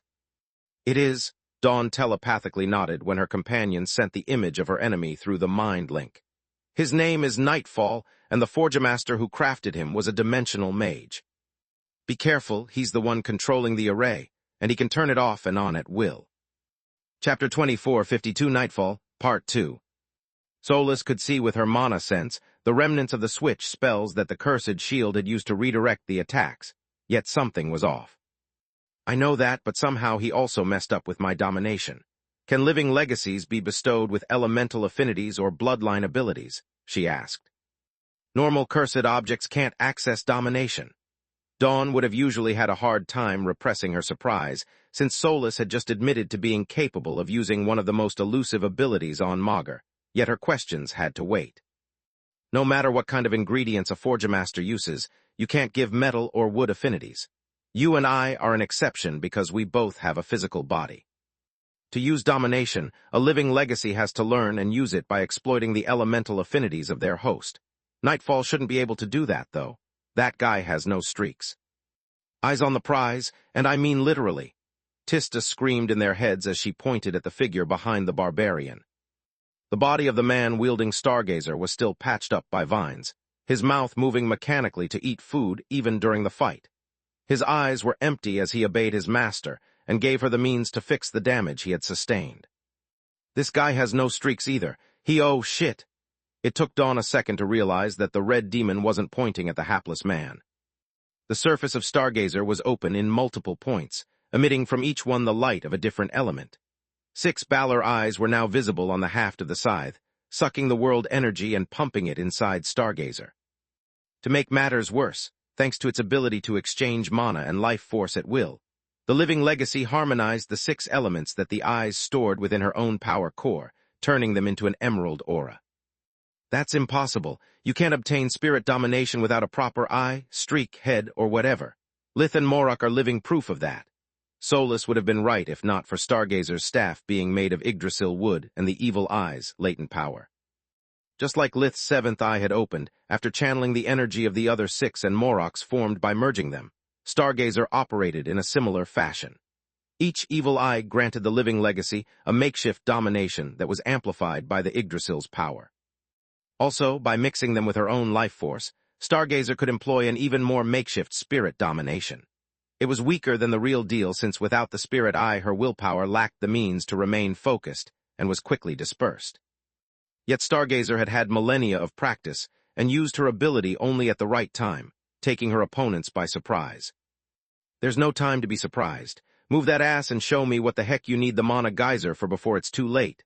Dawn's voice snapped Solus out of it. Windfell had finally caught up to them, and the horseman was giving her all to keep him away from her weaker companions. Unfortunately for Solus' group, the warp steps had allowed the other cursed objects to cut off the path toward the geyser. The dimensional door and the girls, shocked from being hit by their own spells, had bought Stargazer and Nightfall the time to assume a triangle formation. The scythe and the shield blocked the prey from the front, while the sword chased them from the back. "We can't blink and we can't fly either forward or back, but we have to do something. You keep your eyes open. I'm going to try something." Tista racked her brain for a solution as she could see with life vision that her enemies had more spells at the ready with each passing second. She took a deep breath, hurling a jet stream of true flames while keeping the frozen flames inside her body that instantly turned to a crystal blue. The cursed flames are too fast to be dominated, and by shooting only one at a time, we can understand how that damn shield works without taking too many risks. The barbarian who was wielding Nightfall smirked as he lifted the Davros shield in front of himself. The silvery surface turned black, absorbing every ray of sunlight and spark of elemental energy from the crystals etched on its surface. Then the Davros disappeared, replaced by a round fissure in space that swallowed the true flames. Dimensional items couldn't store kinetic energy, so Solus used her mana sense to look for the exit point, but to no avail. Contrary to her expectations, the true flames came out of the dimensional fissure a split second later, giving the impression of having been reflected. What a cunning bastard, she thought. Half the shield turns into the entry point while the other half is the exit. By adjusting the curvature of the shield, Nightfall can change the trajectory of any attack at will. Even worse, had we attacked it with our weapons, he could have either turned them against us or destroyed them simply by closing the dimensional rift. That shield has both the perfect attack and defense. The true flames hit Tista at point-blank range, turning her into a fiery ball of death that plunged toward the ground. She screamed at the top of her lungs, making the living legacies stop for a second to relish their success and lower their guard in the process. Just like Tista wanted, the frozen flames she had stored in her body countered the true flames, leaving her unscathed and allowing her to exploit the fall to escape the encirclement. The moment she was too far away for Nightfall to blink after her, she dropped the act and bolted toward the mana geyser at breakneck speed. "Fuck," the living legacies said in unison as they were now in a pinch. Windfell was still busy with Dawn, while Nightfall and Stargazer couldn't give chase without Solus getting away.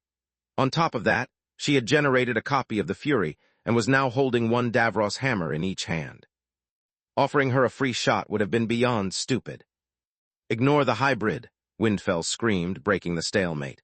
"We just need the traitor. Kill her before Baba Yaga locates us and it will be our victory." "Your wish is my command." Stargazer charged at Solus, while Nightfall conjured countless dimensional fissures around her. Solus used the first hammer to deflect the scythe's head, while the second moved in a rightward arc aimed at the Yggdrasil haft. "I can't beat them with magic. Even without the domination counter and the dimensional shenanigans, I'd run out of mana way before them. I have to make this quick by exploiting my superior physical might," she thought. Her analysis was on point, but Stargazer carried the battle experience of her maker, and had gained more over the millennia, whereas Solus had recovered her body for less than a year. A slight change of the angle of impact dispersed the brunt of the impact, while the evil eyes glared at Solus. Chapter 24:53 Everything and Nothing, Part 1. The red eye of the Balor emitted a pillar of fire that neutralized the attack of the second hammer and burned Solus' hand. She used darkness fusion to ignore the pain, but her charred fingers lost the grip on the Fury that fell down. A split second later, 4 more eyes shot their respective elemental beams in unison, leaving her no way out. Solus attempted to blink out of reflex, but nothing happened due to Stargazer's distortion field array. She cursed her bad luck, focusing whatever energy the Voidwalker armor had left into the spirit barrier. She intercepted the ice pillar with the second Fury, neutralizing the cold thanks to the fire element channeled by the elemental crystals of the hammer, and avoiding putting further strain on her already weakened mana core. At the same time, Solus dodged the slower darkness and earth pillars, and tanked only a burst of lightning that was too fast to avoid from so up close. The barrier shattered, and the violet crystals of the Voidwalker turned dull, having exhausted their energy, but at least she hadn't taken any more damage. Every spell she cast bled her mana core faster, while every wound she suffered brought her life force closer to shattering. "Thank the gods, light mastery is a discipline as hard as it is uncommon. I don't think I could have dodged a light pillar as well." Solus was about to sigh in relief, her eyes focused on the opponent to anticipate a riposte or a spell from body casting, when she noticed that the barbarian's lips were curled up in a smirk. Solus' eyes went wide as she suddenly remembered one of the favorite tactics of all dimensional mages. Nightfall had surrounded her with dimensional openings to make any attempt to dodge a waste of time and energy. The moment the elemental pillars had missed their target, the cursed shield had arranged the dimensional field in order to intercept and redirect them at Solus in a seamless attack. When the earth and darkness pillar entered full guard's area, of effect it was too late. Stargazer conjured a frost wave with body cast while lunging at Solus with the blade of her weapon. Solus gritted her teeth and put all of her strength into a counterattack aimed at the scythe's blade, hoping that the pain would make the cursed object lose focus and allow Solus to use the barbarian as a meat shield. When the weapons were about to clash, however, Stargazer blinked away. Solus was too focused on the enemy attacks to notice the sudden disappearance of the distortion field array, and by the time she understood what had happened, it was already back in place.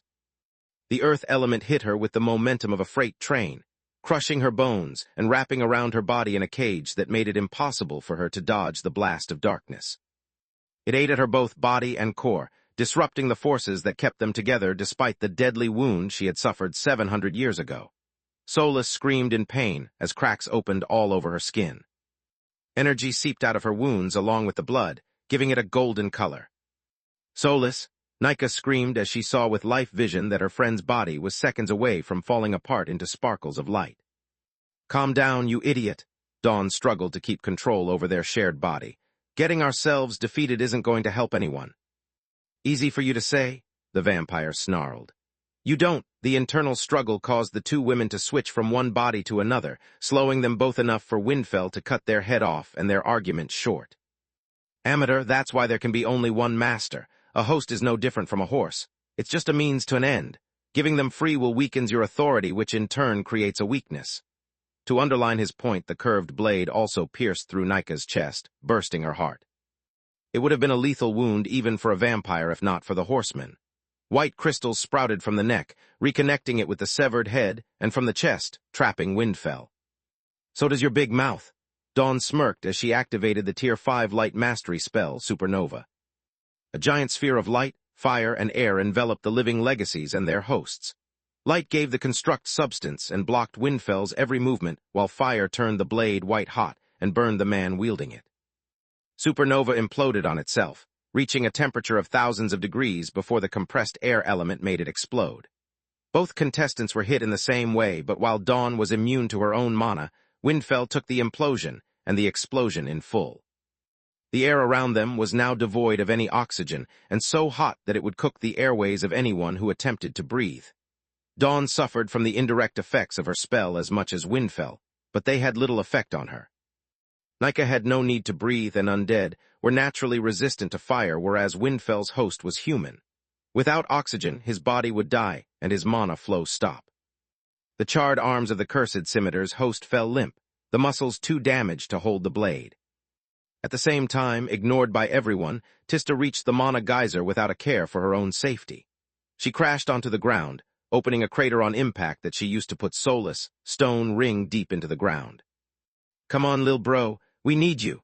The tower avidly sucked the world energy, using it to take its full form while also hiding from prying eyes.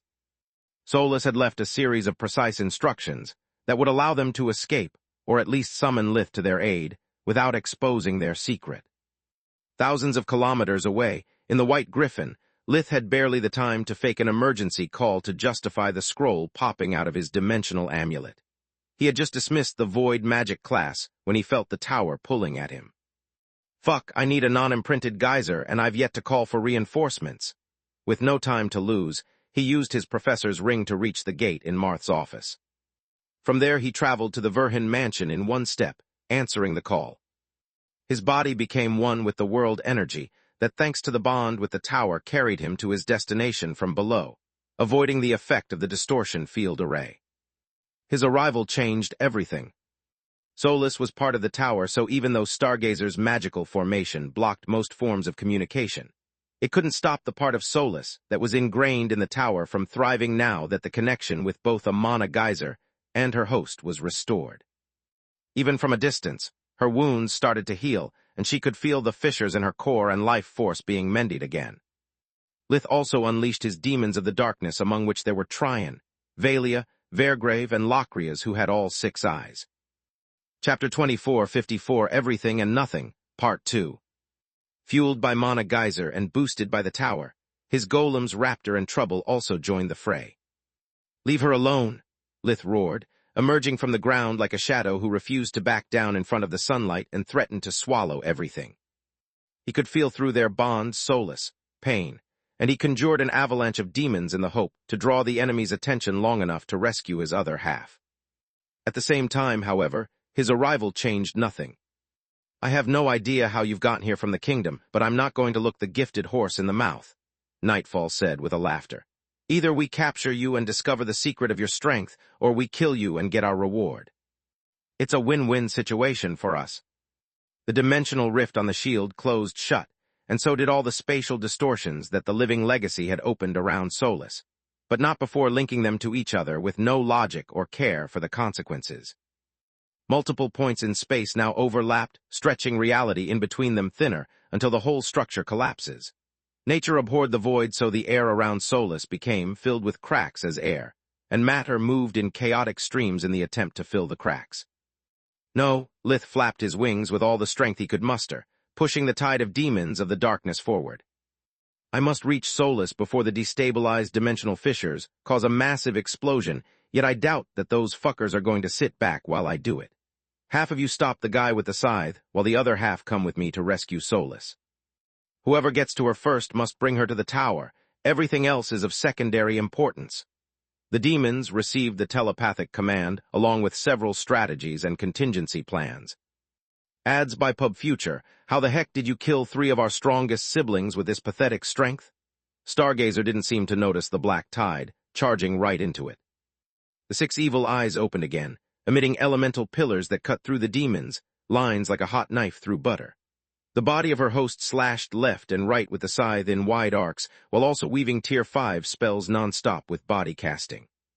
The demons tried to swarm the cursed object, but the Davros blade cut dozens of shadows asunder with a single slash. The combined power of the evil eyes and of the Yggdrasil wood disrupted the connection between the souls and their conjured bodies, dispersing the darkness element they contained. Even Valia, one of the demons who would always be summoned with her original body in the form of a demon of the fallen, was taken out in a single blow. She had met the man carrying the scythe head-on, planning to block the blade long enough for her soldiers to swarm the host and overwhelm him with sheer numbers. The demons who resided inside Lith's void sigils were the only ones who had customized equipment always at the ready, which was supposed to give them an edge. Unlike the souls that Lith conjured on the spot, they were calm and collected. Valia and the others even trained against each other during their free time, practicing both sword and magic in the hope to learn blade magic and develop their own spells. Yet none of that mattered. Valia managed to intercept the arc of the scythe, yet the purified and enchanted adamant of her spear opposed a flimsy resistance against the Davros of Stargazer's blade.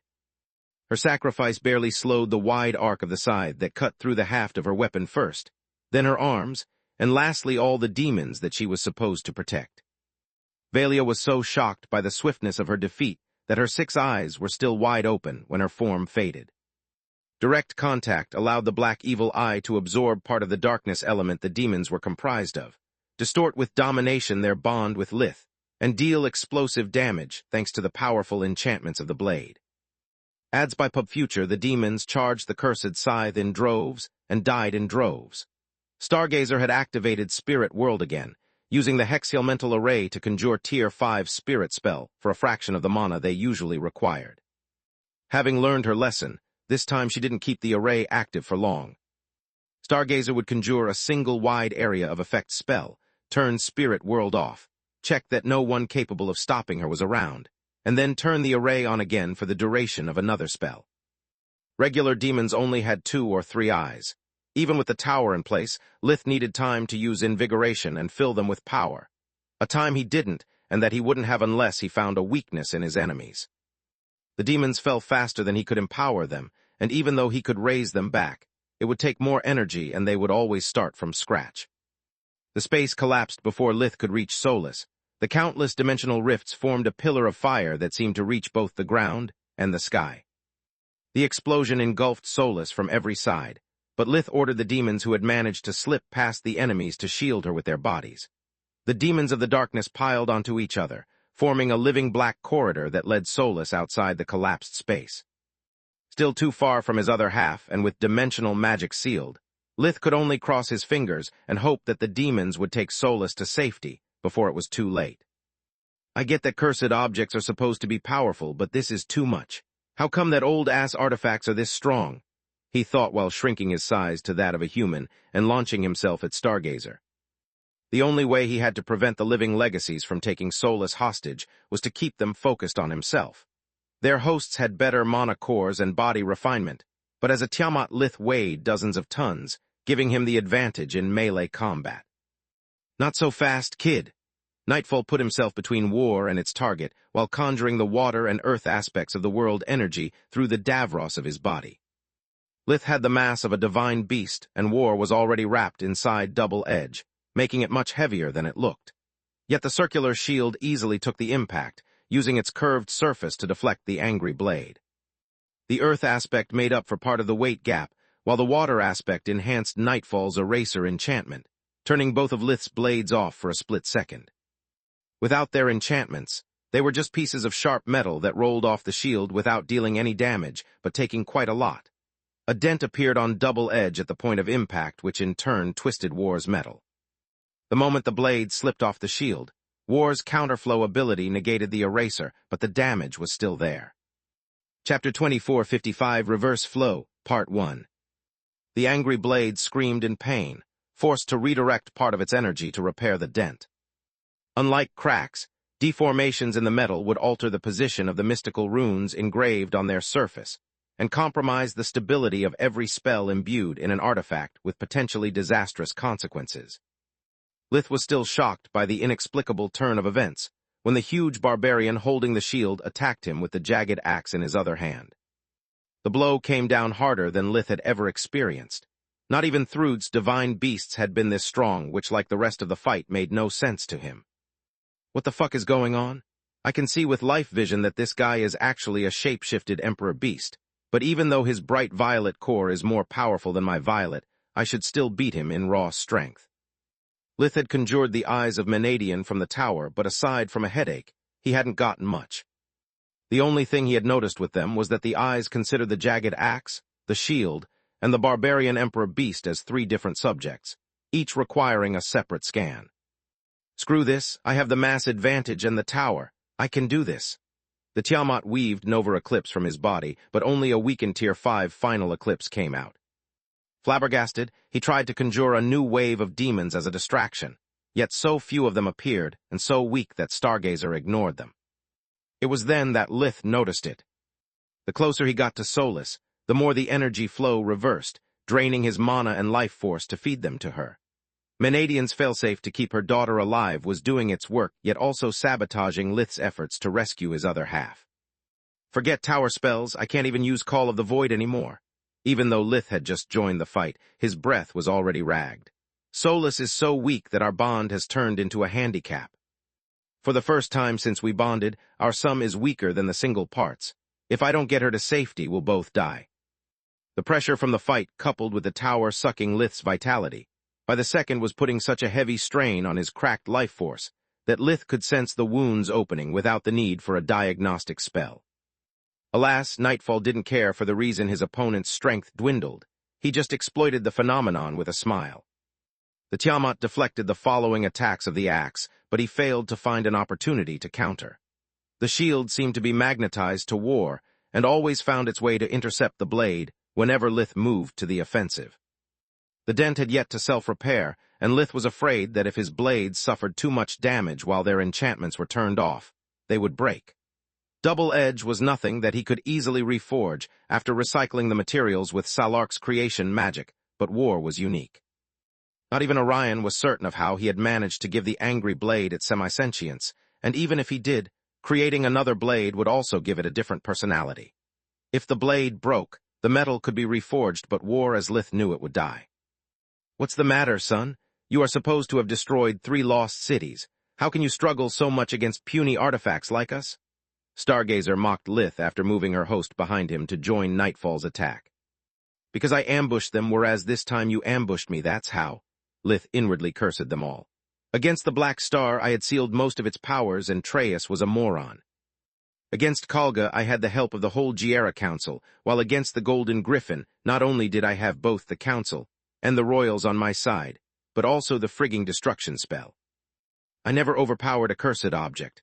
I always struck after identifying its weak points, just like you bastards did to me. Night told you about my abilities, whereas aside from Windfell, I had no idea I would also fight 2 more unknown living legacies.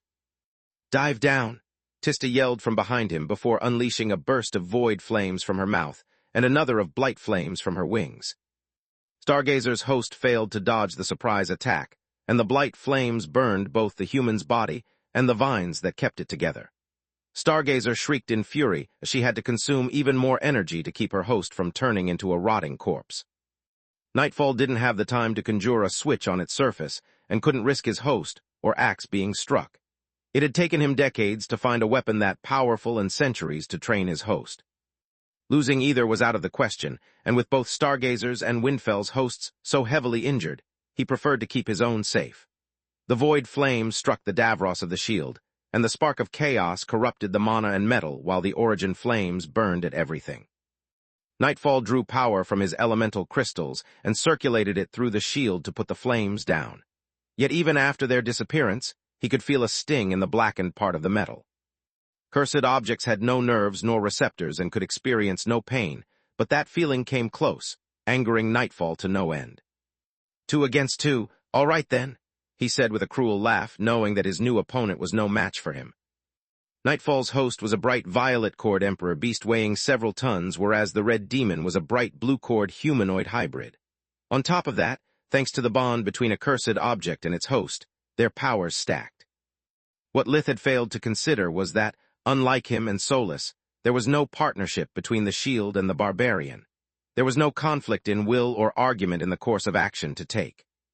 The brain-dead Emperor Beast was just a tool in the hands of an expert master that had long since learned how to tap into its true potential. Nightfall could use the barbarian's body as his own, achieving the prowess of a being with the combined might of a bright violet core and a power core. Every cursed object was empowered by its host in a similar way to blade tier spells. Each one of them could cast their own spells with true magic plus those conjured by their host's mind and body, achieving triple casting even in melee combat. It was the reason Dawn was having so many problems against Windfell. Her host's body was incapable of body casting, and due to their conflicting wills, their respective mana wouldn't overlap either. Tista, no, run!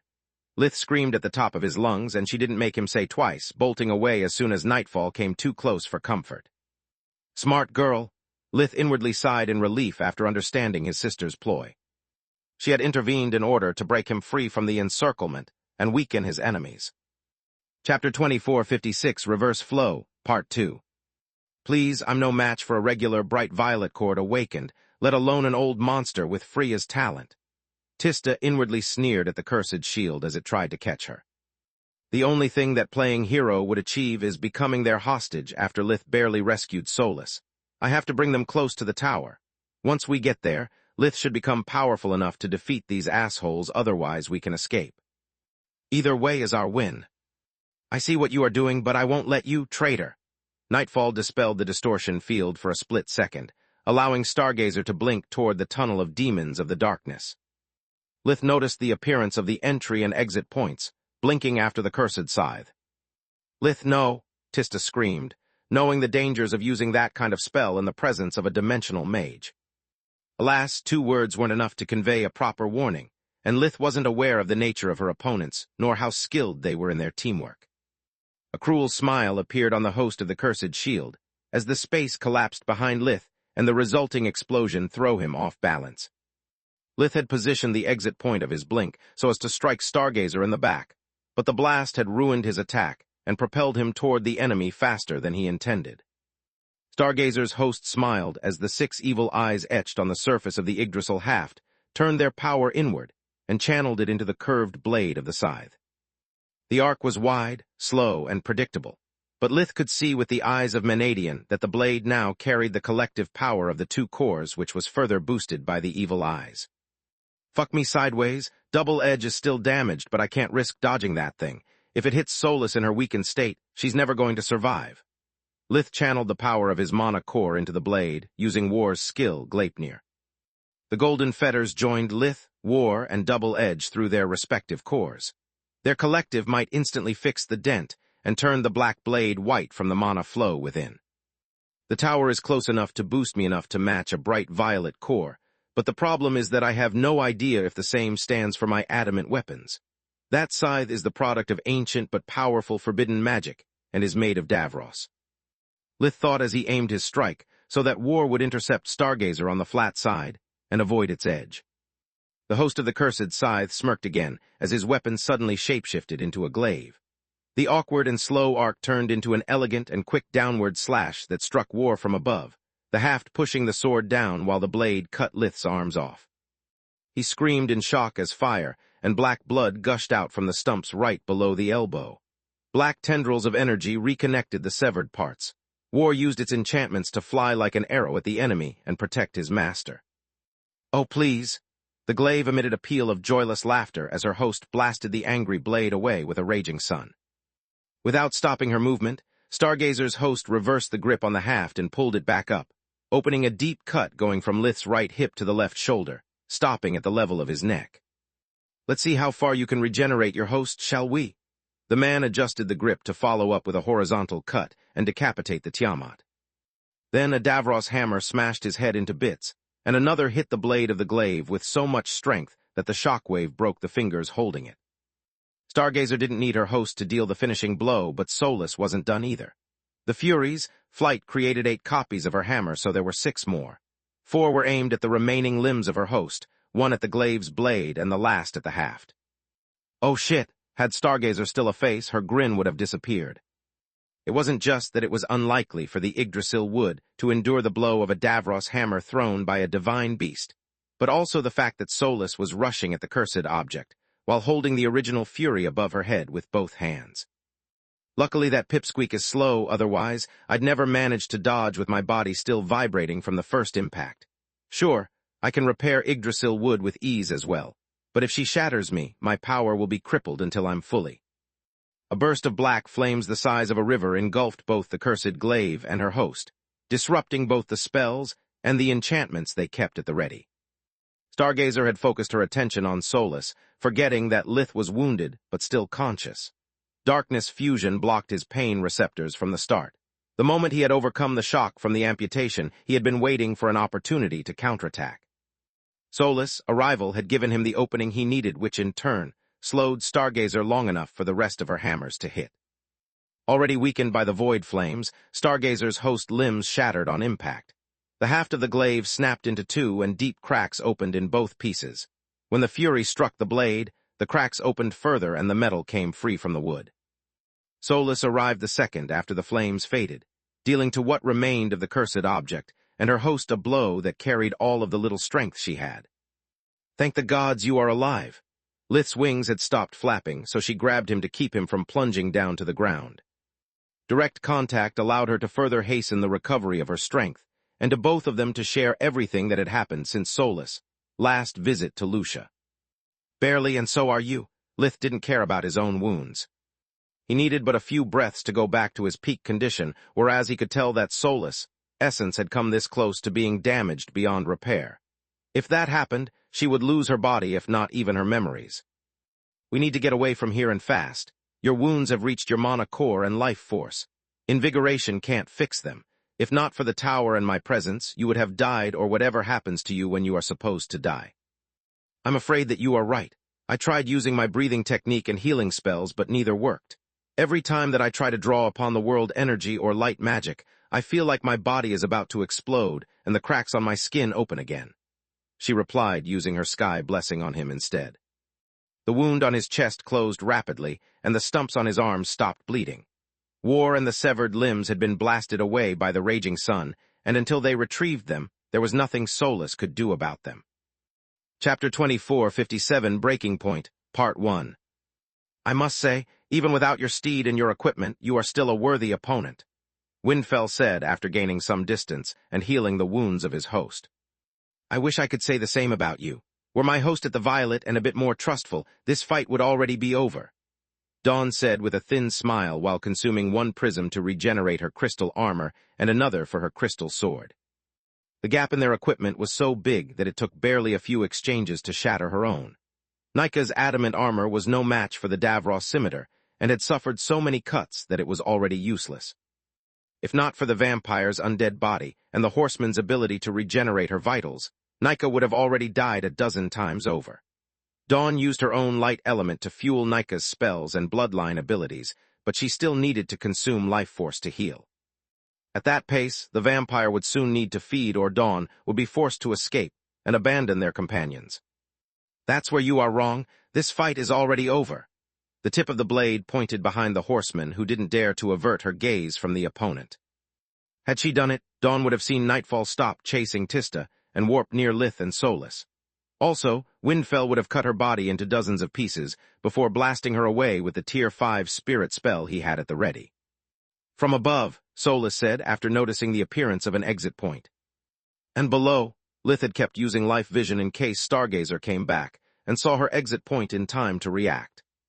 Lith flapped his wings while Solus used her best flight spell, combining their strength to escape from the pincer attack.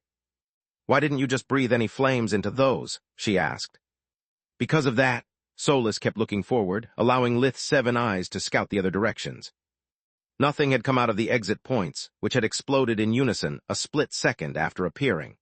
Nightfall had actually warped near Stargazer and was providing her the nutrients she needed to restore her host.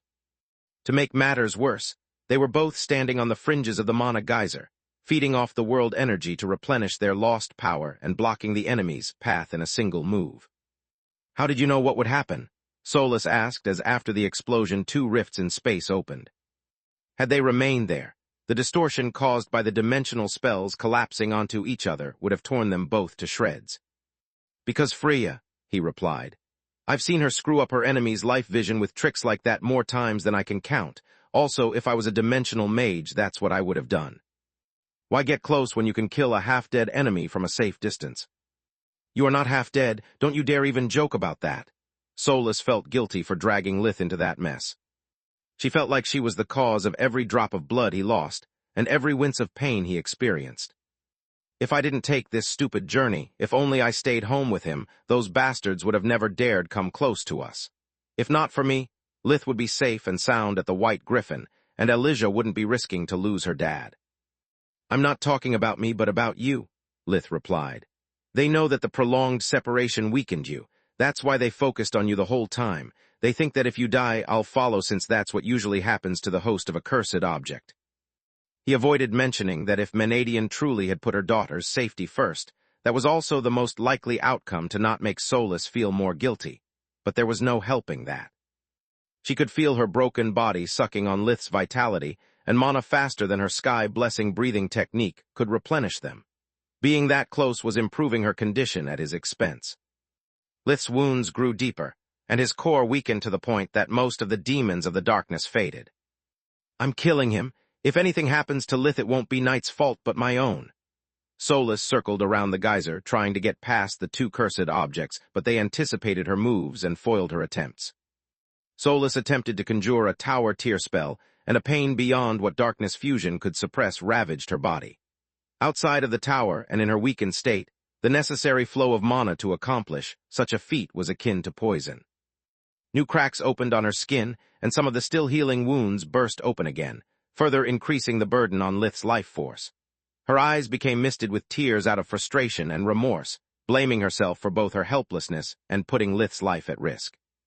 Solus bit her lips in anger, using the pain to fight off the desperation while her brain spun at full gear in search of a way out. "We can't stay here. We must go help them," Nika said as the battle against Windfell was once again at a standstill. The cursed scimitar had a superior host and mana core, but Dawn had better spells and Nika's bloodline abilities. "Agreed, yet if we disengage from our opponent, we'll allow Windfell to regroup with the other cursed objects. I can block him one-on-one. 3 against 1, I'd be forced to sacrifice you just to stall for time. You'd be dead and Lith and Solus would follow as soon as I consume your life essence. Is that what you want?" the horseman replied. While the vampire gritted her teeth in frustration, inwardly admitting that Dawn was right, similar thoughts plagued Tista's mind. "I can't let them hurt Lith, but what can I do?" The violet in her aura grew along with her frustration.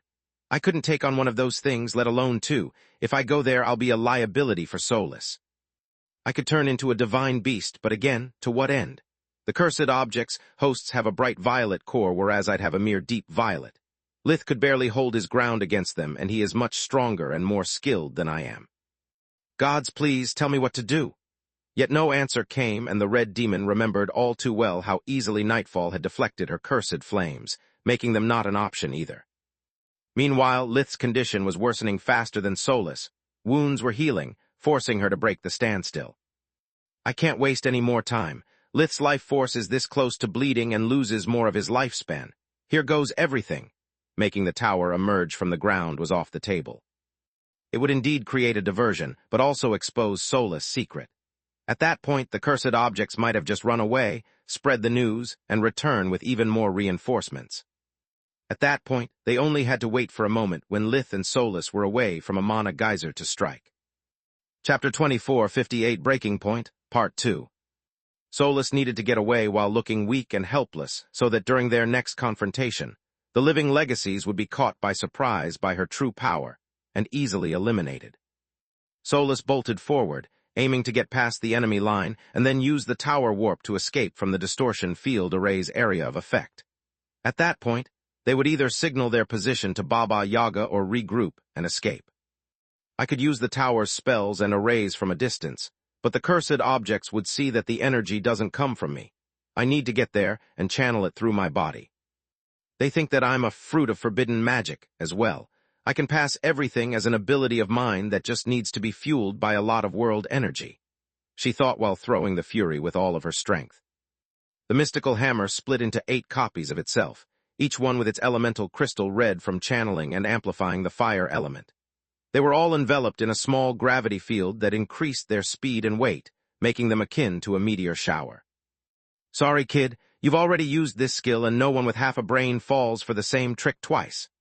Stargazer and Nightfall used their flight spells to bolt away in opposite directions, dodging the Furies, flight and flanking Solus in one move.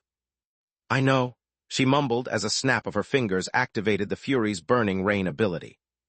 The 8 hammers exploded in unison, turning into a storm of white-hot Davros splinters that flew in every direction. They moved too fast, and there were too many to dodge them all without magic. Nightfall smirked as she lifted the distortion field array just for the time she and Stargazer needed to blink behind Solus, baiting her to use dimensional magic to escape. Contrary to their expectations, Solus stood still. The glaive and the jagged axe coordinated their attack with surgical precision, but so did Solus' weapons. The 9th and original Fury appeared in her right hand while War came flying to her side and jumped into her left. By the time the cursed objects realized their mistake, it was too late. Solus threw the final hammer at Stargazer to make up for the range gap, while War took the jagged axe head-on. The glaive's host was struck in the chest, sending him flying away. War's adamant clashed with the axes, producing sparks, yet neither the mastery of their respective artisans nor the strength of the hand wielding them was the same. The angry blade managed to jam the axe's enchantments long enough for Solus, strike to push it away and create an opening for a right straight. Nightfall blocked it. The small fist hit the Davros of the shield with a boom of thunder, but dealt no damage. Yet it broke the arm wielding it, and sent both the cursed object and his host flying as well. With her path toward the tower now clear, Solus charged at the still-raging fiery storm of Davros in front of her. At the last second, she dispelled the copies of the Fury and burning rain disappeared. Son of a bitch! The 2 cursed objects thought in unison while unleashing their respective spells and enchantments. 5 of the 6 evil eyes on the Stargazer staff emitted an energy pillar of their corresponding element, while Nightfall conjured 3 Tier 5 spells at the same time. Solus countered them all by combining the hands and the mouth of Menadian to summon the fire and air elemental sealing arrays. Darkness and earth were too slow to catch up with her flight speed, while water lacked the necessary destructive power to stop her. On top of that, any Tier 5 spell comprised of either fire or air would simply fall apart upon entering the elemental seal. The cursed objects didn't waste time, blinking to Solus, either side to block her in a pincer attack. She reacted by instinct, raising her weapons again, but no opponent came through. The dimensional fissure exploded in her face, engulfing Lith and her in a sea of flames. The pain woke him up, and despite his weakness, he knew what had to be done. It's over, drop me here and save yourself, Lith said while Stargazer and Nightfall caught up to them and raised their weapons to strike. Adds bipub future. No way, I'll throw you inside the geyser, get into the tower and warp away. Even if my body is destroyed, as long as you are alive and the tower exists, I'll survive, she replied with a sad smile. I'd rather wait another 19 years to get my human body again than lose you. You'd lose me either way. Lith had no hands, so he could only send her the telepathic equivalent of a caress. I'm already too weak. If the tower drains more energy from me to keep you alive, I'll die. Maybe, if you die and I don't bond with someone else immediately, I won't make it either. I doubt that my mother was so stupid that she would endanger us both. I believe that I'll just end up in a comatose state again until you recover. That's not a risk I'm willing to take, Lith said while using what was left of his strength to push her out of harm's way, while also reverting to the full Tiamat's size to make sure that he would take the blow in her stead. But I am. Goodbye, Lith. Kiss Elijah for me if I'm not back by the time she's born. Solus turned around at the last second and pushed him away as well, using gravity magic to change the direction of Lith's acceleration to ensure that he would be the one reaching the geyser. Yet his stumps applied no pressure on her body, phasing through her as if Solus was just an illusion. Her hands touched his expanding chest and disappeared inside of it, quickly followed by the rest of her body as the Tiamat's form expanded. The glaives and the axe's blades were millimeters away from their target when Lith and Solus fused. Their bodies collapsed into a small sphere that suddenly exploded into a pillar of golden light. Their weapons struck their target, but the feeling was that of hitting a boulder rather than cutting. Nightfall tried to blink away with her partner, discovering that dimensional magic was sealed by something more powerful than distortion field. When the pressure and heat from the detonation reached the living legacies, the Davros that comprised their blades heated to thousands of degrees while their hosts' bodies turned into cinders. Nightfall and Stargazer activated their spirit barriers to avoid suffering more damage, as the two cursed objects were swept away by the explosion like leaves during a storm. "What the heck just happened?" Windfell asked. Dawn had never seen that form before, but he remembered well its energy signature since their fight in the Odie's underground lab. "Thanks to you idiots, the most powerful mana crystal and the mightiest of metals have become one. That's what happened." The horseman quoted Solus's words while exploiting the cursed Scimitar's confusion to kick him away and get to safety.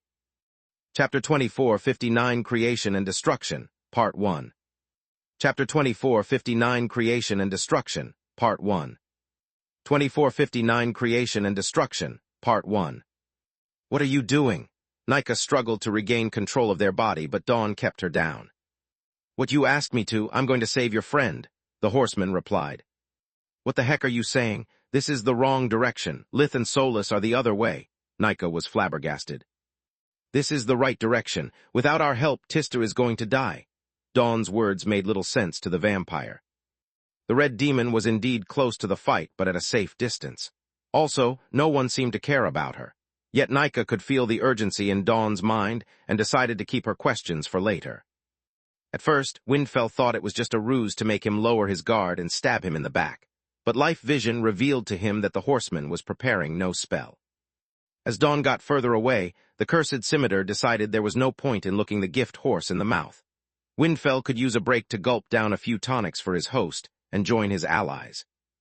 "What is that thing?" The voice came from the sword since the human was busy drinking. "I have no clue." Stargazer had opened the 6 evil eyes on her body and was using them to read the flow of the world energy. "I've never met anything like this. The only possible explanation is that Solus Verhin is a greater cursed object like the Black Star. She needs a mana geyser to fuel her abilities, and she got close enough to activate them." "It makes sense." Nightfall nodded while checking the disturbance in his dimensional array and preparing as many spells as he could. The little sister didn't showcase any unique ability even when her life was in danger. "More than once I thought that Night had just pulled our leg, and that Solus was just a weak-ass Huma." "By my maker," Windfell cut her short as the pillar of light faded, and its energy was absorbed into the colossal figure in front of the cursed objects instead of disappearing. "Do you see that?" "I can feel that," Stargazer replied as the stream of information from the 6 evil eyes made her whole being burn with pain. The thing in front of them was over 35 meters, 115 feet, tall. It was covered in golden and black scales, both with their edges blood-red from the heat sealed within. It also had 4 arms, of which the first set was entirely black and still cut at the elbow level, while the second was entirely golden. 4 sets of wings came out of its back. The first, coming out from the shoulder blades, were upside-down black membranous wings. Right below them, a pair of red feathered wings set ablaze by cursed flames came out from its spine. Then there was another set of membranous wings, but they were golden in color and normal in shape. From the hips came the final set, a pair of silver-feathered wings that emanated a soothing radiance. It wasn't just the appearance of the matching sets being in stark contrast with one another, but also the energy they radiated.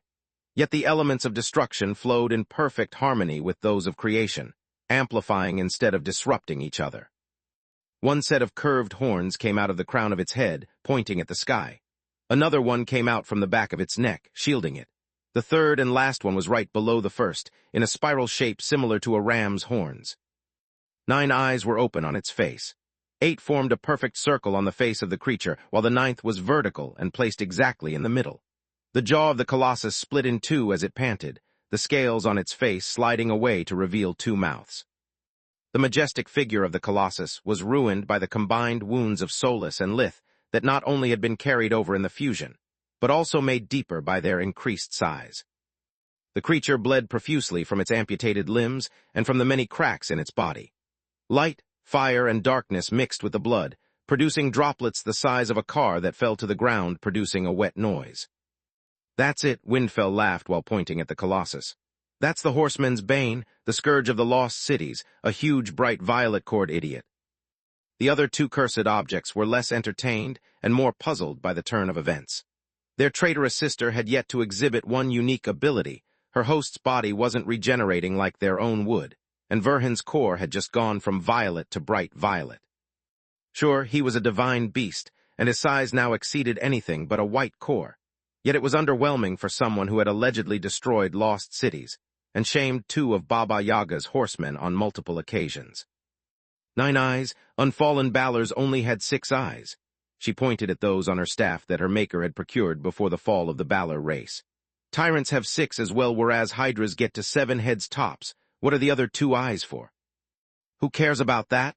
Windfell's host had fully assimilated the nutrients thanks to invigoration, returning his cores and bodies to their peak condition. "Let's kill Verhin and cash in our reward."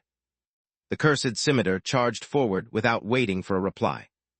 Stargazer cursed his stupidity, readying her spells while signaling nightfall to be ready to rescue their teammate.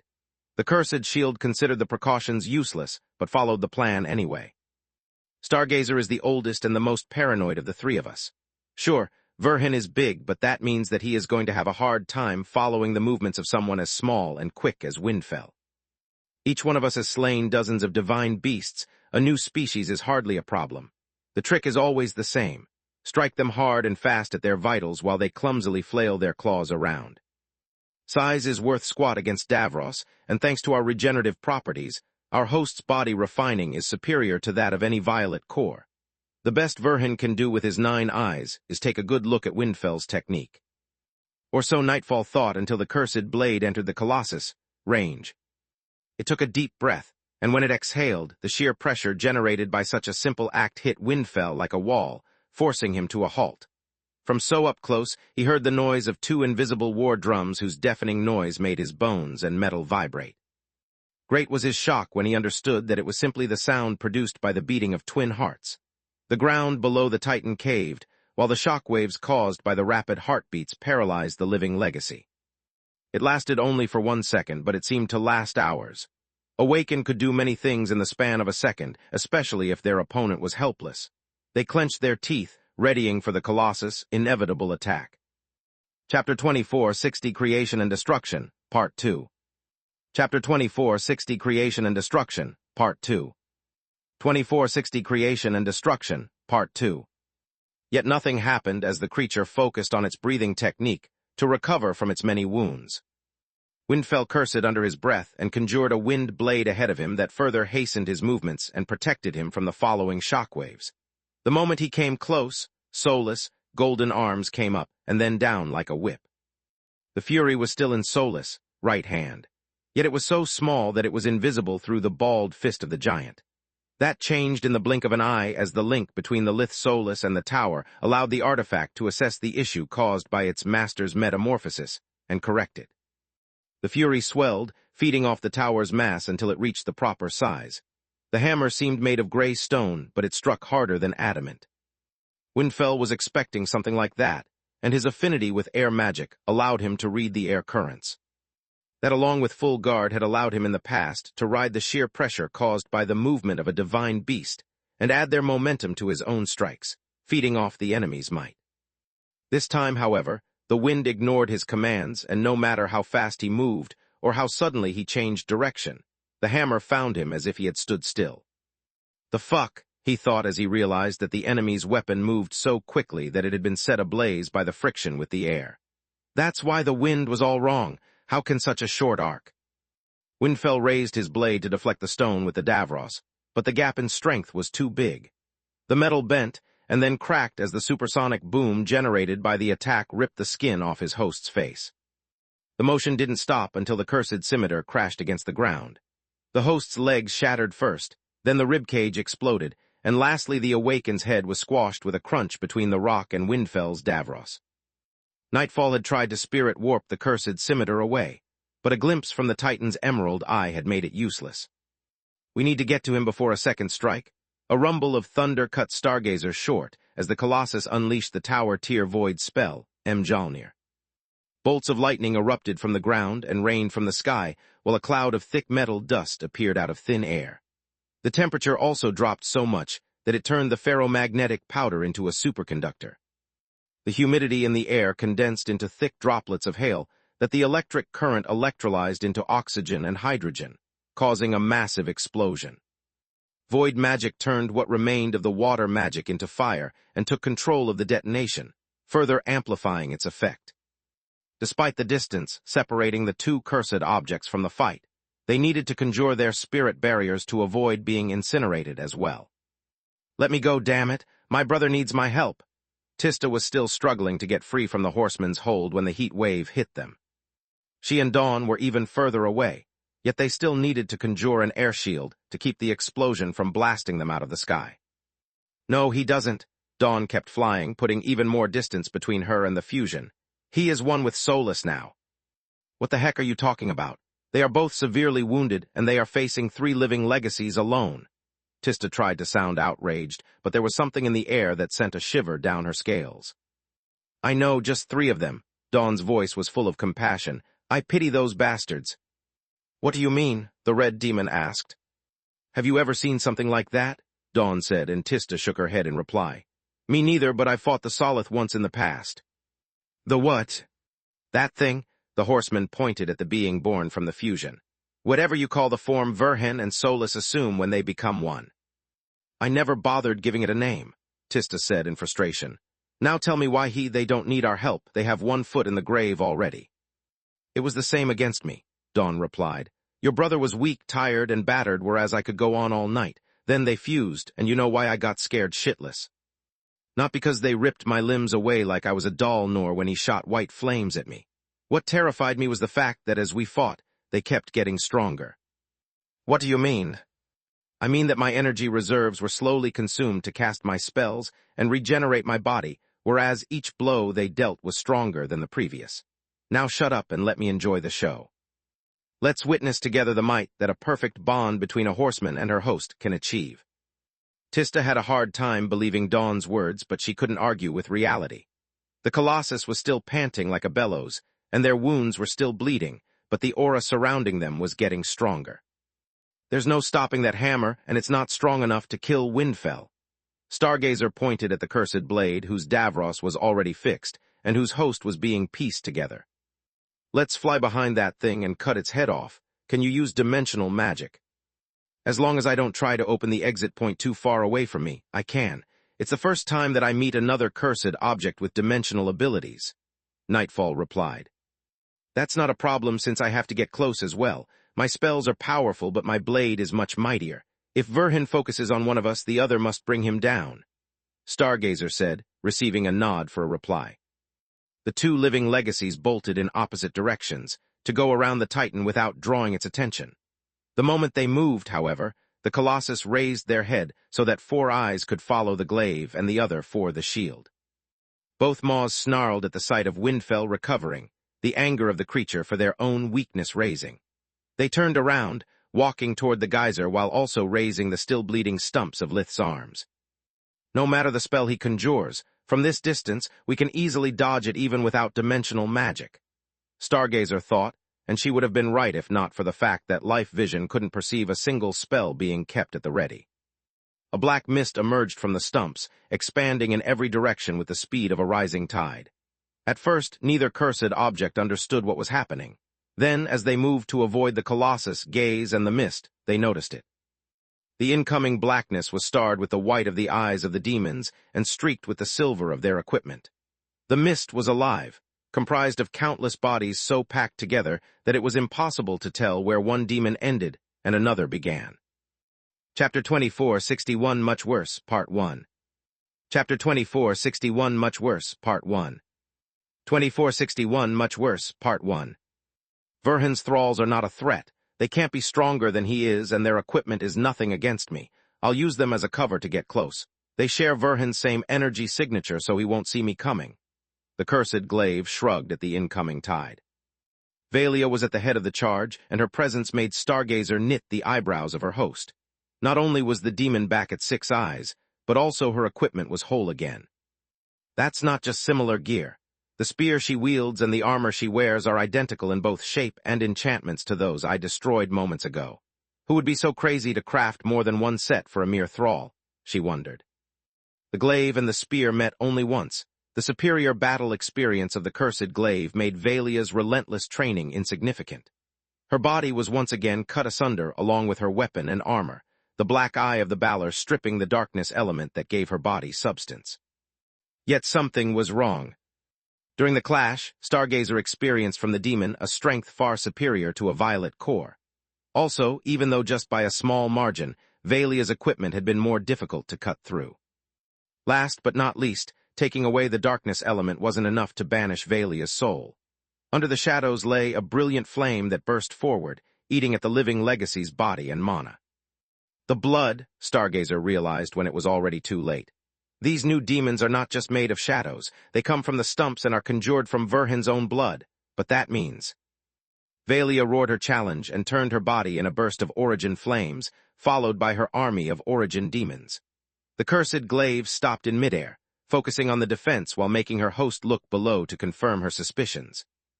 The Titan had bled for a while now, forming pools of blood along its path. More origin demons were coming out of those pools, each drop turning into a 6-eyed flaming shadow with the power of a bright violet cord awakened. It's a trap, we walked in a damn trap, Nightfall thought in excitement. His life had been long and real challenges were hard to come by. After a few centuries, being immortal made things boring. The enchanted Davros of his body wouldn't age. It would repair even the ghastliest of damage in a split second, and despite his enchantments being old, they were still hard to match. The cursed shield longed and feared the moment when Night would deliver her payment. He longed for it because once upgraded, he would once again be invincible. As long as he had a host, there was no way to kill him. He also feared it because at that point life would become utterly irrelevant and every victory empty. Unlike his brethren, Nightfall was secretly elated by the new marvels of magic. Due to their nature, cursed objects knew no pain nor fear, and the discomfort at the idea of becoming obsolete was the closest thing to panic he had ever experienced. It was a new feeling, and for a being afflicted by boredom, any novelty was a good one. Nightfall laughed with joy as he conjured several dimensional openings all around himself in a circular barrier. The moment a demon crossed it, they were cut in half. Their orichalcum equipment would crumble, and the energy of their bodies dispersed through too many exit points to reassemble. The demons came in waves, one after another, forcing the cursed shield to consume the spells he had at the ready just to not be swarmed. The battle was frenzied. It was desperate. In one word, magnificent. Only one thing ruined his fun. Every single demon he cut down wore enchanted equipment of some sort. To make matters odder, it was always good equipment crafted by an excellent forgemaster who had at least a violet core. Since when does Verhin possess the treasure of a king? How is it possible that he prepared all of this stuff beforehand? None of that can be the work of my traitorous sister since her core is too weak. His train of thought derailed when he saw a familiar face in the crowd. And then another and one more. Wait a second, I thought it was strange that no matter how many demons I defeated, more kept coming, and I was right. They are not infinite in number. I've just been killing the same guys over and over again. Stargazer was in the same situation, but she had an easier time understanding the root of the problem. Valia was hard to forget, and she had just reappeared for the 5th time in front of the cursed glaive while wearing the same equipment. This doesn't make any sense. This woman keeps coming back even after I completely disperse the energy in her body. Also, how can her equipment be fixed so quickly, and why is it getting more difficult to destroy over time? The first spear Valia had wielded was made of enchanted adamant. The second one, although identical in design, had gray streaks partly covering the silvery of the blade. After each defeat, the gray part became bigger, and now the gray streaks were turning white. Stargazer snarled in fury and frustration, opening the 6 evil eyes on her haft and conjuring spirit world again. The array allowed her to cast several Tier 5 spirit spells and blast the demons surrounding her into pieces. She used that respite to employ her breathing technique and recover both her strength and her host's, while trying to understand the conundrum. "What's the matter? Are you tired already?" Valia mocked the cursed glaive as another drop of Lith's blood gave her new life and strength. Stargazer didn't bother replying and slashed at the Origin demon, who was fearlessly charging forward with no care for her survival. It was then that something unexpected happened. The Davros of the glaive, guided by the mastery of millennia, anticipated the enemy's attack and struck at the incoming spear. Yet this time Valia's weapon didn't budge, the Davros cutting only halfway through the silvery and white of the haft. "Are you finally starting to understand what's happening, sister?" Valia's strength now matched that of Stargazer's human host, and she kept pushing forward even at the cost of the glaive cutting deeper. Her body was comprised of black flames, whose heat made it difficult for the awakened to breathe and ate at Stargazer's power core. "Do you remember about the Golden Griffin? Well, my master is much, much worse." Knowing to be defeated, the Origin demon blew herself up before Stargazer's touch could deplete her energy reserves again. Deranged laughter accompanied the explosion, as the resulting burst of Origin flames engulfed both cursed glaive and host, eroding both their mana and vitality. Trying to save her strength, Stargazer slashed at the incoming wave of demons, her anger raising as she recognized more and more faces. Much to her surprise, their weapons were turning white as well, and by joining their efforts, the Origin demons succeeded in blocking the attack. Chapter 2462 Much Worse, Part 2. Chapter 2462 Much Worse, Part 2. 2462 Much Worse, Part 2.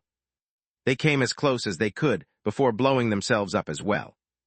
Feeling her power core threatened, the cursed glaive released the Tier 5 spell, Frozen Night. Black snow appeared from the merging of water and darkness magic, smothering the flames and allegedly countering the darkness and heat that animated the Origin demons. Alas, their armors were white as well, but not from the ice. The spell froze the silvery parts of the metal, but was repelled whenever it met the streaks. The light of the flames reflected on the impossible armor, producing a golden glimpse. "Gold-veined white marble?" Stargazer said in astonishment. "Sure, it's hard and magic-resistant, but it can't be used to forge weapons, let alone mix it with metals. It's impossible." "So says you?" Valia was back. This time her adamant equipment was fully coated in gold-veined white marble, resisting both the Davros edge and the might of the spells. "As I said, my master is worse than the Golden Griffin, remember." The black tides coming from the stumps were turning white. Each demon became more difficult to banish with each passing second, and the time before their return decreased as the Colossus stepped toward the center of the mana geyser. When the creature stood above the ground below which the tower was hidden, the link between the artifact and its masters could no longer be hindered by the distortion field array. Another pillar of golden light emerged from the ground and reached for the sky. For the second time in a single day, the ground quaked, and the clouds swirled around the column of energy generated by the hybrid. Black tendrils of darkness emerged from the amputated limbs, still laying on the ground where the Rajin sun had carried them, while gold-veined white tendrils erupted from the forearms of the Colossus, reaching for each other. "It's healing." Windfell's host was finally whole again, and the cursed scimitar yelled his warning. He ordered his flesh puppet to gulp nutrients non-stop in preparation for the battle.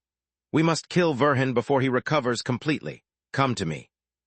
Stargazer and Nightfall had earlier had no trouble dealing with hundreds of demons of the darkness.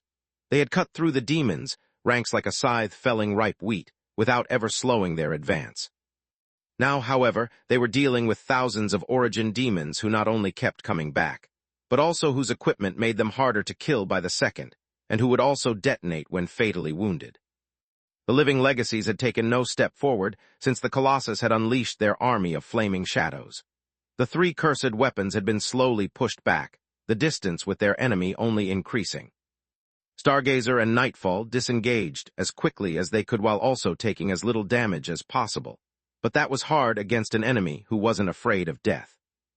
The demons' might was fueled by the geyser that in turn fed the hybrid formed by Lith and Solus. The constant flow of world energy gave the demons substance, while a spark of life force ignited the mana. The souls were imbued with into Origin flames. Usually releasing so much life force would have had catastrophic effects on Lith's cracked essence, but that wasn't the case anymore. Whenever he fused with Solus, their life forces would merge as well. Their respective cracks would be carried over to the hybrid, but the tower's primary directive more than made up for it. Menadian's first and foremost order was to preserve her daughter and heal any injury Solus may have suffered, no matter the form she would take. Now that Solus and Lith were one, the tower was mending their combined life force. The power of the mana geyser flowed through them, plugging the cracks in their essence to keep it from spilling and slowly stitching their edges. It was what Dawn had perceived during her fight against the hybrid in the Odie's underground lab. It was the reason no matter how many powerful spells the Colossus conjured, they kept getting stronger over time. By plugging the cracks in Lith's life force, the tower allowed him to truly go all out without the risk of inflicting more damage on himself. Ever since he had saved Protector, Lith had always instinctively held back to protect his damaged life force. Now, however, he could finally employ his full might, the true power of his Tiamat form. Yet that was just the first step of the ever-increasing might of the hybrid. After the fusion, their mana cores were perfectly harmonized. Lith's core had reached the bright violet thanks to the synergy with Solus, and obtained a life force capable of harnessing that strength. Flooded by the sudden influx of nourishment, Solus had recovered up to the bright blue. It gave her more power, granting her the ability to fuel all of Lith's spells and boost them with her own mana. Also, it meant that the tower regained more floors. That part of the energy that was no longer needed by her life support system could be now employed to restore the tower core. The hybrid's body held 3 cores whose power was shared and amplified in an endless loop. Lith's newfound strength healed Solus faster, which in turn restored the tower faster. Before they hatch. 2148. The black and white tendrils had found each other, reattaching the severed arms to the stumps. With each repaired floor, the artifact also recovered a part of its power core and became capable of processing more world energy. World energy that would further strengthen Lith, starting the cycle anew. The 3 living legacies reunited close enough to the mana geyser to feed from its energy, but far enough to escape the incoming horde of origin demons for the time necessary to cast Silverwing's annihilation. There was a reason those 3 had been chosen for the mission. Not only were they capable of countering all kinds of spells and bloodline abilities, but they could also use Silverwing's anti-guardian spells at their full might. Each one of them had their own power core plus the mana core of a bright violet awakened, making them more powerful than 6 council elders. On top of that, between the Yggdrasil Wood's ability to store and combine spells and the evil eyes sucking up the world energy to fuel them, the staff had the equivalent of an extra mana core of its own. This victory leaves a bad aftertaste in my mouth, Windfell sighed. I never had to use the annihilation to kill a mere divine beast. Shut up and focus, Nightfall said. Until that thing is standing, I'm not going to count my chickens before they hatch. The black and white tendrils had found each other, reattaching the severed arms to the stumps. Black flames cauterized the edges of the wounds, while what looked like gold-veined white scabs formed around the forearms. No more origin demons would come out, but that was hardly good news. Thousands of flaming shadows clad in white and gold were swarming the cursed objects from every direction. Now, before it's too late, at Stargazer's mark, they stopped amplifying the annihilation and shot it at the Colossus' head. I don't know nor care how Verhin can summon so many demons or where their equipment comes from. If he dies, they die, and whatever his secret is will be part of our prize. Chapter 2463 Restored Tower, Part 1. 7 emerald stars arranged like the Big Dipper appeared in front of the living legacies, channeling the power of the 7 elements before merging them into one single burst of energy the size of a skyscraper. The origin demons roared in defiance, using their bodies to shield their master. They were thousands, and covered in various alloys of magic metals coated in magically resistant gold-veined marble. Yet the annihilation was delayed only for a split second while piercing through their ranks. The demons refused to yield even in defeat, detonating themselves the moment their armor cracked. The origin flames further weakened the annihilation, but it was too little and too slow to stop its advance. After cutting the black tide in half, the emerald beam pushed through the sea of searing fire created by the demons and almost reached its target. Almost. The golden right hand of the giant was covered by a black working glove with 7 mana crystals, each of a different elemental color. In their fused form, Lith and Solus had gained the strength necessary to restore the set of Menadian to its full glory. The world energy flowed through the tower, then it moved from the eyes to the ears before reaching the mouth. There the stored spells would be carried to the hands where they would take physical form. Each gem acted akin to one of the towers of Silverwing's fortress, splitting the world energy into its basic components, and allowing its master to instantly cast spells without consuming a single drop of their own mana. The emerald seventh gem born from the bond between Lith and Solus filtered the will of Magus, replacing the planet's energy signature with their own to fuel the spirit magic component of Silverwing's spells. The surviving Origin demons bellowed their joy. They had succeeded in their task, buying enough time for the bastion to be completed. How? Windfell blurted out, taking the words out of everyone's mind. Even if there are two of them, even if they both had a bright violet core, it's not enough to fuel a spell like that. Only a white core can use Silverwing's spells alone, and even they need longer than a thought to conjure them. Who cares? They must have exhausted their strength to pull something like that. Let's shoot another before they have the time to recover, Stargazer said. Do you realize that we all have mana sense? Nightfall pointed at the wounds all over the hybrid that were mending at a speed visible to the naked eye. We can literally see that even after blocking our attack, their energy keeps increasing. The left hand of the demon bore a black glove as well, and as they extended their fingers, a big dipper appeared in front of their palm. It must be a trick, the cursed glaive replied. Now shut up and shot them down. Unlike us, they don't have an immortal body, otherwise they wouldn't have bothered defending themselves from our attack. Let's hit them with everything we have. By combining fake, true, and body casting from each host with the true magic and the body casting from their respective cursed artifacts, they weaved the spell as quickly as there were 15 mages. The counter-annihilation fired right after the Colossus, but the living legacies decided to avoid a direct clash and take the impact. As Stargazer had predicted, the hybrid couldn't afford to have its head blown off. The Titans squinted their eyes, trying and failing to dominate the enemy's annihilation. Imbued with 3 willpowers and moving at the speed of sound, there was no time to wrestle for its control. The hybrid couldn't activate another bastion either, since the power of the tower was already split between healing their wounds and fueling the annihilation. The Colossus could only try to tank the blow or turn the annihilation into a bastion, leaving the initiative to the leaving legacies again. The hybrid did neither, opting for a third way. A wave of the right-gloved hand of the giant recalled the equipment they had lent to the demons. With a bit of power from Liths and Solus, cores, a second wave of the hand had an impossible shield appear out of thin air. It was big enough to be worn by the Colossus, with Darwin at its center where the annihilation struck.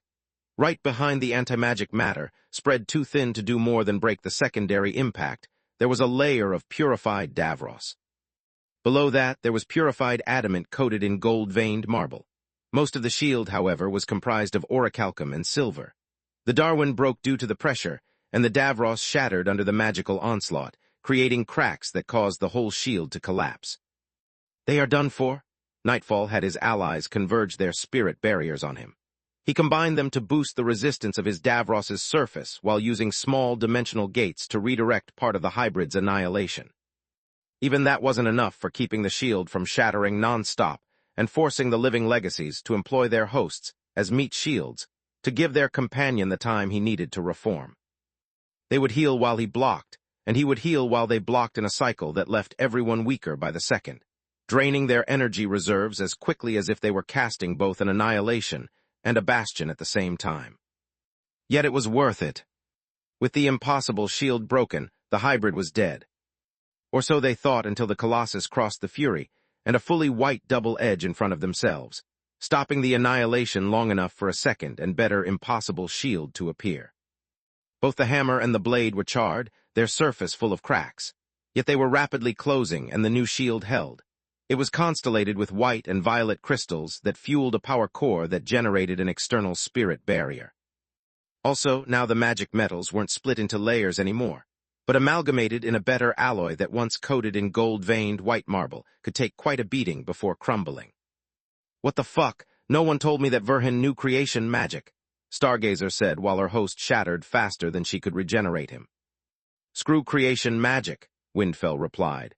Where the heck comes all that stuff? If Verhin possesses enough resources to arm his demons and craft that thing, what the heck is he still doing in the kingdom? The shield shattered again, just to be replaced by a new one with better-placed crystals, a more stable power core, and a better amalgam of the enchanted metals. 3 of them, Night has sent us to our death. Windfell wanted to disengage, but at the least mistake, the hybrid's annihilation would leave them too weak to escape. Truth be told, Night had shared everything she knew with her cursed brethren. She simply wasn't aware of Solus, Tower nature, which was the source of the unknown variables that kept causing their strategies to fail. Lith only had a rudimentary understanding of creation magic, and even once fused with Solus, he would never be capable of crafting something as big as the shield so quickly. Chapter 2464 Restored Tower, Part 2.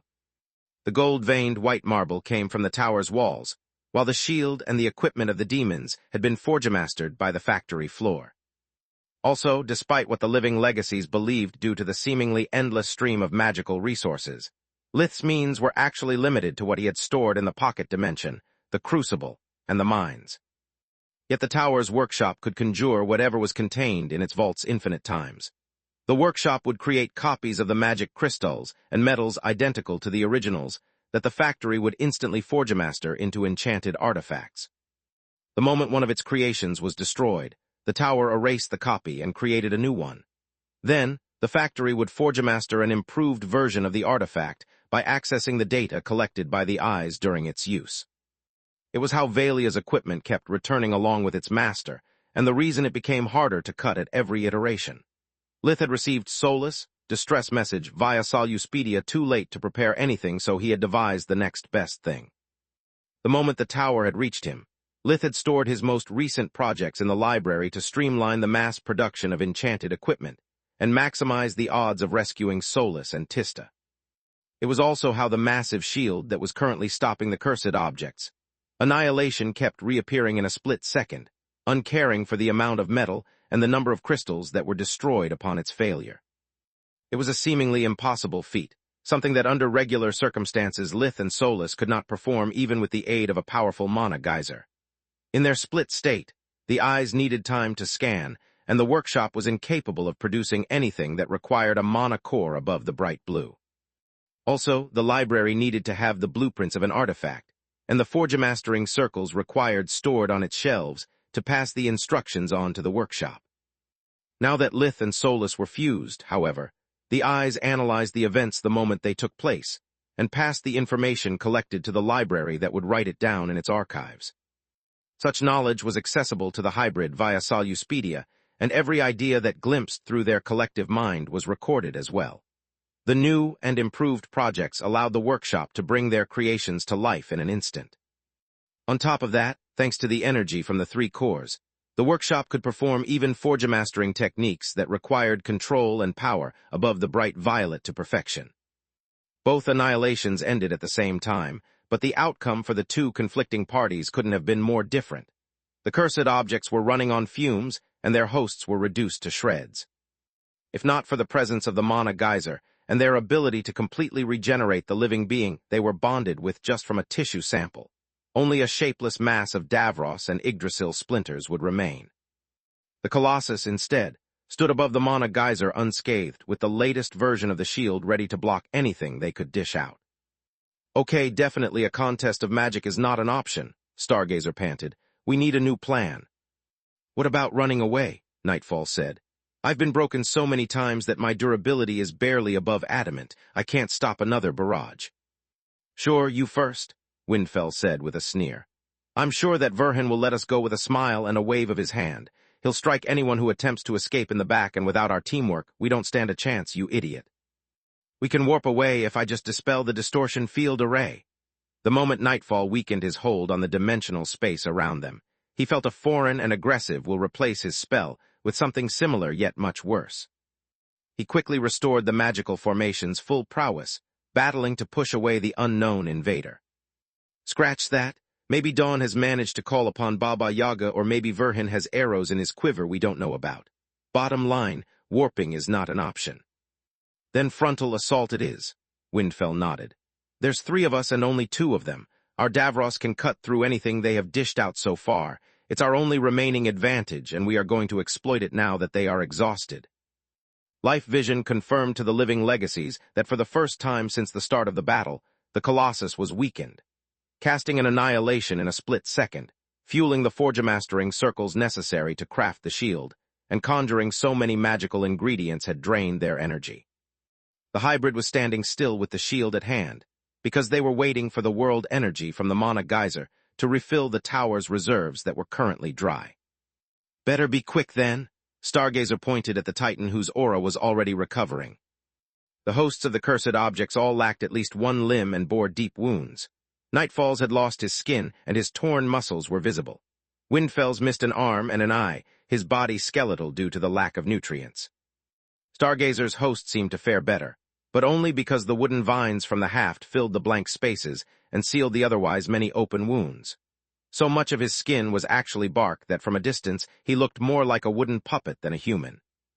The three of them had their respective hosts take flight and attacked from 3 different directions. With no need for thinking, the bodies could focus on employing a breathing technique, while the living legacy weaved the spells. On top of that, due to dimensional magic being sealed, aside from Nightfall they had no access to the nutrients, potions stored inside their dimensional amulets. They had to manipulate their hosts with spirit magic and make sure they didn't fall apart. The cursed shield had an easier time restoring his bearer, but after taking almost a full annihilation, he was faring much worse than his allies. His metal was weakened and his crystals were almost depleted.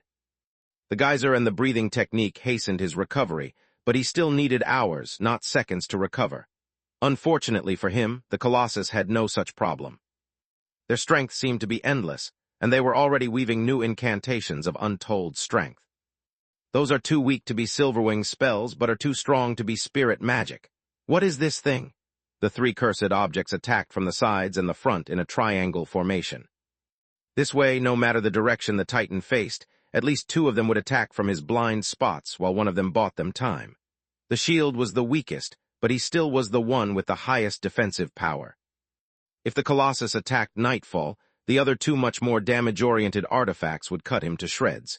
If they attacked one of the 2 weapons instead, there would still be the other, and Nightfall would recover. Chapter 24, 65 Perfect Form, Part 1. The 3-pronged attack was bound to create an opening that at least one of the living legacies would manage to exploit and win the battle. Unless the hybrid pulled off something new, of course. Much to their surprise, the Colossus moved as if they had eyes behind their head. They unleashed the Tower Tier spell, Nova Eclipse, on Nightfall while the right hand wielding War struck at Stargazer, and the left hand holding the Fury attacked Windfell. The angry blade looked like a short sword in the Colossus' hand. Double-edge encasing was already encasing War, but the size of the hybrid far exceeded those of a divine beast. The eyes of Menadian looked at both Double-edge and the shield, assessing the usefulness of the latter artifact against creatures so small. Lith and Solus lacked proper training, and blocking with the shield would impede the Fury's movements. The tower answered by dispelling the artifact, and using its materials to craft a better version of Double-edge of a suitable size. Nova Eclipse was the tower version of the Tier 5 War Mage spell, Final Eclipse, and it was comprised of the fire, darkness, and air elements. The black flames were fanned by a powerful air current that turned them into a cyclone. The fast-spinning flames created a vacuum, sucking the cursed shield in. Nightfall tried to dodge, but in his weakened state he couldn't escape the pull of a tower spell that reached the prowess of a natural phenomenon. Also, he had lived and fought long enough to know how to beat it. Nightfall pretended to struggle with all his might, and then fall prey to the vortex. Knowing that he had no chance of victory, he let the current suck and guide him toward the eye of the storm. The spell was bound to be devised to keep its victims away from its only safe spot, but Nightfall was a dimensional mage, and even in such a maelstrom he managed to grasp the dimensional coordinates of his destination and blink there under the cover of the flames. I've taken minimal damage, and while Windfell and Stargazer fight for their lives, I can catch my breath. The host of the cursed shield grinned instead of its master while gulping down nutrients, potions. The best part is that Verhin's spell itself protects me from his life vision. By the time he discovers what really happened, I'll have recovered enough to defeat him or escape based on how. His train of thought suddenly froze along with his body. Nova Eclipse had turned into its void version, Nova Prison. Darkness had turned into a hard light construct, while air had assembled the debris scattered around by the battle into solid stone. Fire had turned into water that seeped through the other 2 elements, drenching the enemy before turning into ice. Light and earth magic combined their strength to seal both Nightfall's movements and his body casting. The hard light filled even the tiniest gap between the rocks, preventing air to get in or out. Nova Prison acted as a sealed vice that slowly crushed its victim, while the sudden temperature drop made everything brittle. The Davros of the Cursed Shield was unfazed by the spell, yet Nightfall started to panic and desperately looked for a way out. Pressure, cold, and asphyxia were minor inconveniences for him, but not for his host. In the Emperor Beast's exhausted state, it was just a matter of seconds before Nova Prison killed him, and without him, the Cursed Shield would have no chance of victory. At the same time, his allies were simultaneously attacking the Colossus from opposite sides, forcing them to turn their body so that even when their weapons managed to hit there was barely any strength behind the attack. The hybrid's every move generated a gust of wind so powerful that it would have blasted any lesser opponent away. But the living legacies had the experience of millennia by their side. They anticipated the air currents, riding them to dodge the incoming attacks and further accelerate their movement speed. The hybrid's attacks were quick and surgical, following the enemies, every maneuver as if the weapons had a homing system, but it wasn't enough. The cursed objects used fire spells to strike at the incoming limb and exploited the resulting blast to escape. Whenever the hybrid focused too much on one of them, the other managed to counterattack, opening long yet shallow wounds in the massive limbs of the creature. It was only meant as a distraction to allow their partner to escape and to put the edge of their blades to the test. Such cuts were but scratches to someone 35 meters, 115, tall, whereas they had to go for the kill and quickly. The 9 eyes of the creature moved from one opponent to another, trying and failing to counter their joint attacks. Sealing dimensional magic, using a tower-tier void spell, and engaging in a battle of wits with 2 cunning opponents at the same time was too much even for the combined mental focus of Lith and Solus. The 2 cursed blades were slowly, but inexorably getting closer to the Titan's neck, despite their best efforts, and no protection at their disposal would hold against 2 masterfully crafted Davros weapons. Since struggling was useless, the hybrid raised their upper set of arms and conjured what was left of the origin demons. The runes that comprised their bodies were quickly rewritten, and their black cores turned into the focal point of a dimensional spell. The living mass of violet flames turned black as the tower-tier gravity spell, Sham Black Hole, took form. Half of the origin demons acted as a dimensional array that sealed the area of effect of the gravity spell, while the other half formed Sham Black Hole. In their fused form, Lith and Solus weighed dozens of tons, and they were grounded thanks to the tower below them, whereas their much lighter airborne opponents failed to escape the sudden pull. The hybrids' mouths curled up in a savage grin of joy at the realization of their newfound prowess. Gravity magic was something that Solus could dabble in thanks to her talent, while it was beyond Lith's comprehension. They both lacked the dimensional awareness necessary to comprehend the many factors involved in a powerful gravity spell, and how to alter them in order to not fall victim to their own incantation. Now, however, they had not only 2 minds at the same time, but also access to the watchtower. It allowed them to extend their mystical senses for kilometers and keep everything under control down to the smallest detail. The watchtower granted them perfect dimensional awareness, bringing their talent to the same level as Freya. The tower's floor worked akin to the spell Erna's full guard, but with a much greater range. If not for the watchtower, Lith and Solus would have failed to follow the complex maneuvers of the cursed objects and distinguish their real target from the feints. Air, dust, and cursed objects were sucked in by the hypergravity that pressed them together, forcing the Davros to collapse on itself. Chapter 24, 66 Perfect Form, Part 2. Trapped inside Nova Prison, Nightfall rejoiced when the tower spell disappeared, but his happiness was short-lived. He was sucked by Sham Black Hole as well, watching helplessly as the clouds started to come down swirling. Lith and Solus balanced the gravity and the dimensional spells together, keeping them active until they felt that they could no longer contain the monster they had created. They threw Sham Black Hole away and conjured a multi-layered barrier around the point of impact. Inside the darkness of the spell lay tons of air kept under high pressure that would violently expand the moment the gravity was released. The resulting explosion made the ground quake, and it would have raised a mushroom cloud if not for the hybrid pouring all their strength into the barriers. Spinning domes comprised of earth, air, and light sealed off the detonation by making the shockwaves rebound back and forth, focusing the destructive power of the released pressure on the living legacies. As the dust settled, the distortion field array disappeared. Nightfall was too busy keeping himself together to waste precious mana, and without the magical formation, The bond between the tower and its masters was fully restored. Direct contact was no longer needed to access the full scope of the tower's powers, and due to the watchtower, the space was theirs to command. Ready for the finishing blow, the Colossus shrank to human size. It was the form that Lith and Solus knew best, and with which they could perfectly coordinate their movements. How, Tista asked from a very far-away safe distance, how did you know that this would have happened? They had spectated the fight from much closer until the annihilations had started flying. At that point, the horsemen had dragged the red demon even farther away, and this time Tista had opposed no resistance.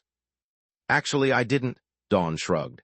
I was just playing it safe, at least until I witnessed Solith using the hands of Menadian. That's when everything became clear and I knew that we were too close for comfort.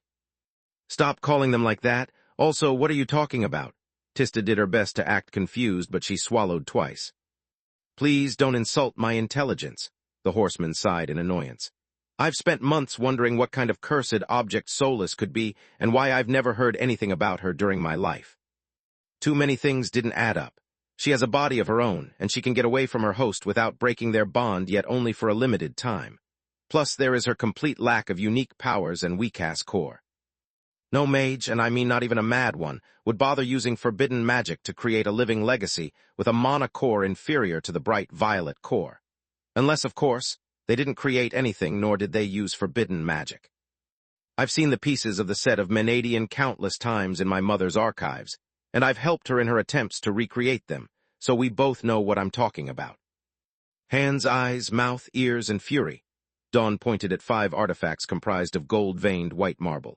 Solus' real name is Elfin Menadian, and her artifact half is the Lost Tower of Menadian. Am I right, Mom? With the distortion field array gone, Dawn's bond with Baba Yaga was restored, and it hadn't taken long for the ancient white core to reach them. You are, dear? Baba Yaga was in her mother form, her flaming red hair whipping behind her due to the gusts of wind that escaped from the barriers. I'm sorry for hiding the truth from you. Don't apologize, the horseman shook her head. I never met the first ruler of the flames, but I know how much you cared for her and her daughter. After my fight with Verhin and everything that night did to him, you had every right to be cautious. You couldn't afford the risk of further fueling my sister's obsession. Also, it wasn't your decision to make. You did the right thing by respecting their wish for privacy. Thanks, dear, the mother nodded. To be completely honest, I had no idea who Solus was when you met her.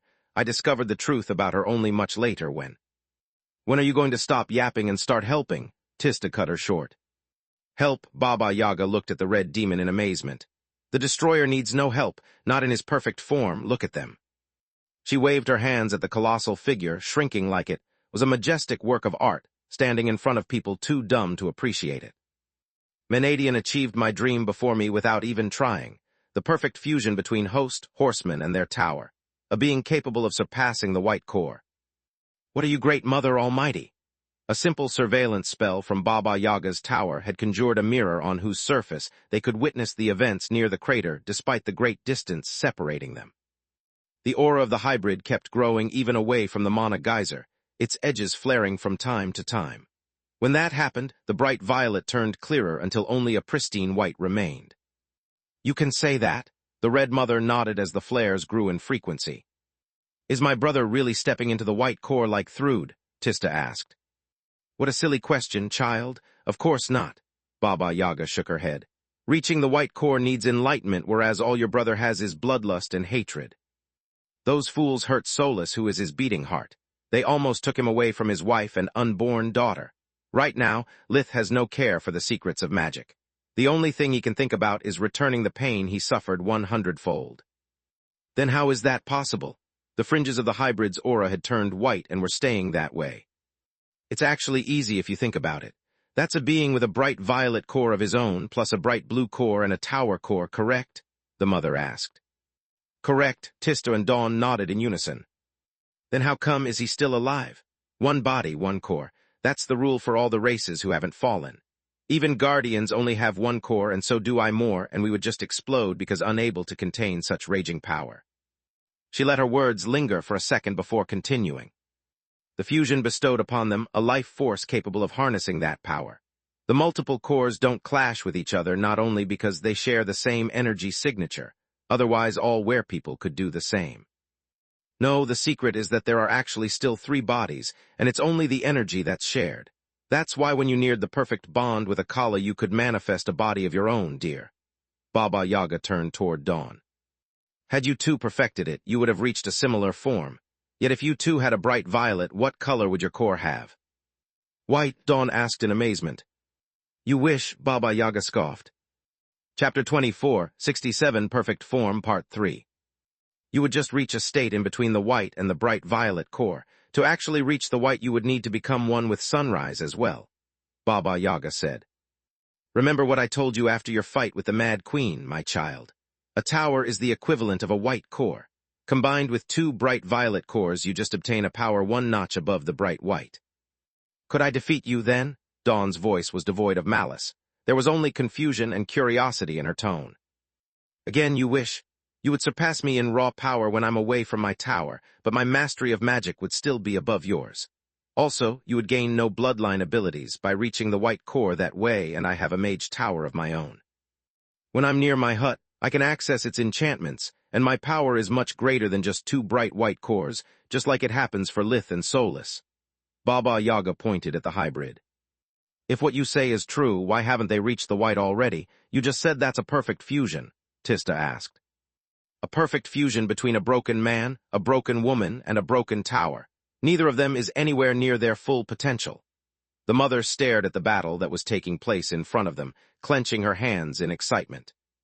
Yet they complete each other. They heal each other. With each passing second, what has long been broken is becoming whole again.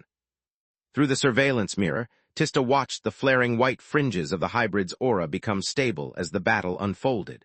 More than once she found herself inwardly thanking the gods for Dawn's foresight.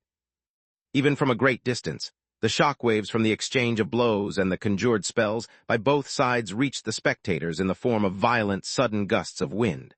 Some just ruffled her hair, but others forced her to raise her arms to protect her eyes. Space. While Dawn brought Tista to safety, the Colossus looked at the exhausted cursed objects, and at themselves with the eyes of Menadian. They exploited the first respite from battle to formulate the best strategy to permanently put an end to the new threat that night had put on their path. Compared to our human form, our current body doesn't give us any advantage, they thought. Sure, it's big and that makes it hard to reach our vitals, but at the same time it makes the Voidwalker armor useless.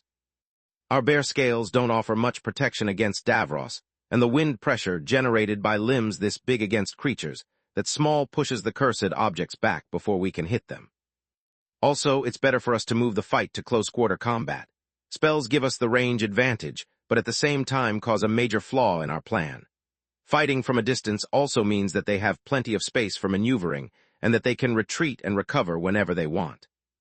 On top of that, if they bolt away at the same time in different directions, no matter how powerful we are, we can't chase more than one at a time. They only need to sacrifice one of them to escape from the area we dimensionally sealed. Once outside, they can use a warp steps to get away from the geyser, and we wouldn't be able to follow them.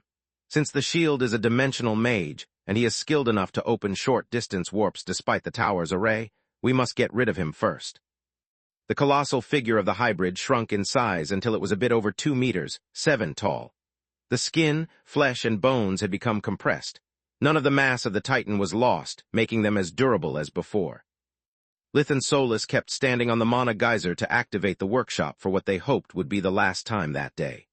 The gold-veined white marble from the restored tower merged with the Voidwalker armor, enhancing its hardness, enchantments, and giving it resistance to magic. The huge double edge was dispelled, so that the Davros could now be used to forge a smaller version of War's exoskeleton entirely made with the precious metal. What was left of it was used along with the Darwin to create a tower shield, using more gold-veined white marble to fill the voids. It took them several attempts to successfully enchant the Davros and properly mix the metal with the stone and the anti-magic impurity. Usually, those experiments would have taken them days and drained their strength. Yet with the eyes bringing out any evident flaw in their design, and the workshop forgemastering them in an instant, Lith and Solus only had to provide the blueprints for the tower to do the rest. The hands both fueled the workshop and enhanced its spells, while the mouth conjured a specialized forgemastering array for each step of each procedure, making them faster and more efficient. The artifacts kept fading in and out of existence, reaching an optimized form in a handful of seconds. In their compact form, the new temporary artifacts had their power focused, and their surface was covered by white crystals boosting the power cores. Bigger wasn't necessarily better. A shield the size of a divine beast needed lots of crystals and a power core of proportional dimensions. Otherwise, the enchantments would spread unevenly throughout the surface of the artifact, and when simple pseudo-cores were put under stress, they might fail. It was the reason humans had prospered for so long and could hold their ground against any opponent. The bigger an artifact, it not only was way more expensive, but it also required a much better forgemaster. To make matters worse, the power of an enchantment, just like a mana core, wasn't proportional to the size of the body, but depended solely on the energy it possessed. Hence a divine beast's armor needed tons of ingredients, just to achieve the same abilities of a human-sized armor, leaving the human mage plenty of materials to craft all the different tools they would need.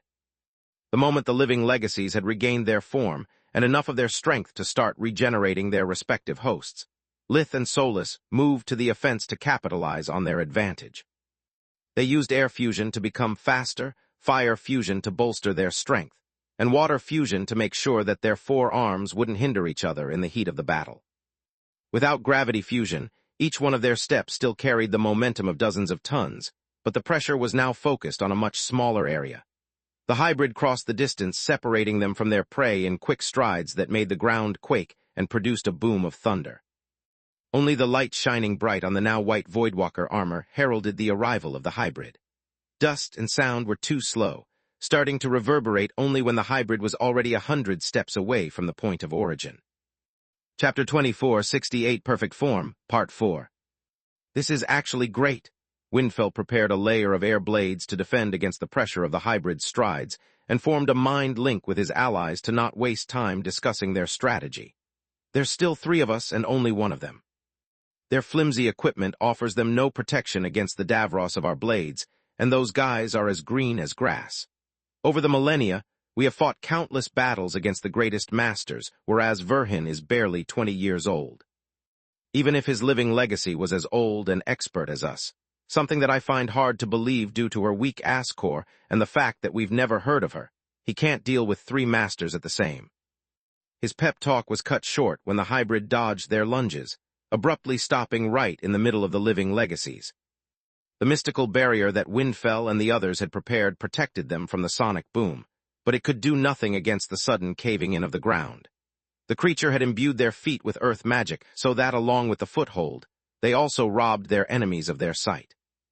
The dust cloud and the debris were filled with enough mana to blind life vision and make the teamwork of the 3 cursed objects useless.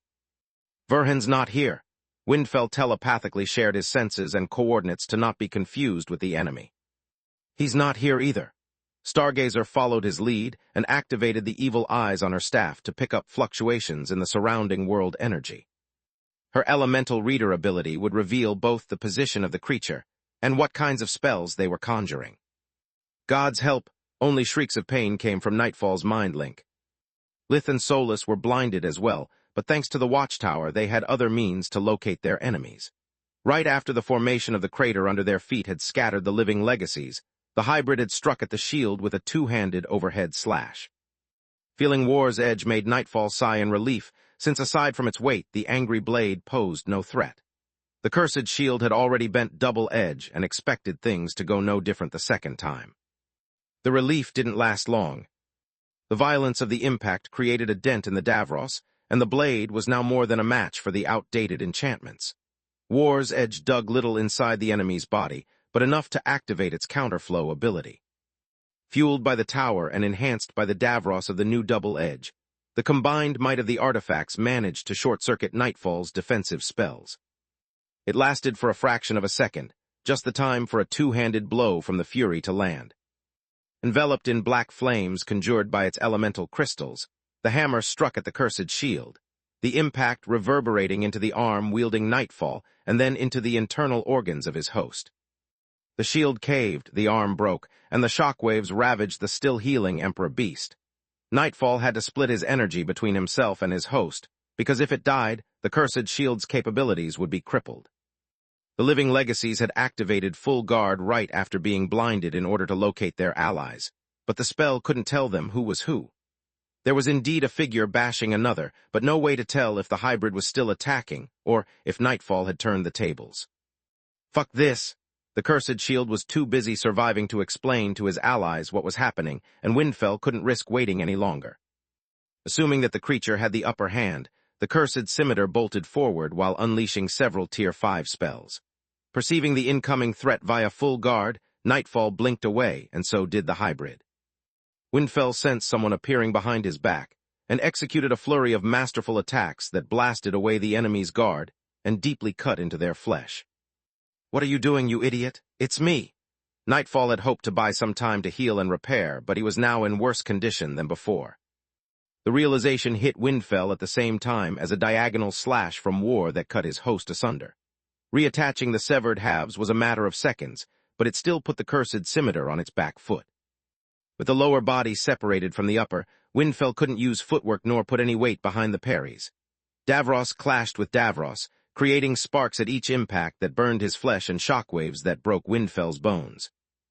Assuming there was no way that anyone could best her ally in swordsmanship, Stargazer aimed her spell and was about to release it when doubt made her hesitate. "I can feel 3 people there and only 2 are fighting. How come that Nightfall is doing nothing?" She conjured a gust of wind that cleared the area and revealed the truth. Nightfall was bent and broken while his host had been shredded into pieces. Windfell was in much better condition, but his host was wounded faster than any spell could heal him. Without a healthy body wielding him, Windfell was incapable of deflecting the blade of a much stronger and heavier opponent. For the gap in battle experience to overshadow that in raw power, Windfell needed his arms and legs, but they were both broken. Stargazer adjusted her aim and released her Tier 5 spell, Frozen Storm.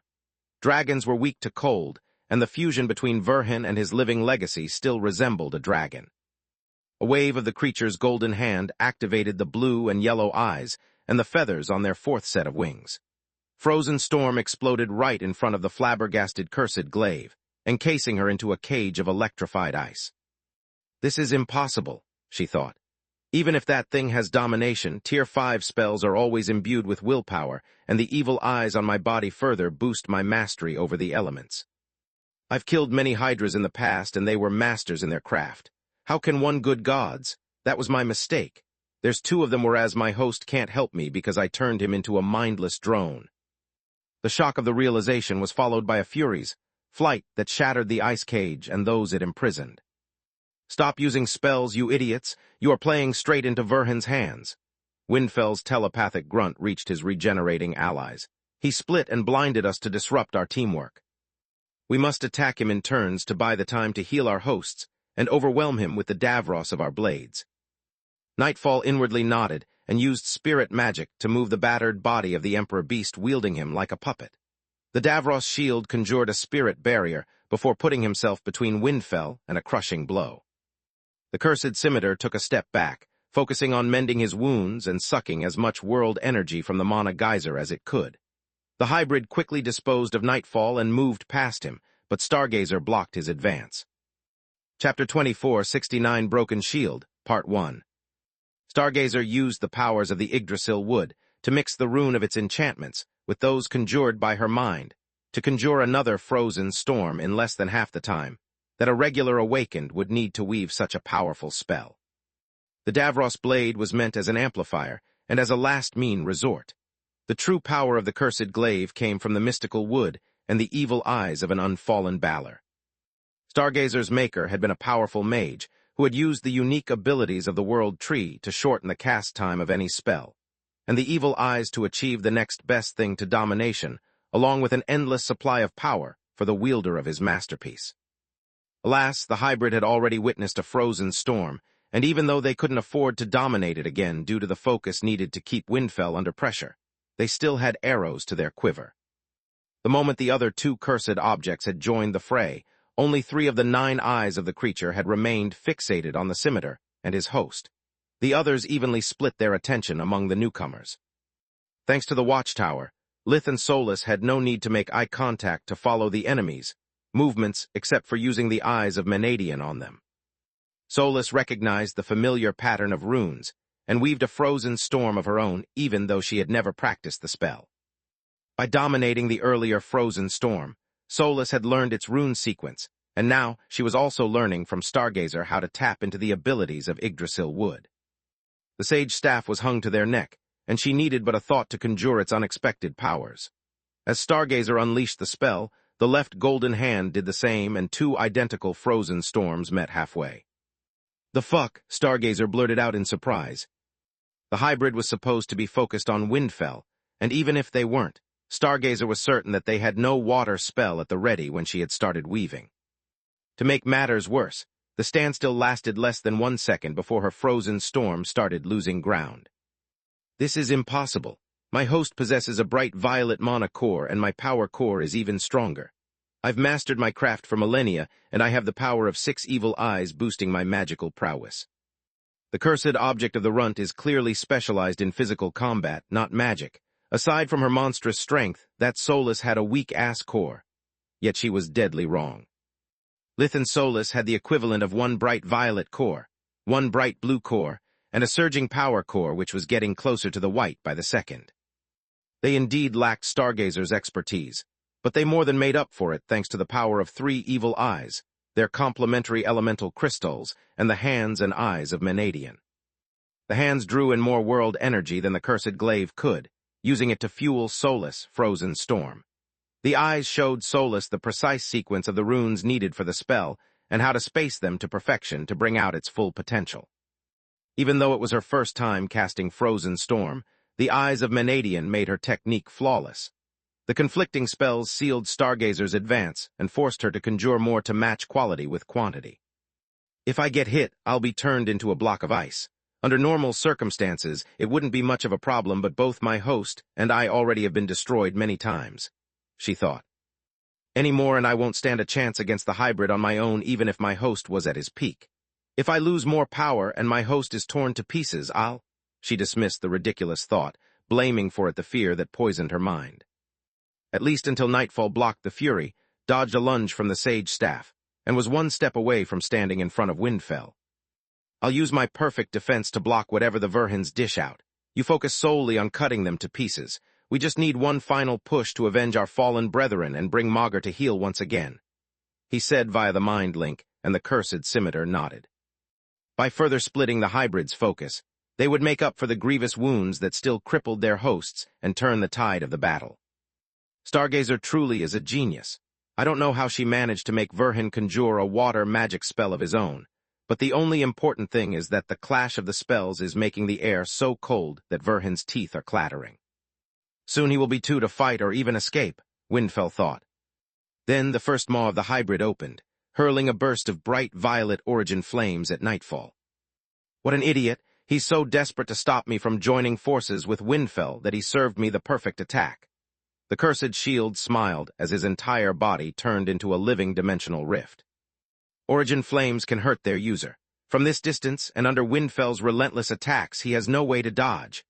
Or so he thought until the second maw opened as well and hurled a burst of bright blue origin flames. The two energies wrapped one around the other, their energy signature matching, but more importantly, their intents aligned. They didn't clash, nor did they stack their power either. The violet fire used the blue as nourishment to multiply its power, turning into bright white primordial flames. Despite their compact form, the origin flames carried the same amount of world energy as those that Lith would have produced at his full size.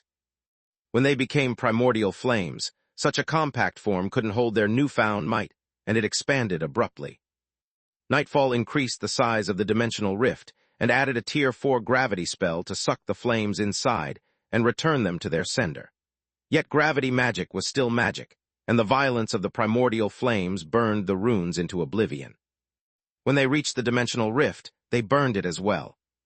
The space collapsed, the implosion affecting solely Nightfall and drawing in the primordial flames faster. The cursed shield found himself engulfed in white fire that charred his host and vaporized the Davros. The hybrid's spirit eye lit up, dominating the primordial flames and making them form a compact sphere around Nightfall. The cursed shield kept falling apart and regenerating, but it was a losing battle. The hybrid had yet to finish emptying their massive lungs, and domination ensured that not a single tongue of white fire went to waste. Nightfall tried to conjure his best defensive spirit spells, but the primordial flames burned the runes the moment they formed, making the barriers implode. The cursed shield tried to sacrifice his host to gain a temporary boost in power, but what little remained of the man he possessed died, producing less mana than a red core. Chapter 24, 70 Broken Shield, Part 2. The primordial flames had already incinerated Nightfall's host, and only the tissues that he hid inside his metal body for safekeeping remained. But the cursed shield was too panicked to notice until it was too late. With his host gone and the power generated by sacrificing their bond negligible, the Davros started to vaporize, and the mana crystals sustaining the cursed shield's life cracked. No, no, no! Nightfall screamed for help in countless dead languages as holding together the enchantments that gave him sentience became harder by the second. Windfell charged with every ounce of strength he had left, but the hybrid's eyes following him didn't quiver, nor the black hand wielding the white war hesitated. The eyes of Menadian telegraphed to Lith the trajectory of the attack, and he exploited that knowledge to intercept the scimitar only once his host had committed his full weight under the blow. The two Davros blades met as equals, yet the strength behind them was anything but. The dozens of tons of the hybrid hit with such strength that Windfell cracked, the wrist of his broke like a twig, and his kneecaps shattered. Lith wasn't done, and exploited the temporary paralysis to kick his helpless opponent in the chest, sending him to join Nightfall in the maelstrom of cleansing fire. Die! Lith drew a deep breath, ready to conjure more primordial flames when Solus pulled at his conscience. Afraid that the conflagration of her two allies would also put an end to her life, Stargazer was pouring every last drop of mana of her two cores into her Tier 5 spirit spell, Seed of Destruction. The air and water element united to conjure a frost wave that attacked the hybrid from above, while earth and fire turned the ground into magma. Bolts of lightning coursed from one water drop to the other, forming an inescapable electric cage, while the hybrid's feet started to sink into the lava and burn, making it impossible for them to run away. The darkness element filled the air with a noxious miasma, ready to seep into the body of its victim the moment a wound was open, while the light element mixed with the spirit element to form emerald constructs that attacked the hybrid from every side. At the same time, 5 elemental pillars departed from the evil eyes on the haft of the glaive, each aimed at the hybrid from a different angle. The creature grunted at the intrusion, but they kept breathing in. War moved from the black-gloved hand to the golden one below, letting the hands of Menadian free to combine their power with the mouth where Lith's and Solus' best spells were stored. Unbeknownst to them, the ears played their part as well, but they failed to recognize them and attributed the effect to their hybrid form. The magic circle of Silverwing's annihilation appeared in front of the gloved hands and was instantly lit by 7 elemental stars arranged like the Big Dipper. Each one of them produced a pillar of a different element that blasted through Seed of Destruction after neutralizing its effects. Stargazer used the evil eyes to counter at least 5 pillars with her own, but they were overpowered without putting a dent in the annihilation. The anti-guardian spell struck Stargazer, who barely had the time to conjure the spirit barriers of his equipment. Once again, it was a futile effort. The barriers failed on contact, the annihilation ripping through mana, flesh, wood, and metal on the atomic level. Even with her body seemingly intact, the cursed glaive could feel it falling apart. Her enchantments were like notes on a chalkboard that someone kept erasing, and she had to constantly rewrite them before she forgot one detail, and they were lost forever. She screamed in pain and fear, sacrificing her host for a sudden burst of power. When the annihilation was over, Stargazer was unscathed and filled to the brim with mana. Consuming the life force of the Emperor Beast had allowed her to mend her own and restore her power core. At the same time, however, her fighting prowess was now halved, and with the hybrid's dimensional seal in place, she needed spirit magic to move around. Windfell exploited Lith's and Solus' distraction to get out of the vortex of primordial flames unimpeded. His host was burned to a crisp and his enchantments strained, but he could still fight. Cease the attack before it's too late, and you have my word that we won't bother you again. We have learned our lesson. We can't defeat you and you can't kill us, Windfell said, putting the scimitar back into the scabbard. Says who? Lith's mouth said before hurling his origin flames, quickly followed by Solus. Stop! The face of Windfell's host was twisted in rage. Those were the first words the hybrid had spoken, and they were of defiance. You can't kill Nightfall. From this distance, the blast alone will rip you to shreds. Why do you think not even white cores dare to destroy us? Stargazer and I will survive, but what about you? Is it worth losing your life just to kill another of your brethren?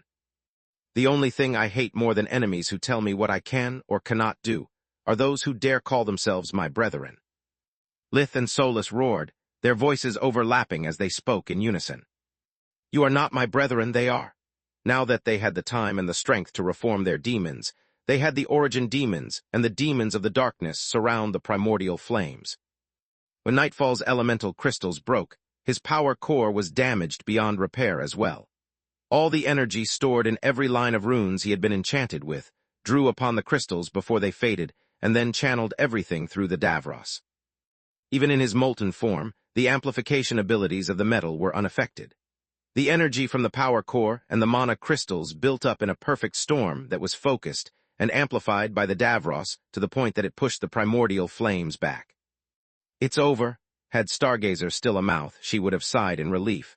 The destroyer has reaped another brother, but Nightfall will be his last victim. She and Windfell tried to warp away, but to no avail. Cursing the hybrid for the umpteenth time, the cursed scimitar dashed to the glaive and picked it up.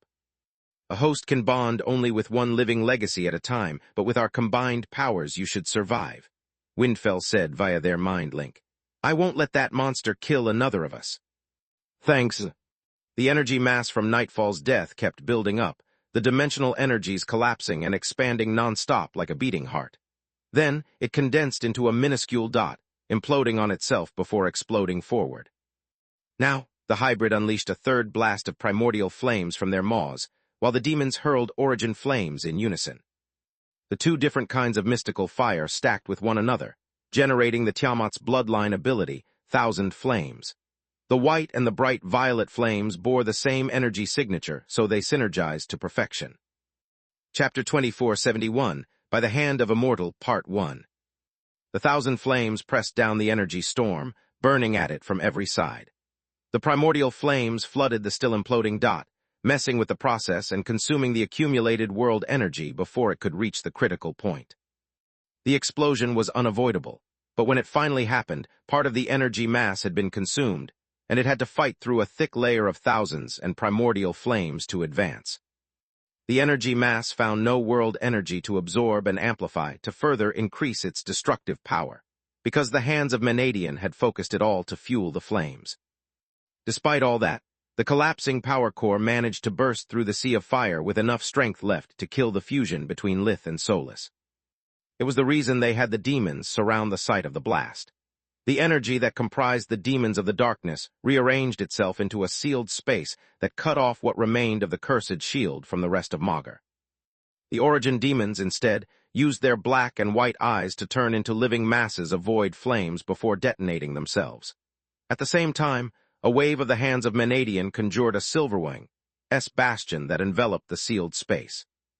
This way, Lith and Solus could keep pouring mana into the barrier, whereas the energy mass had no way to keep the chain reaction going. The void flames ate more of the force of the explosion, so that when it hit the bastion, the blast had lost another chunk of its strength. That's a nifty trick, but if a bastion was all that was needed, your friend Dawn would have been killed by Sinmara centuries ago.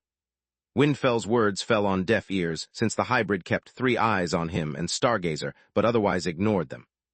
When the explosion shattered Silverwing's spell, more demons had taken position in the adjacent area, half of them conjuring another sealed space, and the other half bursting into blight flames. The hybrid encased them all with a second bastion, repeating the process 4 times before the bastion finally held. Much to the cursed object's surprise, not even a gust of wind had reached them, but the strength of the creature had kept increasing the whole time. The fringes of their aura were now white, and more bursts of light flared right below them. This was impractical, the hybrid thought out loud. Too many spells and too many demons, I don't think we can do this again.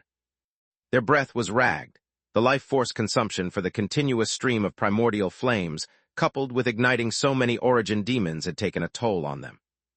The tower kept fueling the hybrid with the endless energy from the mana geyser, but making up for the lost life force required time.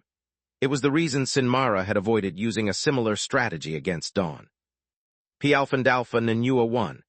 SOM she would have to use members of the nest instead of demons, and while Lith's creatures could be reformed as many times he wanted, one single mistake or moment of hesitation might have cost the life of dozens of phoenixes, if not even her own.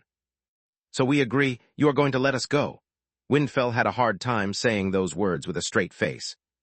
Another allegedly eternal being had been slain by the hand of a mortal, and to add insult to injury, the cursed scimitar had to beg for his life.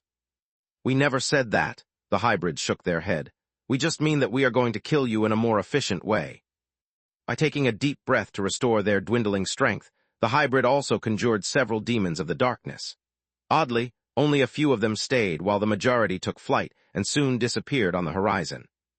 I think that's enough, Baba Yaga said through the surveillance mirror. Despite your great strength, you still have limits, children. What you just did required great control and precision. If you try to do that again 2 more times, you'll die. The Red Mother had no care for cursed objects. She spoke solely to ensure that nothing bad would happen to Solus. Night has instigated the living legacies against you, but Nightfall's and Windfell's death will send them a message. There's no messing with the Verhans without paying the consequences. I'm still alive. The cursed scimitar had never expected that Baba Yaga would stand up for him, yet his joy was ruined by her ominous words. I beg to differ. The mother used the power of her own tower to bypass Solus and blinked right beside the hybrid. A wave of her hand trapped Windfell in the tower spirit spell, Cage of Light. Like a mosquito sealed within amber, the cursed scimitar could only helplessly watch as Baba Yaga activated her Tier 5 creation magic spell, Dismantle. First, it severed the bond between living legacy and host, having its power. Then, the spell split the mana crystals from the metal from the hilt, and the hilt from the power core. Without a vessel to contain the intricate series of runes that had covered the whole surface of the blade, the words of power dissipated not with a bang, but with a whimper. Stargazer stared in horror at the Red Mother, fearing to be the next to die. Make sure to report the message, or the next time we meet it will also be the last. I won't allow threats to the life of my children nor allegiances to my disowned daughter. Am I clear? Crystal, Stargazer tried and failed to swallow because physically incapable. The mother usually exuded a serene aura that soothed the spirit of her guests, but to the cursed glaive, she looked even more monstrous than the hybrid. At least Lith and Solus had to struggle to kill Nightfall, whereas Baba Yaga had snuffed Windfell's life like it was a candle. Wait, Malishka, I disagree. The hybrid spoke with 2 voices, but from the moniker they had employed the mother understood that it was Solus talking. This sends all the wrong message. Even if this bastard never attacks us again, she can always reveal to the rest of the cursed objects our techniques, spells, points of strength and weakness. Sooner or late, our knight would learn them as well, and that's not something we can allow. I agree, Baba Yaga pondered. I'm certain that before returning, Night will come with a bag full of tricks and you'd better have your own. It's not only that, the hybrids shook their head. If we let her go, it will make us look weak. The cursed objects will fear you, not us. The moment Dawn leaves for the eclipsed lands, they won't need a dimensional mage to cut off our communications. A simple air sealing array will suffice. If we kill her instead, no one but us will know how things have played out. The only thing that the cursed objects will ever know about this is that 3 of them came to kill us, and they all died for it. They will be afraid of us, Tista and Dawn. Chapter 2472, By the Hand of a Mortal, Part 2. They won't dare try again, and even if they do, they'll have no idea what they are going to deal with, the hybrid said. Excellent idea. The mother extended her hand to cast Dismantle again, but the creature stopped her. Wait, we are grateful for your help, but we have a theory about how to safely destroy small cursed objects by ourselves, and this is the only opportunity we got to put it to the test before we encounter more. You do, Baba Yaga said in amazement while the others just gaped at the hybrid. As for Stargazer, she exploited that moment when no one was looking at her to warp away. If I have to die, I'll die fighting. So she thought as Baba Yaga's elemental seal array blocked the spirit steps first, and then even slowed the world energy cursing inside the cursed glaive's power core. Stargazer found herself incapable of moving, her body reduced to a piece of wood and metal while her mind had trouble formulating thoughts. Elemental Seal was a heptaelemental magical formation that went beyond Silverwing's hexagram, blocking even spirit magic by expending the same amount as its victim. It was an array long and complicated to cast, not to mention incredibly mana-expensive. Yet for a bright white cord awakened empowered by her tower, it was a cantrip. The 6 evil eyes on the glaives half-opened, shedding tears of despair at the realization that there was nothing that Stargazer could do to avoid her impending death. The group noticed, But just like the living legacy had been indifferent in the past to the suffering of the people she had killed for joy or business, they just didn't care. "Show me." The mother offered the hybrid her hand, and they took it. A mind link was worth thousands of words and needed but a few seconds. Lith hesitated since that knowledge might be useful against night or dawn, but Solus trusted her friend, so the final result was the creature frowning. Interesting, very interesting even, but it's difficult and situational at best. There are countless things that can go wrong. Dimensional compression arrays, sealed space, the destruction of your demons, and I could go on. Baba Yaga said after witnessing their thoughts. An imperfect plan is still better than no plan at all, the hybrid replied. Also, even if nobody would fall for it a second time, as long as we leave no witnesses, it will always benefit from the element of surprise. P Alphandalpha Nanua 1, SOM, that's a fair point, but I have one more objection. A wave of the mother's hand brought forward the materials she had recovered from dismantling Windfell and an amorphous puddle of Davros. It was what was left of Nightfall after the 1,000 flames, and the primordial flames had destroyed everything but the metal, erasing even the memory of its previous shape. If you let me kill Stargazer, we get her materials. If we follow your plan, we'd lose them all. That's a fair point. Lith's greed battled with Solus, scientific curiosity, freezing the creature on the spot as their two mouths argued with each other, and their eyes frowned and widened in response. Wow, and here I thought that just their eyes shining was creepy. Tista pointed at the black and golden arms, gesturing independently, and pointing at the hybrid themselves when making a compelling argument. This is much, much worse. I find it fascinating. Baba Yaga looked at Menadian's opus with a mix of admiration and envy, wondering if her children would ever achieve a similar condition. You don't look so good, child. Is everything all right? Can you please give me a checkup? I need a second opinion. The red demon winced in pain as she turned back into her human form. Shape-shifting had always been a seamless process, but for a few days now it had become problematic. The mother placed her hand on Tista's cheek and activated her breathing technique, sun and moon. You are turning into a regular hybrid, she said once she was done. I know, Tista swallowed hard, incapable of denying the truth any longer. How much time do I have left? 3 months tops. Baba Yaga's answer startled the red demon. I thought I had longer. Everyone does. Everyone is wrong, though. The mother shook her head. I know what you're going through, but you have to make up your mind before you have no choice at all. We've reached an agreement, the hybrid said. Losing magical resources is sad, but we have no use for more Yggdrasil wood, and the Davros doesn't amount to much. The knowledge we seek instead might save our lives. We can always get more precious materials, whereas we only have one life. Survival takes priority. Fine, Baba Yaga replied. Then do what you must and bring me along. This way, if your plan fails, I can still deliver the finishing blow and recover the materials. Are you sure, Malishka? Solus' voice became slightly dominant. An explosion like that might kill you. If I didn't know what is happening and had no time to prepare, she shrugged in reply. Trust me. The hybrid nodded, taking a deep breath and hurling a twin burst of primordial flames, while the demons who were left joined them with their origin flames. The mystical fire cleansed Stargazer's barriers and then reached her runes. The moment the first rune of her power core disappeared for good and her wood started to burn, the cursed glaive knew that even if she were to survive, she would never be the same. Her power was diminished, but even worse was the damage to her mind. Suddenly, Stargazer couldn't remember a few details of her past, and some magical knowledge that had been obvious until a second ago became obscure. She felt happy, then sad, then angry. With every rune that disappeared, she lost part of her memory and abilities while her personality changed. When the flames completely engulfed her power core, its structure began to collapse. The energy that she had accumulated until that moment was clogged in some points and short-circuited in others, resulting in a fatal overload. Now, the moment the eyes of Menadian marked what Lith and Solus assumed was the Monar equivalent of critical mass. The demons of the darkness broke down their shadow bodies into runes. Dawn and Tista were expecting them to try another combination of bastion and sealed space, but the runes this time belonged to a dimensional spell. The demons disappeared, replaced by a warping array that moved the exploding glaive and Baba Yaga to Mager's mesosphere at 80 km, 50 miles of altitude. Another group of demons was waiting for them, acting as both an exit point and a second entry point. The higher they got, the thinner the atmosphere and world energy became. The demons that Lith had sent away first had come early to gather the necessary mana before reaching their position.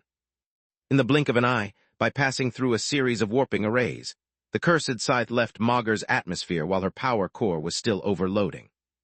The lack of air in space would greatly weaken the explosion, but it was the absence of world energy that crippled it.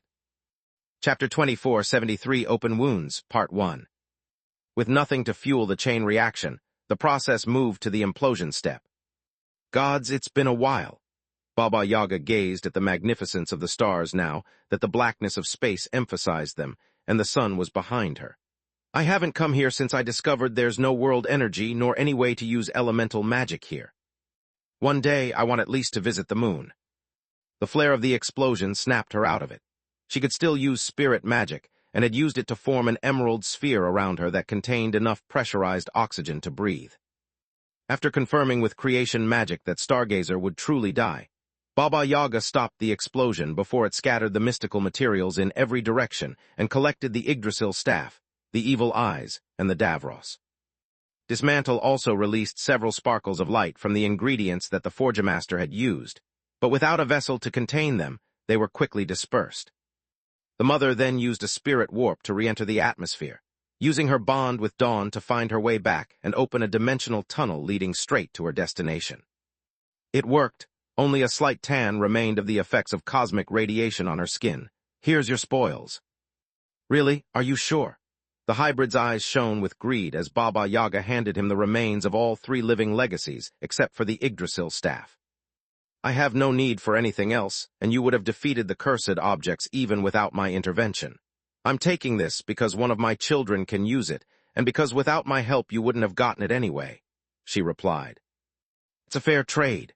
The creature nodded, valuing the evil eyes and the Davros much more than the mystical wood since they already had a sage staff. They put everything into the tower, hoping that it would further accelerate the refining of adamant into Davros. Now that everything is over, does anyone have any idea how can we split?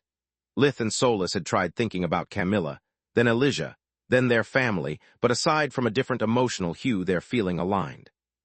When Lith had reminded himself of the risk of Solus getting pregnant, he had also accessed her feelings about the matter, adding one more awkward moment between them and leaving the fusion unaffected.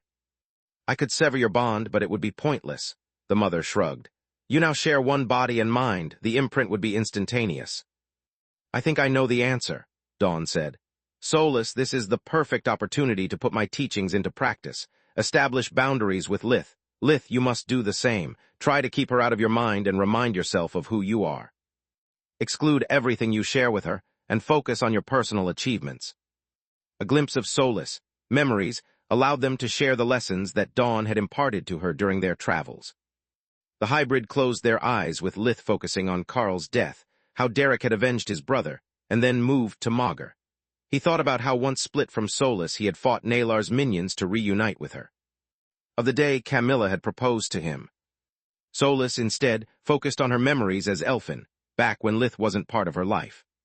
She remembered the pain from her death, the love for her parents, and the mystical forge. Solus recalled her anguish when she was just a stone ring, and all the hardships she had endured until she had recovered her body. The moment their identities diverged, the fusion came undone. Lith was back in his Tiamat form, while Solus, golden scales, quickly reverted into pink skin. Lith instinctively patted his arms, the trauma and pain from the mutilation still vivid in his mind. There was a thin edge on his forearms where the scars had yet to heal, and the scales to regrow. He attempted to use Demon Grasp to fix his wounds, but the strain from the fusion and the use of so much of his life force made him light-headed. His whole body hurt in a way that didn't make sense. He felt full of energy, yet his breathing was ragged. He could feel an unfamiliar sting radiating from the cracks on his life essence, yet its warmth was akin to fresh bandages, rather than the reopening of a wound. Thank the gods you are both fine. Baba Yaga checked Solus first, making sure that she had lost no memory, and that neither her life force nor mana core had been diminished by the deep wounds she had suffered prior to the fusion. Then she moved on to Lith, performing a deep scan that left her flabbergasted. Is everything all right? The Tiamat furrowed his scales when the mother let him go with a shocked expression on her face. I'm sorry, before answering that I need to be sure. She performed 3 more scans before she was certain that her breathing technique wasn't deceiving her. Well, Solus asked, feeling already guilty for whatever had befallen Lith. Why must he be the one suffering? Lith saved my life. I should be the one bearing the consequences of this stupid trip, she thought. Baba Yaga blinked them all above the Mana Geyser, where Menadian's tower lay deep underground, conjuring her own and a few chairs before talking. Sit down. You need all the rest you can. I've already treated you to the best of my abilities, but until you get to Salark, I forbid you to even lift a pebble. Are we clear, young man? Baba Yaga was the only one still standing. She weaved her finger right in front of the Tiamat's nostrils with a stern gaze and an imperative tone that reminded Lith of the times when Alina scolded him as a child. Yes, Mom, I mean, ma'am. He swallowed multiple times, afraid of the diagnosis. How bad it is. P Alphandalpha Nanua 1, SOM, look for yourself, you moron. The mother activated Sun and Moon again, but this time she shared its reading via a mind link. Lith was shocked, puzzled, and utterly speechless as he witnessed the status of the cracks on his life force. He had studied them for years and knew them like the back of his hand, so his surprise was only natural when he noticed that they had shrunk. Every wound was still there, but their edges were now closer, and the smallest fissures seemed like they had been stitched close. The most external fringes, instead, had either healed or been mended, and were on their way to healing for good. Most importantly, how does this alter my remaining lifespan? He took the words out of everyone's mind. These are all easy questions, but since you are too shocked to think, I'll answer them for you, Baba Yaga replied. You have gotten better, that's what happened. As for the how, the answer is your fusion. The tower is programmed to fix both Solus, life force, and cores, so once you two merged it'd double the work, but also double the power. Since your mana core is flawless, however, the tower focused solely on your life force. Chapter 2474 Open Wounds, Part 2. Wait, this makes no sense. Solus drummed her lips with a finger. We fused a few times in the past, yet Lith's condition never improved.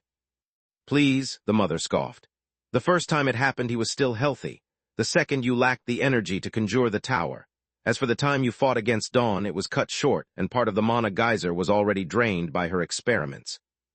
This time instead, not only did you have a powerful geyser all for yourselves, but also the fusion lasted for a long while. In a way, fighting against worthy enemies was a blessing in disguise, and so was your inability to split. Had I known it, I would have forced you two to remain fused until Lith was fully healed. What about my lifespan? Lith asked. Same as before, I'm afraid. Baba Yaga patted his shoulder. Healing can't make up for the essence you've lost, but at least it will make it more difficult for you to lose more, if you are careful, of course. That's why I want you to stay put until you go to Salark. Maybe she can tap into the lingering energy of the fusion to further heal you or restore your life force. I'm a great healer, but Salark's power and expertise eclipse mine. Lith was both pissed off for splitting the fusion too quickly and happy for the good news. Then, he remembered the risks that such an intimate union might entail, and only happiness remained. Thank you, Baba Yaga. He shook her hand while also asking her via a mind link if his worries were reasonable. P Alphandalpha, Nanua 1, SOM, I didn't think of that, she replied. Honestly, I have no idea, but if I have to guess, I'd say it's possible. Thank you, Malishka. Solus hugged her friend while slowly conjuring the world energy for a tower warp in order to not put any strain on the tower or Lith. Do you want to come along? I'd love to, but I can't leave my home behind nor my children unattended. You go first. I'll be there in a few minutes tops. Just be a dear and warn Salark of my arrival, or her nest will give me a primordial flames kind of warm welcome. Baba Yaga hated to admit that despite the passing of time and her constant upgrades to her tower, it was still inferior to Menadian. Reaching the desert was going to take Solus a second, whereas Baba Yaga would need minutes and a clear path. Good point. While Solus waited for the tower to power up, she called the Overlord to announce their arrival and ask for her help. This is wonderful news. Salark jumped on her feet, interrupting the theatrical performance she had been watching with Sharjin and Valoran II. The small wormlings clapped their hands, having no idea what was happening and mimicking their mother's behavior every time the actors stopped. I'll ready my medical facility and bring your family along. They have the right to enjoy this happy moment with you. Actually, I think it would be better to wait, Lith replied. The moment they know what happened, they'll pester me with questions and they will worry like crazy. If we call them after you are done treating me when my condition has stabilized, we can reassure them that everything is okay. As you wish. The overlord hung up the call and dismissed the theater troupe. And another of my evenings goes down the gutter. Why doesn't Lith just join my nest so we get over with this once and for all? Sharjin smiled at her, emitting a chirping sound in reply. I have no idea what you just said, but you are too cute to be wrong. She lifted the wormlings who shape-shifted on contact into human babies. Salark left Valoran in the nursery, where the handmaidens would take care of him. It pains me to leave Valoran behind, but Lith has already lost his arms and almost lost Solus today. He doesn't need to be reminded of Floria's death as well, she thought. The moment the tower materialized over the Mana geyser in her palace, Salark was already there, waiting.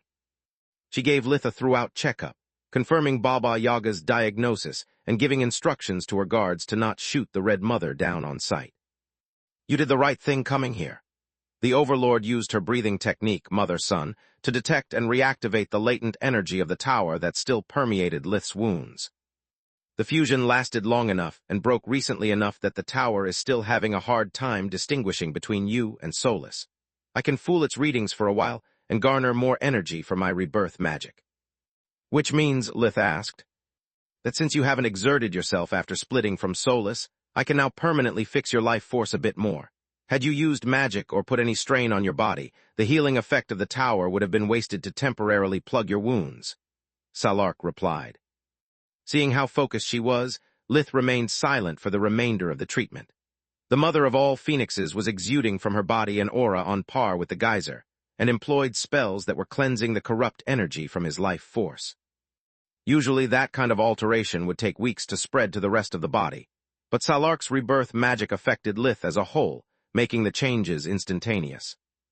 He could feel the phantom pain that had plagued him since the day he had saved Protector's life fading away a little. Every breath brought him more world energy than before and filled him with vigor. When Lith used Demon Grasp to listen to the melody of his life force, he discovered that a few of the sour notes were gone, while most of the others had become less shrill. It is done, Salark said after triple-checking that there was nothing more she could do. Whatever plans you have for the next few days, cancel them. You are not moving an inch from here until your condition is stabilized. If you dare ruin my hard work on top of my evening, I'm going to whoop your ass so hard that your lifespan will shorten again. Did I make myself clear, young man? Yes, Grandma. Lith tried to stand up at attention and give her the salute, but Salark pushed him down on the chair. I said rest. Your condition is volatile. One wrong move and the stitches will open, and you'll have squandered this once-in-a-lifetime opportunity. You can only eat and sleep. No magic, no training of any kind, no breathing techniques, and no sex. No sex. Every following item in the list hit harder than the previous, but none struck as painfully as the last. Isn't that a bit extreme? I can put you in a coma for a few days, if it makes things easier for you. Salark swung a cudgel against her open palm in a threatening manner. Rest it is, Lith sighed. You can bring here my family now. Just 1 second, please. Solus held his hand and activated a mind link. Chapter 24, 75 Words and Actions, Part 1. 2475 Words and Actions, Part 1. Do we tell Kami everything about the fusion? I mean everything, Solus asked. It feels like shooting ourselves in the foot and ruining the good news, Lith replied. Look, we did nothing wrong, and the last time we fused, nothing happened. No one knows for certain if it's even a possibility, so telling Camilla would just make things uncomfortable for her. So what do we do? Have a glass of wine every dinner. If after a week Grandma has yet to pop out of thin air to stop you, we are in the clear. And if she does? We are dead. Lith's somber tone made it clear that he wasn't joking. Solus swallowed loudly, looking at Salark for a while before asking her to bring the rest of the Verhins to the desert. As predicted, Lith's family was terrified hearing the recount of the battle, and overjoyed when they were made aware of the unexpected side effects of the fusion on his life force. Where is Kami? Her absence half made Lith sigh in relief and half ruined the moment for him. She says she's sorry, but since you are all right, she can't drop everything and come here, Salark grumbled. It's still daytime in the kingdom and she's working in the field on a delicate case. TM so happy for you, dear. Elena hugged Lith as hard as she could, kissing his cheek over and over. Welcome back home, Solus. Elena checked Solus, hands, arms, and shoulders for injuries before moving to her face for signs of malnutrition. Mom, I'm fine. I had breakfast just a while ago. Shut up and hug me. Elena enveloped her in a tender embrace, glad that the danger was over. Roz, Renaa, and the rest of the family checked Lith and welcomed Solus back in turns. Yet aside from the kids, everyone gave Nika the cold shoulder. Baba Yaga arrived shortly after the Verhins, escorted by several members of the nest who held her in spearpoint. "This isn't necessary. She's my honored guest." The guards answered Salark's order by giving her the salute and turning around without a word of apology for the Red Mother. "Since you are here and the sun is down in the desert, Lady Yaga, I have a request," Nika said. "I would like you to undo my bond with Dawn for good, please." "Are you sure?" The mother rose an eyebrow in confusion. "We have spent quite a bit of time together after you offered to become my daughter's host, and I know how happy your new condition makes you. It's not just about the power and learning from my experiments when you help me as my assistant. It's mostly because of everything you can experience by breaking free from the shackles of the defects in your blood core. Staying awake during the day, eating food, dreaming, and everything else you've enjoyed so far will be gone. Is this really what you want? I admit that as long as we remained in the eclipsed lands, being bonded with Dawn has been a wonderful experience that has enriched my life like I never thought possible."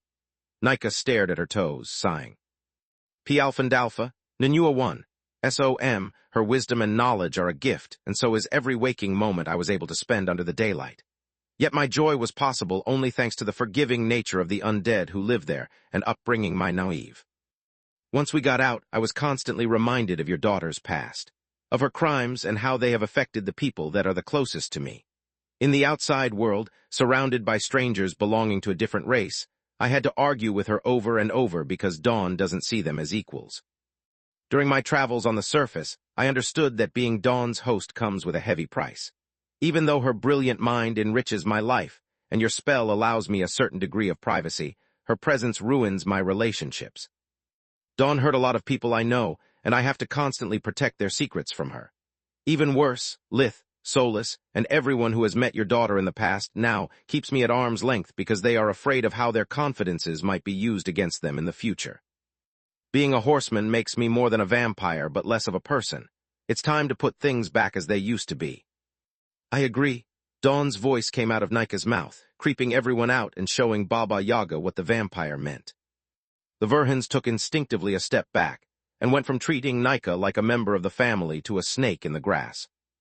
I have learned many things as well during out time together, and being with Nika gave me the opportunity to look at Magur with new eyes.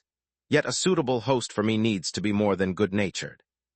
They must be capable of embracing my existence as a whole and learn from what they assume are my past mistakes, not hold them against me. Nika enjoys my powers and knowledge, but refuses to accept the means through which I acquired them. She lifted the veil of cynicism with which my centuries of imprisonment had blinded me, but she also showed me how dangerous it is to have a reluctant host. Our quarrels crippled my battle strength, and the lack of trust between us is unacceptable. This is nothing like what I had with Zepho. We aren't two people trying to make each other better, we are just roommates forced by necessity into cohabitation. If this is about Elfin's secret, isn't that out of the bag now? Baba Yaga asked. What did you say? Lith tried to stand up again, and Salark kept him down again. Sorry, guys. Nika's shoulders slouched in embarrassment. Dawn recognized the hands of Menadian, and from there she figured out Solus, nature as a tower. And the Overlord's voice was stone cold. She had no qualms smithing even an honored guest were they a threat to her family. And nothing, Dawn shrugged. I now know what you kept from me and why, but I have no interest in Menadian's tower. Even if something were to happen to Lith, a cursed object can't bond with another. The tower is beyond my reach and luckily, beyond my sister, S as well. I have no intention of harming Verhin and Solus unless they attack me first. Also, you have my word that I will respect my mother's wishes and keep their secret, no matter the circumstances. Take it. Salark nodded and Baba Yaga moved toward the vampire. The mother's hand phased through Nika's chest, emitting a subtle light from her creation magic. When it came out, it carried a pristine white crystal of incredible perfection. I don't like this one bit. Lith glared at Dawn's real body while calculating his odds of destroying her. I can't trust Dawn with Solus' secret, but what can I do about it? Grandma accepted Dawn's vow, and any attack against her would mean betraying the rules of hospitality. Even if Grandma doesn't stop me, Baba Yaga will. Chapter 24, 76 Words and Actions, Part 2. 2476 Words and Actions, Part 2. She'll kick my ass, and the only thing I'll obtain is to ruin Sola's friendship with her. The mother noticed Lith clenching the armrests of his chair, and so did Dawn. Mom. Yes, dear, Baba Yaga asked. I know that this may be hard to believe, but despite all of our differences, I've come to respect Solus and Nika. To them, I may just be a heartless mass murderer, but to me, they are the closest thing to friends I've ever had. They have opened their hearts and lives to me without expecting anything in return. We have fought and cared for each other even though our interests didn't align. I don't want to end our relationship with the sour aftertaste of a secret exposed instead of willingly revealed. Can you please put a seal on me as you did with Night and make me incapable of sharing anything I know about them? Dawn asked. I can, but it will be akin to having your free will dented, a small wound that will never heal, the mother said. For an action to matter, it must have consequences. Do it, please, the horseman replied. A small silver magic circle appeared in front of Baba Yaga's free hand as she altered Dawn's power core forever. Lith looked at Salark, and only when the Overlord confirmed to him that it wasn't just a tear-jerking ruse did he sigh in relief. There, even if someone interrogates my daughter or even bonds with her, that piece of knowledge will be sealed even from a mind fusion. I made sure that there are no loopholes this time, the mother said, and Salark nodded. Dawn, why? Solus stepped forward, feeling both moved and baffled by the horseman's selfless gesture. You owe us nothing, and this limits your freedom. You are wrong. I owe you just like I owe to all the people I hurt in the past, Zepho included. Words are cheap, and all the sorry in the world can't make up for the harm that my actions caused. Undergoing this spell may not change the past either, but it at least shows that my resolution is sincere. I hope that now that you have no reason to be afraid of me anymore, you'll allow me to visit you from time to time, Solus. You are one of the few people who can truly understand me and you. Let's go, Mom. I need a new host. I can't afford to be weak, not with Night still around. Dawn didn't wait for Solus' answer, knowing to have put her in a difficult spot. The vow forbade her to share her knowledge, but did nothing to prevent her from exploiting what she had learned against Lith and Solus, were they to meet as enemies again. Once the mother and her horsemen left the Overlord's palace, everyone felt like a weight had been lifted from their shoulders. What now? Solus tried and failed to look Lith in the eyes. By my mom, this trip has been the worst idea ever. First, the cursed objects hunted us down, and now because of me, Dawn has discovered our secret. If not for Lith's life force improving, I would kick myself to the curb. P Alpha Nanua 1, SOM, don't beat yourself up. Since Salark still kept him from standing up, Lith extended his hand and caressed her head. Things have gone a bit messy, but it's nothing we can't handle. Also, our gains far outweigh our losses. What do you mean? Solus clenched the seams of her dress, her voice this close to cracking. Thanks to our fusion, I know how much your journey meant to you, what you gained from it, what you learned, and how it helped you to grow as a person. This alone would be more than enough. We always deal with the problems that I cause in order to pursue my interests. It would be hypocritical of me to blame you for asking me to return the favor for once. Lith replied with a smile. Also, even if you hadn't left my side, we would still have to deal with the cursed objects and Night's ploy. This way, not only have we discovered their plans, but we also have already killed 3 of them and collected the spoils. He had the Davros, and the evil eyes appear from the pocket dimension. The cursed objects have lost the advantage of surprise, and we can prepare to face them, whereas they have no idea what happened to their brethren. In one move, we have turned an ambush to our advantage, and the hunter is now our prey. Last but not least, do you really feel sorry for healing my life force? Lith chuckled. But our secret, Solus hiccuped, feeling unworthy of such kindness. Please, Dawn already saw us in our hybrid form.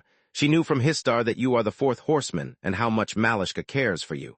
I'm surprised it took her so long to guess your identity. He dragged her close to the chair to hug her. Everything is fine, silly. You have nothing to worry about. Thanks. Solus returned the embrace, her worries fading away. The fusion had also shown her how much Lith had missed her, and from that close, she could feel his sincerity through their bond. He wasn't just consoling her. There was no anger or resentment in his mind, only the happiness from being reunited with her. But I meant, how do you explain what happened? She actually said.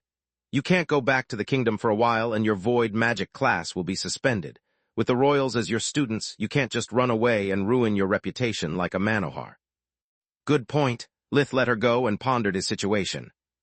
I can't tell anyone what happened. Explaining why the cursed objects are after me is feasible since their motive is public knowledge. I did destroy 3 lost cities, and adding 3 more living legacies would only increase my fame. On the other hand, however, disclosing that I got severely injured during the fight would embolden Knight and reassure the remaining cursed objects of their chances to defeat me. If 3 nearly did the job, the next time they might send 4, if not even 6.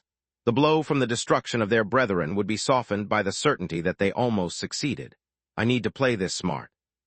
After a while, Lith took his communication amulet out of the pocket dimension and called Queen Silpha.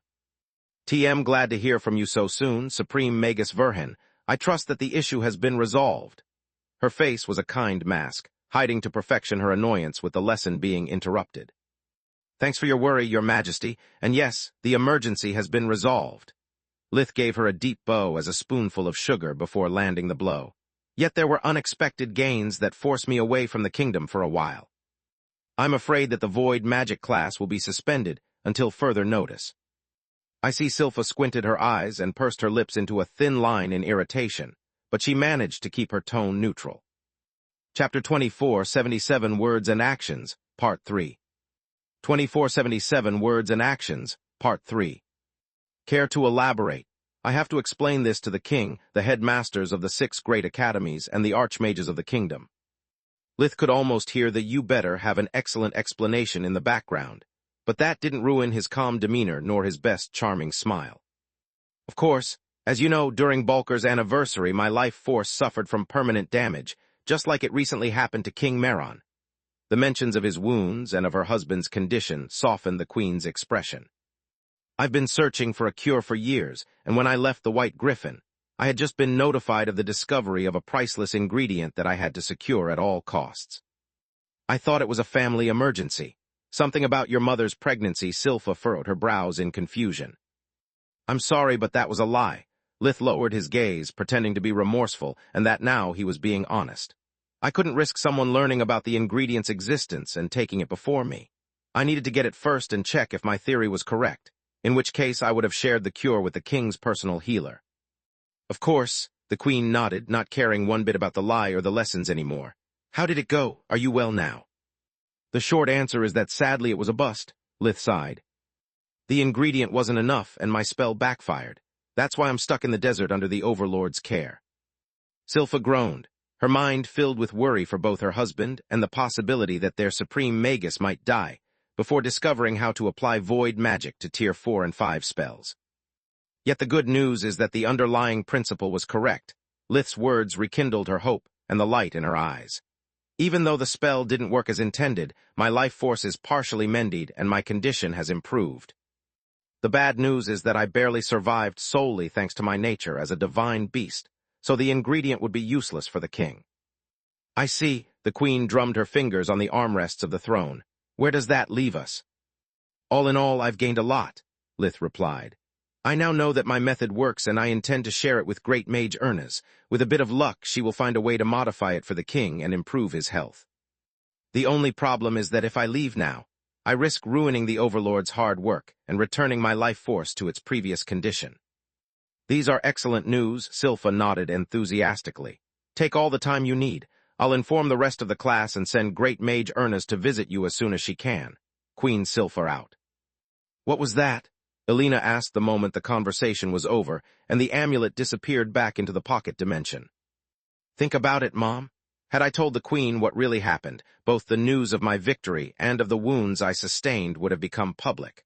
I would have earned only useless glory, and Meln would think that I can be defeated. This way, instead, any cursed object that has been tempted by his offer will be terrified at the idea of facing me. How exactly? I'm sorry, but I don't follow you. Roz scratched his head in embarrassment.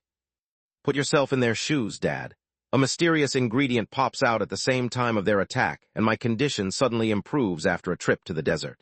What would you think knowing that I'm bonded to a cursed object, and that Grandma can use creation magic? Lith asked. Oh gods! A savage smile appeared on Roz's face at the idea of how terrified Orpal would be by that news. I would think that you are so strong that you captured the cursed objects alive, and that Mother has sacrificed them to heal you. The Guardian's glare at Roz using her first name instead of her moniker made the kids laugh. Exactly, Lith nodded. By claiming that this is not a wound but the result of an experimental treatment, they are going to think that I'm their natural predator, that I have a way to improve my strength by feeding upon them. The cursed objects have no clue what has happened, and soon they will believe that with each one of their failed attacks, I will become more dangerous. That's a brilliant idea, dear, but why did you throw Quilla under the carriage? Alina chided him. Team sorry, Mom, but she's the only healer that knows my secret who the Queen also trusts. Quilla will confirm every word I said and help me to make up a plausible explanation instead of looking for inconsistencies in my story. Also, I didn't technically lie.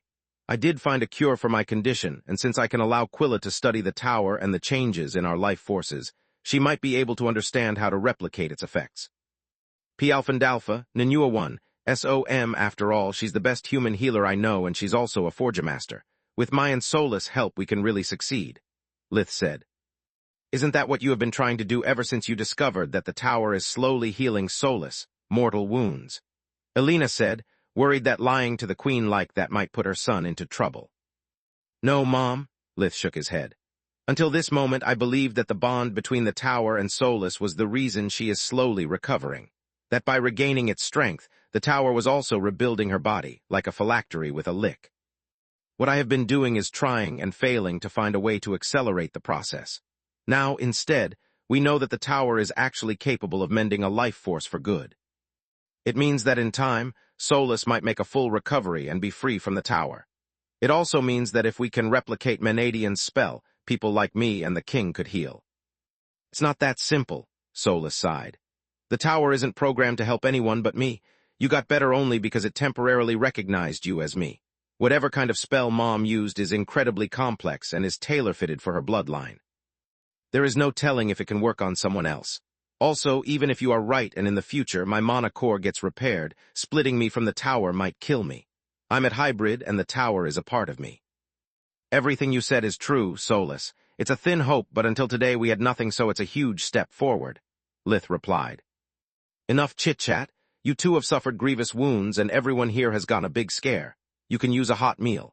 Salark clapped her hands and a table materialized in front of Lith with enough chairs for everyone. The palace staff set up the table for the guests, and a few minutes later they brought a full-course meal big enough to satiate even a divine beast. Chapter 24, 78 Words and Actions, Part 4.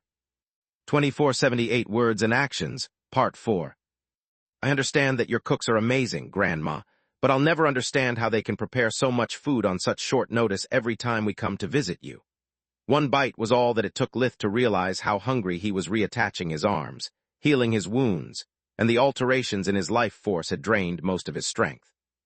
It's a secret of the trade, dear. Salark would never admit that it was just her midnight snack that her chefs had prepared for the play, not for the guests. The delicacies from the desert opened Solus' stomach as well, and she discovered to be famished. Once she was finally full, the ground below them shook a little. Was that an earthquake? Rena asked. No, it was me, Solus replied while using her breathing technique on herself. Our prolonged fusion seems to have affected me as well. My mana core has become brighter by a few shades. Not enough to bring me to the next level or restore more floors of the tower, but closer. How could Baba Yaga not notice it before? Lith knitted his brows in confusion. Because I was weak, hurt, and we have been separated for weeks. Even with your presence and the mana Greiser, it took the tower a while to finish repairing my body and start filling my core again. Solus celebrated the breakthrough with another serving of ice cream. Quilla arrived after the end of the meal, and after a thorough checkup, she congratulated Lith for the unexpected recovery and gasped at the latest news. Thanks for throwing me under the carriage to save your ass, she grumbled. TVE already heard that from my mother. I'm sorry for dragging you into this, but I didn't know what else to do or who to trust. Can we move on, please? Sure, Quilla sighed. The good news is that what you told the Queen is true. We can fix you and the King for good if we understand how the tower's spell works. The bad news is that I have no idea where to start. Have you tried asking Salark? I can fix Lith like I've fixed Balker, the Overlord clicked her tongue. All he has to do is join the nest. Fine, Quilla said after Lith brushed off the possibility with a wave of his hand. What do you say if we ask Falul? She's the best Forger Master among us, she knows your secret, and so does her mother. Firwell is one of Menadian's apprentices, so she might be able to give us some advice. It's a solid suggestion, Lith nodded, We'll do that as soon as Grandma stops trying to kill me with her glare. He needs absolute rest. Salark snorted. One more suggestion about work and I'll have you kicked out of my palace. I apologize, Your Majesty. Quilla gave the overlord a bow, not knowing when to treat her as the ruler of the desert and when like Lith's relative. It's fine, child. How are the preparations for your wedding going? Great, thank you, Quilla smiled. Everyone is on cloud 9 and I've received congratulations letters even from my old village. Mom and Dad are giving their all to prepare a ceremony worthy of the Urnas. At the mention of her parents, her smile disappeared and her eyes became dull. Pialfandalfa Nanua 1, SOM, is anything wrong? Tista asked. Everything is wrong, Quilla shivered despite the warmth of the palace. My parents are forcing themselves to smile every time they see me and I can't stop thinking about Floria. My sisters and I promised to be each other's maids of honor when we married. When I try on a dress, I keep picturing how it would look on Floria. Every time I hear Lucky barking, I turn around expecting to see her playing with him. I feel terrible for being happy so soon after her death, and I can't stop thinking how much Mom and Dad are suffering at the idea that they will never be able to arrange for her wedding. Maybe I should just postpone everything. Don't. Elena walked up to Quilla and took her hands into her own. It's true that your parents are suffering right now. I know it because I felt the same after hearing about Trion's death. Yet your marriage keeps them busy, and it's also helping them to accept the loss of your sister. You are giving them a future to look forward to instead of being trapped in the past with their memories and regrets. If not for Lith traveling around the Keller region keeping me worried all the time and his relationship with Camilla giving me hope, it would have taken me a long time to overcome my grief even though Trion had estranged himself from the family for years. She's right, Roz nodded. Months have passed, yet I'm still having a hard time recovering from everything Meln put me through. I would still be a wreck if not for Lith's marriage and the prospect to have a new granddaughter and daughter. It may look silly, but caring for someone else helps you to not obsess over your own problems and put things in perspective. My pain is still there. That kind of wound doesn't magically disappear overnight. Yet it's thanks to my family that I have found the strength to keep fighting. Thanks, Quilla nodded. Till follow your advice. By the way, have you picked a date? Lith asked. Yes, it was 2 weeks ago, she exhaled sharply. Wait, what happened? Why have we never heard anything about it? Solus asked. Because it got postponed. Do you have any idea how big an event my marriage will be considering that the Myrock, the Urnas, and every noble household of the kingdom are asking for an invitation? I told my parents that I don't care for a big ceremony. That since I'm an adoptive daughter, we could keep it small and intimate, Quilla replied. And Elena asked. And they replied that we are already doing it. That inviting fewer people would damage our family's reputation and breed resentment from our retainers and allies. Also, with the famine still ongoing, there's the issue of securing enough food for everyone, so we have to wait at least until the harvest. The final nail in the coffin, though, was Morak himself. Why, did he break the engagement, or did he do something stupid like Nalrond and you broke it yourself? Lith was confused by the last phrase. Morak's dedication to Quilla was the only constant in his fickle and obnoxious character. Speaking of Nalrond, how are things between him and Freya? No one broke the engagement, and if you just jinxed my relationship, I'm going to kick your ass into oblivion. Quilla snorted in reply. It's just that after hearing about Solus, meeting with Glemos, thralls, and the possibility of getting his hands on his bloodline's legacy, Morak was happy to delay the ceremony. He's hoping that Falul and the council come up with a lead so that he can bring more than his person into our marriage. I told him that I don't care, but he's been adamant about the issue. Chapter 24, 79 Turf War, Part 1. 2479 Turf War, Part 1. As for the news about Freya's engagement, you should pick your damn amulet sometimes and ask her yourself, Quilla said. White Griffin Academy, at the same time. After Lith had abruptly interrupted the Void Magic class, Professor Zogger Vaster had gone back to his office to catch up with the paperwork. With his tenure, his role as head of the Light Department, and vice headmaster of the White Griffin, something or another always required his attention. His new physique allowed him to work faster and for a longer period of time before feeling tired. Yet there was a reason he had chosen the isolation of his office instead of bringing the work back home. The tedious monotony of examining and signing documents helped him to keep his mind off the hunger that plagued him for a few weeks. Eating kept it at bay for a while, but the amount of food he needed would arouse suspicion in his colleagues and worry Zinnia. His abomination half was growing faster than his human side, without giving it the time to adapt and contain the chaos. The master needed sheer willpower and his Grimbark staff to keep the black core from consuming him. His experiments and short rests inside the madness helped, but he still craved the sweet taste of life force. Vaster felt the hunger tempting him every time he visited or healed a patient, begging him to take just a little taste. Yet the master ignored that siren, knowing from the experience of his eldritch associates that it was a blatant lie. The moment I give in to the hunger, I'll become addicted to feeding off living beings. Vaster thought, focusing on the technical jargon of the research paper he was reading to beat the hunger and the constant headache it caused into submission. I wish I could just make an excuse, disappear for a few months, and take my turn inside the madness to stabilize my two halves. Sadly, my abominations need it more than I do. The battle with Thrud has proven how reliant they are on Nandi. If our enemies seal space like the Golden Griffin did, and get rid of his ability to control world energy, the lack of spirit magic and breathing techniques of the monster eldritch hybrids becomes a fatal weakness against Awakened. When the moment comes, we can't afford the Council standing in our path. Our involvement in the War of the Griffins proved our strength and valor, but it also forced us to reveal most of our strategies and weak points. T'd be an old fool to think that the Council elders aren't revising the footage frame by frame, and use it to develop the means to put us down the moment our interests are not aligned anymore. Abominations are not really awakened, and my organization is still a probatory member of the Council. We have no seats nor representatives. They tolerate our presence simply because the alternative is a bloody fight. I need to remove our current weaknesses or at least alter the known variables so that whatever countermeasures the Council has developed after watching us fight Thrud will be useless on top of that. To develop a treatment for myself, I need more data. My abomination half is a hybrid of the essence of all the 6 eldritch descendants of the original Guardians. To fix my black core, I first need to fix theirs vaster inwardly side. Despite his best efforts, new documents kept piling up on his desk faster than he processed them, making it a losing battle. Vaster had just called for his assistant's help when he received a message from the Queen informing him about the development of Lith's health condition. I knew that the story about Alina's pregnancy being at risk due to her age was a pile of bullshit, he thought. Between the Guardians protecting Camilla and Lith's paranoia, the claim of the appearance of a second Golden Griffin would have been more believable. Yet this raises a question. If there was an emergency, why didn't he ask for my help? Also, why did Lith go to the desert and ask for Quilla instead of me?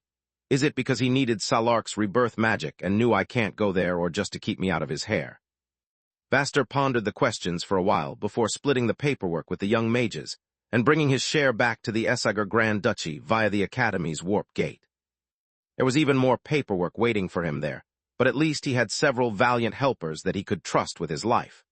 Zinnia and the Eldritches took care of most of the administrative duties for him, reading the draft legislations proposed by Vaster's retainers and redacting them when necessary.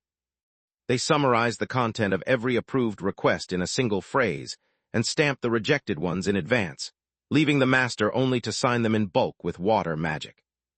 Many changes had occurred in the Essager region after the royals had awarded Vaster with a higher noble status and funds. There were new warp gates to build, more roads to maintain, and more importantly train stations to prepare. As Lith's closest allies, the Essager and the Erna's regions would be the first to receive the first marvels of forgemastery born from the ingenuity of the supreme Magus. It required the regional lords to build proper facilities to host the waiting passengers, staff quarters for the shift change, and of course, advertise the trains, times, and routes. It required a lot of work that the royals were funding with lots of gold, and everyone wanted a piece of the cake. The noble retainers sought their lord's attention day and night, appealing to his wife whenever he wasn't available. Per Vaster's request, Zinnia was now a baroness, and the name Yavel had been added to the list of those granted by the crown. All those who had badmouthed her in the past now rushed to make amends, while those who had ignored her made excuses for their past behavior and attempted to cajole her. P. Alphandalpha Nanua 1.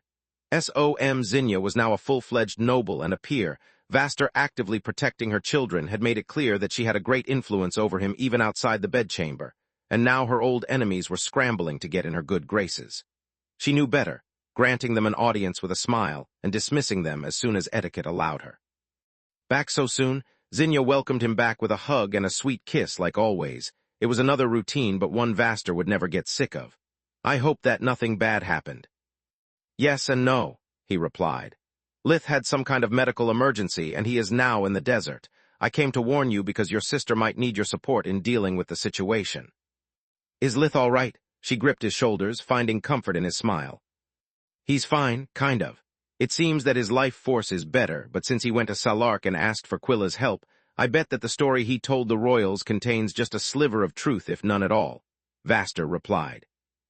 Chapter 24, 80 Turf War, Part 2. 2480 Turf War, Part 2. Wait, why did Lith ask for Quilla instead of you? He knows that with Manohar gone you are the best healer in the kingdom, hands down. I am, but I'm also forbidden to enter the Blood Desert. Vaster nodded. So either Lith did it to protect me or to keep me away. We both have our secrets, and if he doesn't want to share, I'm not going to pry. And why are you forbidden to go to the desert? Is it for something you did as a High Master? Zinnia looked him straight in the eyes, hoping for the truth but ready to swallow a lie. Now that the War of the Griffins was over, Vaster had run out of excuses to refuse to visit Lith and Camilla in the desert. He knew that treating Zinnia like a fool would only make her trust dwindle, so he decided to tell her the truth. Or at least an acceptable part of it. No, it's for what I did as the Master. Vaster shook his head. I needed to secure resources for my research, and one couldn't take them all from the kingdom without raising enough flags to betray my identity. So I took them from all over Garten. The problem is that while I know how to navigate the Empire as well as the kingdom, Salark is much harder to fool and holds a bitter grudge. I see, she sighed in relief. Sure, stealing enchanted metals and mana crystals is a bad thing, but Zogger did it for a good reason. It's a victimless crime, and once his research pans out, I'm certain that Zogger will find a way to make amends with everyone he has hurt. Zinnia had no idea that the resources he had mentioned included thousands of lives. The Master felt terrible for omitting the truth like that, but he was too afraid of losing her to come clean. By the way, you should find a way to spend more time with Camilla. Zogger rushed to change the topic. It's her first pregnancy, and she could use the counsel of an expert. Also, if Camilla doesn't start cramming court etiquette soon, she'll regret it when she has to attend any public event. She's a countess now, the sister of a baroness, and she's married to a Magus. People are eager to curry her favor and take her apart in equal measure. Whatever comes easier will do. Don't you think I tried? Zinnia snorted. Whenever Lith was recovering from battle, Kami stayed by his side in the desert. I couldn't drop my responsibilities and abandon you and the children to spend the night awake in a different country. Now that she's gotten back to work, seeing her is even more difficult. She's either too eager to prove to everyone her worth or too tired to see me. I don't get why she doesn't just drop everything and enjoys what she has. Like you did, Zogger teased her. Ever since you've regained your sight, you've given your all to learn how to read, write, count, sew, and cook. Back in Lucia, it was rare to see you without a book in your hand. That's because Falmug kept me ignorant for years, and I had a lot of catching up to do. She blushed in embarrassment. I had to become capable of taking care of my children on my own and holding a conversation. Back then I couldn't understand half the things Philia and Frey talked about, and being unable to help them with their homework made me feel stupid. Then, after you married me, you had to learn about politics, history, geography, literature, music, and court etiquette. Vaster continued as if he hadn't heard her. Now you have the reins of the Grand Duchy while I am at the Academy. In case you haven't noticed, you are not a slacker yourself. Can you really blame her when you have gone from one full-time job to another? That's different. When he put it that way, Zinnia felt like a hypocrite, but she would never admit it out loud. The children are big enough to go to school, and you are at the academy or in your secret lab most of the time. With nothing to do for so long, I'd die of boredom. I've spent most of my life sitting around like a doll, with only the warmth of sunlight on my skin to mark the passing of time. The thought of being useless again makes me feel like I'm rotting inside. On top of that, you've given me a second chance, Zogger. I want to make you proud of me and help you however I can so that when you are finally back home, we can spend that time together. Don't you think that Camilla feels just the same? He countered pointedly. Lith works a lot as well, and without her job, she would have nothing to do. Also, for Camilla, working as a constable is more than a way to feel useful and get some money of her own. P-Alphandalpha Nanua 1? S-O-M. It was how she saved herself after your parents disowned her. It's something she has built her whole life, and that Lith fought hard to give her back. She can't just quit. It would be like spitting on all the sacrifices she made and wasting Lith's efforts. Who knows, maybe once Elijah is born, Camilla's priorities will change, but until then, you have to respect her choice just like she respects yours. I love it when you are right, but you could at least try to sound less like a smartass, Zinnia chuckled before kissing him again. By the way, how is Tezka? The kids are missing him a lot, and to be honest, it's not the same without him around. He's undergoing his treatment. It might take a while, and the worst part is that I have no idea how long. He'll return only when his life force has stabilized. Vaster sighed, missing the Sun-Eater as well. Why is Nelia too harsh with the kids? No, she's great. Zinnia shook her head. Having a pretty auntie and a griffin at that was a dream come true, at least at first. Philia and Frey are still scarred by the death of their magical beasts. Tezka has become a constant in their life, and with each day that passes without seeing or hearing from him, they are getting more worried for him. They are afraid that Tezka's dead and that we are hiding the truth from them. He's fine, I can assure you this much. I'll talk to the children when they get back home from school. You feel free to go to the desert to visit your brother-in-law, Vaster said. Are you sure you don't want me to stay here with you? I have to go back to work anyway, and family should stick together. He sat behind his desk, organizing the papers he had brought from the academy in orderly piles. Say hello to everyone for me. If they need anything, they just have to ask. Will do. Zinnia shapeshifted her luxurious clothes into something more casual before crossing the gate to the desert. See you soon. Chapter 24, 81 Turf War, Part 3. 2481 Turf War, Part 3. The moment Zinnia left the room, Vaster performed a thorough scan of his office with life-detecting arrays, forge-mastering spells, and invigoration. Once he was certain that there was no one around nor listening devices planted by his enemies, he summoned the abomination hybrids to his office. Orolm thought, what's the status report on our war against the undead courts? The two ancient eldritches had recently found and merged with a suitable monster core. With Zorith too busy preparing for her role as Elijah's godmother, they had been put in charge of the turf war because they needed to practice with their new powers and get used to walk among the living after centuries of isolation. It's a walk in the park. Orolm burst into a savage laughter at the memory of the massacre. Without the horsemen protecting those pathetic leeches, they stand no chance against us. Their thralls in the human society have been captured by the royals or are being investigated, making the courts lose their primary source of income and protection from the law. On top of that, after their alliance with Thrud during the War of the Griffins has been revealed, their reputation has been stained beyond salvation. Even the most corrupt nobles don't trust them, afraid of being replaced by a skinwalker or a doppelganger. The undead courts are currently alone and isolated. Most of the time, we don't even have to lift a finger. We just make an anonymous tip to the army about the location of one of the court's local branches, and the royals do the hard work for us. So what need do I have for you? Vaster's eyes flared with rage at the idea of all the resources lost to the army due to the lazy eldritch. What Orolm forgot to mention is that we always infiltrate during a battle and take away most of the treasures, Ubthot quickly added, eager to prove her worth. We leave just enough to not raise suspicions. Once the authorities are done, we fill the power vacuum and take control of the local underworld without shedding too much blood. The gangs that submit to our will resume their activities under our protection without losing a day of business. Those who try to resist or play hard to get are currently our honored guests in the underground prison. Their territories have been split among their former rivals and our loyalists. Excellent news, the master nodded. Tezka might need a snack if things don't go well, Bytra. TM making progress in my research about towers, but I still can't fix the problem of infusing common materials with the enchantments necessary to sustain a proper power core. There's no record of a tower built with adamant of even orichalcum, because even the slightest amplification effect would screw up even the most careful planning. The fourth ruler of the Flames didn't like the new additions to the team nor to have to craft equipment for them. Both Ubthot and Orolm were their original selves who had fed upon their respective clones. Each one of them had a kill count that made Tezka look like a saint. P-Alphandalpha, Nanua 1, SOMTVE learned from Theseus.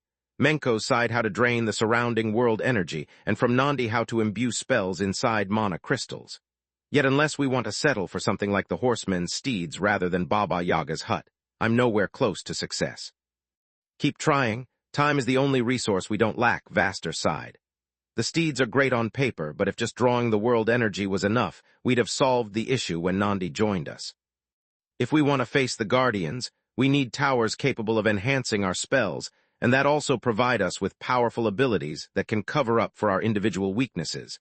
Anything less would be just a waste of time. Then I'll keep working on it. Here's a list of everything I need for my experiments that we have run out of stock. Baitra handed him a piece of paper that Vaster passed on to Orolm. You heard her. If someone approaches our black market to sell any of this, we kill them and take the loot, the Eldritch nodded. No, you idiot, the master jumped up from his scat, exuding an aura powerful enough to make Orolm cower. If you do that, no one will trust us to sell their goods and go to the competition. You have to approach them first and offer them anything they want. Within reason, of course. If we do like you suggested and they brought only a sample, we'd cut off our own supply routes. If we garner their trust instead, we can get the entire load if not even strike a partnership. A wolf kills a sheep to get some meat. A man just shears it and sells the wool to buy meat. I assigned you to field operations exactly because you need to get rid of this short-term mentality. Kigan, follow them and make sure they don't make a mess of our hard work. I refuse to work with this runt, Orolm said, outraged at the idea of taking orders from someone much younger than himself. And I refuse to waste my time with someone incapable of following simple instructions. Vaster raised his hand, activating the hidden arrays in the room. Based on Arthan's unwavering loyalty array, they seeped into the Eldritch's life forces, and the work of the madness came undone in the most painful way possible. Please wait, I'm sorry. Forgive me, Master, I meant no disrespect. As the monster and the black cores split, the hunger returned, swallowing every other emotion.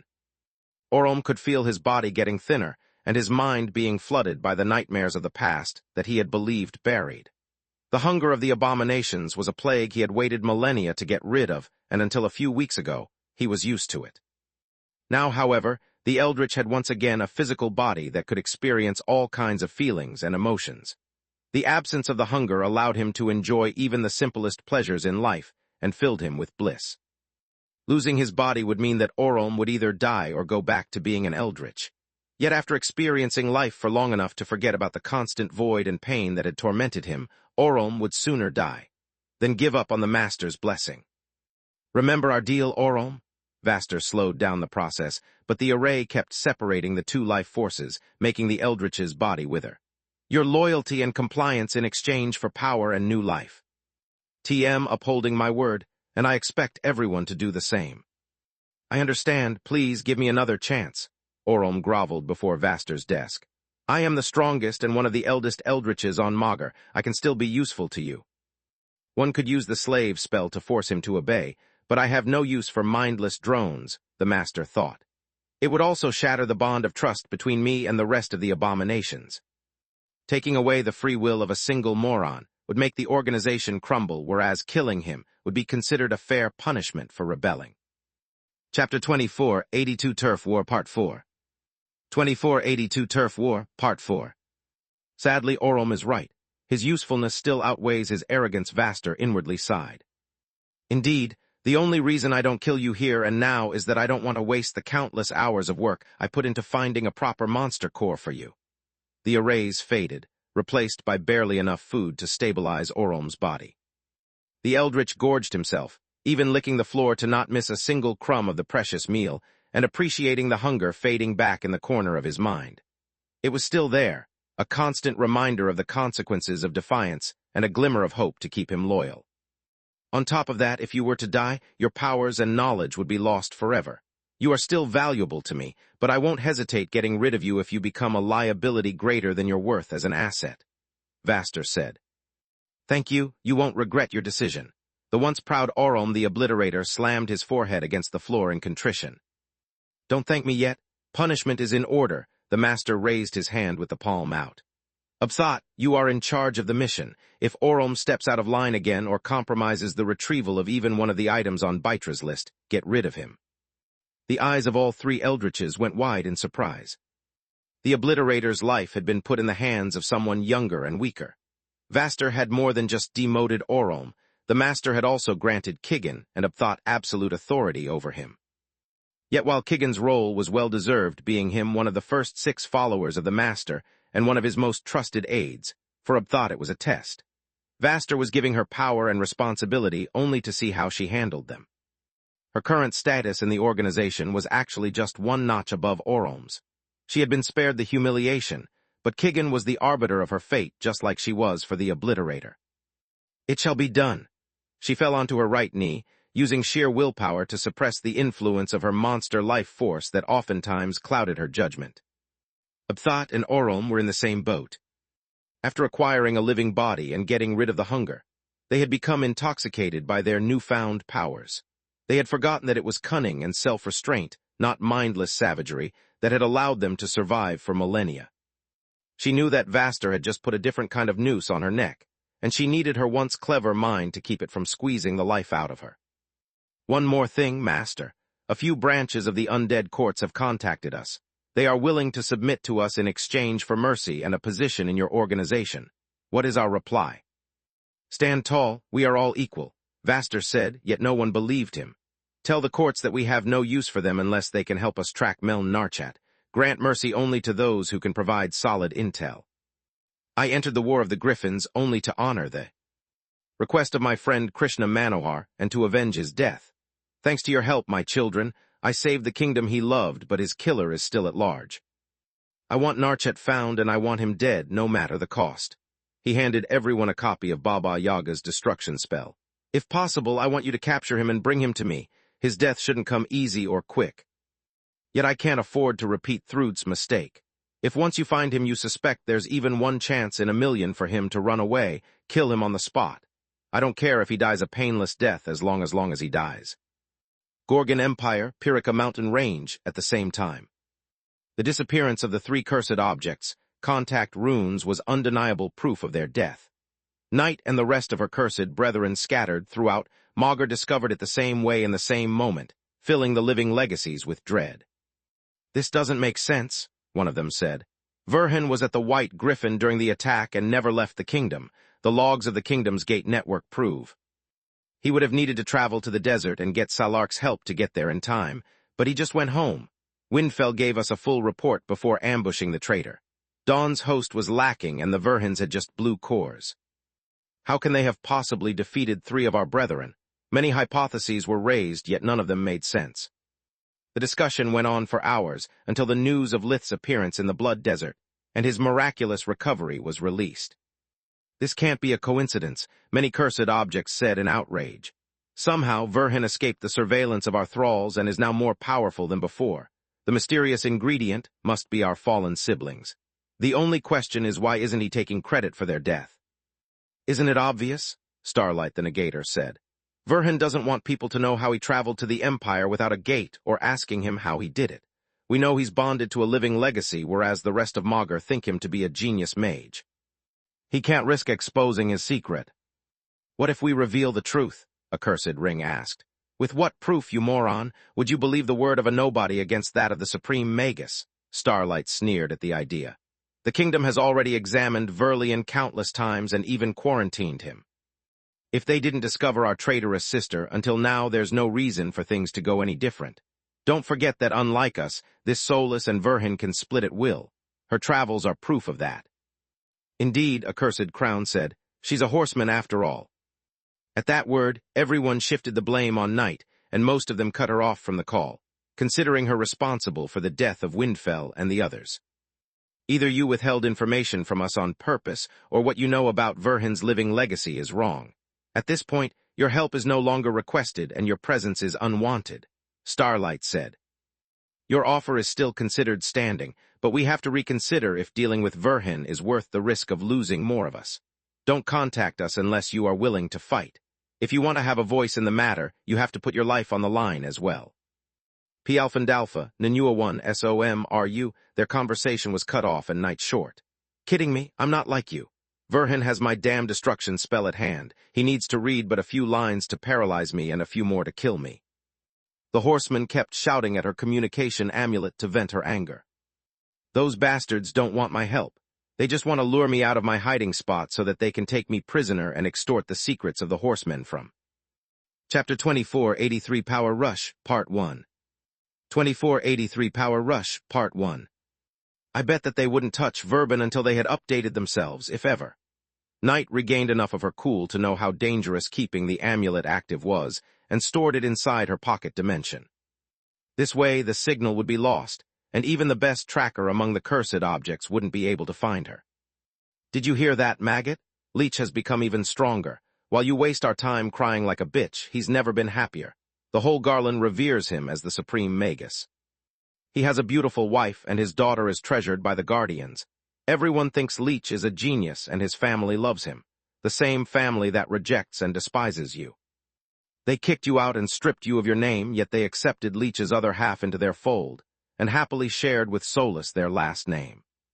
I get it. I'm a loser, and nobody gives a shit about me. Orpal sobbed, watching over and over the video that Thrude had released upon her death. It was a collection of the most embarrassing and humiliating moments of his capture.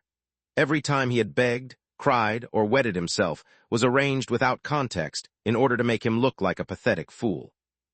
All the parts about the tortures he had endured had been cut out, whereas those about Night fighting tooth and nail were still there.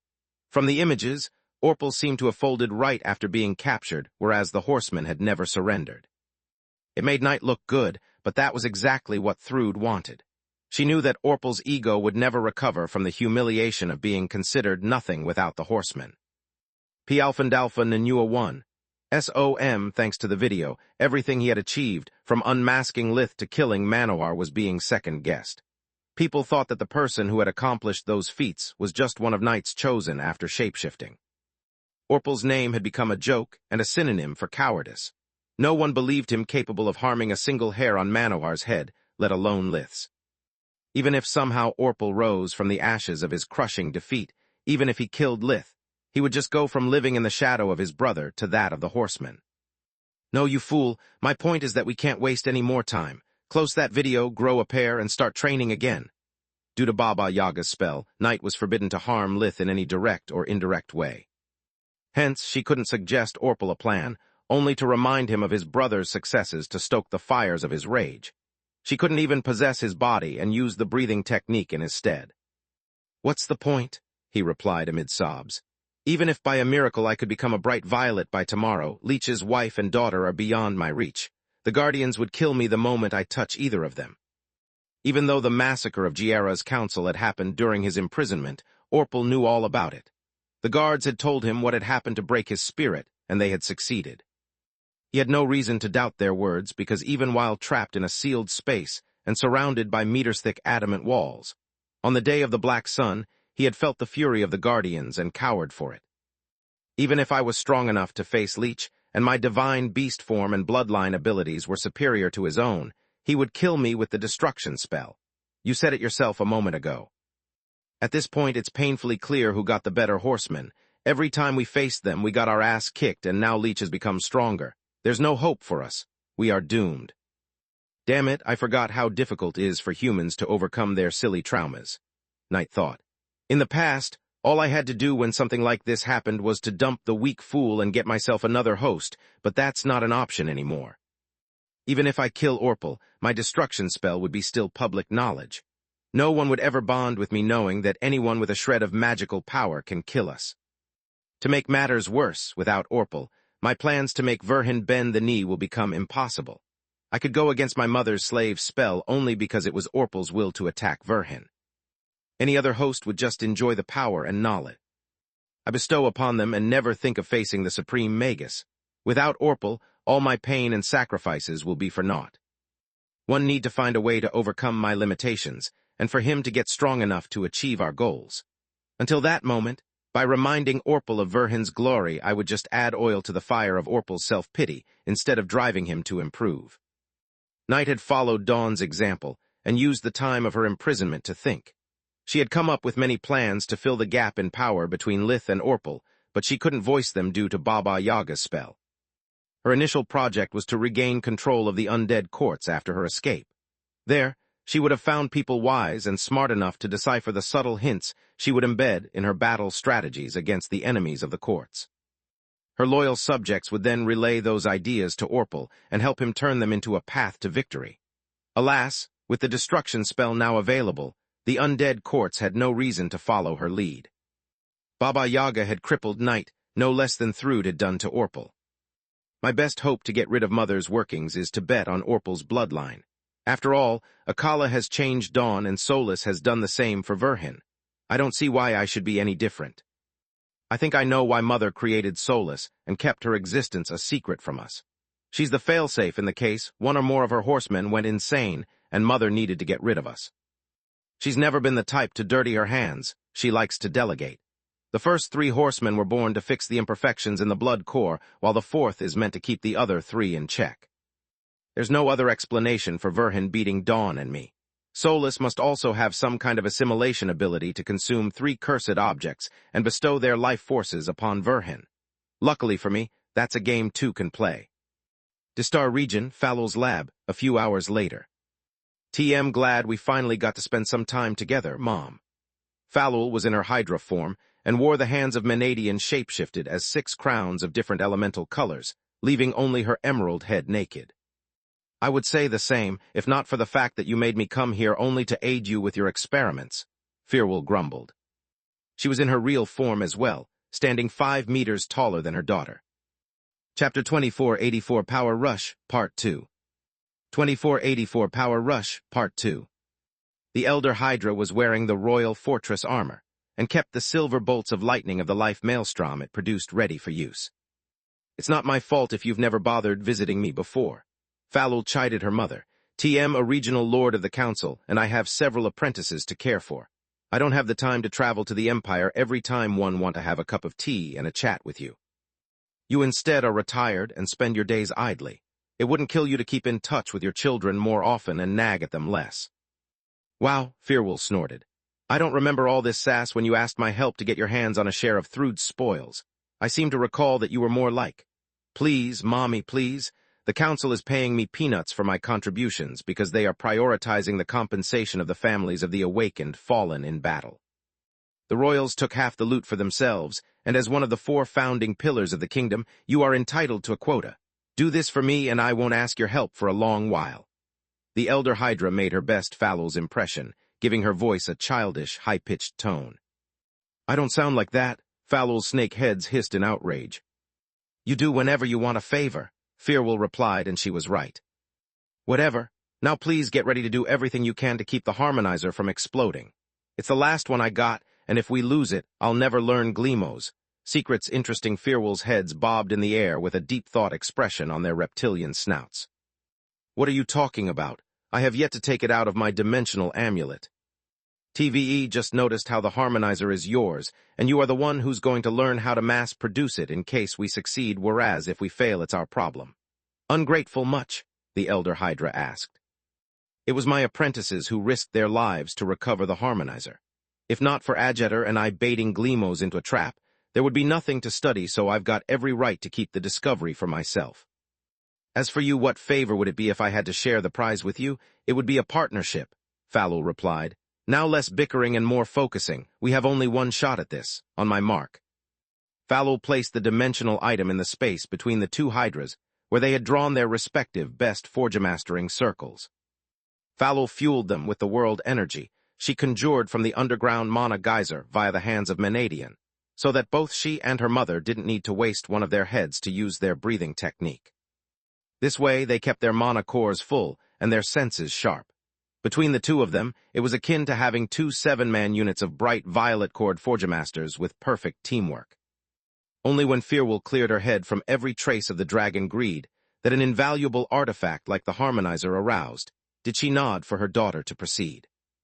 Now, Falul took the enchanted collar out of the dimensional amulet and activated the stasis field array to keep the self-destruction from triggering. The late Gleamos had been meticulous in keeping the fruits of the tyrant bloodline's research a secret.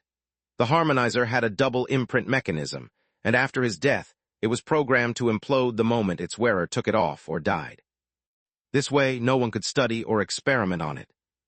The stasis field array was the innermost circle, so that it wouldn't interfere with the others, which in turn would take effect the moment the stasis was removed. Tell me when you are ready, Falul said.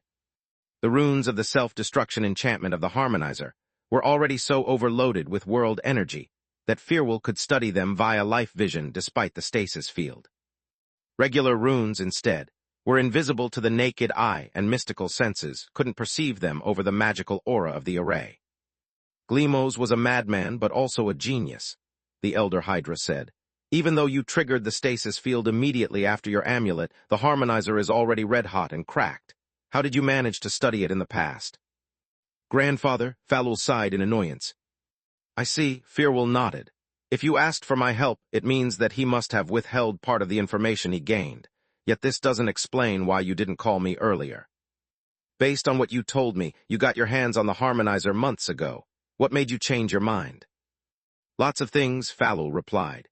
You have given sanctuary to Uffil, the only Hydra to have ever successfully evolved into a dragon. I hope that by studying his life force and altering the harmonizer accordingly, our bloodline will find a way to ascend into divine beasts without the need for forbidden magic. P Alpha and Alpha, Nanua 1, SOM, I'll be honest with you. I wouldn't mind being the first to succeed or at least to see it happening during my lifetime if I'm lacking. Also, there's the matter of the partially unfallen monsters that Solus fought. You mean Elfin, Firwal said. I know what I said. Falul shook her head. And if unlike Aunt Tessa you care about having a good relationship with her, you'll call her Solus as well. The name Elfin carries a lot of bad memories and regrets to her. Solus is already literally chained to her past due to the tower. The last thing she needs is the constant reminder of how her whole family died and she lost her freedom. I will keep that in mind, Firwal nodded. Also, there is the matter of the monsters upon whom Glimos experimented, Falul said. Before they revealed their existence by attacking the cities of the kingdom, I could afford to take my sweet time with the harmonizers, because I was just going to use them to accelerate the growth of magic metals and mana crystals in my mines. TM confident that in a few centuries, Adjatar and I would have found a solution to the problem. The harmonizer belongs to us both, so we would have shared the expenses and the fruits of our labor. Firwal was about to ask her daughter why they hadn't invited the Drake to join them when her eyes fell on the many forge-mastering circles of the Hydra bloodline. The two of them had prepared. This Adjatar must be a good guy if Fanny showed him the hands, but she did the right thing keeping him out of the family business. Were he to witness our spells or domination, we'd have to kill him. Now, however, I'm in a rush, Falul continued. Without the harmonizers, the council will kill all the monsters who don't have one along with those who refuse to surrender. In their fallen state, monsters spawn at an unsustainable rate, and we are still recovering from the famine. You are my only hope to turn an extermination mission into a rescue, Mom. A Circumflex. Chapter 2485 Family Legacy, Part 1. 2485 Family Legacy, Part 1. Do you realize that those very monsters you want to save have killed many innocents already? That they are probably going to try and kill you on sight? Firwal asked. I know that, Mom, but put yourself in their shoes, Falul replied. Those people have been lied to, experimented upon, and indoctrinated their entire lives. Who knows what lies Glimos told them about the council, and even if after his death they discovered the truth, they have every right to be terrified. Rho Alpha Pedi Alpha and letter 1D0 F Nua SOM. They know that no race wastes time to parley with the members of a fallen species. We just kill them like pests, no question asked. Can you blame us? Firwal tilted her heads. Monsters are a living plague. They devour everything and everyone until they turn even the most fertile ground into a barren land, and then they move on to the next area. They multiply so fast that a few days of hesitation may give them the opportunity to double their numbers. No, but I can't blame them either, Falul sighed. Becoming a fallen race means becoming a slave to your base urges and suffering from an eternal hunger and a short life. Monsters do what they need to survive. Their malice and cruelty aren't innate but the result of their harsh existences. In the case of Glimos, children, the situation is even worse. They have regained their sanity and have hope for the future, which makes them even more desperate. They know that without the harmonizer they'll go back to their wretched state, and they have no reason to expect others to show them mercy or understanding. Everyone considers their lives expendable and much less valuable than the magical resources the reverted monsters consume to survive. Even if the council lets them live but exiles them from the Mana Geyser, they'd lose every chance they have for a normal life. Everything they have suffered and all of their research would be for nothing. Unless we offer them a glimmer of hope to cling to, I expect them to fight to the death. I've already failed a poor girl called Echidna because of my greed. Falul shared with her mother the wonders of the awakened farmer's abilities. The elder Hydra was amazed by the prowess of Echidna's eyes, wondering if the heads of a Hydra could hold the same potential. It would explain why we have lost our wings, she pondered. Falul also showed Firwal how desperate Echidna had been, and how she had chosen to end her life the moment she had mistaken the enthusiasm of her captors for the harmonizers for cruel indifference to her situation. Poor kid, the elder Hydra said. A nice word and a bit of empathy would have saved her life. Indeed, Falul nodded. Her death still haunts me to this day, and I don't want to kill anyone else unless I have to. If we crack the secret of the harmonizers, I can offer to everyone who surrenders to live above my geysers. I'll take responsibility for their actions and livelihood, and with the harmonizers returning their life cycles to normal, the Council will have no reason to oppose my request, especially if I share the harmonizers with them. Sounds like a plan, but one that will cost you dearly. Are a bunch of strangers really worth losing your exclusive over the harmonizers? Firwal asked. Usually I'd say no, yet if we are not prepared, we might end up just like Giera. The harmonizer can give the fallen races a new life and Giera a way to repopulate its lands.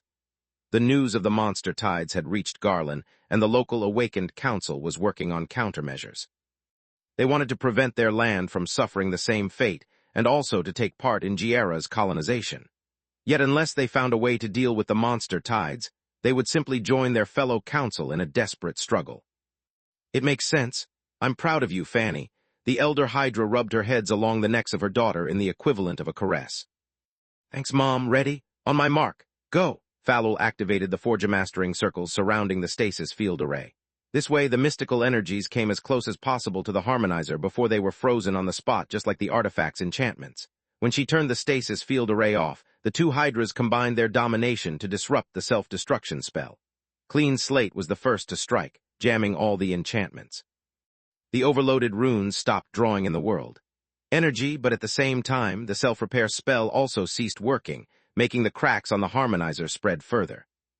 Falul and Firwal used their bloodline ability to dispel excess energy, while shielding the self-repair spell from the following clean slates. The Forgemastering circle, Unravel, split the power core of the harmonizer into pseudo-cores, and then the pseudo-cores into one different string of runes for each spell the pseudo-cores were comprised of. The second Forgemastering circle, Cipher, isolated the cloaking runes that shrouded the meaning of the rest of the enchantments, and cut them off from mana crystals. Identifying them wasn't an easy task since the runes cloaked themselves as well. Cipher couldn't brute force its way without triggering more safety measures.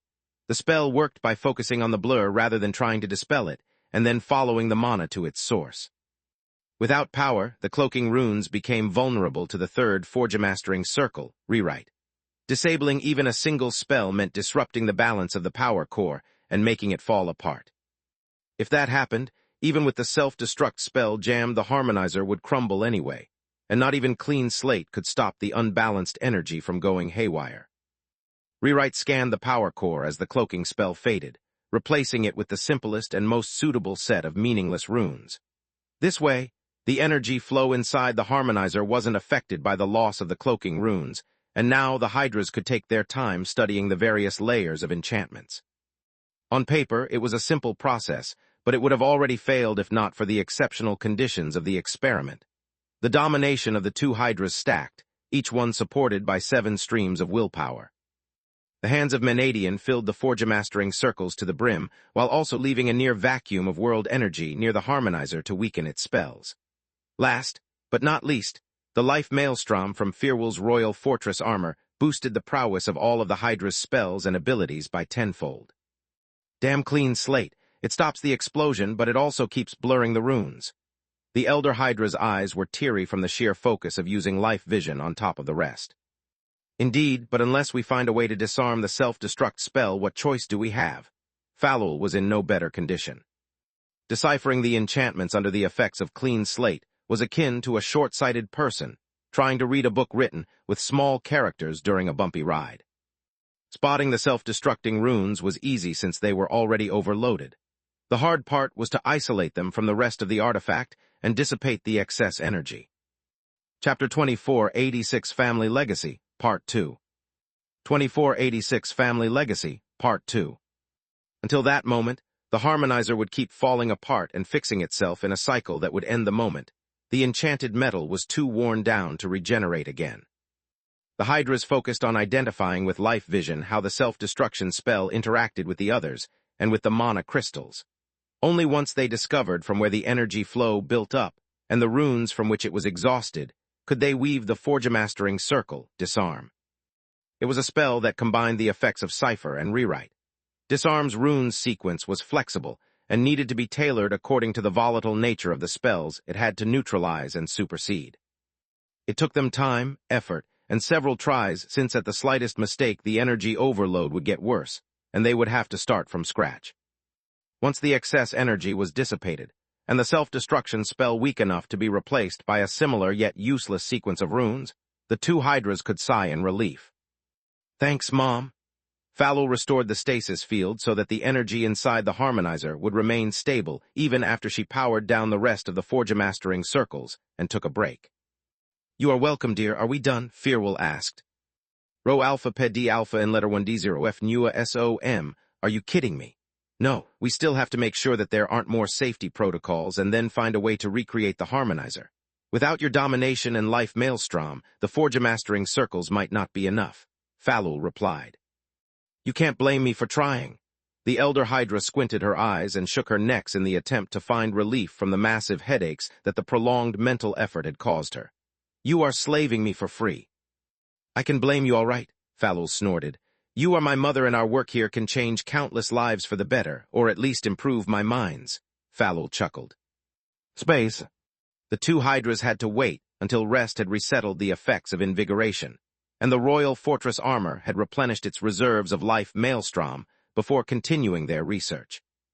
Before taking a nap, Falul informed Morak of the progress she had made. After all, the harmonizer was part of his bloodline legacy, and it would belong to him along with everything they would find inside Gleemo's secret lab. Thank you very much, Lady Falul. I'll be forever in your debt. The tyrant had completely changed his attitude toward the Hydra after she had agreed to help him. Also, Falul was the only member of the council aside from Adjutor who was defending his interests, instead of trying to rob him blind with the excuse of helping the kingdom to deal with the monsters. Raids. Don't forget those words when it's time to split the loot. Falul out. This is great news. Nalrund had stood behind Morak for the entire conversation.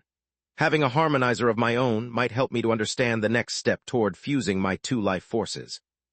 Otherwise, I'll be forced to go back to the Fringe to get some answers, and that's an experience I have no desire to repeat. The first time we got lucky because the Duan hoped to convince me to stay. Now, however, we'd have to fight against a whole tribe of werepeople, and the gods know how many bloodthirsty elves. I'm glad to see how altruistic you are. The tyrant's voice oozed sarcasm. It's my legacy you are talking about. TD never pegged you for a greedy guy. Nalrund knit his eyebrows in surprise. I'm not greedy, just desperate, Morak rebuked. I usually don't care much about the gap in riches and status between Quilla and me, but the marriage preparations are driving me crazy. Don't be ridiculous, the Urnas are doing everything. How can you be the one stressed out? The Razar asked. Easy, first, the guest list. Morak shoved a long piece of paper that a vertical line of ink split into two perfect halves. The bride's guests were so many that they extended to the end of the scroll and continued on its back. The tyrant's guests, instead, could be counted on one finger. Aside from Adjutor, the Drake he didn't know nor cared about anyone else. Wow, even I can do better. Celia considered Nalrond a member of her family, and since she didn't know Priya much, the Huntress and the rest of the Fasteros had already agreed to sit on the groom's side. Yeah, right, keep telling yourself that, Morak grunted. You are going to be as humiliated as me during the ceremony when people see that you are a literal nobody. Second, there is the matter of the house. If you are referring to the country house where you moved, Freya brought me to visit our own, and it's magnificent. Nalrond shrugged. And that's the problem, the tyrant said in exasperation.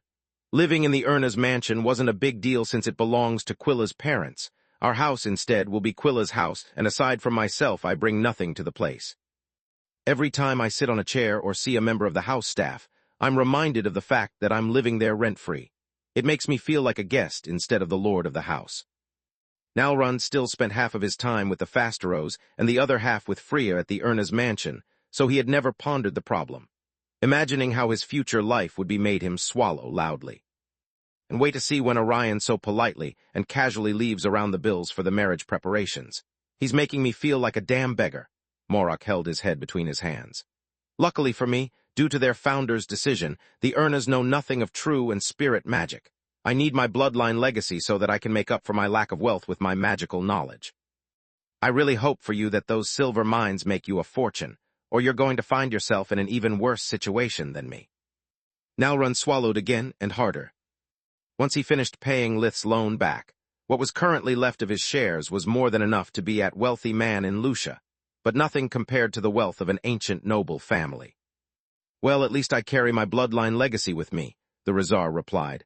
I can teach Freya light mastery and then she passes it on to the entire Urna's family. Morak cut him short. Dude, at least my legacy is solely for Awakened. My in-laws know about it and can appreciate my gesture but can't put their hands on it. You would lose yours for good. Also, Gianni and Orion are aware that I'm a tyrant, but did you tell them that you are a hybrid? Are you kidding me? That's personal, Nalrund blurted out in surprise. So you have squat to offer and a big skeleton in your closet. The tyrant clicked his tongue while shaking his head. You are screwed, man. Neither of them knew that their discomfort with the bills, the arrangement, and everything else was all part of Gianni's plan. Chapter 24, 87 Family Legacy, Part 3. 2487 Family Legacy, Part 3. The entire situation had been devised by Lady Urnas to get her hands on the magical legacies of her future sons-in-law. Like Morak had pointed out, despite being as old as House Myrock, House Urnas had no records about true and spirit magic. The discovery of Gleemo's secret lab was an unexpected boon, but even if nothing came out of it, Gianni planned on getting her hands on everything Morak had learned during his life and under the tutelage of Adjeter. As for Nalrond, she knew for a long time that he was a light master whose discipline was elusive even among Awakened. It made the Rizar even more precious than the tyrant, since light mastery was something that Orion could practice even if Vaster were to fail to find a way to awaken him. I heard screaming. Is everything all right? Chilean Imaz walked through the door accompanied by a squad of armed guards and a feral beast by his side. I'm sorry, Chilean. Things just got heated up while discussing my marriage's preparations. Morak gave him a small bow to which the second-born replied with a stern look. I hope that you are not getting cold feet, Chilean replied with an icy tone. Absolutely not. I was just I don't care. Just know that if you make my sister cry before, after, or during the wedding and it's not out of joy, I'll borrow the Urna's royal fortress armor and kick your ass. Same to you, young man. Chilean waved his finger under Nalrun's nose while Lucky growled in agreement. Don't worry, I've learned my lesson. The Rizar raised his hands in surrender. There won't be a second breaking of the engagement, at least not no my side. Let's go. The young master of the house gave them a nod and resumed the security drills with the rest of his unit. Man, I liked him more when he was the easygoing one, Morak said as soon as he heard the steps of the guards disappear in the distance. Me too, but Floria's death changed a lot of things, Nalrund sighed. Freya smiled a lot less, and trained a lot more while Quilla endured Gianni's Lady of the House boot camp to keep her company. There were lots of things and lessons that Gianni had prepared for her little flower. Quilla could only hope that giving her mother the opportunity to put them into practice would help Gianni to overcome her grief instead of making her dwell on what might have been and never will. As for Chilean, he had taken Floria's final words at heart and upended his life. The death of his beloved baby sister had forever crushed the illusion that the problems of Hose Urnas weren't his own, and that as the black sheep of the family, he had the right to a boring, easy life. Chilean felt guilty for having been absent, helpless, or both for most of Floria's life. After the funeral, he had given up on drinking and gambling. To give his parents the time they deserved to grieve their loss, Chilean had helped Gunnian however he could. At first as a mere valet, since due to his willful ignorance of protocol and the power balance with the many retainers of the Urnas region, he could only bring tea and hold documents without embarrassing his brother. Chilean had learned by observing Gunnian work and by studying during his free time. After weeks of hard work, he had understood enough of the state of business of the family and had taken the role of one of Gunnian's secretaries. His hope was to one day do more than stand by his brother's side and relieve him from part of his burden. Due to his profligate past, Chilean was forbidden to attend events in the royal court, but he was still a precious asset. He knew the dirty laundry of many nobles because he had either listened to their confession after one drink too many or helped them do the deed. Such knowledge provided Gunnian with plenty of evidence or gossip to leverage his political opponents into clearing Floria's name. It made Chilean an outcast in both the good and bad society, but he couldn't care less about keeping the respect of his old drinking buddies. He had already come clean of his own misdemeanors and taken a plea, making himself socially disgraceful but untouchable by the law. Lucky had undergone a transformation as well. The once happy and fat Rye has spent a lot of time with Orion, listening to the man he considered his father blaming himself for his weakness. Floria's death had left a hole in Lucky's heart that no amount of food could fill, and that only got deeper every time her smell faded a bit more from the old clothes he used as a pillow. The Rye treasured them the most because it was the only thing that he had left of the woman he considered his mother. Yet what really had shaken Lucky to the core wasn't the pain of the loss, but the announcement of a new child. Lucky had been the first to notice the start of the pregnancy from the change in Gianni's smell. Joy had eclipsed his pain just to be replaced by fear. The fear of being too weak to protect mother and child. The fear of losing another member of the family. The Rye had stopped prowling the kitchens for food and had started visiting the local woods, eating solely what he managed to hunt.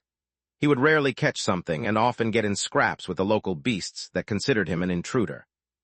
Ryes didn't kill each other, letting Lucky go the moment he surrendered. The healers of the household would fix Lucky quickly, and he would resume hunting the next day. He had lost some weight, gained some muscles, and changed his attitude. He didn't feel lucky anymore. The Rye also trained with Orion to practice against humans and their unfair weapons, while Orion was happy to have a sparring partner against whom he could safely test his rising mastery of fusion magic.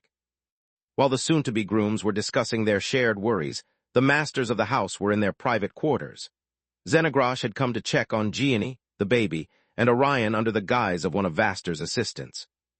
"All patched up," she said after checking that the impurities in Orion's body hadn't moved since her last visit.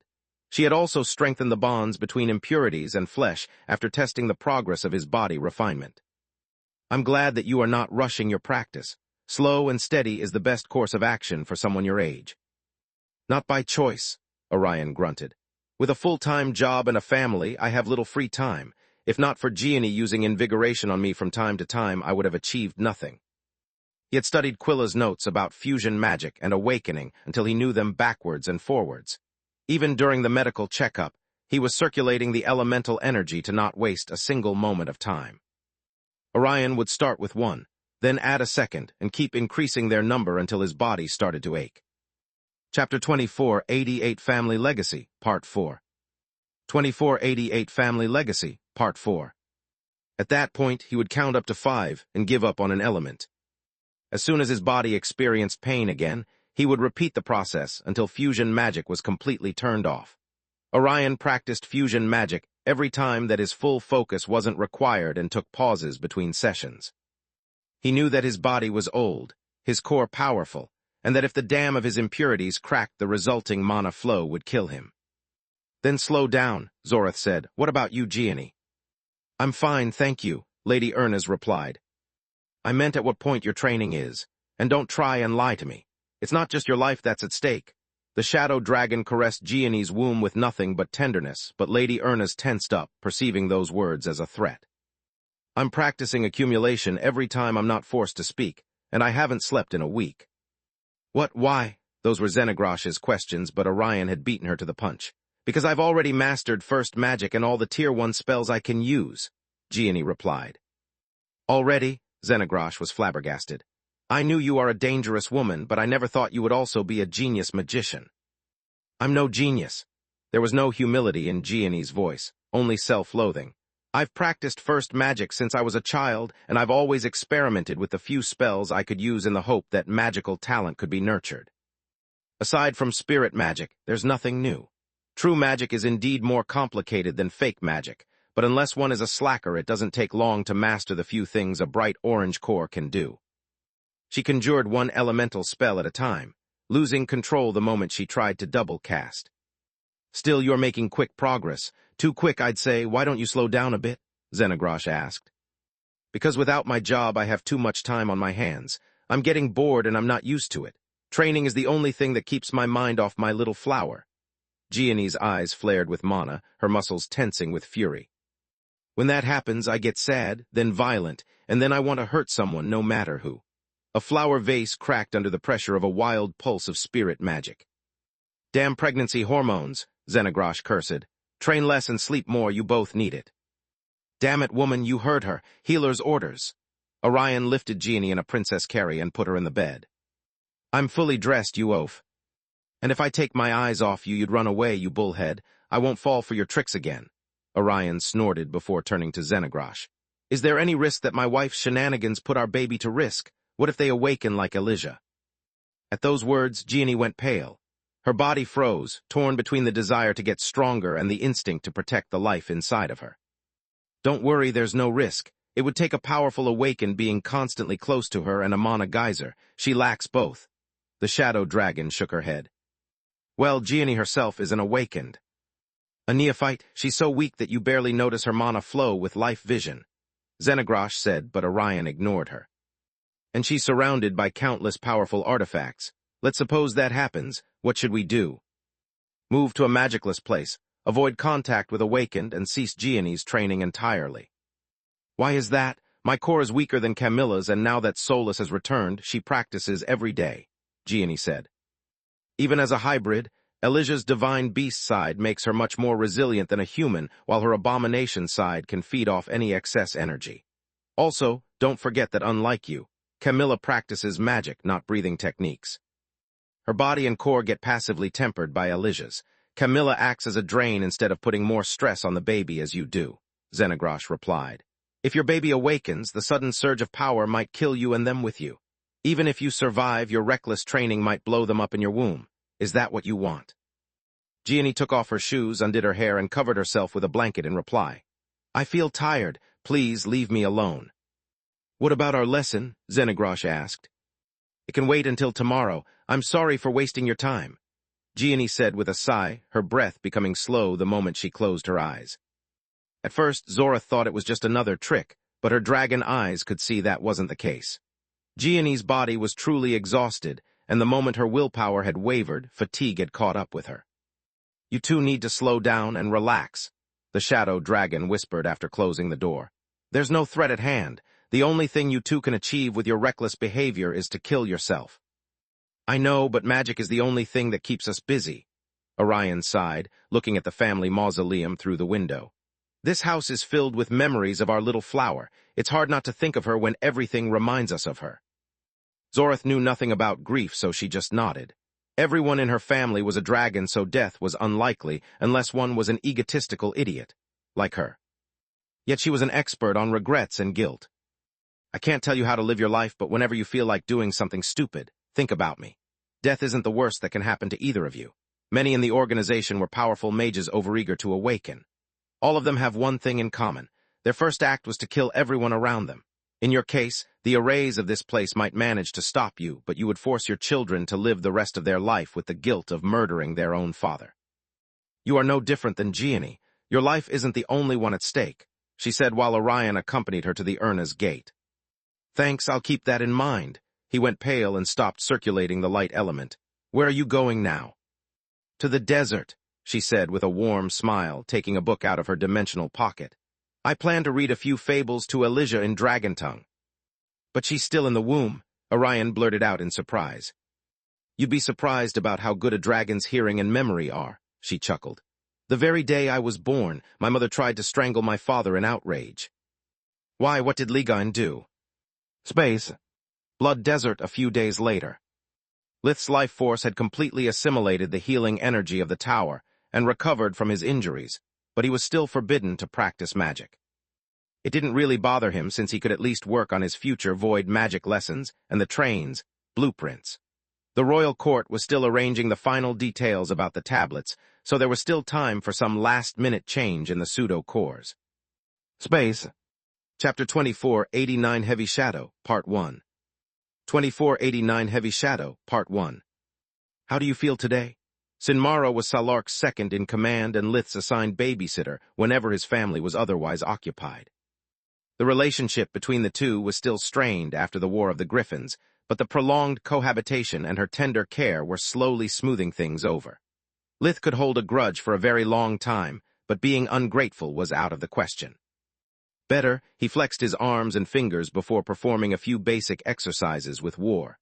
My arms are back at 100%. The amputation had no long-lasting effect whatsoever. Then why do you say it like it's a bad thing? Sinmara frowned at his dejected tone. Because I can still feel it. I can still feel Jormung's and Floria's blood dripping on my right hand. I hoped that one trauma would have canceled the other, or at least that after losing my arm, my brain would understand that it has no fault. Lith replied. I'm sorry, I know that I should have helped you, but I wasn't trying to guilt-trip you, not this time. He added after a brief pause. When can I go back to my regular life? 1 second. Sinmara used her breathing technique, Forgotten Star, to check on his condition. T'd say yesterday, but if you want some more free time, I can extend your sick leave. No, thank you. I love the desert, but I really miss my home. Strong words for someone who spends most of his time inside the tower, she shrugged. Lith opened his mouth, but there was too much to say, and it was too personal to share it with someone he resented. Because of the fusion, I've accessed solace, memories, and feelings. I shared her inner turmoil about our relationship, the joy of being reunited with me, and the fear of losing me. She's gone for weeks, yet now she's inside my head like it didn't happen for years. I love staying in the tower because it helps her core and life force to recover. Also, every room is full of beautiful memories we made together. The ground floor of the tower was now permanently arranged in the form of their dream house, and Lith couldn't bear the thought of it having any other way. His family rejoiced at the good news about his health, especially Solus. Thank the gods, how is Death Vision? Did it get any better? I have no clue, Lith shrugged. Maybe it's because of Grandma's presence, but I never had to hold Death Vision back in the desert. Everyone always looks normal when we stay here. By the way, how come you visited me so rarely? Solus blushed up to her ears, mumbling gibberish in a tone too low to be audible. Then, she pretended to hear Aaron and Lyria calling her name and ran away. By my mom, how can I tell him that the prolonged fusion made a mess of my feelings? I now know every damn thing about him, and he knows everything about me, including the things I shared with Nika and Tista during our trip. It's so embarrassing that it's hard to even look him in the face. I'm happy for you, babe, and a little sad about the end of our unexpected vacation. Camilla gave him a soft kiss. For the first time since I've known you, there was nothing to worry about. Your life force could only improve. There was no enemy waiting for us back in Lucia, nor some deadly mission you had to undertake upon your return. This was my first real vacation, with no deadline nor death threat. She chuckled at her own joke. That's wonderful news, dear. Elena hugged him, sobbing. My little baby's life force is finally better. Mom, I've been sitting in bed for days. Why are you acting as if I was about to die?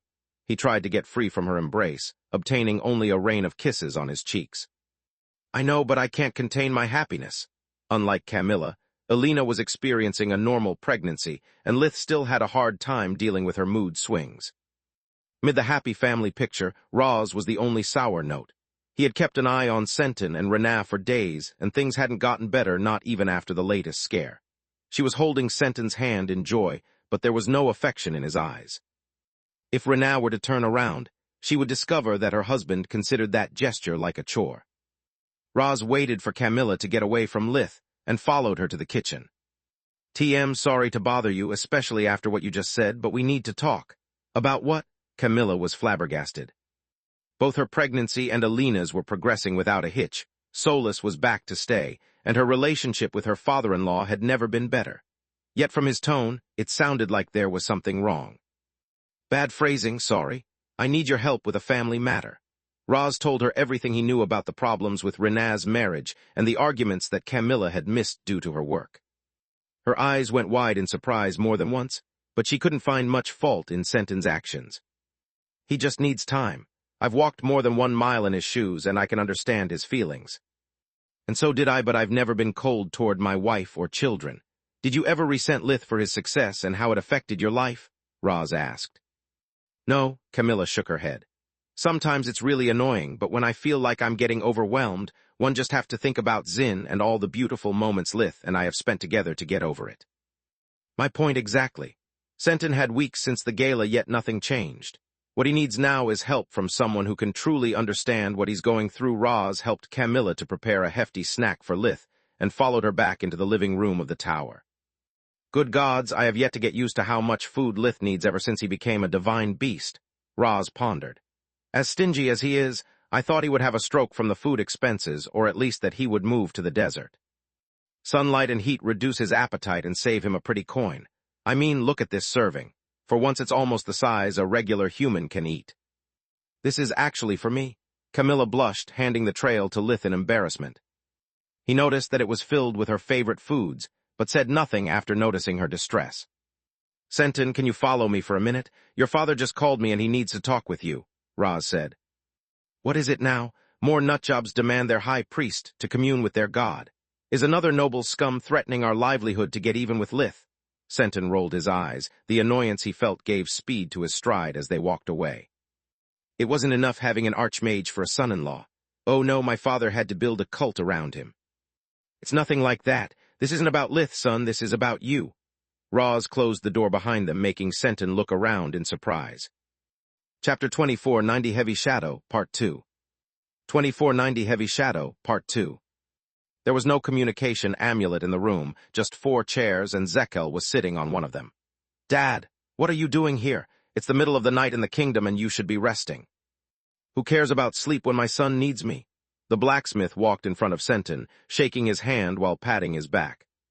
Why would I need you? Everything is fine, Dad. Really? Then why is it that you leave the room whenever Lyria shows me the latest spell she's learned? How come you spend most of the time in Lucia and go back to your wife only late at night? Zekel asked primly. Also, I'm not blind nor deaf. I can hear you two arguing all the time.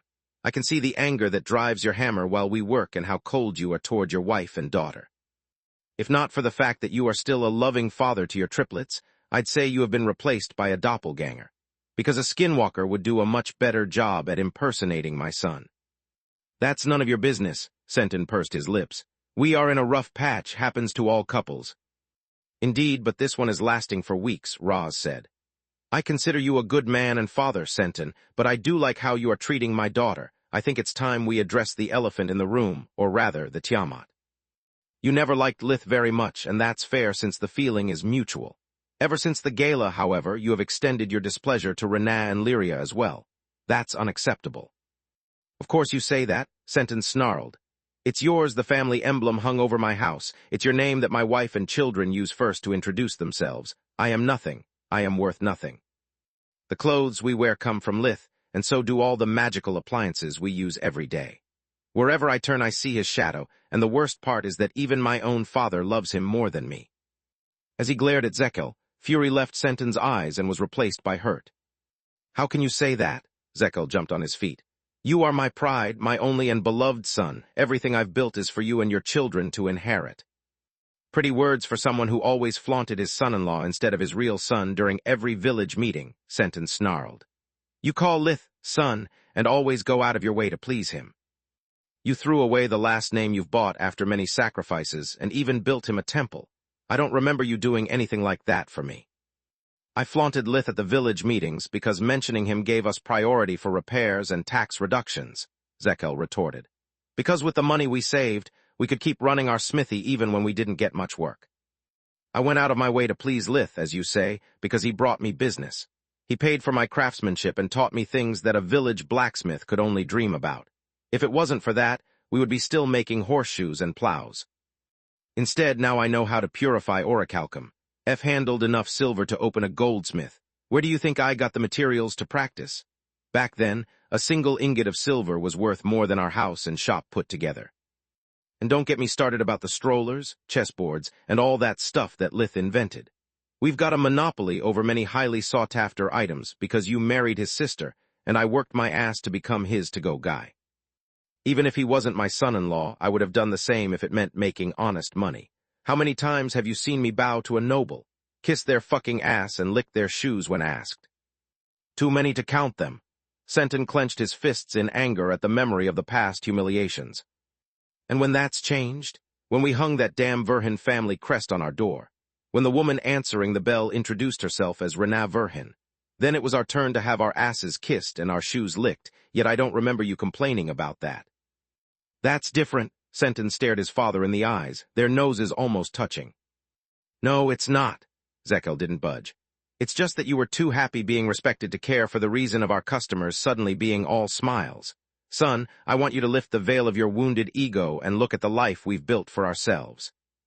A life we wouldn't have if not for our relationship with Lith. I did everything you accuse me of doing, yet I did it for our family. Even when he was still Nana's assistant, Lith hated us villagers. Even after you married Renaa, his attitude didn't change, so I had to make it change. I've never cared about what name any of us carries as long as we are safe. Lith's presence protected us, brought us business, comfort, and made us more money than we had ever dreamed about. Sure, bad things happen from time to time because of him, but he always fixed his own mess. It's thanks to him that Lucia isn't a slimy little village anymore. We live in a medium-sized city that continues expanding. I had those nutjobs build him a temple because our city was dying, and so were our friends. It wasn't a matter of stroking Lith's ego, but survival. Zekel took a break to catch his breath and let his words sink. Do you really miss living in our old house that was cold during winter and hot during summer? Do you miss our old smithy that was just a little more than a shack? Our house is now worthy of Dirio's, and our smithy has a building of its own. We are not village blacksmiths anymore. We are respected businessmen and artisans. You have 4 beautiful children who'll never want for anything, and not because Lith is going to pay for it, but because we will. You should know better than anyone else that I spent countless hours at the furnace before and after you got married to Renaa. Sure, I have exploited Lith's name, but only to live in peace without noble scum hazing us. I have also exploited Lith's fame to draw customers, but every copper coin we made came from our hard work. I am grateful to Lith because I considered him my patron who gave me an opportunity, but I was the one who seized it. Do you deny it? The old blacksmith's stare was as cold as steel and as hot as his forge. No, Senton lowered his gaze, remembering how the family business had grown over the years through painstaking effort and sacrifice. The Proudhammer house could have been worthy of a country noble if Zekel hadn't reinvested every coin he made into his own business, instead of squandering them into luxury items and enchanted clothes. Chapter 2491 Heavy Shadow, Part 3. 2491 Heavy Shadow, Part 3. The Proudhammer shop had now become a 3-stories building that kept getting new floors as the number of their regular clients grew. Also, father and son had opened a branch shop and bought a warehouse in Dirio's. Thanks to the public warp gate, their merchandise could now be sold in every city of the kingdom connected to the dimensional network. Senton knew all too well that Lith had nothing to do with their latest success, because expanding into the national market had been Senton's own idea, and Zekel had supported the project despite the risks and the huge starting expenses. If you understand the importance of our business, relationship with Lith, then stop barking like a mad dog and tell me what the heck is really troubling you. Zekel grabbed his son by the shoulders and forced him to sit down. Senton was younger and stronger, but his spirit was broken. Throwing his resentment in Zekel's face had felt good for a minute until he had listened to his own words and realized how foolish they were. Senton felt ashamed and dirty inside for disrespecting his father's sacrifices. We are here because we care about you. Roz had remained silent until that moment, knowing that he had no right to intrude between father and son. I think I know what's bothering you, but it's up to you to say it. Admitting it to yourself is the hardest part, but also the first step to recovery. I can't take that from you. Senton didn't say a word for a while, raising his eyes from time to time only to make sure that Lith wasn't there. I knew that Lith wasn't human since his 18th birthday, so I didn't get angry at him when Knight's goons broke into our house and tried to kill us. I had been warned about the risks, and I accepted them. When Meln exposed Lith's true nature and forced us to escape to the desert, I didn't blame him either. We were all safe, sound, and together. What I can't tolerate is that sometimes I feel like Lyria isn't my daughter anymore. He held his head between his hands, clenching it in frustration. Her fascination for magic, the desire to awaken, and all the attention she received in the royal court turned my little girl in a stranger that I can barely recognize. I have no authority nor influence over Lyria, and worst of all, there's nothing I can teach her. At least Renaa carries her same magical blood and gets respected because she's Lith's sister. But what am I? I'm just a nameless member of the family. A useless father who can't do anything for his daughter except entrust her to another man. How am I supposed to live with that, Dad? Senton turned toward Zekel. How can I look my wife in the eyes and tell her that we've lost Lyria? I don't know. The blacksmith lowered his eyes and sat down as well. But I do, and so does Camilla, Roz said, drawing their attention. When Lith was little, there was nothing I could do for him either. By the time he was 4, he was out hunting with Celia. At 6, he spent most of his time at Nana's. The more his powers grew, the more distant I felt him becoming. I'm a farmer, Senton, Almost 20 years have passed since Lith's birth and I'm still just a farmer. While my son went to the academy, joined the military, and then became an archmage after traveling throughout the kingdom, I never left Lucia once. To this day, all I know how to do is tend my fields. My greatest accomplishment as a father is spending an evening teaching Lith how to read and write when he was 3, and then carving for him his alphabetical ruler. That's it. For everything else, Lith needed someone else. I felt helpless and useless just like you did, but the pride I felt for my son eclipsed my wounded ego. When Lith started to become famous, I had to entrust him to Lark first, and then Miriam because no matter how much I wanted to support him, I was a liability. Not finding faults in him, the nobles would point their powdered fingers at me, the country bumpkin with the silly accent who can't tell a salad fork from a fish. It pained me to abandon my child whenever he went to a gala and missed the honors he received, but I did it gladly because it was the only way I could protect him. Your relationship with your daughter is in danger not because of her powers or the attention she received in the royal court, but because you are pushing her away. Sure, you can't teach her about magic, but you can still teach her how to be a good person. You can show Lyria the importance of hard work and honesty. Being a parent is more than authority and power. It's leading by example and protecting your children by themselves. Without her father, Lyria might become an entitled little monster who thinks that might makes right. Is that what you want? Roz asked. No, but... I understand how you feel. Camilla stepped forward. Everywhere I go, I'm just Lith's wife, just like you are Rena's husband. People never bother remembering my name, and some really think that Lady Magus is actually my title. No matter how hard I work, everything I achieve is because of Lith, whereas every mistake I make is because she's an incompetent gold digger lucky enough to pick a winning horse. Her face expressed all the disgust and anger she felt for repeating those words. My daughter is still in my womb, and I've already met lots of hostility and been called the most obnoxious names. When Elijah will be born, I won't be able to help her with her hybrid nature. I won't be able to protect her from the cruelty of people, and I will have to work my ass off just to learn enough about magic to follow her around. I'm terrified, Senton. I'm afraid of not being able to be a parent to Elijah because we won't have much in common. I'm afraid of Solus being a better mother than me thanks to her bond with Lith. Do you have any idea how it feels? She asked. Yes, Senton nodded. It was the same for me when Lith took Lyria and Aaron to camp. I couldn't stop her from almost burning down the house, yet he did. He succeeded where I failed. Really? She knitted her eyebrows. How did you deal with that? When she got back home, Lyria was still my little girl. She spent the next few days showing me everything she had learned and trying to use her powers to help me with my work. Senton smiled at the memory. Lith was her magic teacher, but I was still her dad. She learned from him, but she did it for me. You should have seen how happy Lyria was for igniting the coal or tempering the hot steel with her magic. What's changed since then? Zekel asked. Why are you so angry now? Chapter 2492 Heavy Shadow, Part 4. 2492 Heavy Shadow, Part 4. Because at the time Lyria wanted to be like me when she grows up. Now she wants to be like Lith. Senton clenched his hands in fury, but it was soon overcome by despair. She wants to go to the White Griffin and become a mage. That's idiotic, the old blacksmith blurted out, drawing Roz's and Camilla's reproachful gazes. I mean, sure, Lyria may not become a blacksmith. Heck, she might even not be fully human if she chooses a different life force. Yet that doesn't make her one bit less your daughter or my granddaughter. It's not the profession that makes the person, but the values they live for. I'm proud of what you have become, Senton, but not because you've taken up the family business. I'm proud of you because you are a good man and a good father, because you live an honest life and know the importance of hard work. If you pass these values upon Lyria, she'll be like you even if she decides to become a politician. He's right, I couldn't teach Lith anything about hunting or magic, but I'm certain that without my example, he may have grown into a much colder and crueler man. Roz said, having no idea how true his words were. You can only do everything that is in your children's best interest and show them the right way.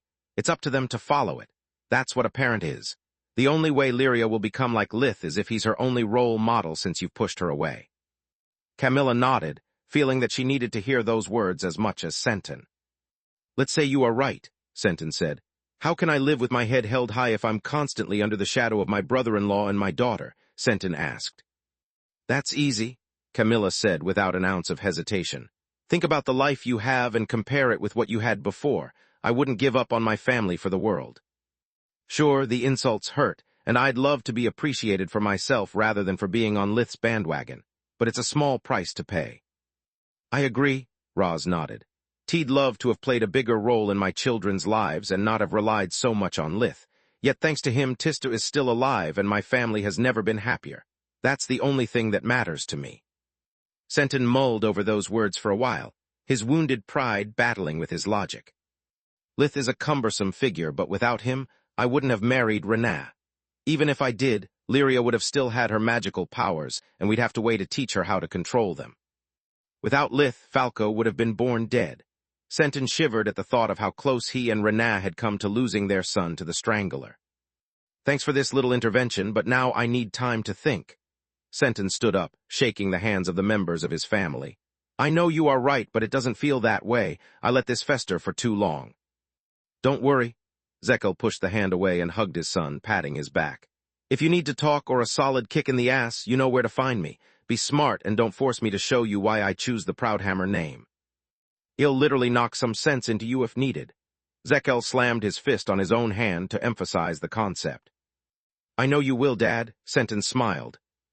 I know that I wasn't invited and that this isn't my place, but Renaa is my sister, and I have something to say as well. Those present gasped as one of the shadows in the room rose into a human form.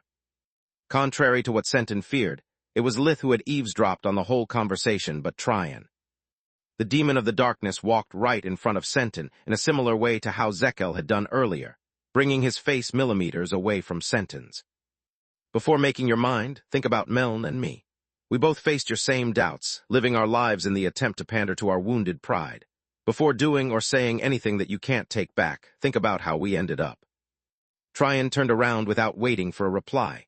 His body reverted to a two-dimensional shadow and slipped under the door. TM, sorry, I didn't know he was here. Roz scratched his head in embarrassment.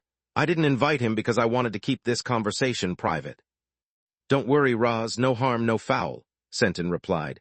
Maybe you should have invited Tryon, he actually thought. Once the others left the room and Senton alone, he looked at himself in the nearest mirror. He saw his own angry gaze and his hands still clenched in outrage. He remembered seeing the same attitude and hearing words similar to his own back when he had watched Orpal's manifesto video. He remembered all the pain Orpal had inflicted upon his family, and especially on his father. Senton could almost see Orpal's shadow patting his back, and he didn't like it one bit. Space. A few days later, Lith returned to Lucia, and life resumed as usual. Camilla would go to work as a constable and investigate the traitors to the crown, while Lith went to one of the 6 great academies to hold lessons about void magic. For a while, he had refused every invitation and went to the Lightning Griffin once every 3 lessons. He would always find an opening for casually remarking how the place gave him a weird feeling and recounting a detail of the day he had been denied admission. The Royals, Vaster, and Marth were always there, and Lith would follow up by thanking the former for listening to the wise words of his late friend Count Lark, and the latter for taking such good care of him as a student. Lith was always polite, keeping sarcasm out of his voice, but that didn't stop the current headmaster from cursing Linnea's name, nor did it spare the students of the Lightning Griffin from being humiliated. The other headmasters and the students from the other academies hated their guts, because even though the Lightning Griffin had turned down the Supreme Magus, it was still the only other place where he agreed to teach. Everyone considered it an unfair honor and an insult to Lith. Brynja couldn't care less about the controversy, and neither could Lith. Yet while for her it just proved how deep the bond between the Distars and the Verhins was, for him it was just petty revenge. Unfortunately for him, his tactic was too successful. To quell the increasing rivalry between academies and the open hostilities toward the Lightning Griffin, the Royals asked Lith to rotate his lessons between the 6 great academies. Feeling somewhat guilty for sparking new conflicts while the dust of war was still settling, and after receiving an earful from anyone he asked for an opinion, Lith ended up accepting Solus soon joined him, her participation receiving a warm welcome. Chapter 24, 93 Strain of Power, Part 1. 2493 Strain of Power, Part 1. Not only did Solus' presence make the lessons much more enjoyable for the male 4th-year students, but she also taught void magic from a different angle by using one-step exercises that emphasized a single aspect of an elemental pair of elements. Her methods were just as valid as Lith's, but they offered an alternative approach to those who had been struggling to follow his teachings. Time passed, Camilla entered the 4th month of pregnancy, and Brynja gave birth to a beautiful baby girl, Milla Distar, named in honor of her late grandmother Miriam. As the personal healer of both mother and daughter, Lith was summoned to deliver the baby. Milla was born with a head full of brown hair with blue streaks all over, making Brynja cry with joy the moment Lith handed her the baby. "She's identical to my mother," Brynja said amid tears. "Let's hope that Milla has inherited Mom's talent for magic as well." Lith couldn't see any resemblance between the serene, youthful beauty of the late Miriam and the screaming, wrinkly goblin in Brynja's arms. Yet he had long since learned to keep such thoughts to himself, and that all newborns were just as beautiful as their parents claimed. After giving the mother and daughter a full checkup and cleaning the room, the rest of the family and guests were allowed to enter. Headmaster Distar rushed to his wife's side, checking them both with his best diagnostic spell before questioning Lith. "Did you make sure to remove every piece of the placenta?" "Yes," Lith nodded. "Did you remember to untangle the umbilical cord before the delivery? A prolonged lack of oxygen could impair the brain." "Yes." "Did you keep track of the blood loss? If Brynja doesn't get life force now, in her weakened state, even a small internal wound could go into sepsis and kill her." "Yes, I also already gave her a blood potion to stay on the safe side and rejuvenated her." Lith was one of the only 3 rejuvenators in the entire kingdom. It was a matter of great prestige, and one of the 2 reasons the Marquis hadn't delivered his daughter himself. The second was that he was aware of Lith's nature as awakened, and of his ability to heal wounds with a breath. "I can't risk stuttering a magic word or fumbling a hand sign. Treating your own relative is already a healer's taboo, but 2 at the same time is even worse." Aints had never failed a spell, but the idea of losing his wife and child made even the unlikely seem probable. "Thank the gods and thank you." Headmaster Aints held Lith in a bear hug before returning to his family. "The man was so nervous that I almost had to knock him out a couple of times," Marth said while entering the room along with Rissa and Camilla. "I can regenerate from almost any wound, yet I seem to recall that you were no less worried for me." Rissa held his right arm and playfully squeezed his hand like during the delivery. "Vaster had to reassure you more often than me." "Well, yes, but Durrell, the headmaster of the White Griffin, blushed in embarrassment. Is a hybrid and heals almost as well," she chuckled. "Does it always take this long?" Camilla had waited with the others for hours in the antechambers instead of a few minutes like for Salark. With Elijah growing in her womb, the wait had scared her almost as much as Aints. "I don't know how it works for humans," Rissa shrugged. "For me, it took a while, but maybe it was because it was my firstborn. Things might be easier for the second. What do you think, dear?" "Another child already." The redness flushed away from Marth's cheeks, making him pale. "Why not? The kingdom is at peace now, and Durrell could use someone to play with. The lesser the age gap, the better they'll get along." "I'm sorry, I need a drink." The headmaster of the White Griffin rushed to the refreshment stand, toasting to the new mother, father, and their child. "3 drinks so early in the morning." Camilla looked at Marth with worry. "Are things going so badly with Durrell?" "Not really." The dryad sighed deeply, letting her smile fade now that her husband couldn't see her anymore. "I mean, he's always a handful, and every time he manages to escape from the crib, we have a heart attack until we find him. That said, the royal court is getting used to my presence, especially after the king's outburst during the last gala. Duke's parents would still prefer for him a human woman, but they are now too afraid of him to speak up." "Why afraid?" Lith asked. "Is everything all right?" "Not really," Rissa shrugged. "Duke has threatened his parents to cut them off our lives if they don't behave, but the real issue is his temper. Ever since he fused with the White Griffin, he is struggling with the aftereffects.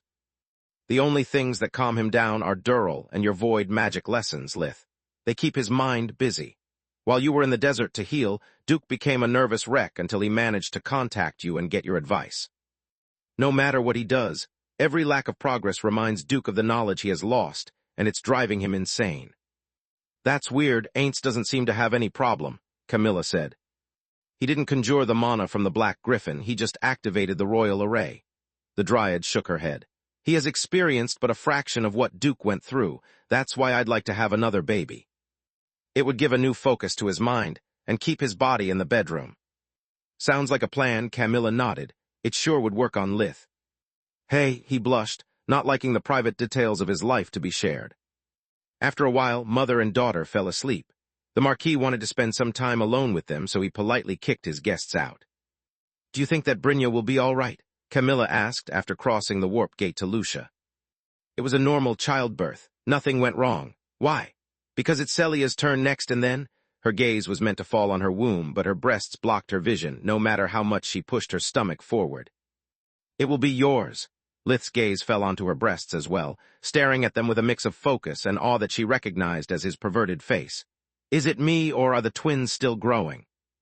"A little, whereas there's still no trace of a baby bump. Is it normal?" Camilla had asked that very same question to every woman in the family and received constant reassurances, but she was worried nonetheless. "Yes," Lith rolled his eyes. "Good gods, Kami, you have 3 guardians protecting you. Do you really think something can go wrong?" "Yes," she snarled, her teeth shape-shifting into fangs in annoyance. "Our baby is the first of her kind, so there is nothing certain about this. Maybe what's okay for others means there's something wrong with me." Chapter 2494 Strain of Power, Part 2. 2494 Strain of Power, Part 2. "Point taken, but look." Lith took Camilla's hands, using his breathing technique to check on the baby and a mind link to share with his wife his senses and expertise. Elijah was now over 8 centimeters, 32 long. Her organs, limbs, and bones were present and developing how they were supposed to. Her life force and mana flow were weak but steady, just like her heartbeat. Camilla clenched Lith's hands, shape-shifting her skin into scales as he did the same. Dragons could share their feelings through physical contact, and Camilla had become reliant on that method to get reassured beyond what mere words could achieve. She could feel Lith's love, calm, and confidence that everything was going well. Also, there was more to that. Elijah reacted to her mother's change and shape-shifted as well. Her face turned into a black slate and a small tail came out of her spine. The baby was now covered in black scales smaller than a fish's and had pointed bony protuberances where her horns and wings would be. Camilla found Elijah to be no less beautiful in that form than as a human and was reassured feeling that Lith thought the same. On top of that, the mix of scales and breathing technique allowed the baby to share her feelings as well. Elijah was serene, welcoming the sudden psychic presence of her parents with joy. Even though she had no concept of love, she still felt it and returned it in spades. Camilla's heartbeat made Alicia feel safe, while Lith's inner fire spread warmth through her small being. Also, she was happy to get the opportunity to complain. Almost an entire hour had passed since her last meal, and she was hungry. "Thank you, I feel much better now." Camilla hugged him, but her grumbling stomach ruined the tenderness of the moment. She bolted into the kitchen, using her claws to slice the bread, origin flames to instantly boil the water, and magic to prepare herself a meal. Camilla had just achieved the deep yellow core, yet her magical prowess bordered on the bright green. It reassured Lith that she would be safe when they were apart, yet worried him for the future. What Kami is experiencing is no different from what happened to Duke, he thought. The power and the skills that the pregnancy is bestowing upon her won't last forever. Sure, they are nothing compared to the White Griffin, but Duke experienced it for a few minutes, whereas Kami has them for months. If she gets too used to these abilities, once she loses them, it will be traumatic. It's one of the reasons I don't want her to exert herself. Without Elijah, her strength and vigor will go back to being those of a normal woman. Space. During the following days, Lith and Solus would go back to Lucia Wright after finishing the void magic lessons, and go straight to the tower after checking that everything was all right with their family. Alina's pregnancy was at the same stage as Camilla's, and much to Alina's relief, the morning sickness was gone, and her baby was as fit as a fiddle as well. She was glowing something that Roz reminded her of several times a day. The renewed peace, along with the serene work in the fields and the idea of becoming a father again, made wonders for his mood. The trauma from Orpal's torture was still there, becoming more visible after sunset when the darkness brought him bad memories. Yet he was fighting his inner demons one day at a time, and practice made him better at keeping them in a corner of his mind. Senton was working hard on himself, and in the smithy yet he suffered every morning that Lyria left for her magic preschool in the desert. As for Tista, she spent her time either among humans in her red demon form or among beasts in her human form, in the hope to make up her mind. Despite her best efforts, she was still at square one while the divide between her life forces kept growing. Shapeshifting was getting slower and more painful as time passed, the human side rejecting the foreign limbs like the tail and wings. The worst part about her condition was that no one could help her.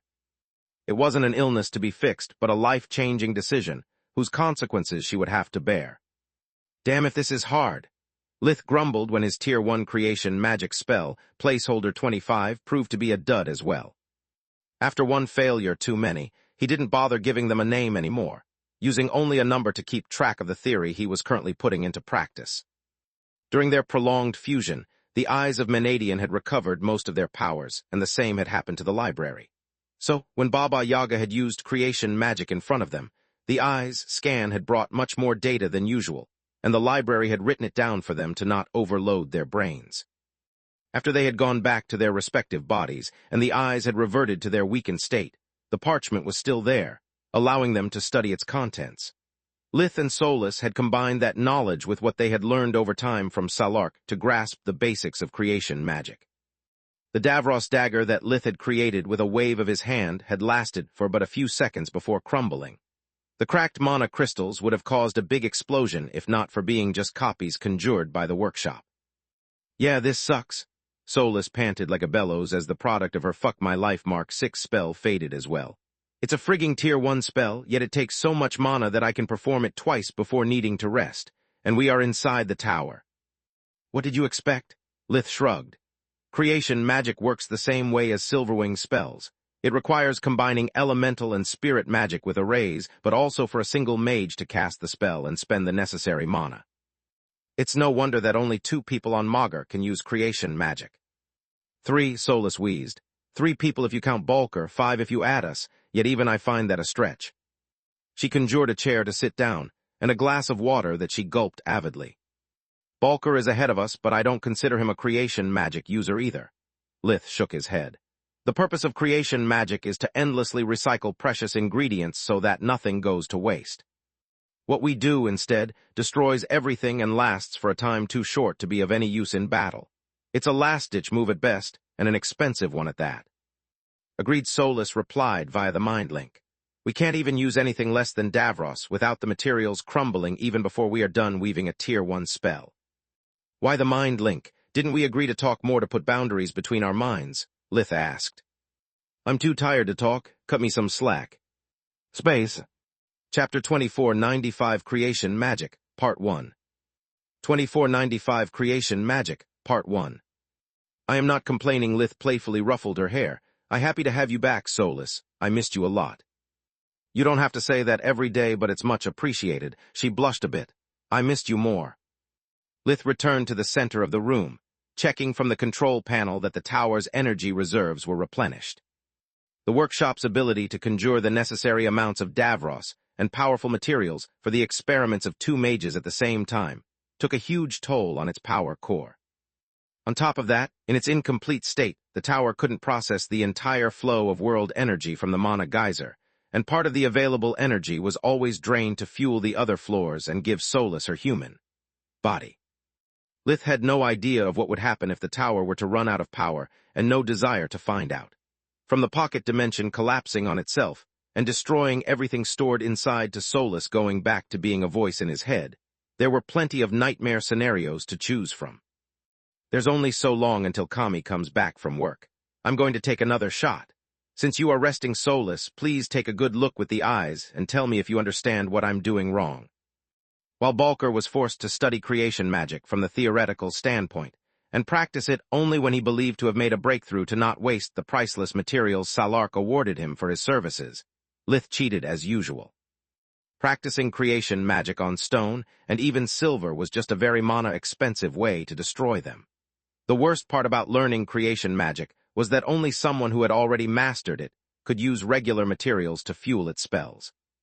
During the last month, Lith and Solus had destroyed hundreds of kilos of Davros, countless precious white mana crystals, and a forest's worth of Dryad's gift, but they could afford it since they were just mere copies created by the tower. Even a guardian would have cried blood for such a waste. On top of that, not even one of Magur's chosen would have ever learned the basics of creation magic, since Salark used cloaking spells to protect her secrets from the likes of Dragon Eyes. Only in front of those with which she was willing to share her knowledge did she use creation magic in its pure form, even simplifying it for teaching purposes.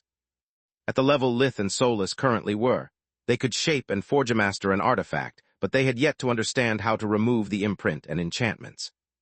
Darkness magic weakened the bonds in the metal, allowing the light element to rearrange them in the desired shape, working respectively as a crucible and a mold. Then came the forgemastering part. Even a Tier 1 creation magic spell required to weave an array encompassing the forgemastering circles required to draw in the world energy, and the enchantments needed to craft the various pseudo-cores. At the same time, the mage had to factor in and adjust the output for the amplification effect of magic metals. Useless to say, Davros had the best durability and could withstand being manhandled by amateurs, but it also had the greatest amplification effect. Too much mana, and the metal would collapse due to the damage incurred from darkness magic. Too little, and the enchantments wouldn't take. Either way, the metal would be ruined unless properly purified by a master of origin flames. Lith took a deep breath to focus, recalling in detail what he had seen Salark do countless times before trying to replicate her technique. First, the forgemastering circle for the world energy, he thought as a small silver array appeared over his palms. Then the enchantments, and lastly a second array to keep the different circles stable and separated. The various pseudo-cores materialized in the form of concentric sequences of runes, arranged in the order with which they had to be applied. A second silver array sealed both the world energy Lith had accumulated in the forgemastering circle and the mana he had infused in the spells. Now I'm going to shape the Davros. A wave of his hand conjured the forge he had received as a prize for taking down the golden griffin. It was now smaller due to Lith purifying it from the Darwin with a mix of origin flames and molten lava. Darwin was the sum of all the impurities in a metal vein that condensed over the centuries as the constant flow of world energy turned silver into Davros. The Darwin's resistance to magic outshined even the gold-veined white marble, and was impossible to find it outside raw Davros. Purifying the metal with just origin flames also meant to destroy the impurity and lose the precious substance. Hence Lith had focused his origin flames to melt solely the Davros, and then used the lava from the crucible to liquefy the collected Darwin and purify it from the residual traces of Davros, adamant, and orichalcum trapped inside the impurities. The darkness element flooded the mystic metal, using its own amplification effect against the Davros itself to turn it into a malleable state. The following wave of light element reshaped the metal in the form of Lith's choosing, and was also supposed to purge the residual darkness that would otherwise act as an artificial impurity during the enchanting process. Lith had already tried using void magic to switch the elements, but using two unique branches of magic at the same time had proven to be too hard for him. He had mastered neither, and their interaction generated unexpected consequences. After realizing that mixing the two disciplines only made things harder for him, he had preferred focusing on one subject at a time, and to try again once his mastery had improved. The block of Davros shape-shifted into another dagger of exquisite design, the now malleable metal rearranging itself using a hard light lattice as a scaffold. The only limit to the level of detail was Lith's imagination. Then the lattice burst outward to not leave empty sockets as the Davros solidified and purged the lingering darkness in one go. Once the other two spells faded, Lith applied the second step of creation magic, and had the arrays sealed in his hands expand outward. The external circle connected the dagger to the enchantments, the strings of runes folding into pseudo-cores that seeped inside the Davros, while the accumulated world energy flooded it. Lith had to constantly balance the world energy he conjured with the mana he poured, and then fix the pseudo-cores as the mystic metal amplified their power. To make matters worse, everything happened in just a couple of seconds, and only because Lith took it slow on purpose. "Fuck me sideways," he said when he felt that he lacked the strength for the last enchantment and was forced to let it go. Albeit incomplete, the enchanted dagger reflected the yellow light coming from the tower, turning it white. The mana crystals bonded with the metal released sparks as they discharged the excess energy from the forgemastering process. Chapter 2496 Creation Magic, Part 2. 2496 Creation Magic, Part 2. How did it go? Lith was now panting as well, and his violet mana ran on fumes. "It went great," Solus gave him a telepathic applause. "You really are a talented forgemaster. By my mom, I wish I had a violet core too. At my current level, I lack the raw power that good creation magic requires. Even using domination to simplify things can only bring me so far." "Wait, you managed to mix domination with creation magic," Lith blurted out in surprise, receiving a nod in reply. "Also, are you telling me that I just succeeded?" Define succeeding. A cracking noise had him turn back to the dagger as the first fissure appeared on its surface. The Davros screeched like an agonizing beast as the internal pressure due to the compressed metal and faulty spells built up. Was that sarcasm? How do you call this talent? Are you kidding me? Solus replied with equal outrage.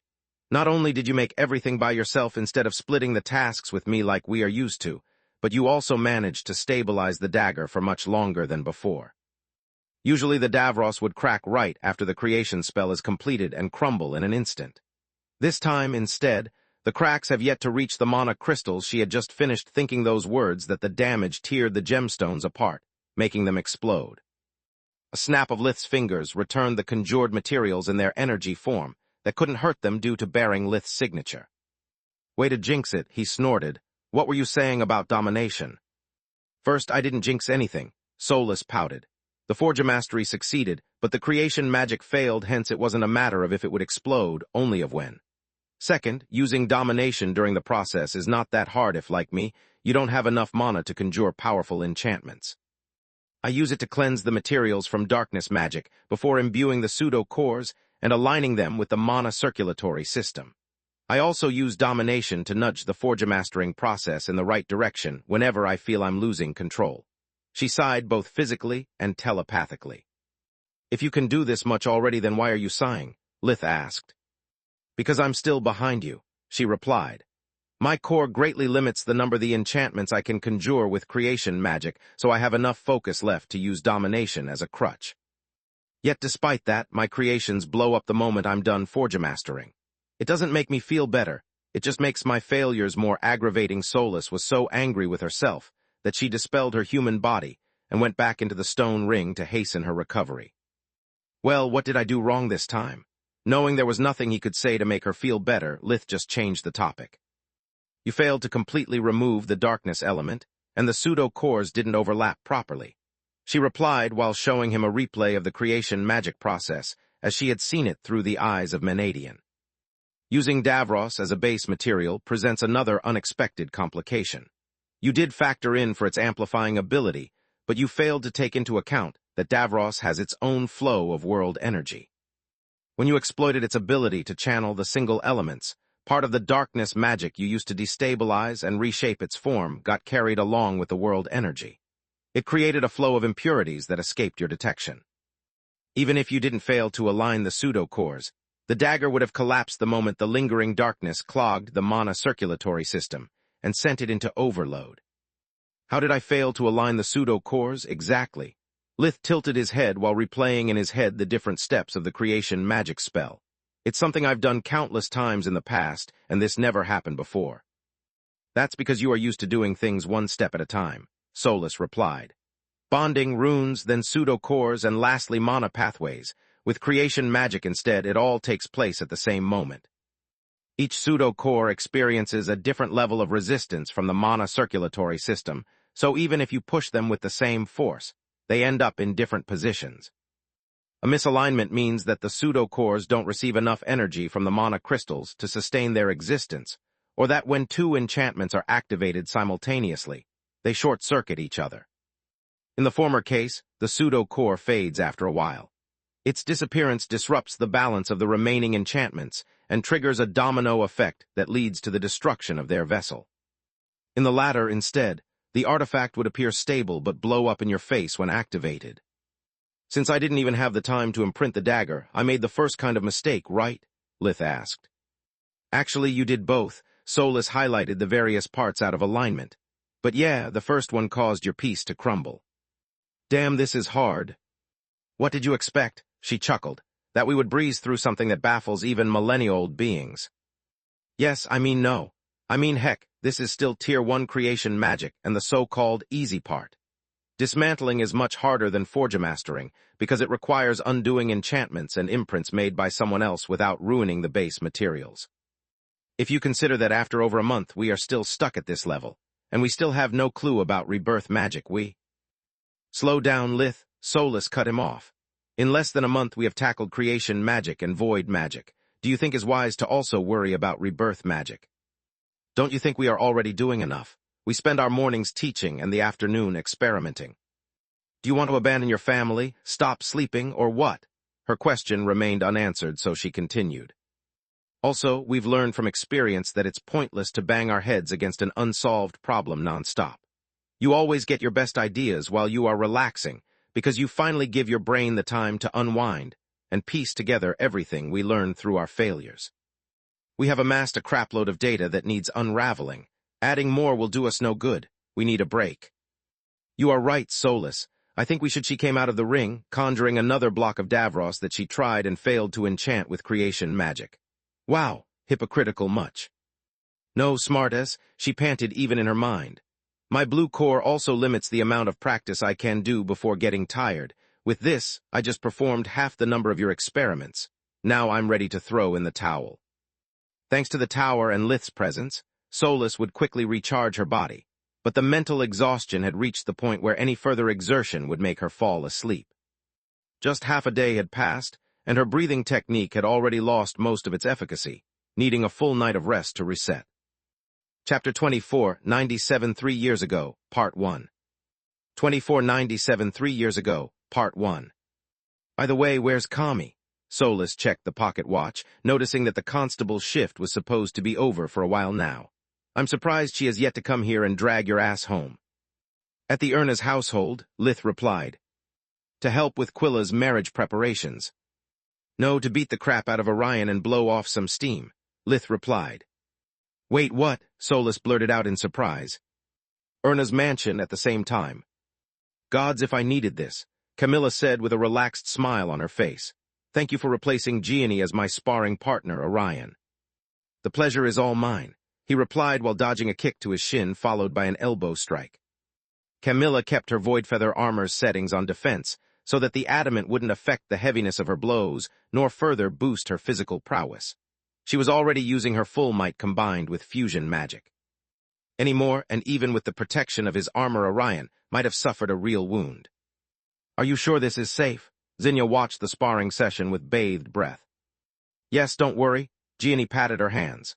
My husband limits himself to defensive maneuvers. He won't land a single blow. Usually I'd be the one with your sister on the mat, but at my age pregnancy is risky and I can't take any chance.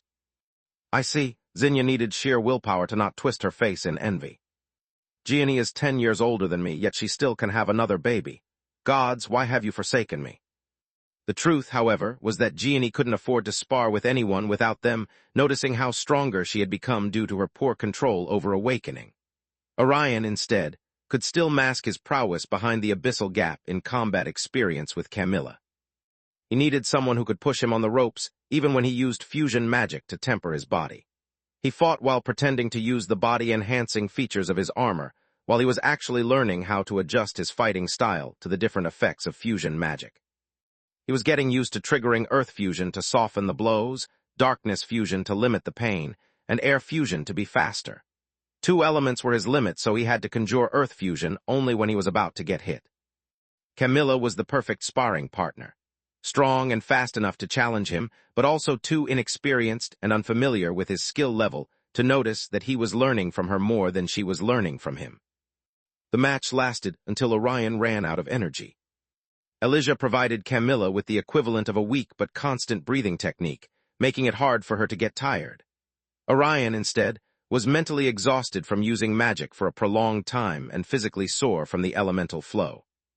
His joints and muscles were still those of a man over 40 years old, and the strain from the effects of fusion magic made them ache. Do you really need to do this, Kami? Zinnia asked once Orion had left. Can't you take a more relaxing hobby? TM, sorry, Zin, but I'm under a lot of stress, and this is the only thing that helps. Believe me, I've tried doing other things, but they only made me feel worse. Camilla replied while dabbing the sweat from her face with a towel. What's wrong? Things are going better at work. Archon Griffin takes good care of me and my colleagues are starting to respect me as a constable. As a person, however, I'm still a pariah. On top of that, only the people in my office have softened. I'm still at square one with all the other departments, which makes every field mission a drag. At home, everyone treats me like a cracked crystal vase, just like you, Zin. Camilla glared at her sister. I can't take a step or move a chair that someone offers to help me. It's infuriating. I'm sorry, it's just that Elijah is the first of her kind. Who knows what can and can't hurt her, Zinnia replied. Do Do you think I don't know that? Camilla snarled. I'm afraid all the time, and being treated like a dying woman is a constant reminder of my worst fears. Last but not least, I'm having trouble sleeping at night. Elijah gives me strength, but she also keeps me awake. I'm always so full of energy that if I don't tire myself enough, I spend the night staring at the ceiling. I'm going insane from the stress. I'm so sorry, Kami. I had no idea you were going through so much. Zinnia hugged her sister that started sobbing. Did you tell Lith? And have him worry too? Camilla shivered. There's nothing he can do. Also, Lith's life force has finally gotten better after years of suffering. He deserves a bit of peace. Once she had calmed down enough, Camilla went to take a shower while Zinnia waited for her outside, talking about her new life as a baroness. It's a lot of work, but it's worth it. I can help the people who are in a similar situation to ours when we were trapped in our parents' home. Also, once Zagar is done with the academy, his schedule is free, and we can spend some time together. 2 birds with 1 stone. I'm proud of you, Zin. I would go visit our parents in prison and rub their noses in our happiness if only I gave a single fuck about them. Camilla replied. That's a cruel thing to say, Camille. Why would you really waste your free time on them rather than spend it with your family? She closed the tap and wore a bathrobe before coming out of the steaming shower. Point taken, Zinnia nodded. Speaking of family, Tezka is finally back. Philia and Frey have cried for hours when he went picking them up from school, and they still refuse to let him go anywhere. They are stuck to his fur like ticks. She chuckled. How is he? Camilla asked. If you are asking me if he's stronger, I have no clue. The only thing I know is that he was so moved by the children's welcome that I'm certain to have seen his eyes get teary. But enough talking about me. Are you ready for your homework? Zinnia took a shiny mass of silverware from her dimensional amulet. You need to learn which knife and fork go with the different dishes, or your court life will be a nightmare. I know, Camilla sighed. Thank you for taking such good care of me, Zin. I wish I was a better sister and spent more time with you without forcing you to chase after me all the time. Don't say that. I'm the older one, and I've already gone through court training, so I'm more than happy to help you for once. Zinnia stood up, hugging Camilla as soon as the void feather armor wrapped around her. 3 years ago, I was a blind woman resigned to die in the clutches of a violent monster, thinking that was the best life had to offer me. He had taken my children from me, and we could meet only on my birthday or when you spent your hard-earned money to bribe the house staff. Chapter 2498 3 years ago, Part 2. 2498 3 years ago, Part 2.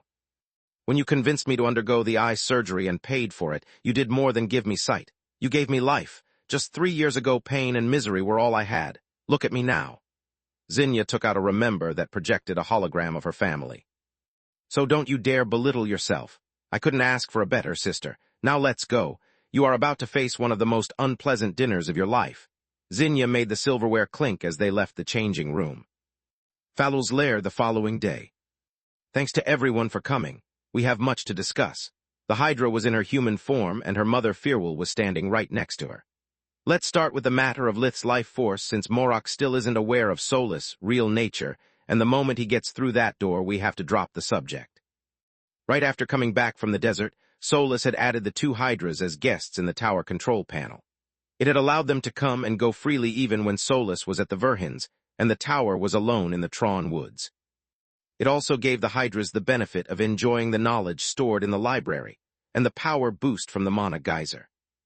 This way, Falul and Firwal had an easier time performing the Forgemastering spells they used in the attempt to understand how the tower could repair Solus, broken essence, and replicate it for anyone. Team's sorry to say that even with my mother's help and her knowledge about Menadian's workings, I'm simply bewildered by the complexity of the tower core. Solus had removed the cloaking runes surrounding solely her life support system, but that hadn't made things easier. After several tests, and using every piece of knowledge that has been passed down by the Hydra bloodline, all I can say is that we are facing something in between a healing spell, a phylactery, and whatever a horseman is. Thanks to my skill as a healer, I think I can crack the first piece of the puzzle, given enough time, but the other 2 are beyond me. If I were you, Solus, I'd either also ask for Kala's help or that of a lick you know and trust. Supposing one can even exist, of course, Fallu shrugged. Liches are insane by definition, so no. Lith dismissed the idea with a wave of his hand. Kala is our best shot. Suit yourself. Know that she's just a demi-lick, though. Until she manages to turn herself into an undead, there's not much she can do. Falul replied. For the horseman part, you should ask either Baba Yaga or Dawn, since you are in a good relationship with them. At those words, Nalrund glared at Solus. He had learned about her trip with the horseman only after Solus' departure, and had managed to swallow his grudge solely because he realized how unique Solus' existence was. Dawn had saved Solus' life during the War of the Griffins, and she was the only one who could relate to Solus' condition.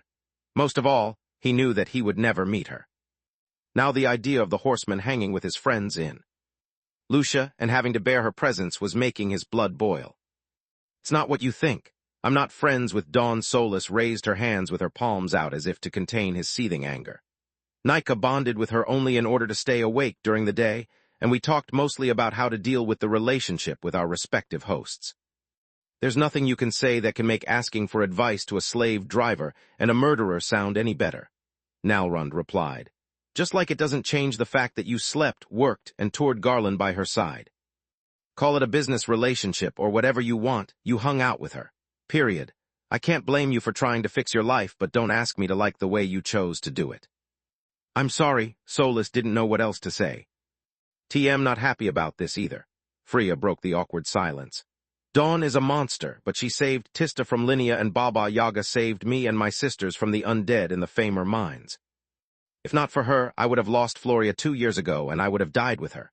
Please, Nalrund, if you can't forgive Solus even though she's the reason we met, do it for me.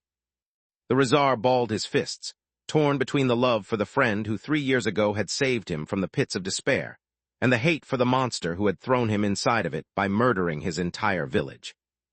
I'm sorry, Freya, but this isn't about us. I need time to sort out my feelings. If it wasn't for how desperately I need the harmonizer, I couldn't stand looking those two in the face. He pointed at both Tista and Solus. I'm the last person who can tell you to forget about vengeance, Lith said. But unless you have a death wish, you'd better sort out your priorities. You can live in the past or you can live for the future, but you can't do both. Believe me, I tried. He thought about how Carl's ghost had haunted every decision of his life, until Lith had met the real deal in the mind space and found the strength to let go of him. I still hate Meln. I'm more afraid than ever at the idea that my cracked life force might kill me before my time. Yet those things are no longer my priority, and I consider them nothing more than side projects. If I find a clue about Meln's position, I'll track him down and kill him like the rabid monster he is, but I don't let such thoughts consume my mind. I live for Kami, Solus, and Elijah. Also, you are in an even worse position than me. We both hate a horseman, but while my enemy has been disowned, yours is still beloved by Baba Yaga. If you decide to chase Dawn, you have to let go of everything else and focus only on accumulating power. Because even if you defeat the Bright Day and find a way to destroy her, the Red Mother will come to her aid. Unless you can deal with her as well, you'll have either wasted your time if Baba Yaga lets you go or your life if she marks you as a threat.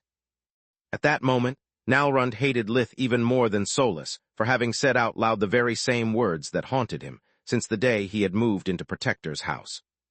Despite my tough act with Solus, I've given up on my quest for revenge for years now, he thought. My confrontation with Dawn under the Snake Tongue Mountains showed me the abyssal gap between us. She taught me everything I know, yet that's just the tip of her abilities.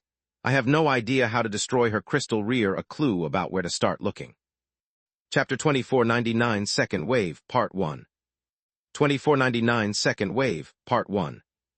I'm no Forgemaster, I'm no Awakened, and I've got no adamant for my equipment, let alone Davros. Even if I manage to achieve all those things, where the heck do I get a mage tower to counter Dawn? More importantly, do I really want to spend centuries chasing after her? How on Magur is Dawn more important than Freya, Celia, and my adoptive family to me? Nalrund had no answer to those questions. Hello, guys. If someone died, please tell me. When I make an inappropriate joke, it must be on purpose, otherwise I can't enjoy the moment. Morak arrived alongside Adjatar the Drake, putting an end to such morbid thoughts. Did you resent your father for what he did to you? Nalrund asked, needing advice from someone who had lived through a similar hurdle. And hello to you too, the tyrant snorted. Yes, of course I did. Why? What did you feel when he died? Was it worth the wait? I didn't feel anything, Morak shrugged. I despised Glemos, but I knew that killing him wouldn't give me back my mother or anything I've lost over the years. To be honest, if it wasn't for Quilla and Master Adjatar, I would have been lost after Glemos' death. If revenge was the purpose of my whole life, achieving it would have also meant having nothing to live for anymore. Why do you ask? Gods, that's exactly how I felt back when Lith and Solus defeated Dawn and I considered my grudge settled. I just resigned to die, Nalrund thought. We'll talk about this later, he actually said. Falul, is there any news about the horde of mutated monsters created by the Harmonizers? No, but the Council has made a rough estimate of the time the resources they plundered should last. The Hydra replied. If those monsters live above a mana geyser and they breed at a speed akin to the unfallen races, the food will last for several months since many of them died during the attacks. If they are continuing Gleamos, experiments, however, they'll need more soon. How soon? Nalrund asked, glad to have a more pressing matter at hand. That's impossible to say, Adjeter shrugged.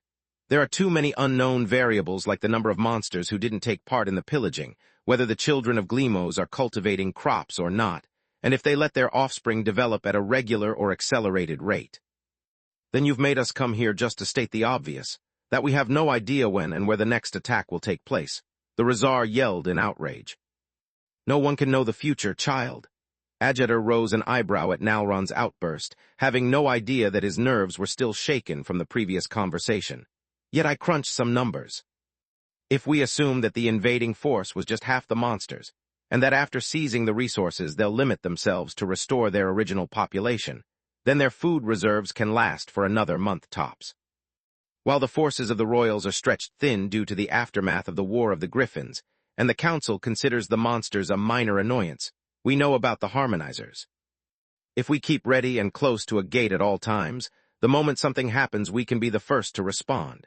It will increase our chances to follow the monsters to their hideout and retrieve Morok's legacy. That's why we've made you come here, to ask for your help and warn you to keep yourself available. No trips, no social visits, and no experiments until the horde appears. If the attacks are as swift as the last time, even a few minutes of delay can make the difference between achieving our goal and being forced to help the survivors. Remember that no one else knows about what's at stake. Chasing after the monsters without giving an explanation would ruin our reputation with both the Royals and the Council. On top of that, they would ask us questions we have no plausible answer for. I see, Nalrund nodded. So no babysitting alone for me. If I leave the kids unattended, Celia will find a destroyed house on her return and then she'll kill me. I apologize for my rudeness, Lord Adjeter. Apologies accepted. I can understand why this is so important to you. The Drake knew about Nalrund being one of the werepeople and his trouble with split life forces. Thank you, the Razar nodded. If the Harmonizer works on me, it could give me a decisive clue to finally merge my different natures. My future rides on this. His eyes moved on Freya, who was still holding his hand. Same for me. Tista was slightly pale, rubbing her shoulders from time to time as if she was cold. My situation isn't getting any better, and I'm afraid that the day when I'll have no longer a choice is nearing. The Harmonizer might restore my life forces to their previous condition and reset the time I have left. Worst case scenario, I can just live over a mana geyser until I decide what the heck to do with my life. She clenched her hands so hard that they bled. No offense, but there's no need for this drama, Morok said. The choice you are facing is the same that every hybrid has to take. It's no big deal. For you, maybe, Tista snarled. You knew your whole life that the moment would come and had 20 years to prepare. I learned about the possibility just 2 years ago, and I've been a hybrid for even less. You have no idea what I wouldn't do to get rid of this stupid violet core and go back to how I was. Actually, Tista was angry with herself the most. I have plenty of role models for all sides of my life force. My brother for the demons, Falul, Protector, and Grandma for the beasts, my parents, and the Urnas for the humans. Yet no matter what I choose, I'm going to lose something, and the idea scares me to the death. If I make a mistake, I'll pay for it for the rest of my life, she thought. While the apprentices moved to less vexing topics, Adjeter, Firwal, and Falul discussed their plans. The Elder Hydra was there only as a consultant. Her daughter was adamant about not sharing the Harmonizers and Firwal in not getting involved without proper compensation. Slaying the monsters is the easy part, the Drake said. The problem is to find a way to follow them back to their hideout without being noticed, while also not arising suspicions among our allies. If someone follows us, the mission and its spoils will be compromised. It's worse than that, Falul shook her head. The Council would slaughter the monsters and care solely about the Harmonizers, whereas I want to save them both. Why is that? Ajatar asked. If they can be reasoned with, it would be the proof that monsters can come back from their fallen state, Firwell replied. It could be the first step in finding a solution to Giera's problem with the monster tides. Chapter 2500 Second Wave, Part 2. 2500 Second Wave, Part 2. I don't see how making a bunch of savage monsters smarter and more powerful can be a solution, the Drake countered pointedly. It's not, Fallel said. What my mother means is that I hope that we can open a dialogue with the monsters born from Gleemo's experiments and have them help us against those in Giera. D. After all, the continent is depopulated, and there's plenty of space and resources for them to live in peace. They can contribute to stopping their brethren in exchange for the possibility to establish their own civilization. That's an ambitious plan, Ajatar pondered. Both councils need to agree for it to work. Also, you need a plausible excuse to keep the harmonizers off the table. I know, but I can only take things one step at a time. I've no idea if Gleemo's children can be reasoned with nor if they have strayed from the path that he paved for them. If they turn out to be just a threat to the balance in Garland, the only solution would be annihilation. Crystal Griffin, several days later after the meeting with Fallicle. Lith was lost in thought, while Solus explained to the class her personal method to achieve Tier 1 void magic by using hand signs and magic words. From the previous lessons, they had learned that the best approach was to give their students all the information. 2500 Second Wave, Part 2. They could and then let them determine which method they preferred, or if they'd rather pick the parts from each that suited them the best.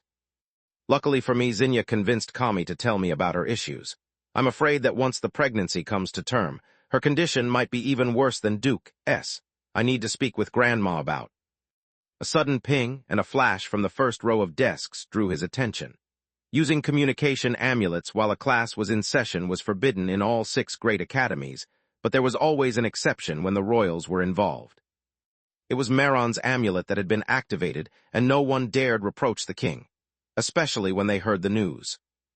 Your Majesty, the city guards of Nesra have spotted several groups of monsters, and so have the guards of several cities in the Daris, Distar, and Wegan regions.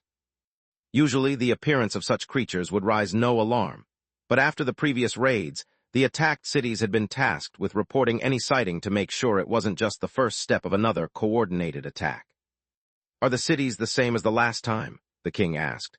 No, my liege, Nesra is the only exception, the army general replied. It must be because the first assault failed, and they think that its food reserves must be filled. That or it's just a diversion, Maron pondered. What are your orders? The general nodded in agreement. Assemble all the available troops and keep them ready to be deployed. Yet order the city lords to respond to the assault as usual, and don't send them reinforcements unless there is a visual confirmation of a monster horde. The bulk of our forces are still busy peacekeeping through its former regions, and the risk of riots is too big to leave them undermanned upon mere suspicion. Yet if these creatures are the same as the last time, they are cunning and can't be underestimated. Sound the alarm and warn the rest of the cities of those regions to be on guard. Even if they don't see monsters, it doesn't mean there are not. These attacks might just be a feint to bait us to deploy our best elements against a few suicidal units before delivering the real blow. TVE already done that, my king the general said. Yet I'm afraid that it won't be enough. If you are right and this is but the first step of an elaborate plan, there are too many possible targets and too few available troops. We have asked our allies from the council for help, but they replied that they won't move until there's a real emergency. Just like Ajatar had predicted, the Awakened was a magical society. Many of them would perform long and complicated experiments and travel in search of ingredients or enlightenment. They wouldn't drop everything at a moment's notice without a good reason, especially since there was no reward involved. Don't worry, we can buy all the time we need for those slackers to pick up the pace. I have a whole classroom of archmages at your service, General Azel. Maron waved his hand at the rows of desks around him, where the most powerful mages of the kingdom sat. Ladies and gentlemen, the class is suspended for matters of national security. Aside from the students of the 4th year, I expect everyone to collaborate, he said, receiving nods in reply. Let's split up in groups and move to a different gate cache. This way we can be deployed wherever it's necessary with minimal delay. Headmasters and professors returned to their respective academies, while the archmages warped to the branches of the association located in the attacked regions. Not you, Magus Verhin. Silpha stopped Lith when he was about to step through the gate and reach the White Griffin. We would like for you to come with us to Valoran. Of course, Lith inwardly cursed, yet nothing transpired from his poker face. May I ask you why? Tactical advantage, the Queen replied. We'll put you over a mana geyser so that you can start conjuring your demons. You are a divine beast with an army at his beck and call.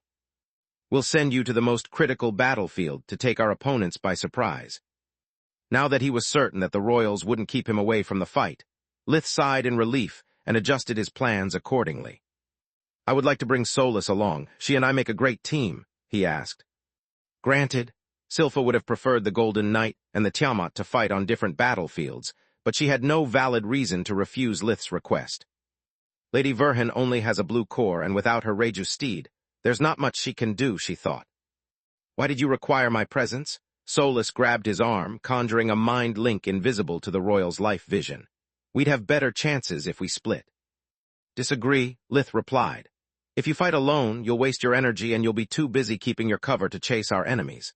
If we fight together instead, you can preserve your mana and exploit the chaos of battle to slip on a monster the moment they retreat. Unlike my demons, you can survive even far away from me, and once you reach their base you can just call us and give us the coordinates. Excellent thinking, Solus nodded. The army was bound to have alerted the Urnas as well, but Lith called everyone just to be on the safe side. Adjeter and Falul were among the few awakened who had promptly answered the call and were ready for battle. Solus and I will fight together, Lith said. Remember that the safety of the citizens comes first. Don't give chase unless the local authorities relieve you from your duty.